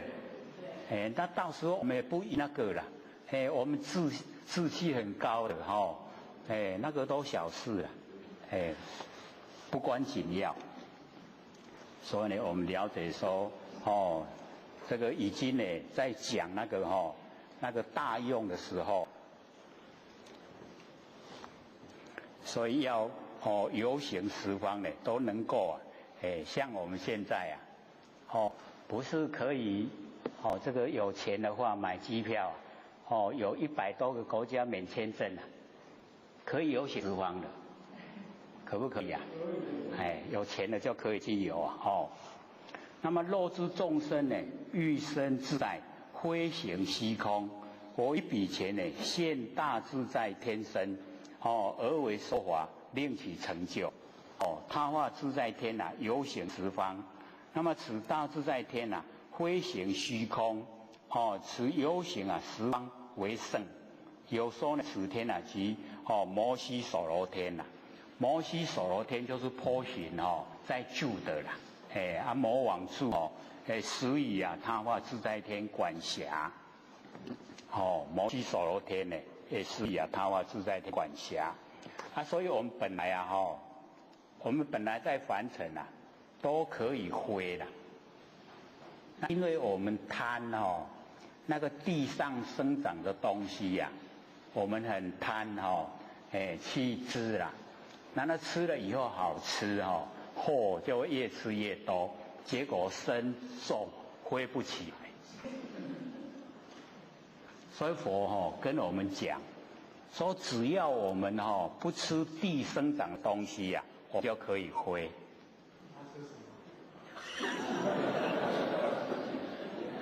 所以各要研究了，看看有什么东西不是地生长出来的，然后我们吃了以后就可以飞了。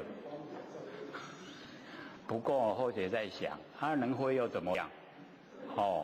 现在交通工具很发达你坐交通工具就好了何苦去飞？我们成佛才好了，对不对？所以努力成佛。肉之众生呢，爱同鬼神救护国土。我一笔钱现天大将军身，而为说法，令其成就。这个只说人道以天龙八部无福德啊叫做鬼，有福德呢叫做神，鬼神。那么爱同鬼神啊，急求天大将军，巡视世间一切的国土，持腰呢，降福，赏善华恶，爱统领归行。若知众生呢，爱统世界啊，保护众。我以彼前啊，现呢，四天王身，而为说法，令其成就。这个指人类啊，以及四天的天众。四天天王，四天王啊，在西密山的半腰，为第四的那个忉利天的外层，故列啊天城。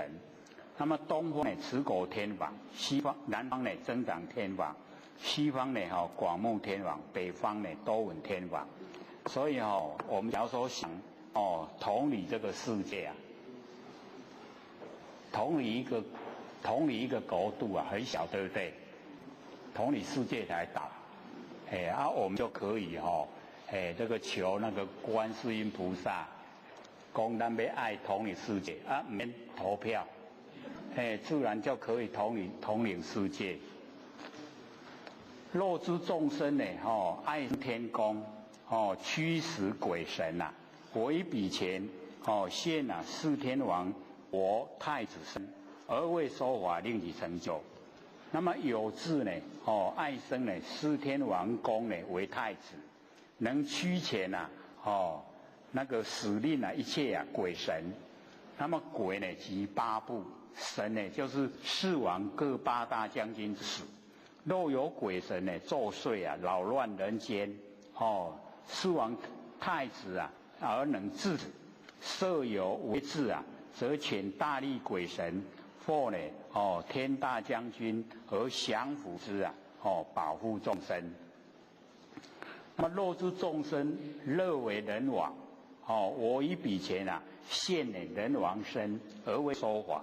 令其啊成就，这个佛教呢就讲世间的人王有5个，一个金轮王，就是转轮圣王，一具啊32相，有7宝随身，人中呢最上，无能胜者，无人赢伊啊，即王位时啊有金轮宝从空飞下而至其前。乘此人宝啊，一日啊能由东西南北4大部洲，以10善呢来化世。10善各位知道吗？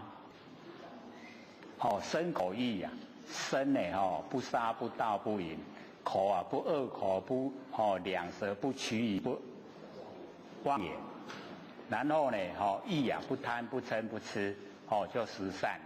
10化世。所以这个啊要多少钱就有多少钱啊，身上都有7宝。所以我们要了解说，为什么菩萨在修道呢，都是啊那个6度万行，布施持戒忍辱精进禅定般若6度。那为什么都无半行啊？那也头一个布施。所以菩萨我们就是了解累世修集啊，有很多的他的那个本钱他要用的时候啊，就能够呈现。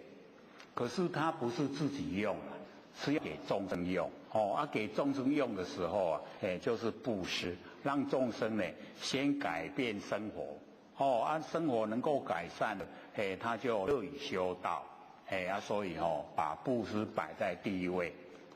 所以了解到说为什么他自己都是兵多哪有钱通布施所以这就是他累世所修的他的那个本钱。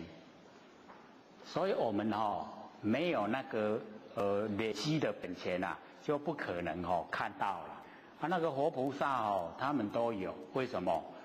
我们这个整个大地拢嘛安尼规个拢7宝，涂骹拢7宝所以他一植了以后才有金嘛就马上啊可以拿出来布施。那我们没有累积啊搁较恶嘛拢吐。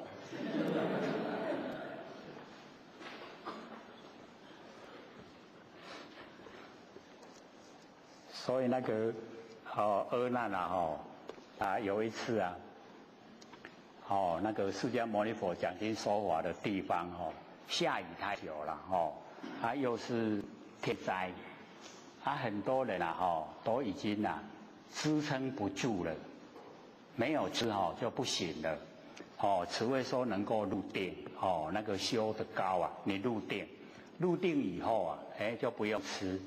可是，一般人很多都还没有到这个状态所以阿难就去请示释迦牟尼佛，说大家都已经撑不住了啦，要怎么办？释迦牟尼佛说，你把这个事情去跟那个文殊菩萨讲他就去找文殊菩萨，文殊菩萨跟大梵天王在咧讲道啦。讲到阿难就赶紧甲伊讲释迦牟尼佛讲叫你说法，何家拢爬袂起来的人去有饭通好食。文殊菩萨就答应了啦，说好。然后阿难就坐在门口在等什么？文殊菩萨出去托钵化缘。还佫直直讲遮久拢唔知怎煞。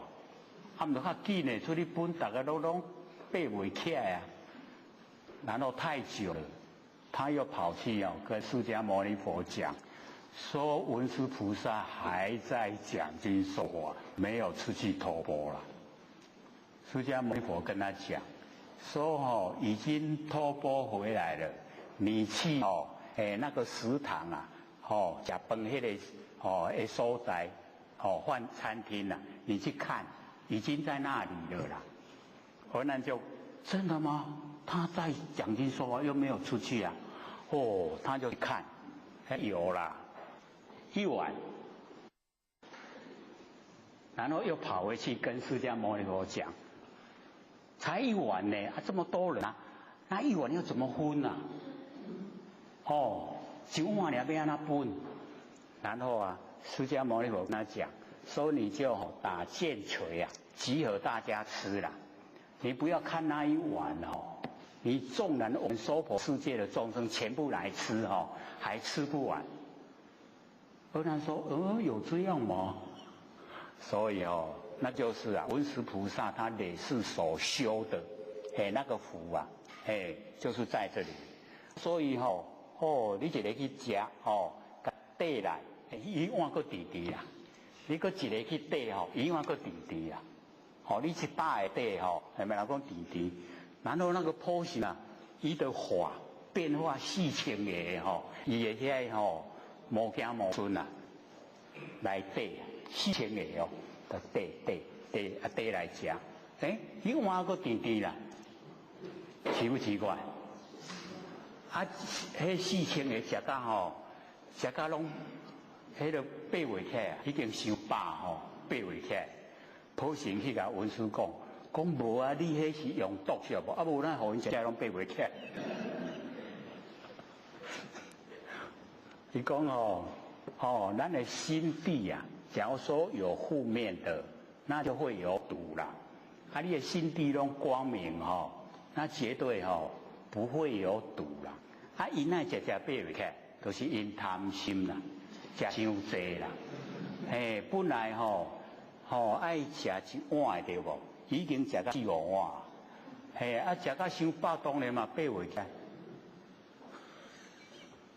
所以我们有这个这个是记载在大藏经那或者看的时候真的是一直想说，怎么会有这样呢？那文殊菩萨不是没有出门吗？怎么有托那么多的东西给大家吃所以我们就是要了解那个叫做大用现前，1000百亿分身他虽然在房间里面讲给那个大梵天王听，可是他已经化身已经出去托钵了啦。阿难伊坐伫咧门口咧顾无看，无看到迄个吼，我们那个啊，千百法身没有看到，那不知道。所以我们都住下，对不对？那么目睭看才要信，我目睭无看呀，我哪要信？所以很多你看眼睛不看，为什么？已经都托钵回来了，一碗俩啦，才一碗，可是一碗全部都吃饱了，还剩一碗。甚至偷行画4000个来吃啊，还有都没有减少了。你看多厉害，就是累世修的啦。他有那个功德福报，所以他可以一直布施给众生。那我们在修的时候，就是一定要行善，累积或者都讲你一直行善呢，让这个善能够生根。善根已经有了，要让它成熟。善根成熟了，你可以听到上乘佛法。所以各位都有累积嘛？有没有啊？没有累积坐不住就会掉了不久就不见了无偌久呢拢唔是咱凡一般咧讲咧听呀，拢无共所以我们就是了解，凡世间咧讲咧听拢是更善啦，要互咱的善会当生根，要互善根会当成熟你看要累积很久嘞而且我们的祖先都要有德祖先有德，祖先呢才能够进入上乘佛法听到了心理心法，都很不容易的嘞。你看我们修那么久了，什么时候听过？现在才听，对不对？3年今年进入第4年了，老师特别慈悲了，说我们3年是初级班，现在进入中级班了后面没讲啊。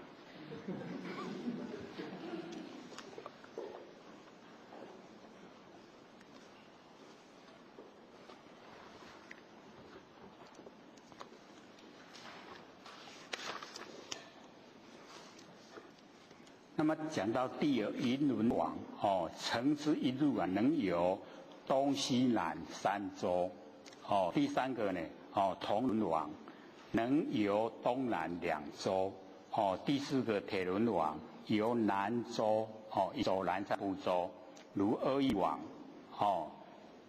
那么这个5这个树善王就是各国的小王所以呢，这个当人王，肉质众生呢，爱主足性世间呢这个推让，我于彼前现长者身而为说法，那么令其成就年高德重称为长者好居这个上首，那么意为呢这个世间所推重所以有时候有纷争了去请迄个长老出来安尼摆平解决真紧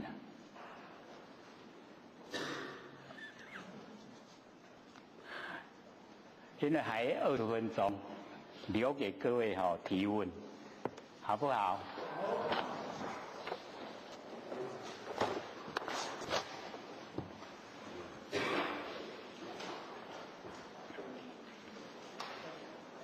有没有要问的啊？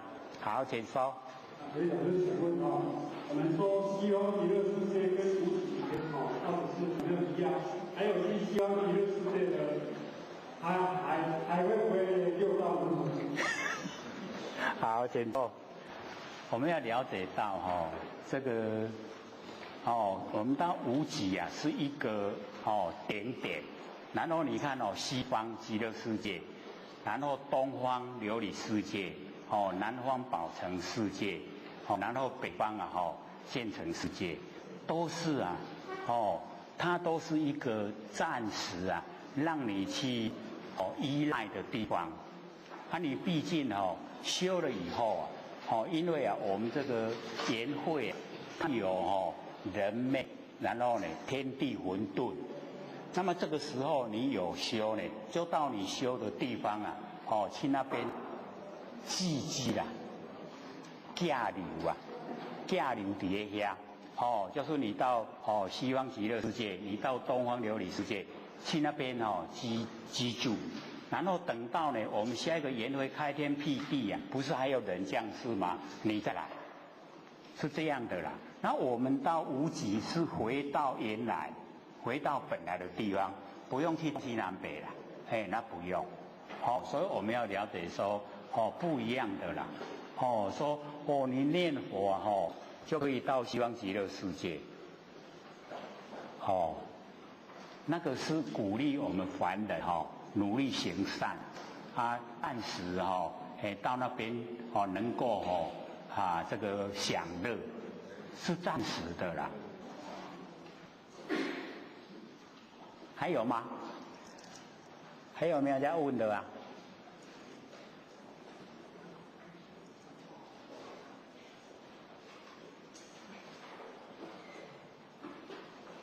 好，请说。你要问吗？好，请说。好。那个解六解月三空，那个三空的三空是哪三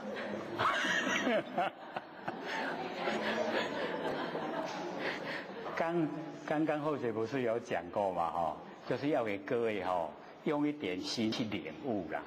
然后我们在讲三经的时候啊，有没有讲三空？有没有？还记不记得？会记得没？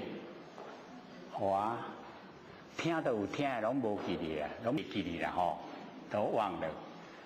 所以我们就是要了解到因为在《金刚经》的时候啊，我们有讲第一分啊，释迦牟尼佛都没有讲话，他都是呈现我们一般凡人的日常生活到呢这个吃饭的时候啊就着衣持钵，然后进入社会大乘起食然后以其城中触地取予然后还资本次而换食器，收衣钵洗足以呼咒而咒。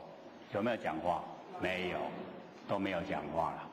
那为什么第一分的时候那个须菩提马上赞叹稀有，话都没讲，稀有从哪里来？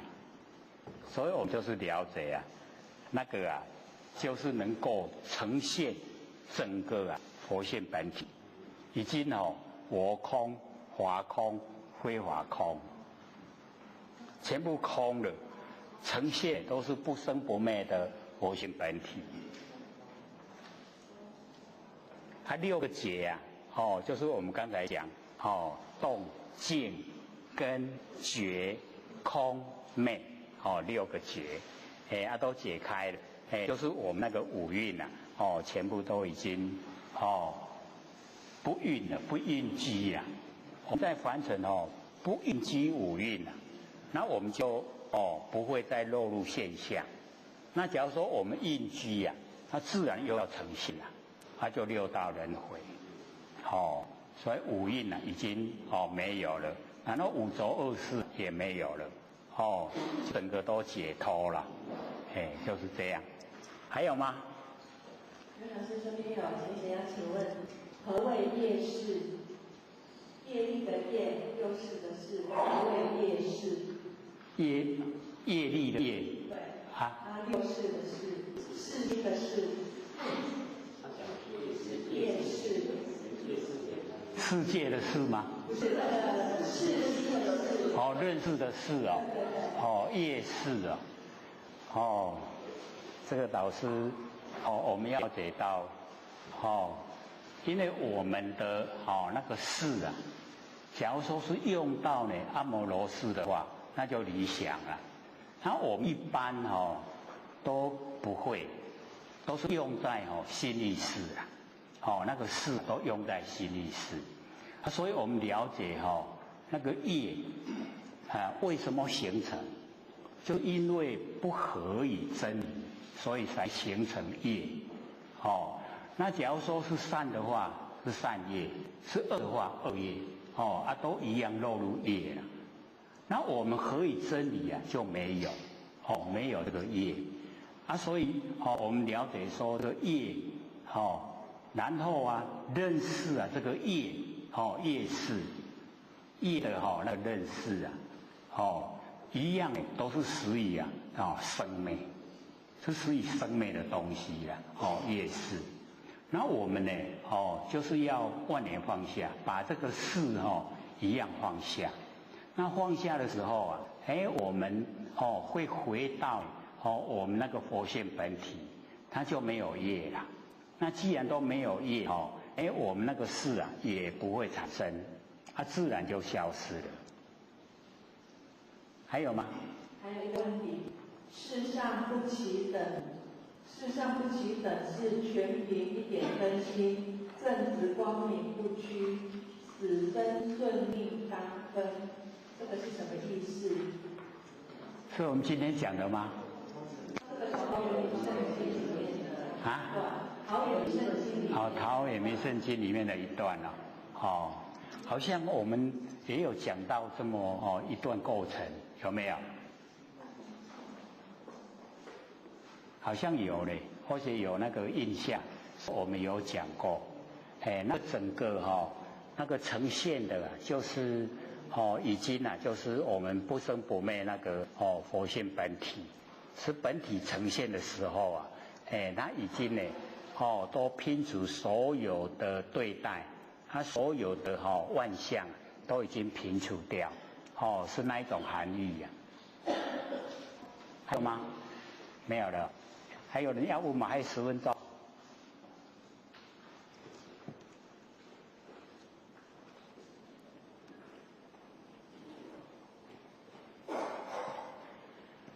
修道都没有问题，最理想。可是就怕这个有问题不问，有问题不问那个结没有打开都不成道的。修道一定要把所有的结都打开。好，请说。我是请问一下，问一个比较生活上的问题好，你说。我们修道讲慈悲嘛？对。那么如果我们现供的供果像那种老鼠来吃而且一吃习惯，那很多不知足，那我们就不忍杀生，那该如何是好？谢谢。好，请坐。这个这个问题蛮有意思的所以因为我们在这个供佛的时候都是蛮这个诚心的，他真的是这个慈悲，慈就是以乐嘛，悲就是拔苦。既然这个老师他都分享那个佛的那个供养，那一定有他的因缘所在我们就是了解到这个已经都习惯了，既然都习惯了，就让他吃嘛。买供果呢，就准备不回收我们人吃了，他准备给老鼠吃。当我们都准备给老鼠吃的时候看老鼠怎么反应。假如说他有那个福报可以享用的话，那他会一直延续下来。那假如我们已经呈现那个心就是要让你吃，可是会有变化。为什么？不可能有那么大的那个福分一直享用不尽所以一定会有变化。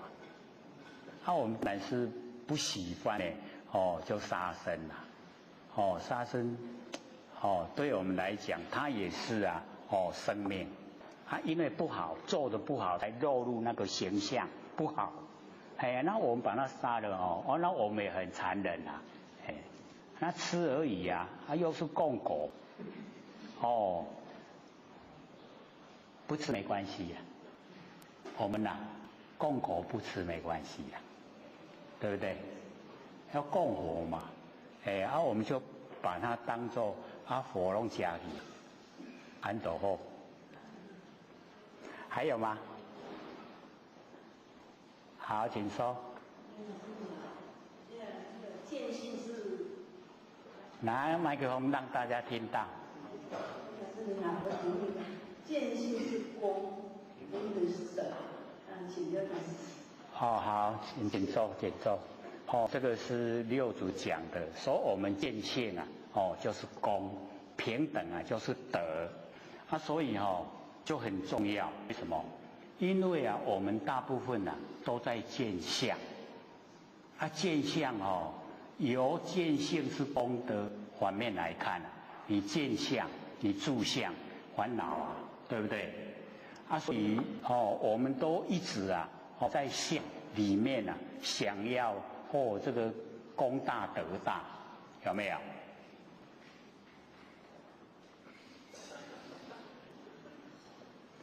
不是都是在向上吗？在向上面用心吗？所以这个就是当头棒喝的，就是你在向上用心错用心，你一定要见性。所以见性的时候我们才能够修到佛的程度。你修到佛的程度，可以度无量的众生，有没有功？有没有？那假如说我们是在向上面用功夫不管你怎么用几百生几百世都不会成道了，有没有功？所以我们就是了解，一定要见性，见性呢可以成佛，成佛可以度无量的众生，是不是功？然后平等是德，因为我们都有分别心，分别心一来以后就不平等，就有高高低低高高低低我们心都会起伏很大。那平等了人与人之间平等，人与物之间平等，物与物之间平等，所有的都平等所以平等一建立以后德性就来了，就有德了。所以平等是德。我们就是分别心太浓厚了看到这个有钱有地位的，看到没钱没地位的，分不分别？我们一定分别啦，对。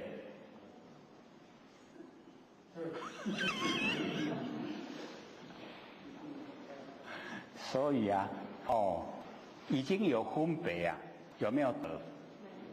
就没有，你德没有办法建立所以我们都平了这个有钱没钱，有地位没地位是他的果报有钱有地位是他累世有布施有行善，然后他现在很坎坷当街民流浪汉，那是因为他都不跟人结善缘，所以他现在是接受果报一样福报是果报，你恶报也是果报，都是在接受果报那我们为什么要去分？是不是所以平等的不管他有钱没钱我们都平等了，平等看待。有地位没地位，那个是他还尘事我们都平等看待平等看待的时候德性建立就很容易对不对？所以这个时候因为有平等的心，所以那个慈悲就很容易呈现以乐拔苦就很容易我们能够做得出来。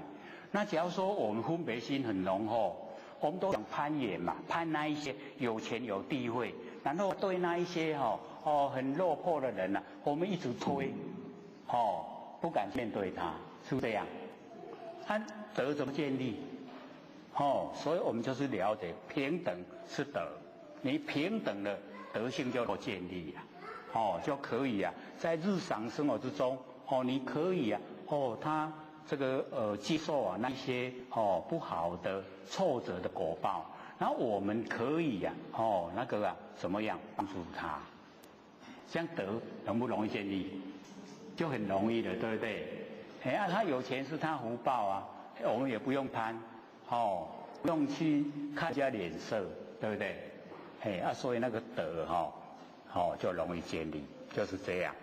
见性是公，平等是德，那个不是空口说白话的啦。你见性有办法成佛，你平等有办法行慈悲，那就真的就可以很理想。还有3分钟，有没有人要问？好，请说。刘讲师好。我记得或许在你期感的时候有道经，他家有关公像，跟他关公像没有开过光，但是断了手，他不晓得怎么处理。然后有听过有讲就是说，那个其实是一个形象，如果他不敢处理，就我们帮他处理，用报纸然后把它打碎，把它就是变成以尘归尘，土归土但是我们现在佛堂面对有一些像圣书、善书，它时间很久远了，有点破损了。那里面也有佛像，那而且量很大，我们可不可以把它回收到旧书摊，当回收再用，或者说一定要烧掉去处置会比较好？谢谢佛像的。好，请坐。因为我们了解到落入这个相，相都是妄。不真，所以我们在处理的时候这个已经你说拿那一些很旧的那一些善书要给人的话，人家要拿吗？现在不要说是旧书了，你拿新的书给人，人家都不愿意对不对？所以这个给那个造纸厂做主浆，又在造纸个做的修道不能极限固执啦，咱都要活泼利用应用，只要不违背真理，就好了。那一些你看摆着就你看都不舒服。那现在很多都是出钱去注印善书，印出来以后，各位请问，我们拿到善书以后回去有没有看？有啦，有甲翻一个啦，就甲放起来，对不？大部分都这样所以它的效果就不大。那我们真正的要人家进入修道，那个都不是这个简单就能够达到了。我们就是要用一点心，然后想什么方法引进来追求心理心法，才可以真的成就。有办法真的进入修道的轨道。下课。各位讲师、各位坛子、各位天贤，大家好。谢老天师德、老天大德，及感谢各位天贤给获学机会学讲。因为我们今天有说这个国外道经回来。那我们是想说假如说问题很多想要问那我们就开始给大家问。那大家都不问的话我们就讲课。征求各位的意见，要先问还是要先讲课？把我们平常所遭遇到的一些在心里没有办法解决的一些问题都提出来，或许尽可能就从真理的角度来回答。有没有要问的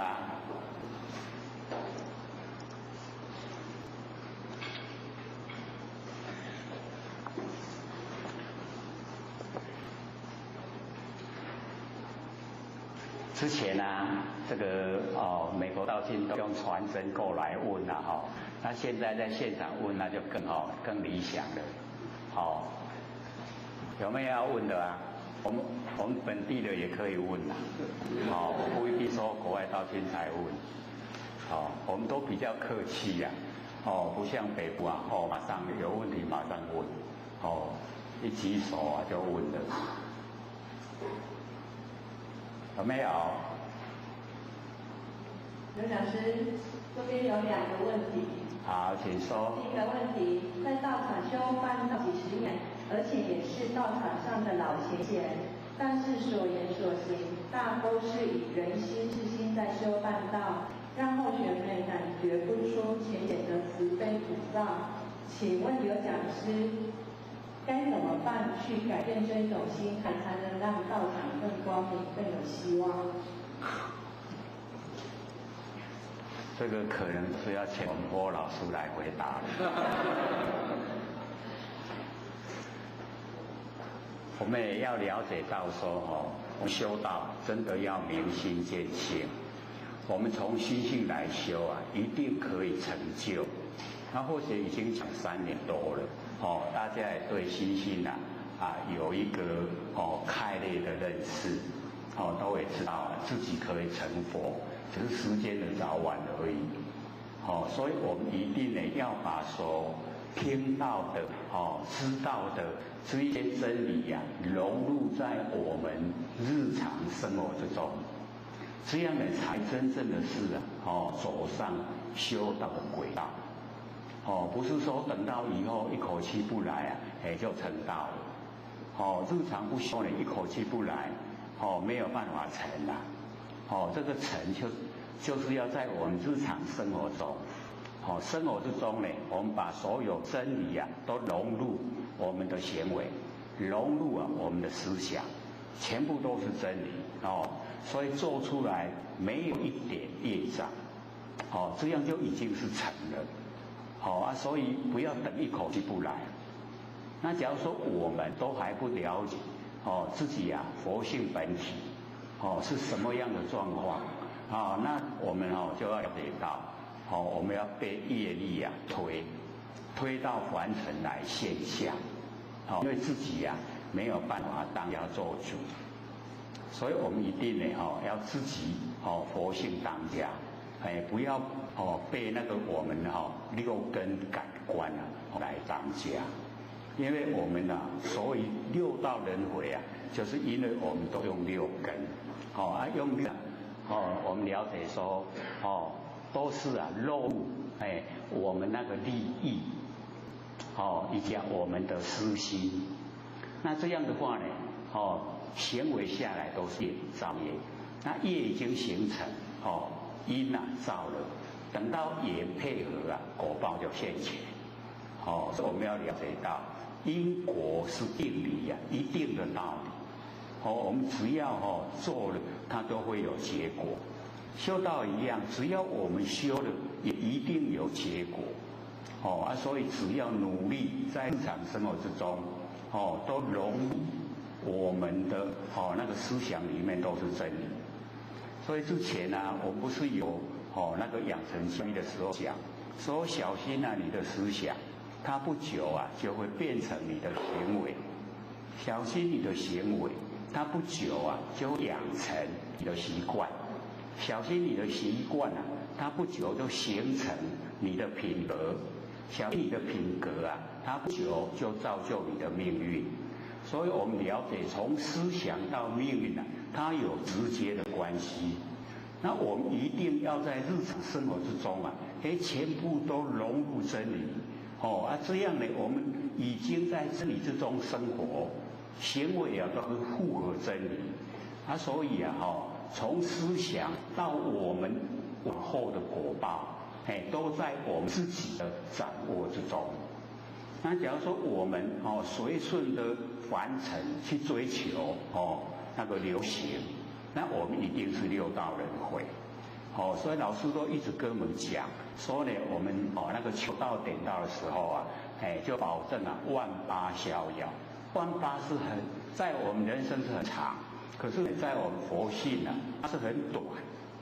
佛性是千千万万年那我们的身体只有100年而已身体来讲万八很长，可是在佛性来讲那个10800年太快就到了，一转眼就已经过了过了以后呢，老师说不保证个人因果个人承担有没有老师就是这样想过，他要我们研究心理心法，要我们在这个时候借着上天大开普度我们赶快努力修，先得而后修，然后修正了以后我们回归到本位了，就可以一劳永逸就不用落入凡尘六道轮回。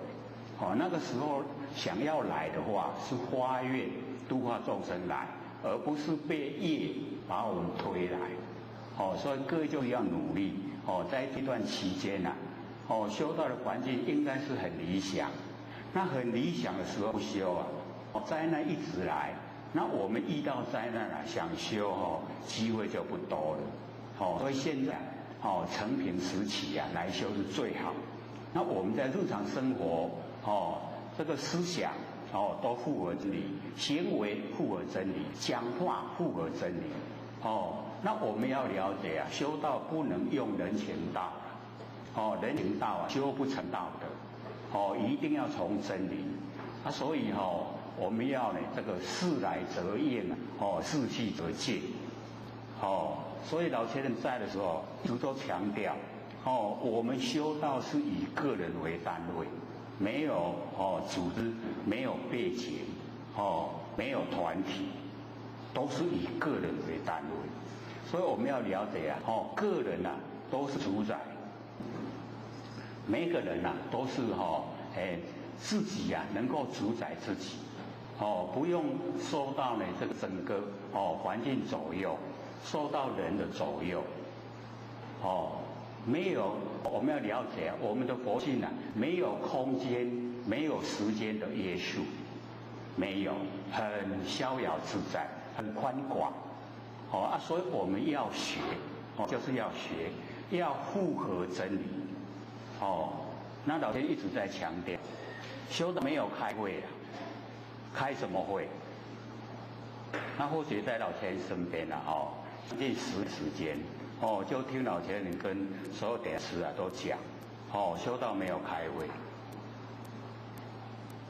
开会老天讲说不符合真理六祖也讲过这个我们这个集思然后共享转加学员。我们不是说集思大家互相把那个意见提出来，然后我们去做吗？说这样跟道就越来越偏越远了，不是道。那我们是要修道那不是道我们要做吗？一定要符合真理。那现在我们有时候是迁就事实迁就现象。那我们在内心里面一定要建立以个人为单位没有组织，没有团体，没有背景，没有开会。可是我们现在都有那要怎么处理呢？各位心里面就是要有一个底要怎么处理，自己要有主张不能人云亦云人按那讲我就按那讲，人按那讲我就按那走，没有那个事，道没有这个事的真理独一无二没有那个附和的，也没有含混的所以我们要了解要符合真理，不符的话你纵然总统说也不用听。那假如说都是真理，那个小孩子刚学会讲话，他都讲真理，你也要听所以我们要了解为理是从，真从真理，不能用那个外在的一些那一种那个形象轻病来压制别人。道不是霸道这个道要通达，要流通都能够通达的。你现在可以通，100世以后一样通，那个才叫道你现在可以经过1-2年不可以了，那个是道而不是那个呢我们不追求，我们追求不生真心佛性本体。那每一个人都有，每一个都有真心佛性本体，我们要自己追求自己融入。所以时刻把注意力收回来还这个反观自照，那就已经啊，在道体之中，所以啊才讲回头啊是岸，回头呢就是我们注意力收回来，就已经到达清净的彼岸。所以古圣先贤这个话，我们以为说，那个回头是岸啊，是在劝啊，那个啊流氓，不是哦，是在讲给各位所有众生，我们所有的有情的众生啊，来了解，说回头是岸，回头回光返照，就已经到达清净的彼岸。可是我们呢？都精神外放，都啊顺着凡尘的这一些外在的形象。那我们要了解啊，眼尘，我们眼尘啊，出流，精神外放啊，就叫出流啊，就跟凡尘攀岩。那跟凡尘攀岩啊，会沾惹很多尘垢。那尘垢沾惹了很多啊，佛性呢不清净。没办法修成道，所以我们要先呢回光返照，把精神都收回来。收回来以后啊，我们呢时时刻刻啊，精神都非常的集中，而且清净，那就回到本体回来。日常生活之中呢就这样做，那自然而然我们一口气不来啊，就已经啊回归到我们本位。所以那个时候啊。就不用害怕我们身体要怎么处理呀。所以要了解到我们一把这个佛性本体修正以后啊，身体所有风土啊，就是天地的物质，还给天地就好了。那我们呢，跟整个宇宙虚空已经融成一体，已经啊是天人合一呀。天跟人已经合成一体。我们所追求啊，就是不生不灭的真心佛性本体，所以各位一定要记得，要追求的这个目标啊，一定要记得。那过程，假如说有不合理啊，你就可以不做。不合理嘛，我干嘛要做？那我们要逼人做的话，或者就讲要去地狱自己一个人去就好，不要拉了一大堆人去啊。你爱去，你该得去的不要拉了一大堆人跟你去地狱。所以各位都是有主宰，都有不生不灭的佛性本体，要有主张。这样了解吗？了解。这样回答可以吗？还有吗？还有一个问题。人的生命还未到尽头，还有希望，我们是不是更要用心去照顾关怀他，而不是要未雨绸缪来讨论他的后事？这样算是孝顺的子女吗？好，这个呢，我们刚才呢这个讲的时候啊，这个理就已经在里面了。当时啊，那个很多那一些修道者啊，就问这个释迦牟尼佛。说你是一切智者，那你会知道啊，众生都会犯过，都是造业。那为什么不事先可以防范他们不造业？那佛就回答：你事情都还没有呈现，你就预先去策划，那你就逼死人家去做错。那个一定要有犯了以后啊，才可以制定戒律。没有人犯，不能事先制定。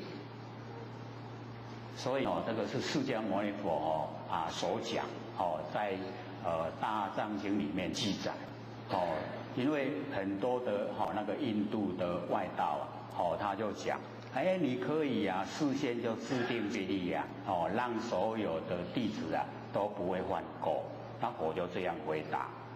说而不合真理，我们要事来则应，事去则进。事情都还没有来，你怎么还没有来你就去应啊？你就错误了啊，不对不可以。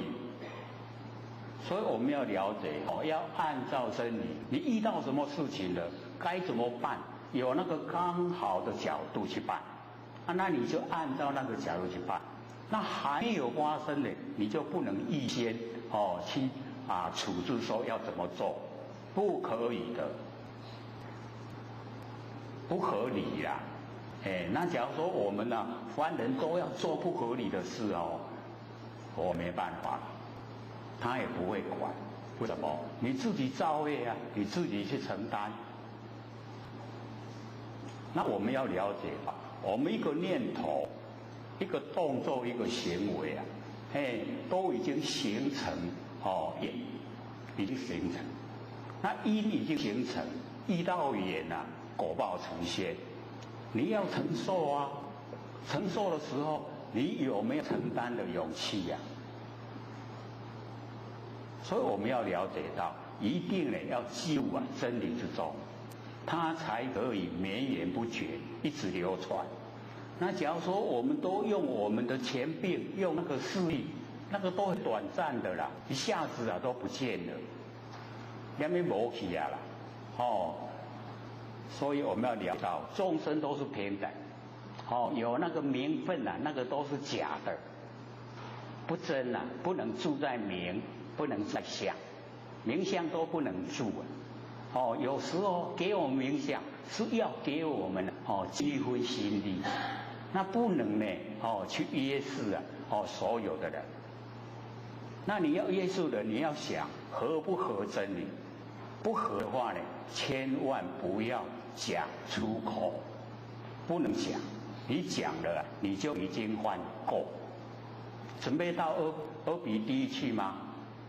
那个很严重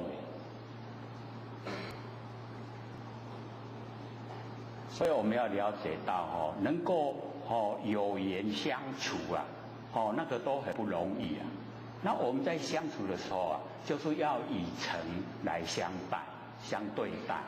当然，我们假如说亲人间生病了，我们就想尽办法去医治不能说他给你心虚血，那个诅咒人家怎么可以呢？那你心态这样，以后人家也希望你他天天虚血，是不是这样？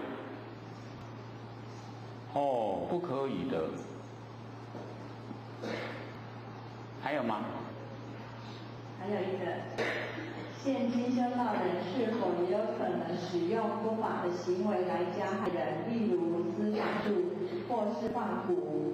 请问刘讲师，修道人是否会碰到这样的事情？如果有，我们要怎么去排除呢？对，因为我们要了解到凡尘的事真的是五花八门那某一些地区它是放蛊就是在体内作坏。那有一些呢，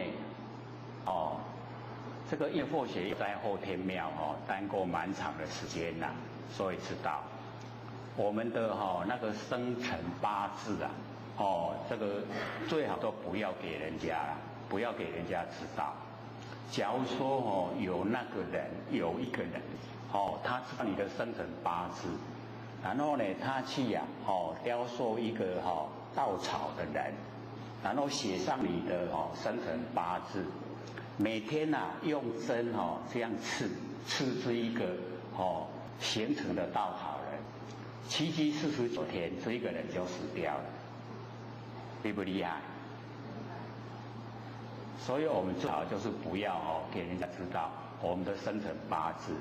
所以老一辈的他们有经验，就不告诉子女正确的那个生辰时间。为什么？因为你给人家知道了不好会被人家害死。假如说不知不觉结到那个冤，绝缘的时候人要保护的最厉害的方法就是让你不知不觉就死去我们凡人有这种事很多人不知道怎么死的。那我们就是要了解这一种你去这个害死人的这种人他一定没有后代，做囝做孙没有后代，可是他就是要做，因为现在有钱人谈得好了什么事都做得出来那有一些啊养小鬼，各位有没有听过？那个啊最厉害就是什么？就是夫妻啊结婚，然后啊去雕刻一个木头人，然后放在那个新婚那个妻子已经怀孕了，放在他每天要经过的地方，埋在土里面，让他一直啊这样经过，这样经过以后一样749天，那个胎儿那个灵啊就跑到那个木头，然后他的那个孕妇啊就死胎了，那个就死掉了，那个灵就是在那个木头里面，他把那个挖出来拿回去供奉，然后有什么人要去问事啊他就可以请这个婴灵这个灵婴儿的灵魂去找他的原因，把所有的事情都找出来，这个婴儿就会办，所以啊就很准。所以啊那个你看有神因者啊，神不神？就很神。所以有时候我们不知道的事啊真的是还蛮多，还蛮恐怖的。还有一种那个最让人害怕的，就是我们台湾叫做贴啦，可能各位都没有听过，因为以往在大陆的地区啊，人少地大，要做的事啊很多，可是人很少。那么你养一个这个啊这个东西呀看不见的，没有形象，他睡觉都是睡觉伫咧顶，咱较早拢大顶甲饲到前去，爱困伫咧顶，无形象没有形象。那它的代价呢？每年啊吃一个人。所以啊，你假如说都前不着村后不着店，我就困一暗好不？好啊，那你明天就不见了，连骨头也不见了，因为被那个铁夹去啊。一年只要吃一个了，一个就好。然后他能够办的事啊，比如说爱破产，你给报一一个黄啊，给报落去，好看。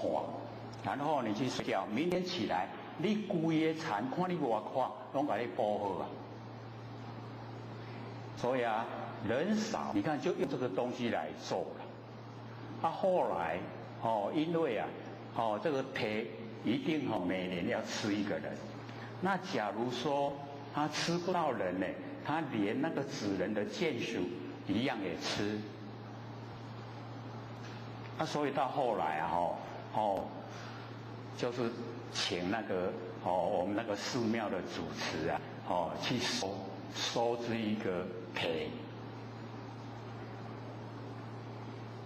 恐不恐怖？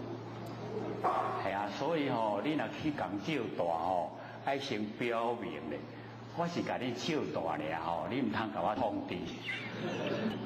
我是借住一晚而已啊明天就走了请你不要来捉弄，先跟他表明，不然我明仔载嫌骨头嘛无去，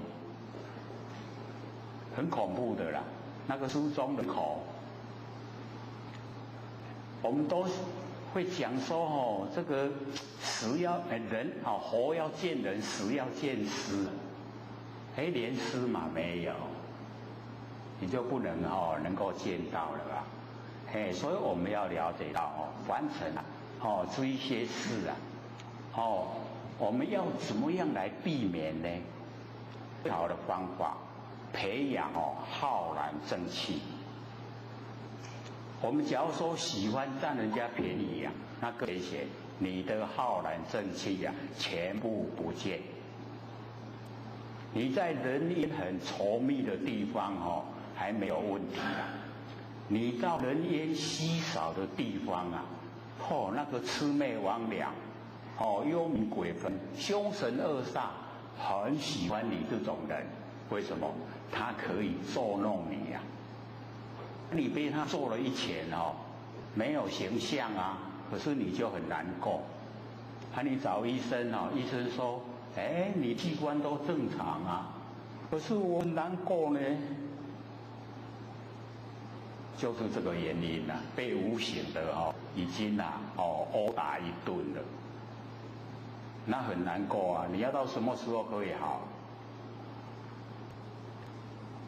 到你的见属有行善的时候你才可以好。所以我们一定呢不要贪小便宜，一定呢不能做一些不道德的事。那培养浩然正气呢，怎么样培养最快？吃亏，培养浩然正气是最快。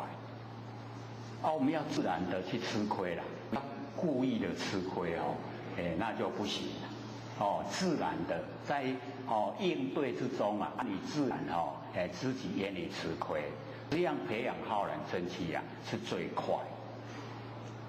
所以我们就一定要重视这种浩然正气，很有关系因为我们都住在人烟比较稠密的地方那假如说你到那个那个很人烟很稀少，像那个合欢山或者去那边走了一天遇不到一个人。我们都习惯看人，看着习惯虽然人很多，有时候很讨厌可是你全部都没有人看你会很恐慌的。所以那个时候走了一天，我都想看到一个人。这个时候假如说大仇人出现，我都很高兴。为什么看到人了？所以就是要了解到那个都没有人的地方要注意为什么？那个无形的东西就是增多的地方无形的人多他都不能出来，因为我们每个人都有护法不管什么人都有护法，只要你出生当人了都有。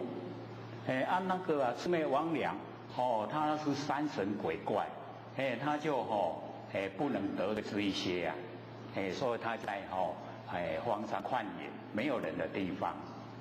那假如说或许不是有讲那个观音瀑布吗？就在那个天元佛院埔里天元佛院的翻过山的那边有一个观音瀑布。那彰化一毛屋的职员那个时候去那边去游玩2部游览车，然后有两个那个职员这个瀑布那里那个大马路才50公尺是不是很快就看到了？那我们要玩的心那修近就像就看到瀑布。2个说我们去找水源，看看这个水是从哪里流下来的。糟糕了，追下去寻水源胖起来转没。然后这个他们要回去了，回的时候那个司机都会说你左右邻居看一看，有谁还没有这个回来，还没有上车。结果就是缺少2个，他们就不敢开车然后一大堆人就咱来去看嘛，就往那个山上去找，还找不到人，然后就报案。一报案以后他们就联络那个山难的救难总队，他们也一样用那个香肠煮的那一种通话就把那一些救难人员都召集，也有100-200个人就很多连他们大概也有100个将近100个人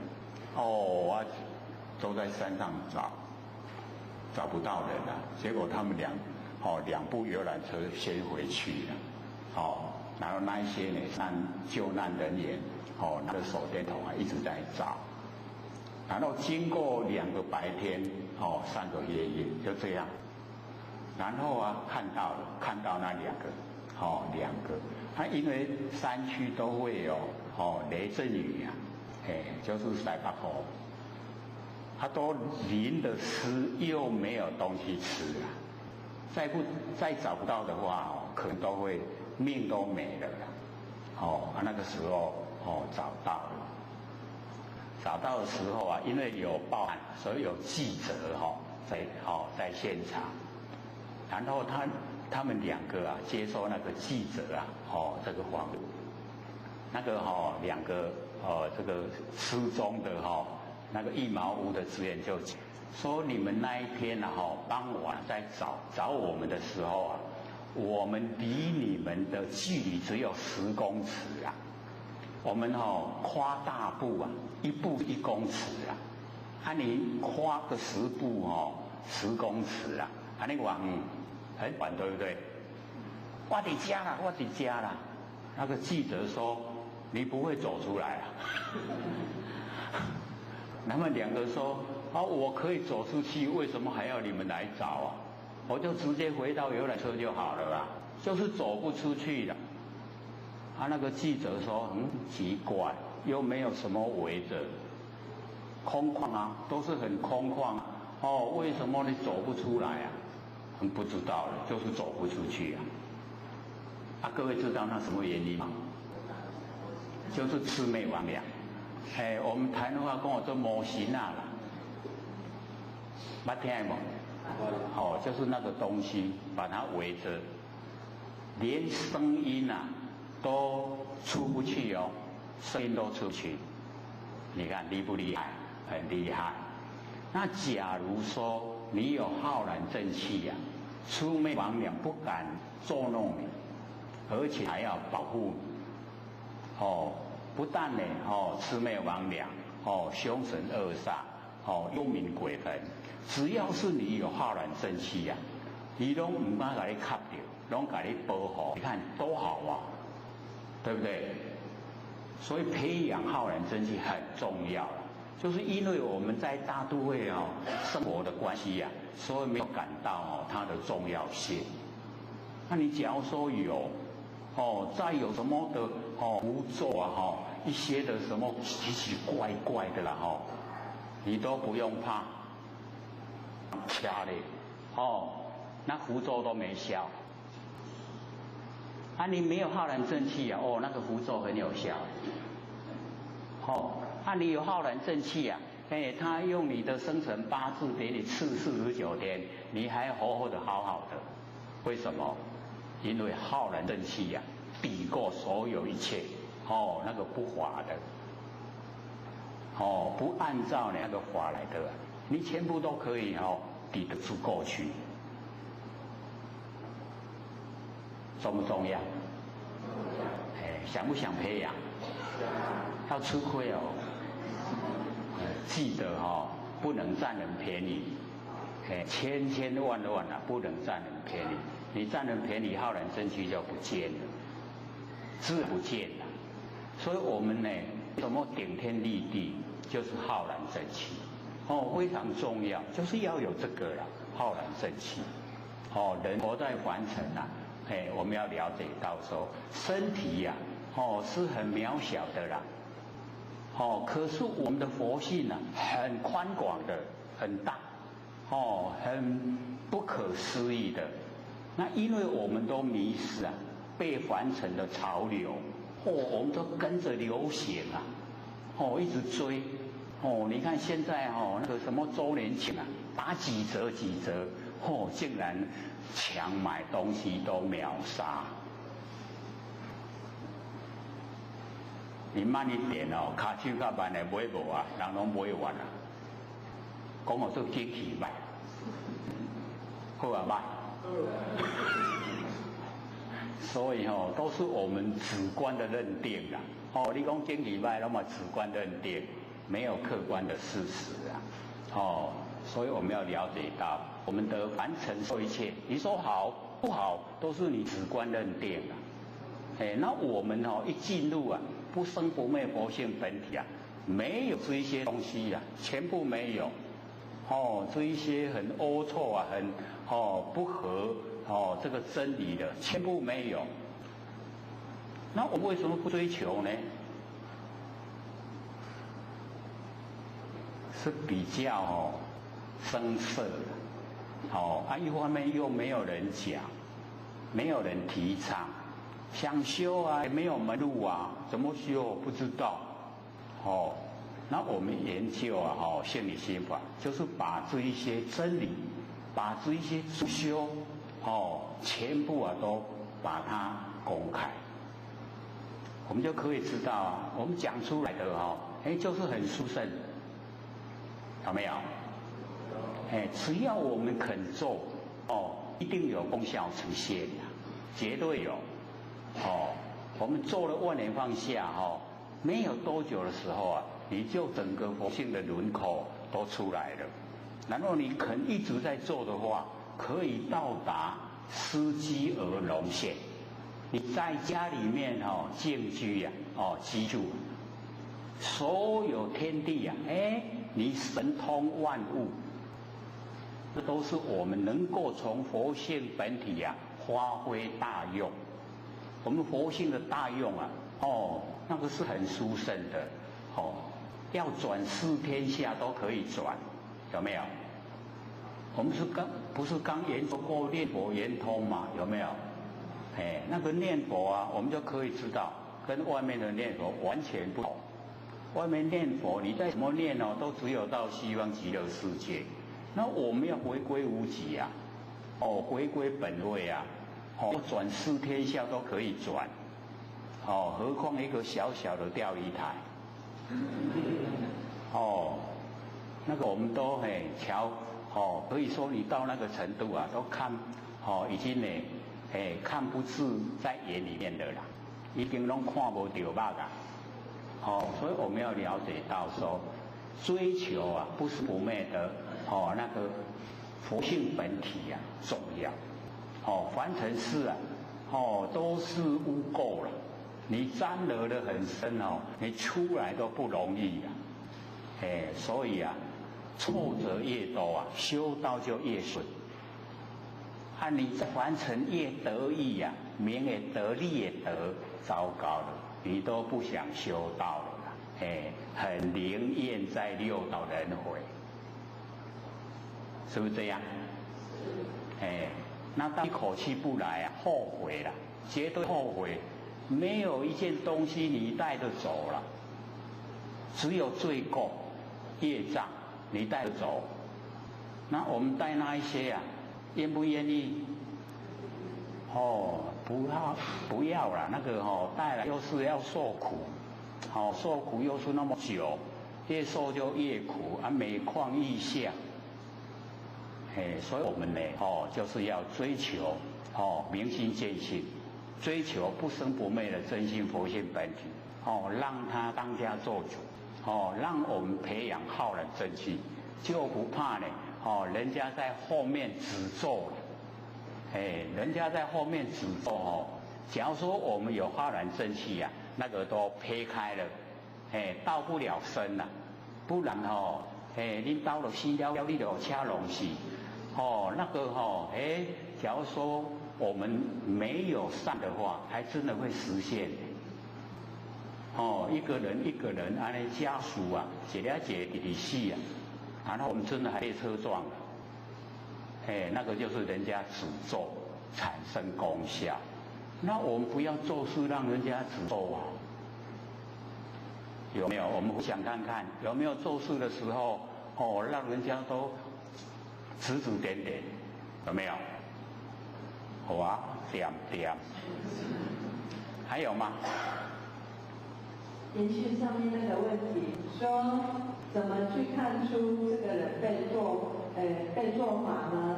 如果是的话，身边的人应该怎样来帮助他？那他的所表现出的言行都很反常，要怎么样才能够让他回复？这个老是比较不容易啦。那我们要知道有没有被人家放胡走有没有被人家做法？那个倒是比较容易。为什么？你看他的所有那个行为跟他的表情跟平常有没有一样？他假如说是两眼都无神那个已经有问题了。各位先生，我们现在看到人的眼睛啊，有没有看到他的神？都看到眼神，对不对？那假如说你看到一个人那种眼都没神啦，那就是有问题了啦。所以啊，我们要怎么样帮助他呢？一个最基本的在他生活的环境先点那个檀香。我们花炉不是要檀香吗？对不对？我们去买那个檀香，然后跟那个香灰搅拌，然后点让它慢慢燃。先把那个旁边的环境那一些无形的先赶走，先把它赶走，然后经过时间长，你要在他身边照顾他，呢，他会心很安定，慢慢神就会恢复，这样会不会？容易嘛要记得他生活的环境那个檀香就不要断，一直点啦，那鬼个烧个点，鬼个烧安尼，不要让它烧了太紧加一点香灰，我们那个香过了以后都有灰，加一点在檀香里面，然后才点，这样它就慢慢的燃，可以久一点，这样会吗？还有吗？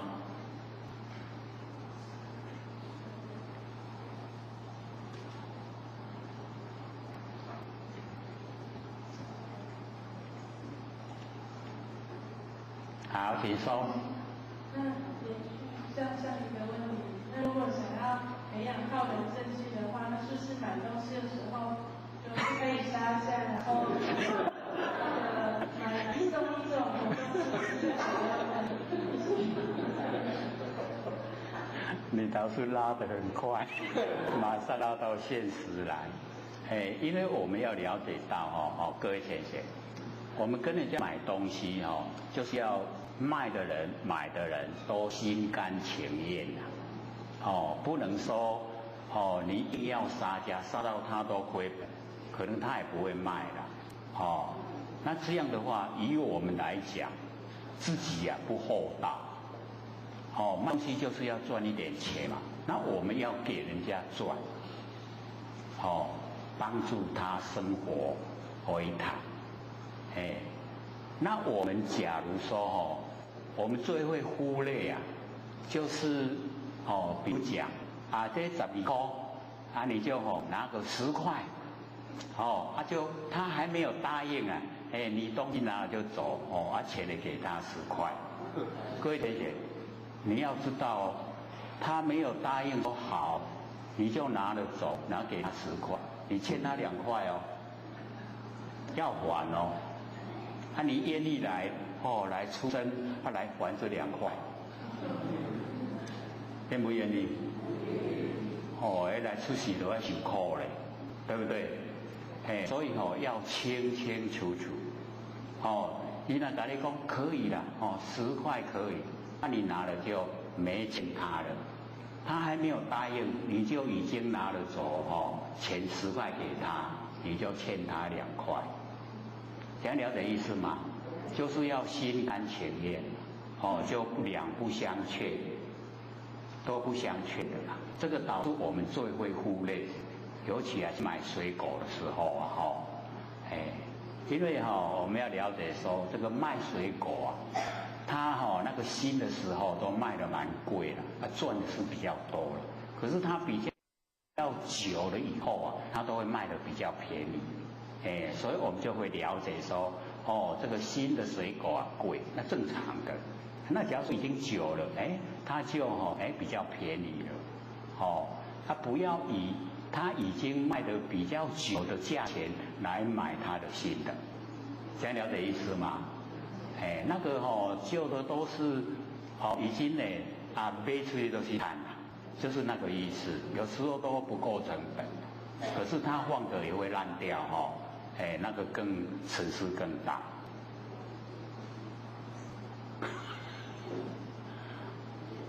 还有问题要问吗？因为你的问题都解决了。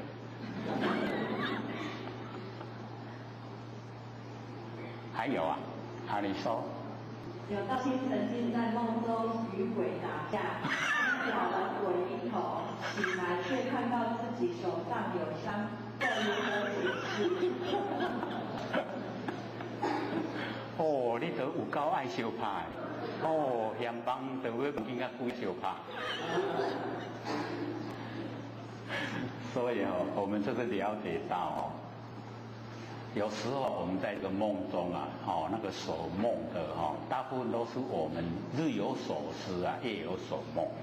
哦，那有一些比较特殊的哦，是祖先啊回来托梦，哦，还是有一些比较特殊的，我们哦，记得某一生某一世啊，在山洞里面修道，啊，会呈现那个景象，那个也在梦中呈现，都会有。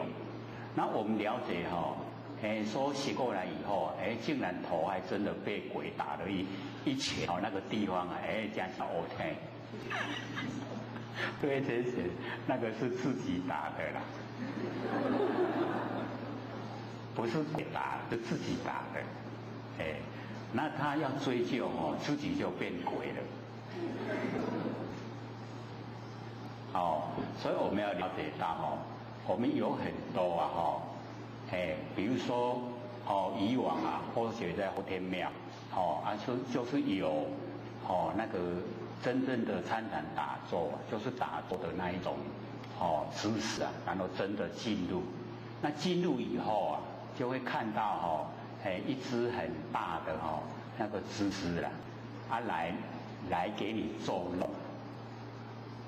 然后啊，哦就问那个主持啊，讲哦，那只地都少够可哦，都一直哦来扰乱我的禅坐，哦要怎么办？他说哦，你把它画一个十字啊，在那个蜘蛛的身上，哦，然后你下坐的时候啊，你来看那个十字啊在哪个地方。结果啊，他就发现他写的那个十字竟然在他的肚脐。所以哦，各位就是要了解到，那个都是你看到了都幻象，自己哦没有那个定，哦，然后呈现，啊，所以他不叫他把他打死啊，你打死就等于打你自己呀，所以他说你把它画一个十字在他的身上，啊，你下定以后啊，你不打坐的时候，你再看那个哦，你画的是在哪里？哦，原来在他肚脐所以哦，我们就是要了解到，有很多事啊，都不是现象哦，能够摆平的，而是我们的心呐，我们心的变化，哦，我们的心的那个变化，所以我们都是要了解到，哦，我们呐，哦，修持心理心法、明心见性非常重要。会了解说，凡尘的万象万事啊，都是因缘际会，缘聚则生啊，缘散则灭，当下都是空的。可是我们都把它当成实实在在是有啊，所以哦不入道。那我们要进入道，怎么进入啊？就是哦了解到万象万事啊，都是真心佛性所生发。是咱的真心佛性生出来的。我们《楞严经》不是讲得很明白吗？有没有？那个是佛讲的哦，讲得很明白。修正的讲，就是啊，你能够哦修到整个万象万事啊，都融入你的佛学性分来对，那你就成了。哦，所以叫如来藏。如来含藏啊，万象万事，所有的相都是我们的佛性本体，这样了解吗？我们一直在讲，对不对？有没有都这样讲？都是这样讲，这个才符合真理。哦，不但是这个时候这样讲，100年后啊，哦，另有人来讲，他也这样讲，哦，才符合真理。哦，绵延不绝的流传，还有吗？还有，先请问说，那鬼压床要如何解释？鬼压床哦，这个哦要了解到哦，先看看啊，哦我们的哦那个睡觉的上面啊有没有贵卡拉牙？哦，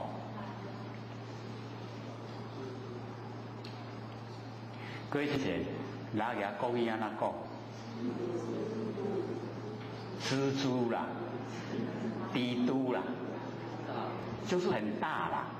那我们说平常在说的蜘蛛都小的啦，哎，啊讲拉牙，伊就是表示讲哦，已经大，哎啊，所以假如说你一看啊，上面刚好有，就是被那个哈压的啦，被那个哈拉牙一个压的。那假如说哦，我们哦一看没有啊，那要了解到，那可能又是更老的，更较老的拉牙，它已经过世了。这拉牙无直的啦，唔故意混直的，啊，它就会压床。嘿，那我们要怎么解决呢？把它赶走嘛？怎么赶？上檀香，会不会啊？哎，所以檀香很好用。哎，我们只会说吼，啊来吼庙来迄落烧，拢无想讲踮厝会烧，这样会了吗？嗯，那你在培养浩然正气，像刚才的压，就是你自己呀、你自己压你自己呀、还有吗？现场有没有学姐要问？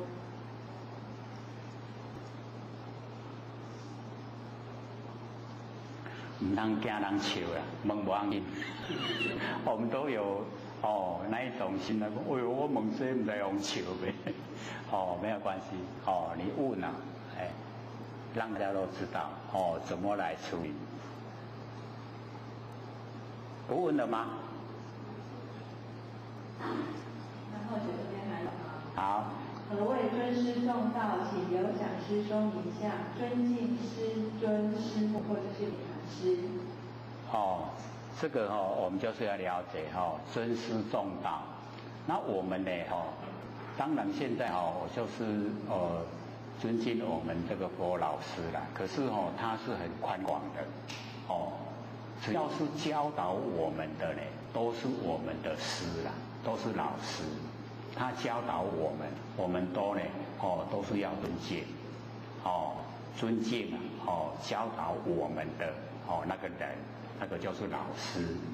然后呢，一定呢也要重道，哦，你不能说尊师以后把道就看轻了，所以要尊师也要重道，它是连贯的，哦，一定都是符合真理。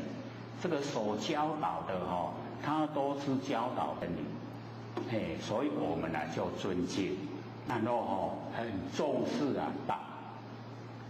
那重视道哦，这个道哦讲的就是很宽广。那我们把它缩小范围啊，就是我们不生不灭的佛性本体。那我们重视啊，我们不生不灭的佛性本体，为什么？因为它千千万万年都在。要不要重？哎，要重视它。因为要把它修正出来，要它永远都呈现，能够有大用。我们现在啊都是小用了，哎，刚才也讲了。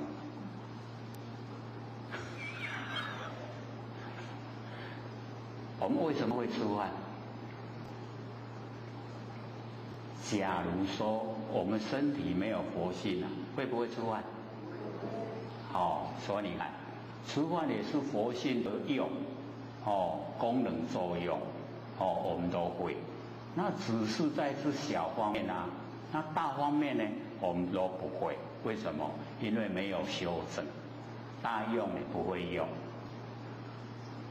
我们呢就是要把它修正，修正了以后，那个真的是可以啊，整个境随心转。我们现在都是心随境转，对不对？是不是这样？有没有说呢？境随心来转，有没有？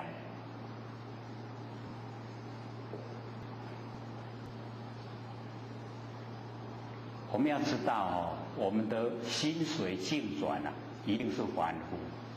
那假如说呢，境都可以随心转啊，那一定圣贤，圣贤才有办法让整个外境啊变化，跟着我们的心啊变化。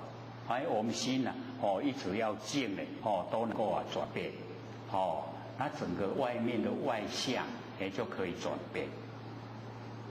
所以或者讲为什么有台风啊？就是因为我们人心变化太快，而且太多人的变化形成的台风。假如说呢，所有大家都是心平气和，都没有那个负面的念头，都没有变化，那台风呢它不会来。那我们这2年啊，台风都没有这个呈现，都跑到别的地方去了。那个表示说我们啊这个行善能够扭转把那一些灾难啊就化消弭掉了没有了。那假如说我们呢心念不好都是这个想的不好，那我们要了解到灾难定降临啊。所以有不好的念头啊，我们一定要先去掉。念头啊，不久就会行为，那不好的念头啊，就不好的行为，一定有业啦。念头就已经有业了，行为一下来业更重，所以一定呢，我们从心做起，从新旧的心做起，从心性的心做起，从心做起。还有吗？1个小时了还有一个问题，好，如何能发广大菩提，执念而不昧？广大什么？广大菩提。菩提呀。菩提执念，执的执，念的念。执念。对，广大菩提执念而不昧。这个菩提各位先生，你就是要了解，菩提就是觉啦。既然是觉啊，有没有大小？所以进入觉以后啊，就不能再加另外的名目，一加就变有生灭。所以啊，我们了解说，菩提就是觉。它当然是充塞整个宇宙虚空，非常广大。可是说不要再加，一加了以后啊，我们会产生另外的解释。那另外的解释以后就丧失原来本来的真理。所以我们了解呢，这个整个菩提，整个都觉了，觉了以后啊，怎么样才能够使它呢？这个绵延，这个不觉，就是一直延续。这个呢，就是我们在日常生活之中啊，就是要做，马上啊，能够回光返照，时时刻刻啊，都跟觉在一起，这样不会有无明啦，它不会有无明就不会造业，它不会造业就不会受苦，所以我们就是了解这个是在推广，就是我们追求那个菩提，就是追求觉，你有跟觉合在一起了，那个时候啊，所有的烦恼啊，都变成菩提。所以烦恼即是菩提。它是讲我们生发念头的时候，我们都会住进念头的内容。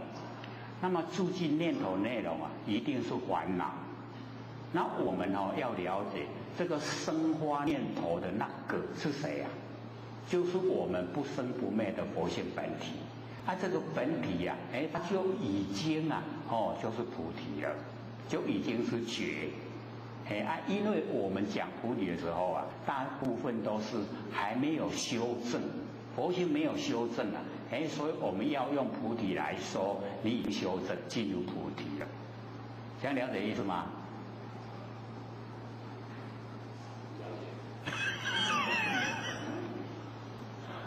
正在思索啦，因为有一些都不是很时常听的比较生疏，还有吗？有先贤建议说，今天有很多国外的道亲回来，请刘讲师说明说如何做万缘放下。那个我们呢不是刚有讲那个念佛圆通嘛，有没有？念佛圆通那个整个内容啊，就是在告诉我们怎么样做那个万缘放下的那个里面怎么做各位有没有很熟悉的？有没有？这一两个咧有尔呢，大家拢点唔点？是要不了解吗？那我们呢就把那个要怎么样做万缘放下的那个内容啊，我们再说一次。那么请我们前贤来帮忙花那个念佛圆通，不是在那个桌上吗？有没有？那各位有的就不用再拿。念佛圆通不是耳根圆通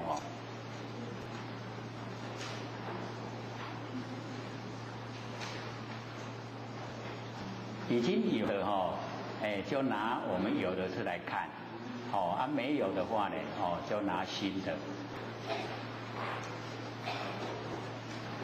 他也要拿一张给我啊。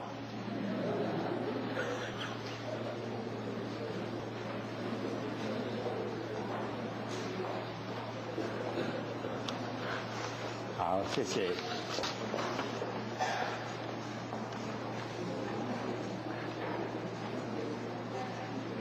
还有吗？这边前面。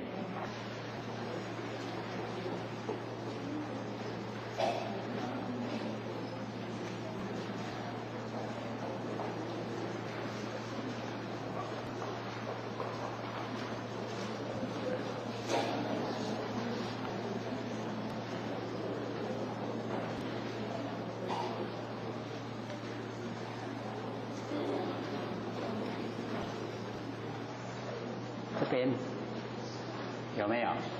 大家都有了吗？还没有啊？在印了。好，那我们就呢一边讲，然后一边等他们印。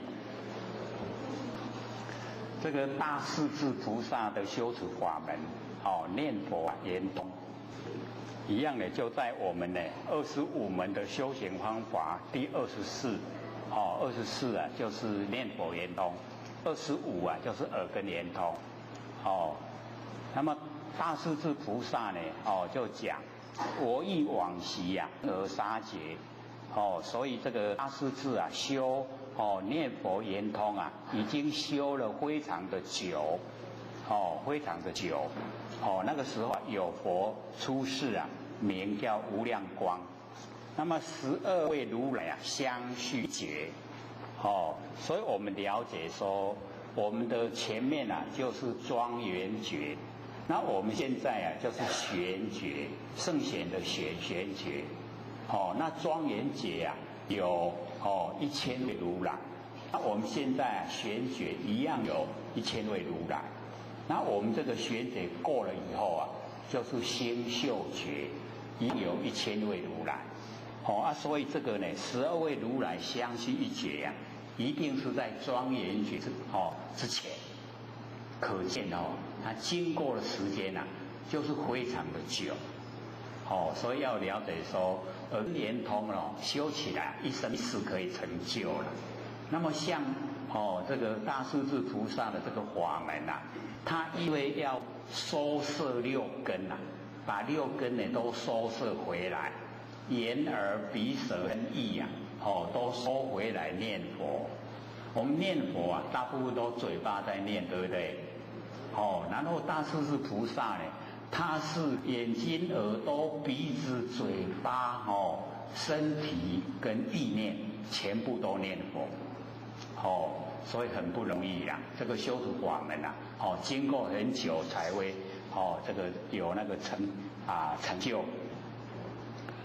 那么其最后佛名叫超日月光，那彼佛啊，这个教我念佛的三昧，三昧就是正定了，要怎么样念佛，到达正定，他就讲说，譬如有人呐，一专为意啊，一专为妄，一个人呐，专门都是记忆，可是另外一个人呐，专门呢都是忘记呀。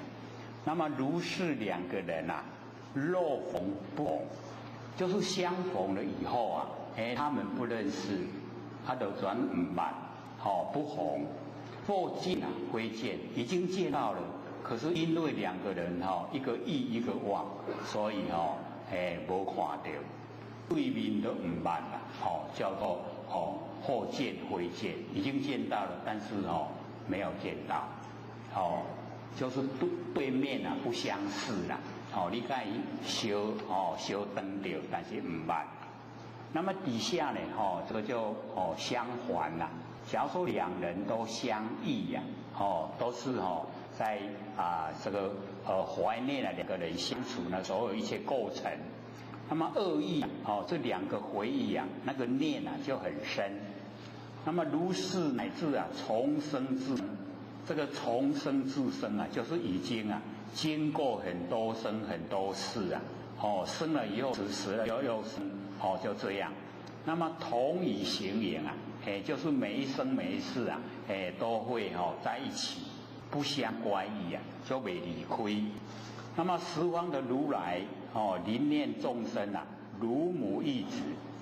十方的如来那个呢，在念这个众生啊，就好像母亲啊，在念那个孩子。那么若子逃逝啊，虽忆何为？这个孩子已经翅膀长硬了，这个飞走了。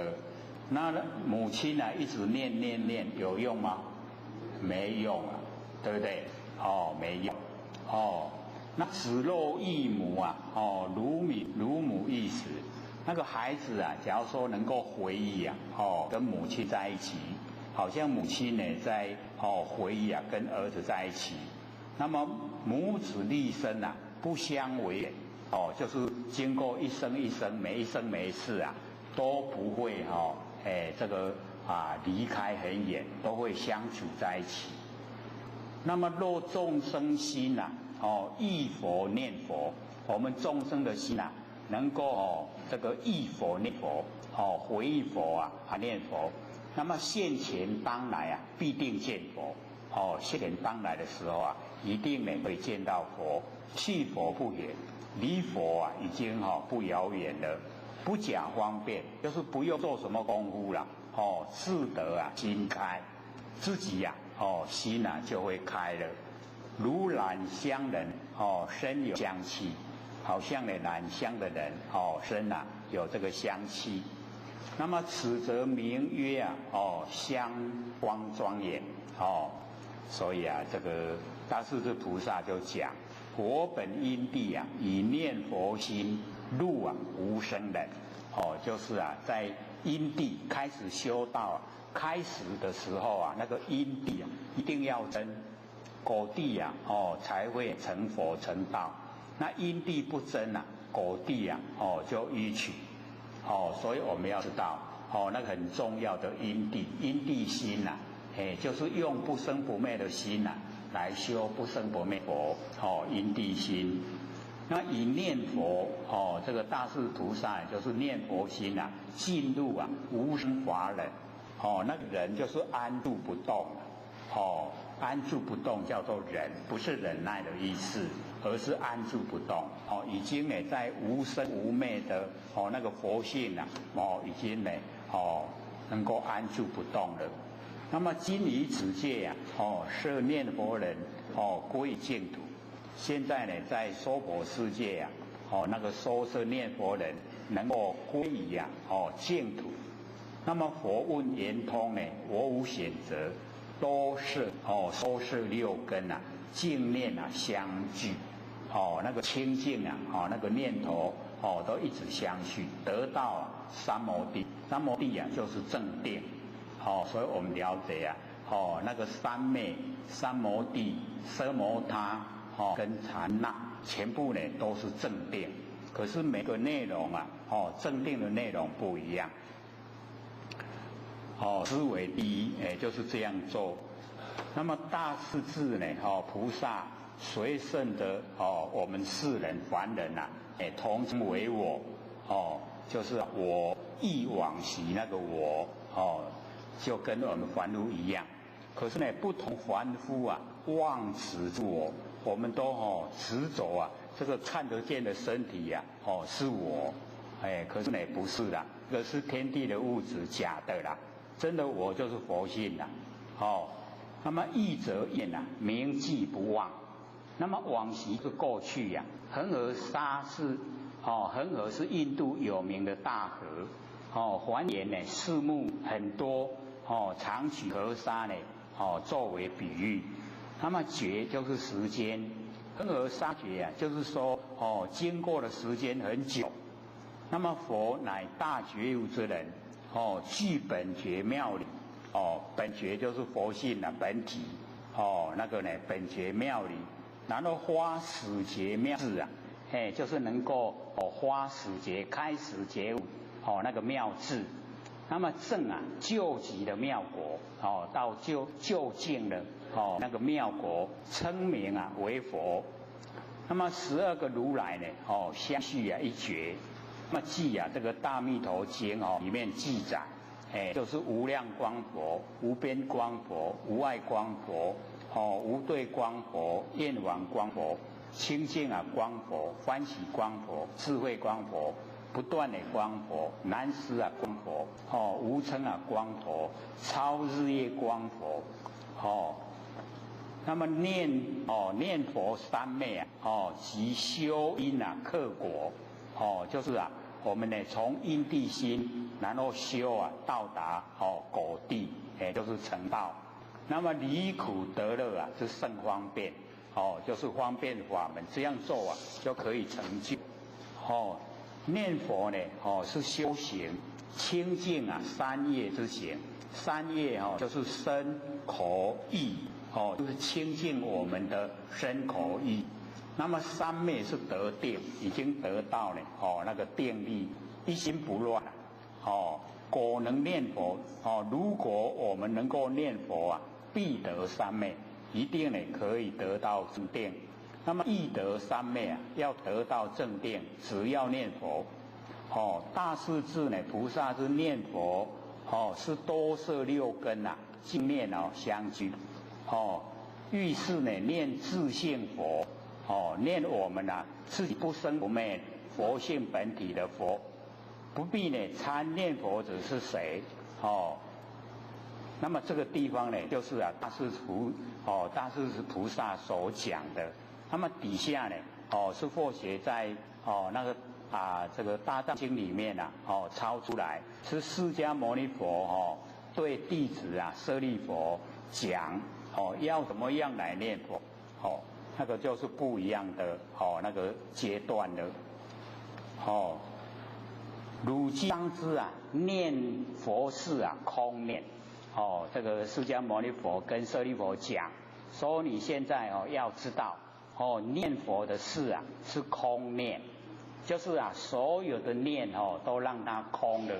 所以这个就告诉我们万念放下都已经空了，空了就是在念佛了。我们万念放下就是在念佛了。那么所言处是不应念。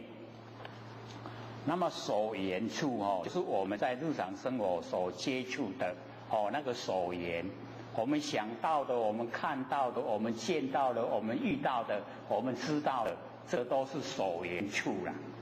这一些呢不应念，就是不可以念。所以万念放下，这一些都不可以有。这样了解吗？我们讲第几次了？第3次都要无三不成，不成理都要3次。那么如所念空念亦复空。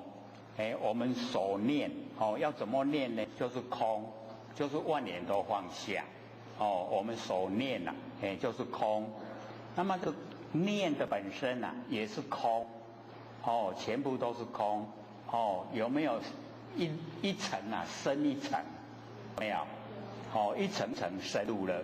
哦，手念空，念也是空，哦，是无性空啊，能断色想，好，所以到这个时候啊，我们就是了解哦，那个无性空，哦，就是啊，空啊都没有，哦，所以已经呢，哦，空到极点的无性空，就可以断掉哦色想，哦，能断啊取想，哦，所以这个时候啊，我们就是了解断掉哦所有形象，色呢就是所有形象，哦，然后取啊就是我们哦那个取向，哦，我们最会取向的啦，可是可以断掉，用无性空可以断掉。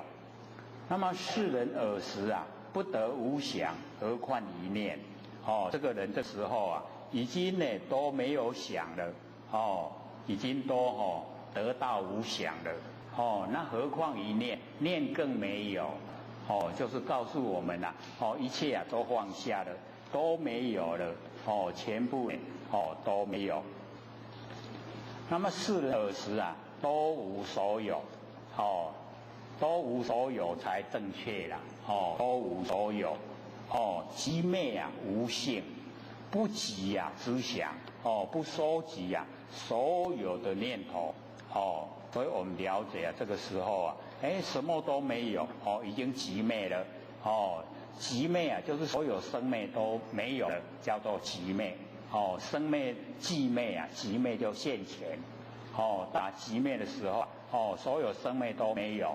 哦，所以无性，那么不即啊，哦，知想灭一切法，所有一切啊，哦，都把它灭，哦，所有一切不管看到，哦，听到，哦，这个知道、想到、遇到，哦，全部呢都灭掉，没有，哦，一点什么都没有，是则名为修道学念佛，是不是万年放下？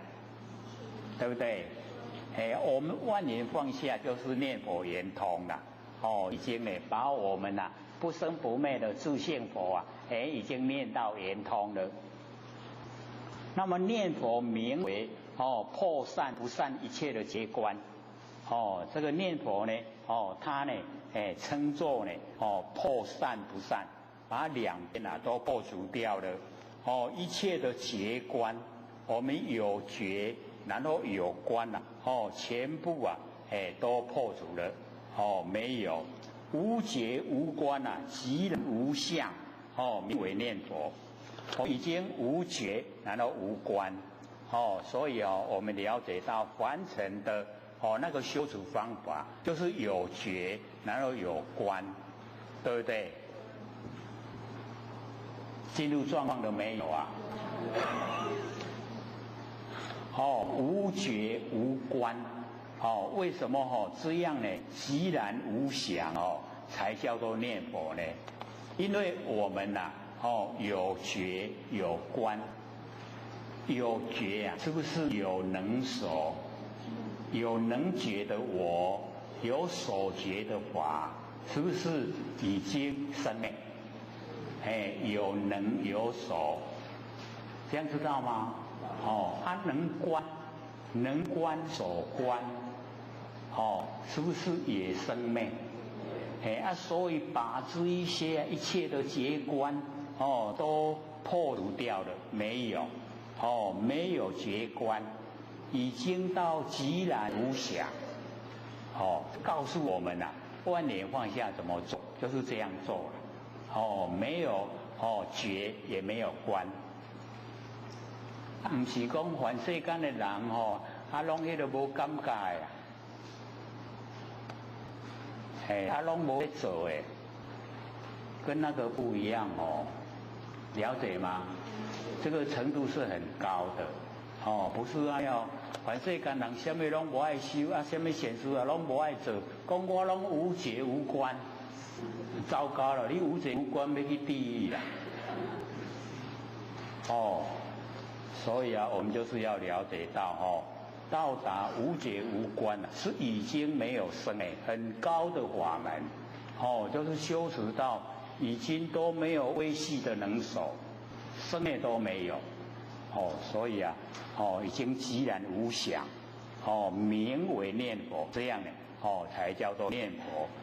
何以故？哦，为什么呢？不应以觉观啊，意念之佛。哦，不应该呢，哦，用那个有觉有观啊来欲念之佛。无觉无观啊，名为清净啊，念佛。哦，这样就更了解意思了，对不对？哦，已经呢到达无觉无观，这样就清净的念佛。哦，念我们呢不生不灭的佛性本体呀，就是念佛。哦，能够圆通。然后我们开始啊，3年前就已经开始在清净念佛了。只是各位念一念都被凡尘事拉回去了。凡尘事比较重要啊，这用得来念就好啊。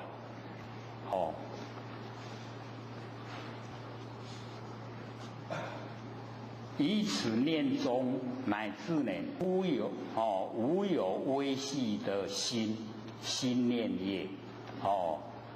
在这种念中呢，没有微细的心。一点点心呐，微细的心都没有，那个心念业，何况呢身口业，那个心呐，就是意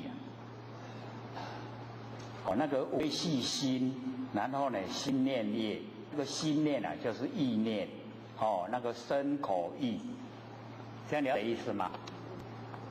因为我们平常呢。都用意来表明比较安尼简单扼要了解。那这边用心呐，我们就是了解心是不是意？心意，前庭心意用功夫，意有没有？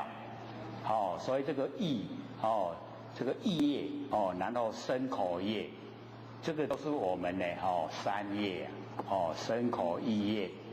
又念佛者啊，离诸想，所以念佛啊，离开所有的想，不能想了，一想都没有念佛了，就离开念佛，所以一想了就离开万念放下，已经跟想攀缘了，所以啊，都呢，离诸想，那么诸想不在心，这个所有的想啊，拢无伫咱的心内啦。拢无伫咱的意，无分别，无名字，无障碍，没有分别，没有名字，没有障碍，无欲啊，无得，不取觉观，没有欲，没有得，也不取觉观，凡尘的事啊，都已经放下了，万念都放下了，都没有了，为故随所念啊，不起一切啊，思想，我们就是了解说，其一切思想啊，皆是邪见呐。我们随着我们所念啊，其一切思想，那个都是邪见，不正确啦。正见啊，也就是万念都放下，那个就叫正见。舍利佛，虽无所有，无觉无观，无生无灭，通达四者。通达这样的叫做念佛，有没有更详细的？哇，拢点点。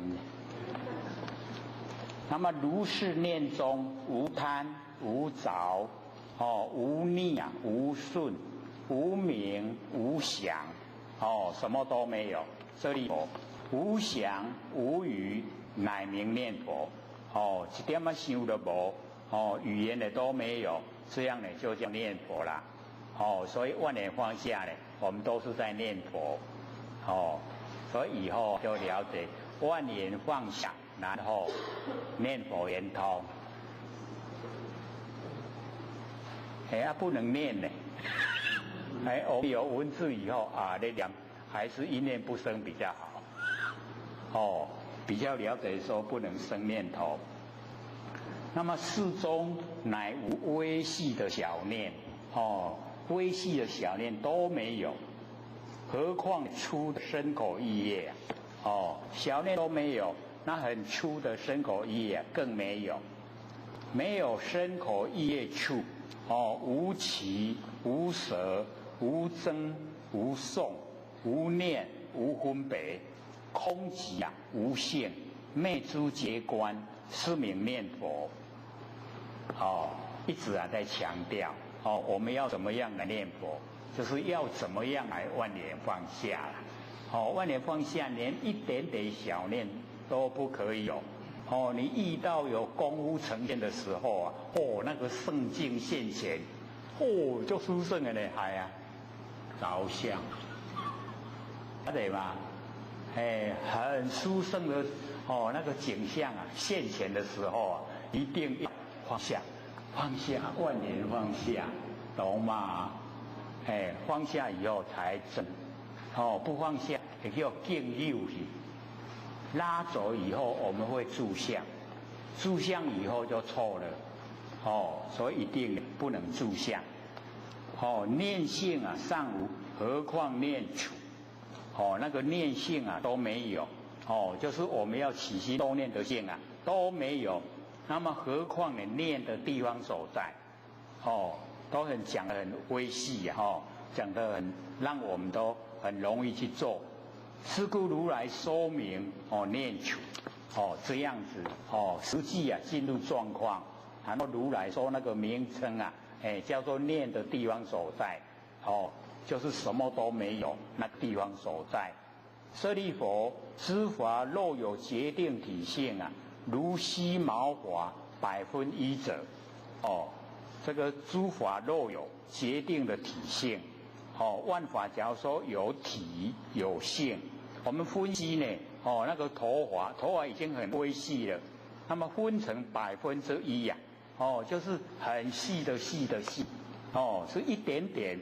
是得知佛不出一事，所以知法都没有决定的体，也没有决定的性，知法都是空的，所以如来才出现凡尘，然后度化众生。知法假如说实在是有体有性，佛都不出现在凡尘，这样了解吗？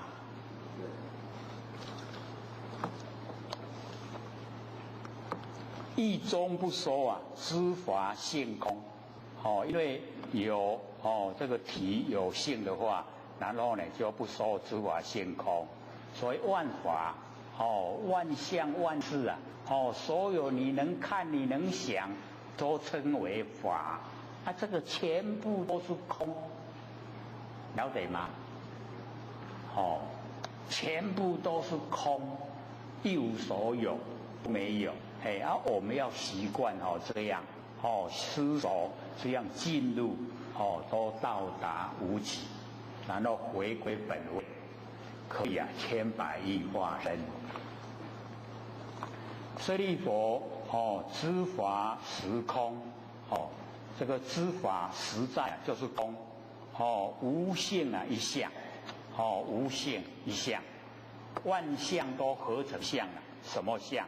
所谓的无相，万象都是无相，知道吗？拢无搞我引的那么如来悉见如来呢全部都看见。如来已说有念处，就是因为这个样子然后说有念处，要念就是空念，要怎么念？就是微细小念都没有，那样就对了。舍利弗，念处名为无处、无非处、无念、无念业、无想、无分别、无意无意业、无思、无思业、无法、无法相，皆无合散。是故圣贤名为无分别者。这边呢就把详细那个这个两边的都讲出来。没有处也没有非处，所以处不对，非处也不对。无念无念业，没有念也没有念业，无想也没有分别，无意也没有意业，无思没有思业，无法也没有法相，然后皆没有合也没有散，全部都没有。是故圣贤名为无分别者。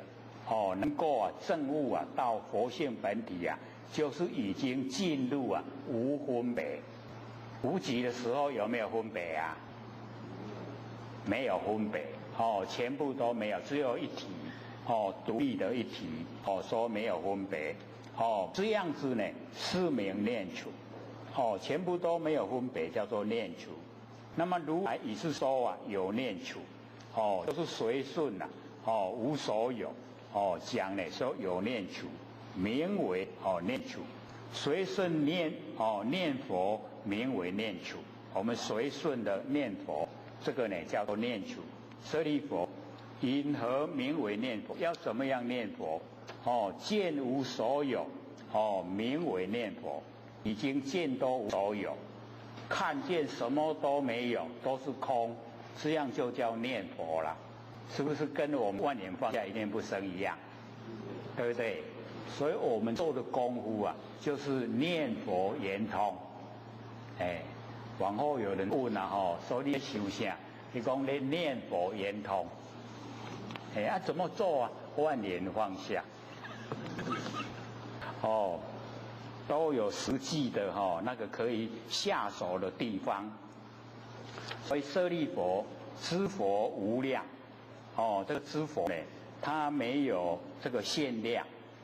就是没有边无质量，不可思议不可称量，就是超越我们凡尘的所有一切，不可以用头脑来讲，不可以用嘴巴来讲，已经不可思议。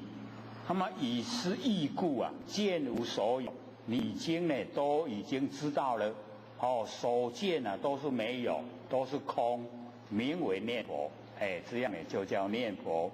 那么实名无分别，实在有实相呢，那个名称呢叫做没有分别，没有分别才可以进入实相。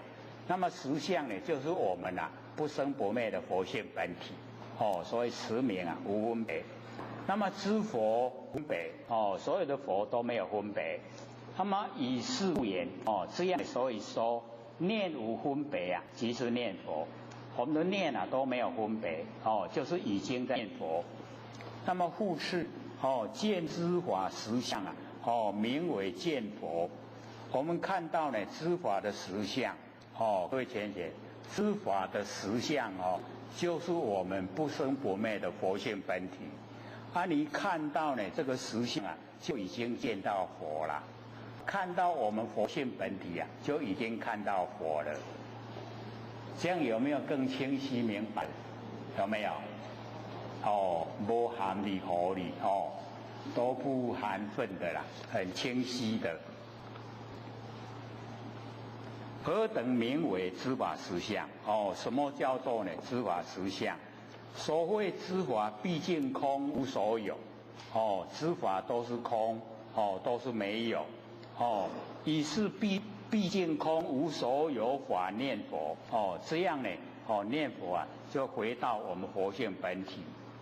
那么复次，如是法中乃至小念尚不可得，都一点点小念都不可得，都没有，知名念佛，这样呢就是念佛。舍利弗，是念佛法，断语言道，出垢之念。断语言道就是我们用语言来讲的这个方式已经断掉了，就是这个无言之法，断语言道就是无言之法，了解意思吗？无言之法，没有语言的方法。各位浅显，我们佛性是不是无形无相？它有没有法？所以进入不可思议无言之法就是不可思议。那以前或者有讲过我们怎么体会不可思议？就是不着有，也不着空，不着亦有亦空，也不着非有非空。怎么样说？就是不可思议啦，都无有无无，非有非空，无有亦有亦空，非有非空，全部都不对。这边哦，就没办法讲了，对不对？是不是语言断了？断语言道啊，这样了解意思了吗？断语言道就是这样，无法度讲啦，都要体会。那么过出书念，过就是超过，超出啊，我们所有的念头已经超出了。你念拢已经伤低啊啦，已经悬，安尼知影无？超出啦，超出咱的念头，不可得念，念拢得袂到，是名念佛，这样就叫念佛啦。容易做，对不对？我们讲第3次，都已经成熟了。舍利佛，一切之念啊，皆即昧相。这个呢又讲到我们所有的念啊，全部都是即昧相，即昧的相。所以我们要了解到，回归到一切所有万象都是万象，所有相都是佛性啊。所以这边一切的知念啊，全部都是即昧相。那么随圣是法，圣的这个法，此则名为修道学习念佛。不可以设念佛，不能用形象来念佛。所以我们凡尘不是都以形象来念佛吗？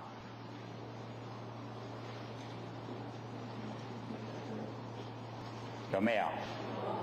我们念佛有没有形象？一定要有一个佛的形象，有一个佛的名号，对不对？这样我在念佛，你念什么佛？阿弥陀佛。你念什么佛？观世音菩萨，对不对？都有一个名号，然后有一个形象。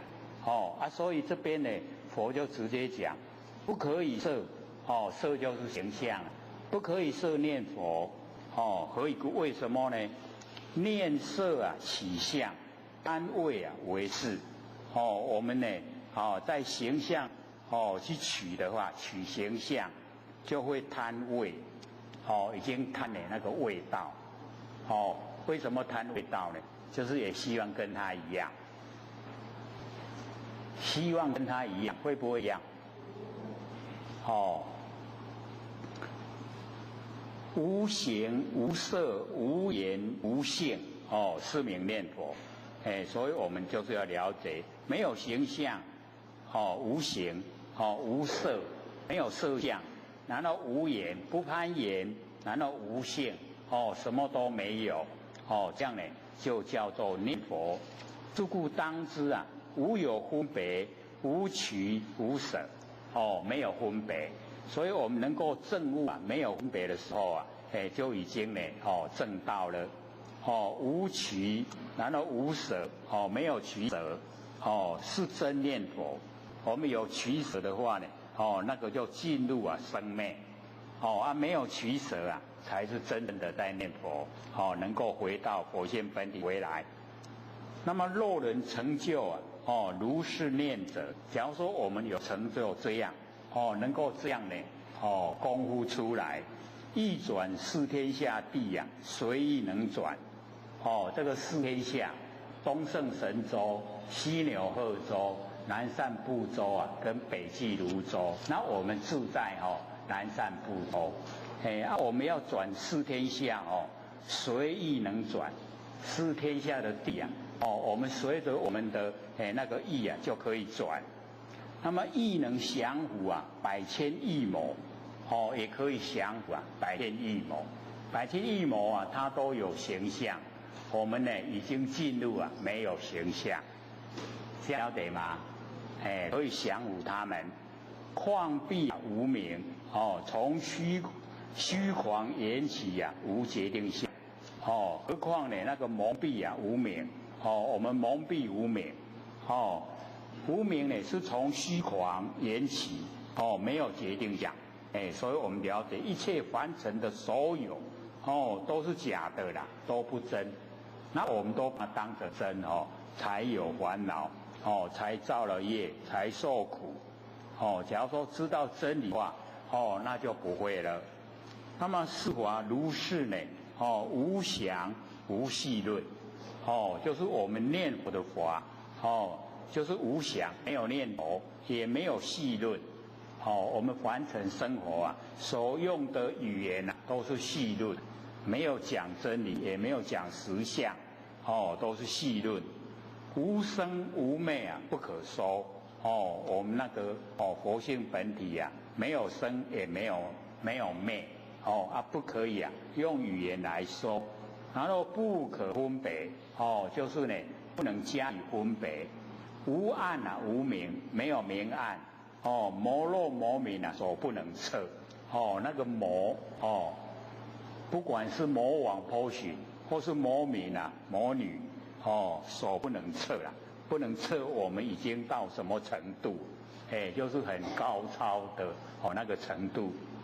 但你世俗言说啊，就是讲要度化众生，就爱用世俗的言话言故，所以啊度化众生呢，要用事实的言说，有所教化而作是言，要教化呢。才这样讲，他讲出来只是要我们进入，不是呢这一些语言。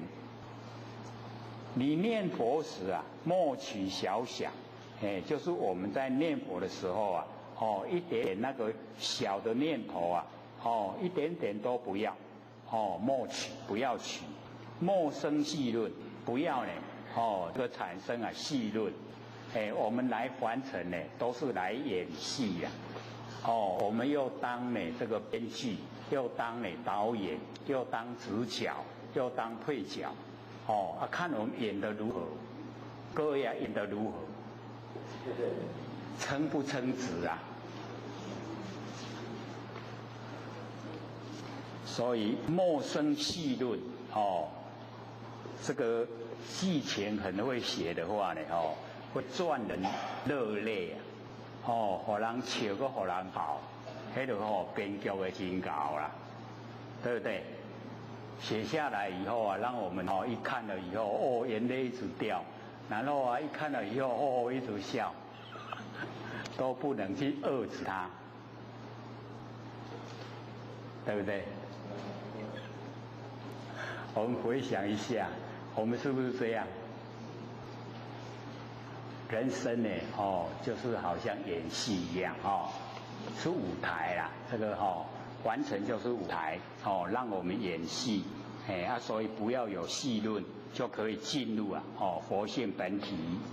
那么莫有分别，不要呢有分别，我们分别心太浓厚了，所以当众生。何以故？是法皆空，无有体性啊。这个法，全部呢都是空，没有体性。没有体，没有性，不可念，就是不能念，一相，把凡尘所有都容纳成一相，什么相？无相，所谓的无相，这个一相就是无相不是另外还有一相那么是念啊，真实念佛，这样就已经呢，是真实的在念佛。所谓无生无灭。无相无为，何以故？如来呢，不名为色，不名为想，不名为念，不名分别，不逆不顺，不取不舍，非定啊，非慧，非明啊，非无明，如来不可说，不可思议啊，无相，所以我们了解这个释迦牟尼佛详细讲。说如来啊，他不明，不能称作呢，是形象，如来没有形象，那也不名为想，他没有，如来没有想，没有念头，然后不名为念，想跟念啊都没有，他也没有分别，因为没有分别才证悟啊，才成佛。然后呢，不逆不顺，这个都两边，不取不舍两边。非定啊，非慧两边，非明非无明啊两边，所以这个两边都不是如来，所以如来呢不可说，是没办法用语言讲，不可思议，没有形象，没有形象啊，不可思议，因为它可以生花万象。那么如今呢，莫乐取相，就是啊，释迦牟尼佛告诉呢，舍利弗说，你不要呢，乐于啊取相，我们呢，这个凡人众生很乐意取相，很容易住相，取相就是住相啊，住相就是取相啊。我们住不住相？我们很住相烦不烦恼？烦恼从哪里来？从佛性来，所以我们了解啊，佛性也可以生发菩提的，也可以生发烦恼，所以要这个舍利弗啊，不要呢乐于取相，那么莫乐啊序论，就是完成了所有一些言论啊，全部都是序论，都但有言说啊，既无实义，熟不熟？我们前面都有这样讲那么佛以知法无执无着，佛呢在所有的万法里面都没有执啊，然后也没有着，没有着于哪一个法，也不固执啊哪一个法，不见有法可执。可着，就是不见有法可以持可以着，世人疑佛犹尚不得，那我们念佛的时候啊，这个佛都不得，没有办法得到佛，那么何况念？佛都得不到了，那何况念怎么会得到呢？所以啊，都是没有。舍利弗，如是者，那安尼讲名字叫做善知识，就是要这样教人这样教人才是善知识，善知众生根基善是回天之路。第一义中无有决定，所以我们了解这个第一义究竟了义我们要说有决定的话呢，它就不是究竟了义了。所以没有解，所以我们到这边呢是释迦牟尼佛对那个舍利弗所讲的念佛法门那么和凡尘流通的念佛有点差别。佛所说的已经回归到真如本体，值得我们追求，即所谓的理性来念佛。念佛即是念心，心佛一如，能所不二。即有常照是无念而念；照而常寂是念即无念。了知佛即是心，心即是佛，心佛见明。见佛见心的心，那已经泯灭了，没有了。没有见心，没有见佛，那个才真正的实际到达。能熟前往，就是没有能熟，没有生灭。能熟的那个情形都已经死亡了，没有了，寂然不动。就是回到如如不动的佛性本体。湛然常住常住不迁。就是非常的那个深沉湛然清湛然常住没有变来变去的。大势至菩萨呢，摄念佛人归于净土原名呢多摄六根就是把六根收摄所以非只有口念，非意识心在念，是以不生不灭的言占根性直心而念，就是用我们呢佛性本体在念，是佛对呢舍利弗讲的内容，心地心因地心非常的重要，用不生不灭的心念不生不灭的佛，因果一致，绝对成就。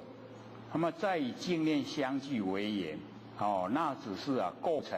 乃至心中那一念是清净之念，若有所思不管是何内容，皆是妄念，必须离却语言、文字、形象，所有一切事出世间之事。那么事出呢，就是出世间，那么世间就是凡尘，所有的都是要离开了却离却，这样了解吗？我们还剩下5分钟了有没有要问的啊？我们这一次讲的比较快上一次刚好讲1个小时啦，那这一次讲到大概50分钟，有没有更详细的？好，请说。刘讲师刚刚讲第一宗的究竟了义。对对对。无有决定，这肯定是说没有一个固定的形态，没有一个固定的状况。好，有决定好像或许是这样。好，就是我们看文字的话好像不是究竟了义啦，是不是这样？我们就是了解那个就是要我们到达的时候不要住相。无有决定，第一义究竟了义你把它决定有没有住相？就是住相无有决定就是你已经到达了，可是你不能住相，是不是？比我们到达究竟以后，我都搞你就搞你就已经住在遐对不？你住在遐时阵，跟真理就不相应了，所以无有决定。就是不能住，你到达不能住，就像我们那个百尺竿头你溜条条对不？放去都死去你更进一步都唔敢对不对？因为依赖我们在那个竿头百尺竿头的时候修到很高依赖那个能够依赖最后一根稻草。我那绑起就死对不对？所以那个更进一步，你就是要放掉所有的依赖。我们不能说我已经到达究竟，那你依赖放掉，放掉以后是那时候刹那见全身，你刹那之中领悟。原来我的佛性跟整个虚空是已经融成一体了，是不是已经成就了？所以那个最后关头就是困难，不容易达到了。还有没有要问的？还3分钟。刘讲师这边有学员在问说，老前人要走之前曾说过一句话，有人要留他，但也有人要他走。那可不可以请刘讲师说明一下，然后不了解这样的状况？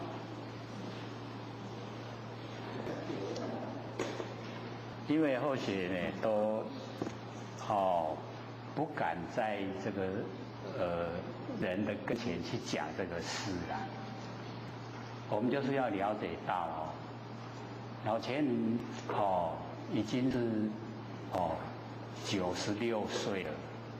年岁是蛮高了，那我们一般凡人都会就是想说，你会这济总是要先这个安排一下后事因为那个时候这个大陆跟我们台湾并没有像现在那么那个可以互通了。那个时候我们要过去，他们要过来都不很容易竟然就是申请他们老前人在大陆的家属就申请怎么申请？用什么名义？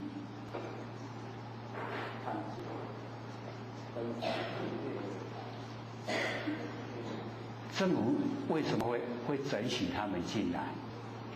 那个名义一定很重要，对不对？所以我们就是要了解到，因为后来讲这个事就是有一点心都会揪在一起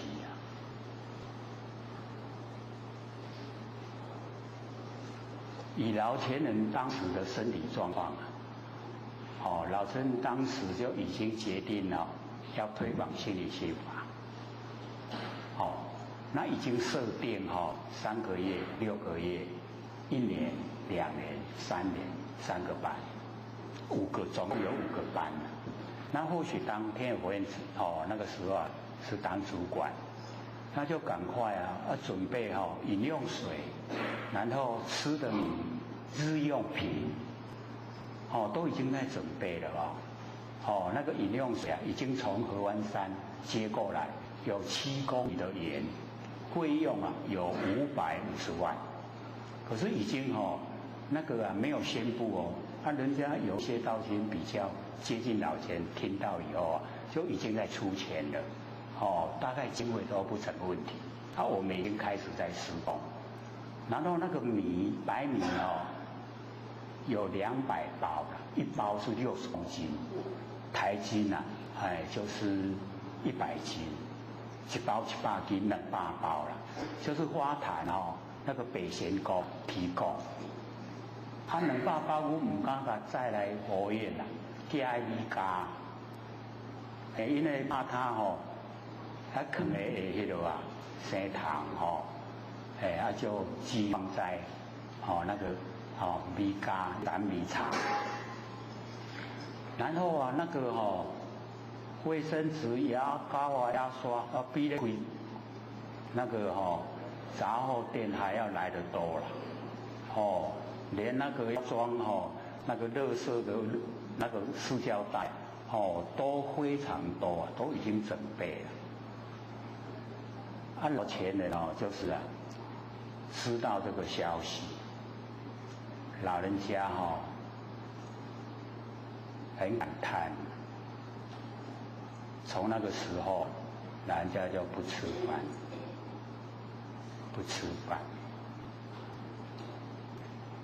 各位听到会怎么样？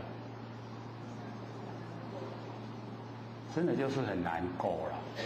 我们真的也是没办法去劝怎么劝？人家都决定了我们怎么劝？下课。各位点来师、各位讲师、各位坛师、各位先贤，大家好。不学占到天师的老千大德，以及感谢各位先贤给后学机会学讲。我们讲到144页。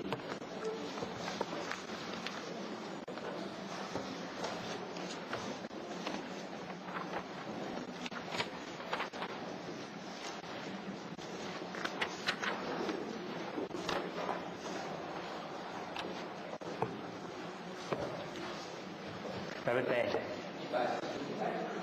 ？145页，145页。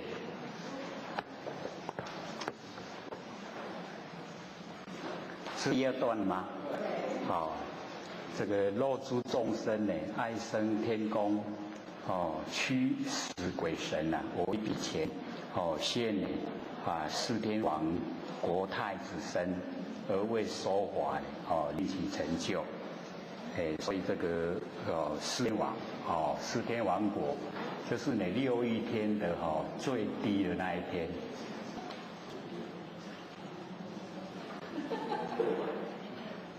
有那么多事情商量吗？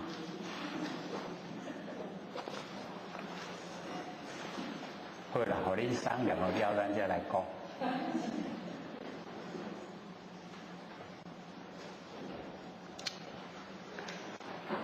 6欲天最低就是4天王天，然后第2天就是忉利天。我们说33天就是忉利天。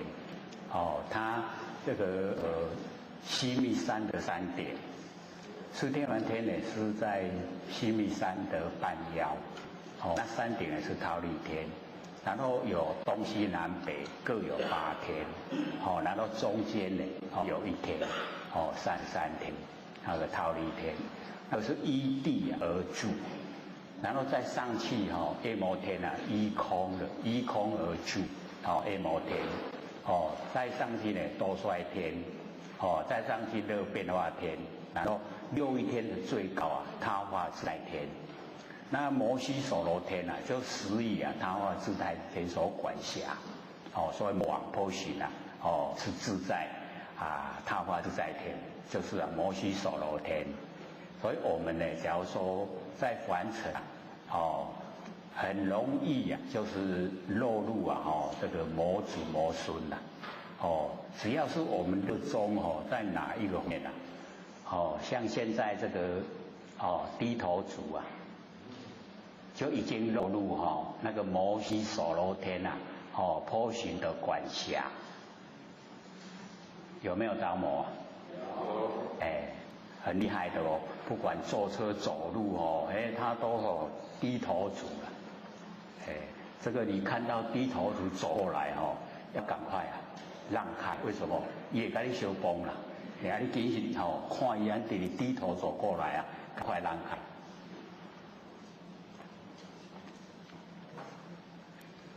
那么司天王天这个众人呢喜欢升着天宫，那么有志呢爱升呢司天王宫的为太子，能驱遣使令的一切的鬼神。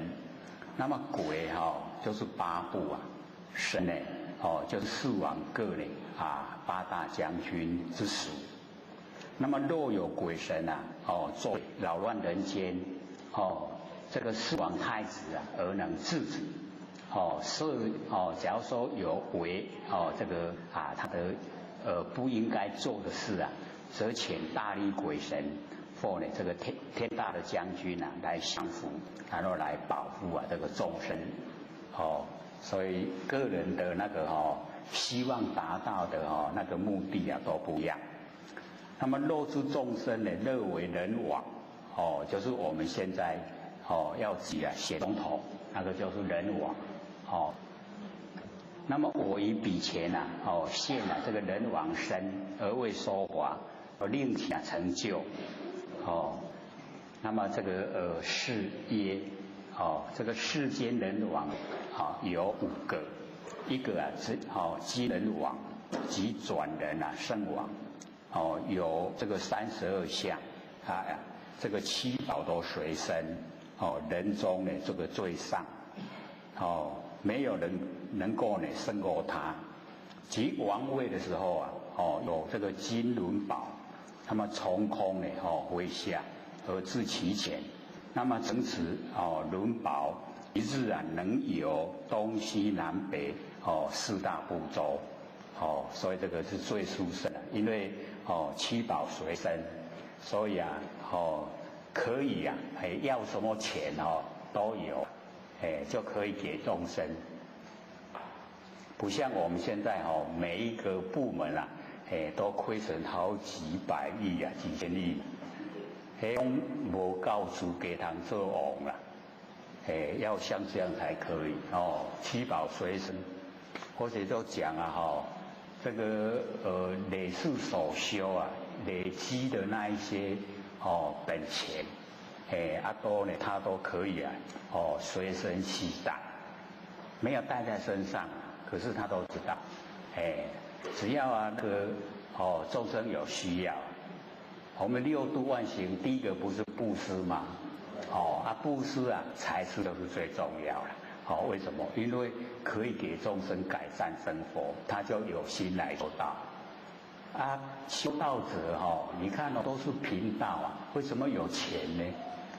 就是他们都有带7宝，或者就讲他一直这个底下有金块，我们一直挖都是泥巴了，都是土了，不会有金块。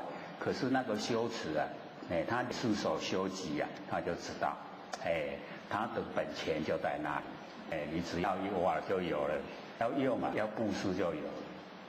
所以我们了解说，一定要累积行善的积德。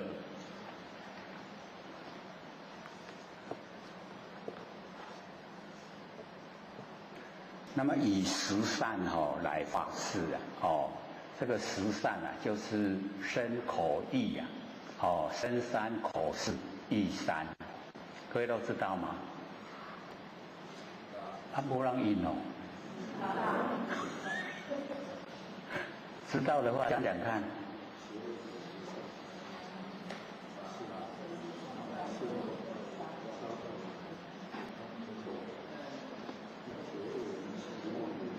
身呢不杀不盗不淫这个就已经3个善。然后嘴巴不恶言不妄语不其余不两舌4个。然后意不贪不嗔不痴就10个10善10善来化导这个凡尘世间。那么第2个淫人王成之一日能游东西南3洲。第3个呢铜人王能游东南2个洲。第4个铁人王游南赡部洲只有1洲了如阿育王就是。那么树善王及各国的那个小王爱做王爱做大。那么若诸众生呢爱逐性世间呢推让我以彼前现这个长者身而为说法令其成就。年高德重称为长者。那么好居上首欲为呢世间所推崇。就是我们在凡尘遇到事情请他出来调解，他的话大家会听。那么若诸众生呢爱谈名远清净自居，我以彼前呢即是身而为说法令其成就。那么爱谈古今名人家园典章，可以垂范奏折做我们的模范跬责以训于世就是呢让我们的凡尘都能够效法清净自居。身呢处尘劳，心很清净不染世欲凡尘的欲望呢它都不沾染。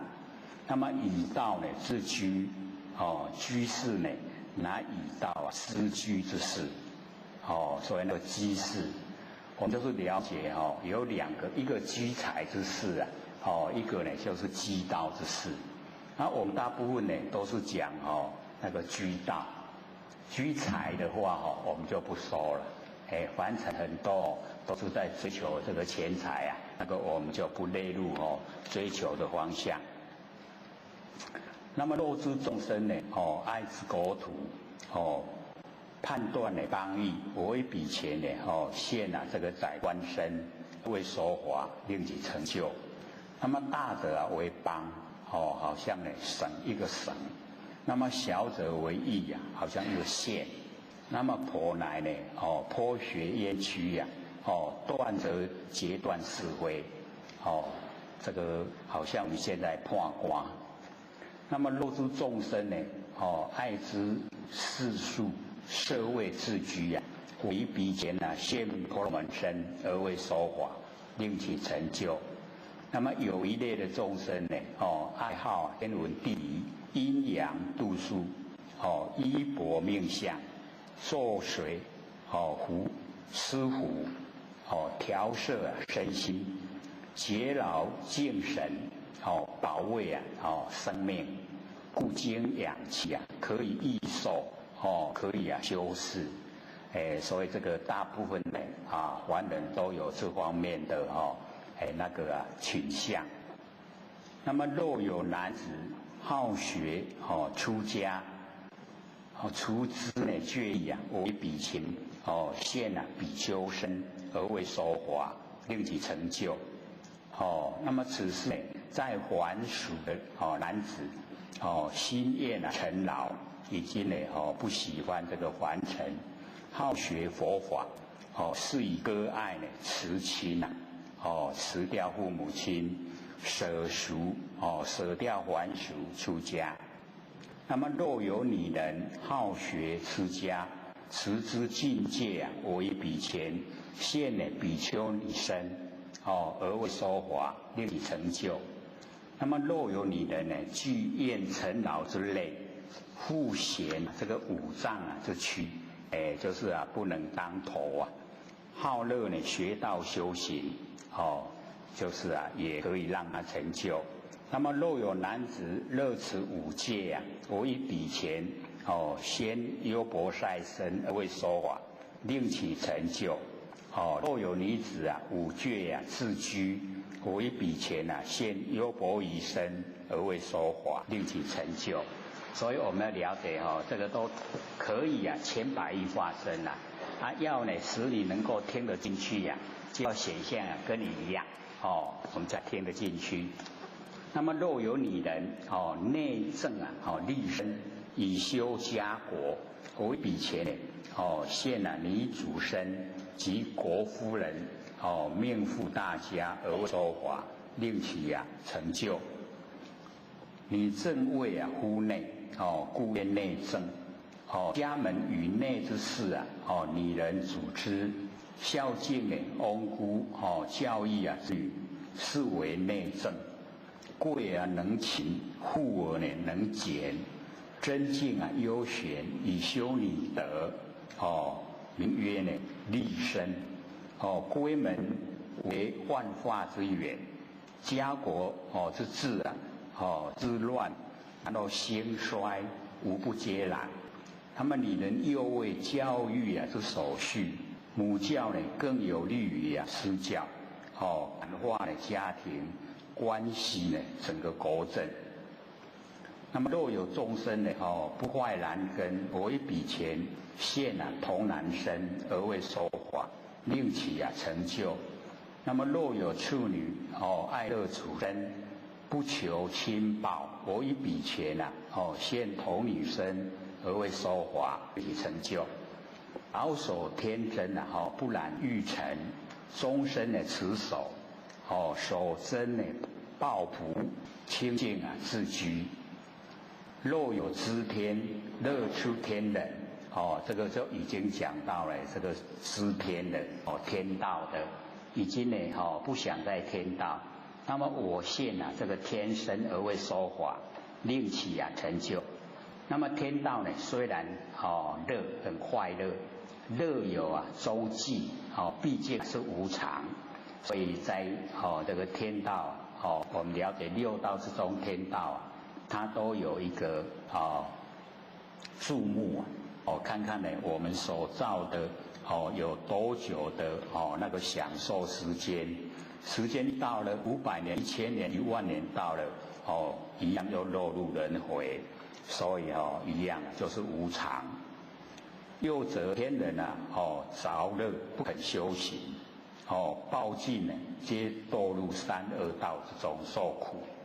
所以这个释迦牟尼佛在劝世间的人就是修十善就是不要作恶，先累积这个因，然后只要你进入修道他不鼓励你到天道去就鼓励脱离这个苦海。故诸这个诸天乐持天伦，得生人道，因为要成就成道成佛，要从人道。那么既得人身可四圣。那么三圣的圣人皆从人身修正。那么知佛亦从人中得道去向菩提，为人道能过到达。所以都希望那个天道这个希望到人道来。我们了解这个释迦牟尼佛在大藏经里面有讲说天道那个葫芦已经享受完了没有到人道的那个资格啦。因为在天道的时候受到大家的尊敬都产生那个骄傲，就是慢假如说不要天道了，我们人道就好了。假如说每一天都是身边人给你奉承称赞会怎么样？就会了不起的高高在上，对不对？像当这个老板是管理的一些官员都是在众人之上会不会这样那个环境形成的啦，自然就会有。那我们了解人呐，人与非人啊，性相平等，没有高低的啦。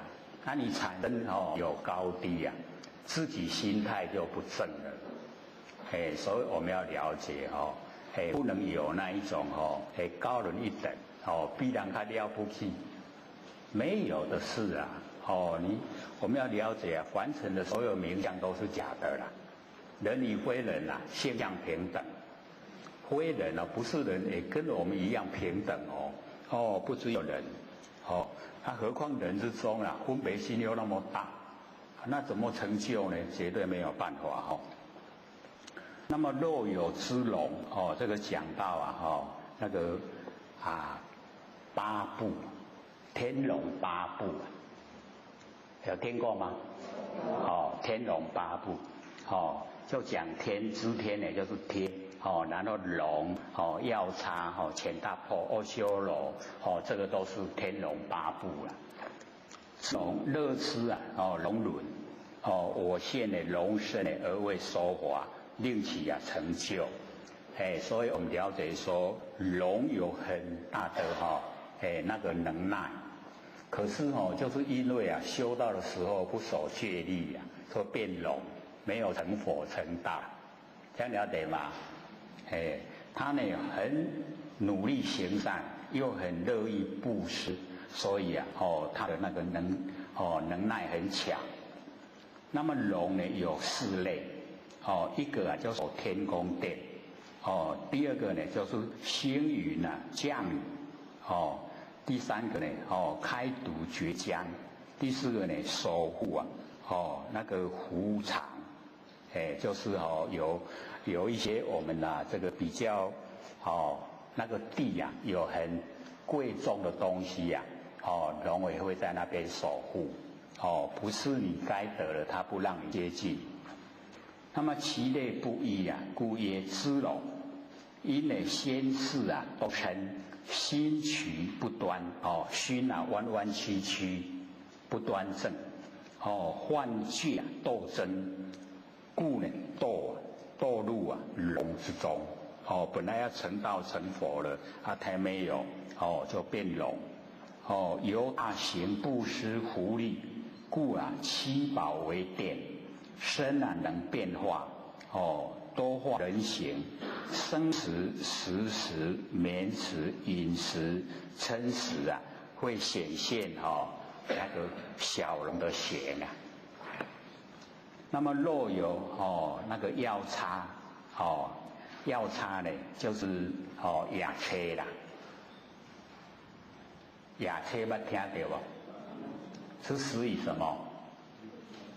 鬼类属于鬼乐度本轮，我以彼前呢现药叉身而为说法，令其成就那么又云夜叉药叉又叫夜叉，是劫疾鬼很迅速的鬼，有地形有空形也叫做勇健勇猛强健，或云暴恶其形呢暴恶，因惜爱如法正如来的正法，所以身心的护持受佛法的心许之力如暴恶为随缘脱离就可以脱离这个夜叉。漏田大破乐脱其轮，我以彼前现呢前大破身而为说法，令其成就前大破就是香神不吃那个蛋就是吃酒肉为食呢之香，以知五阴这个所有的香他很喜欢所以我们了解这个我们这个闻闻香那个香就是乾大婆，他很喜欢这个香是第四忉利天中间那一天四体还阴的那个月神音乐月神和紧那罗呢同时是月阿修罗乐脱其轮，我于彼前先阿修罗身而为说法，令其成就。这个有天福无天德喜和第四，就是呢那个四体还阴，忉利天的中间那一天跟那个第四战斗，要占他的位置那么阿修罗也叫做无端不端正容貌呢丑陋。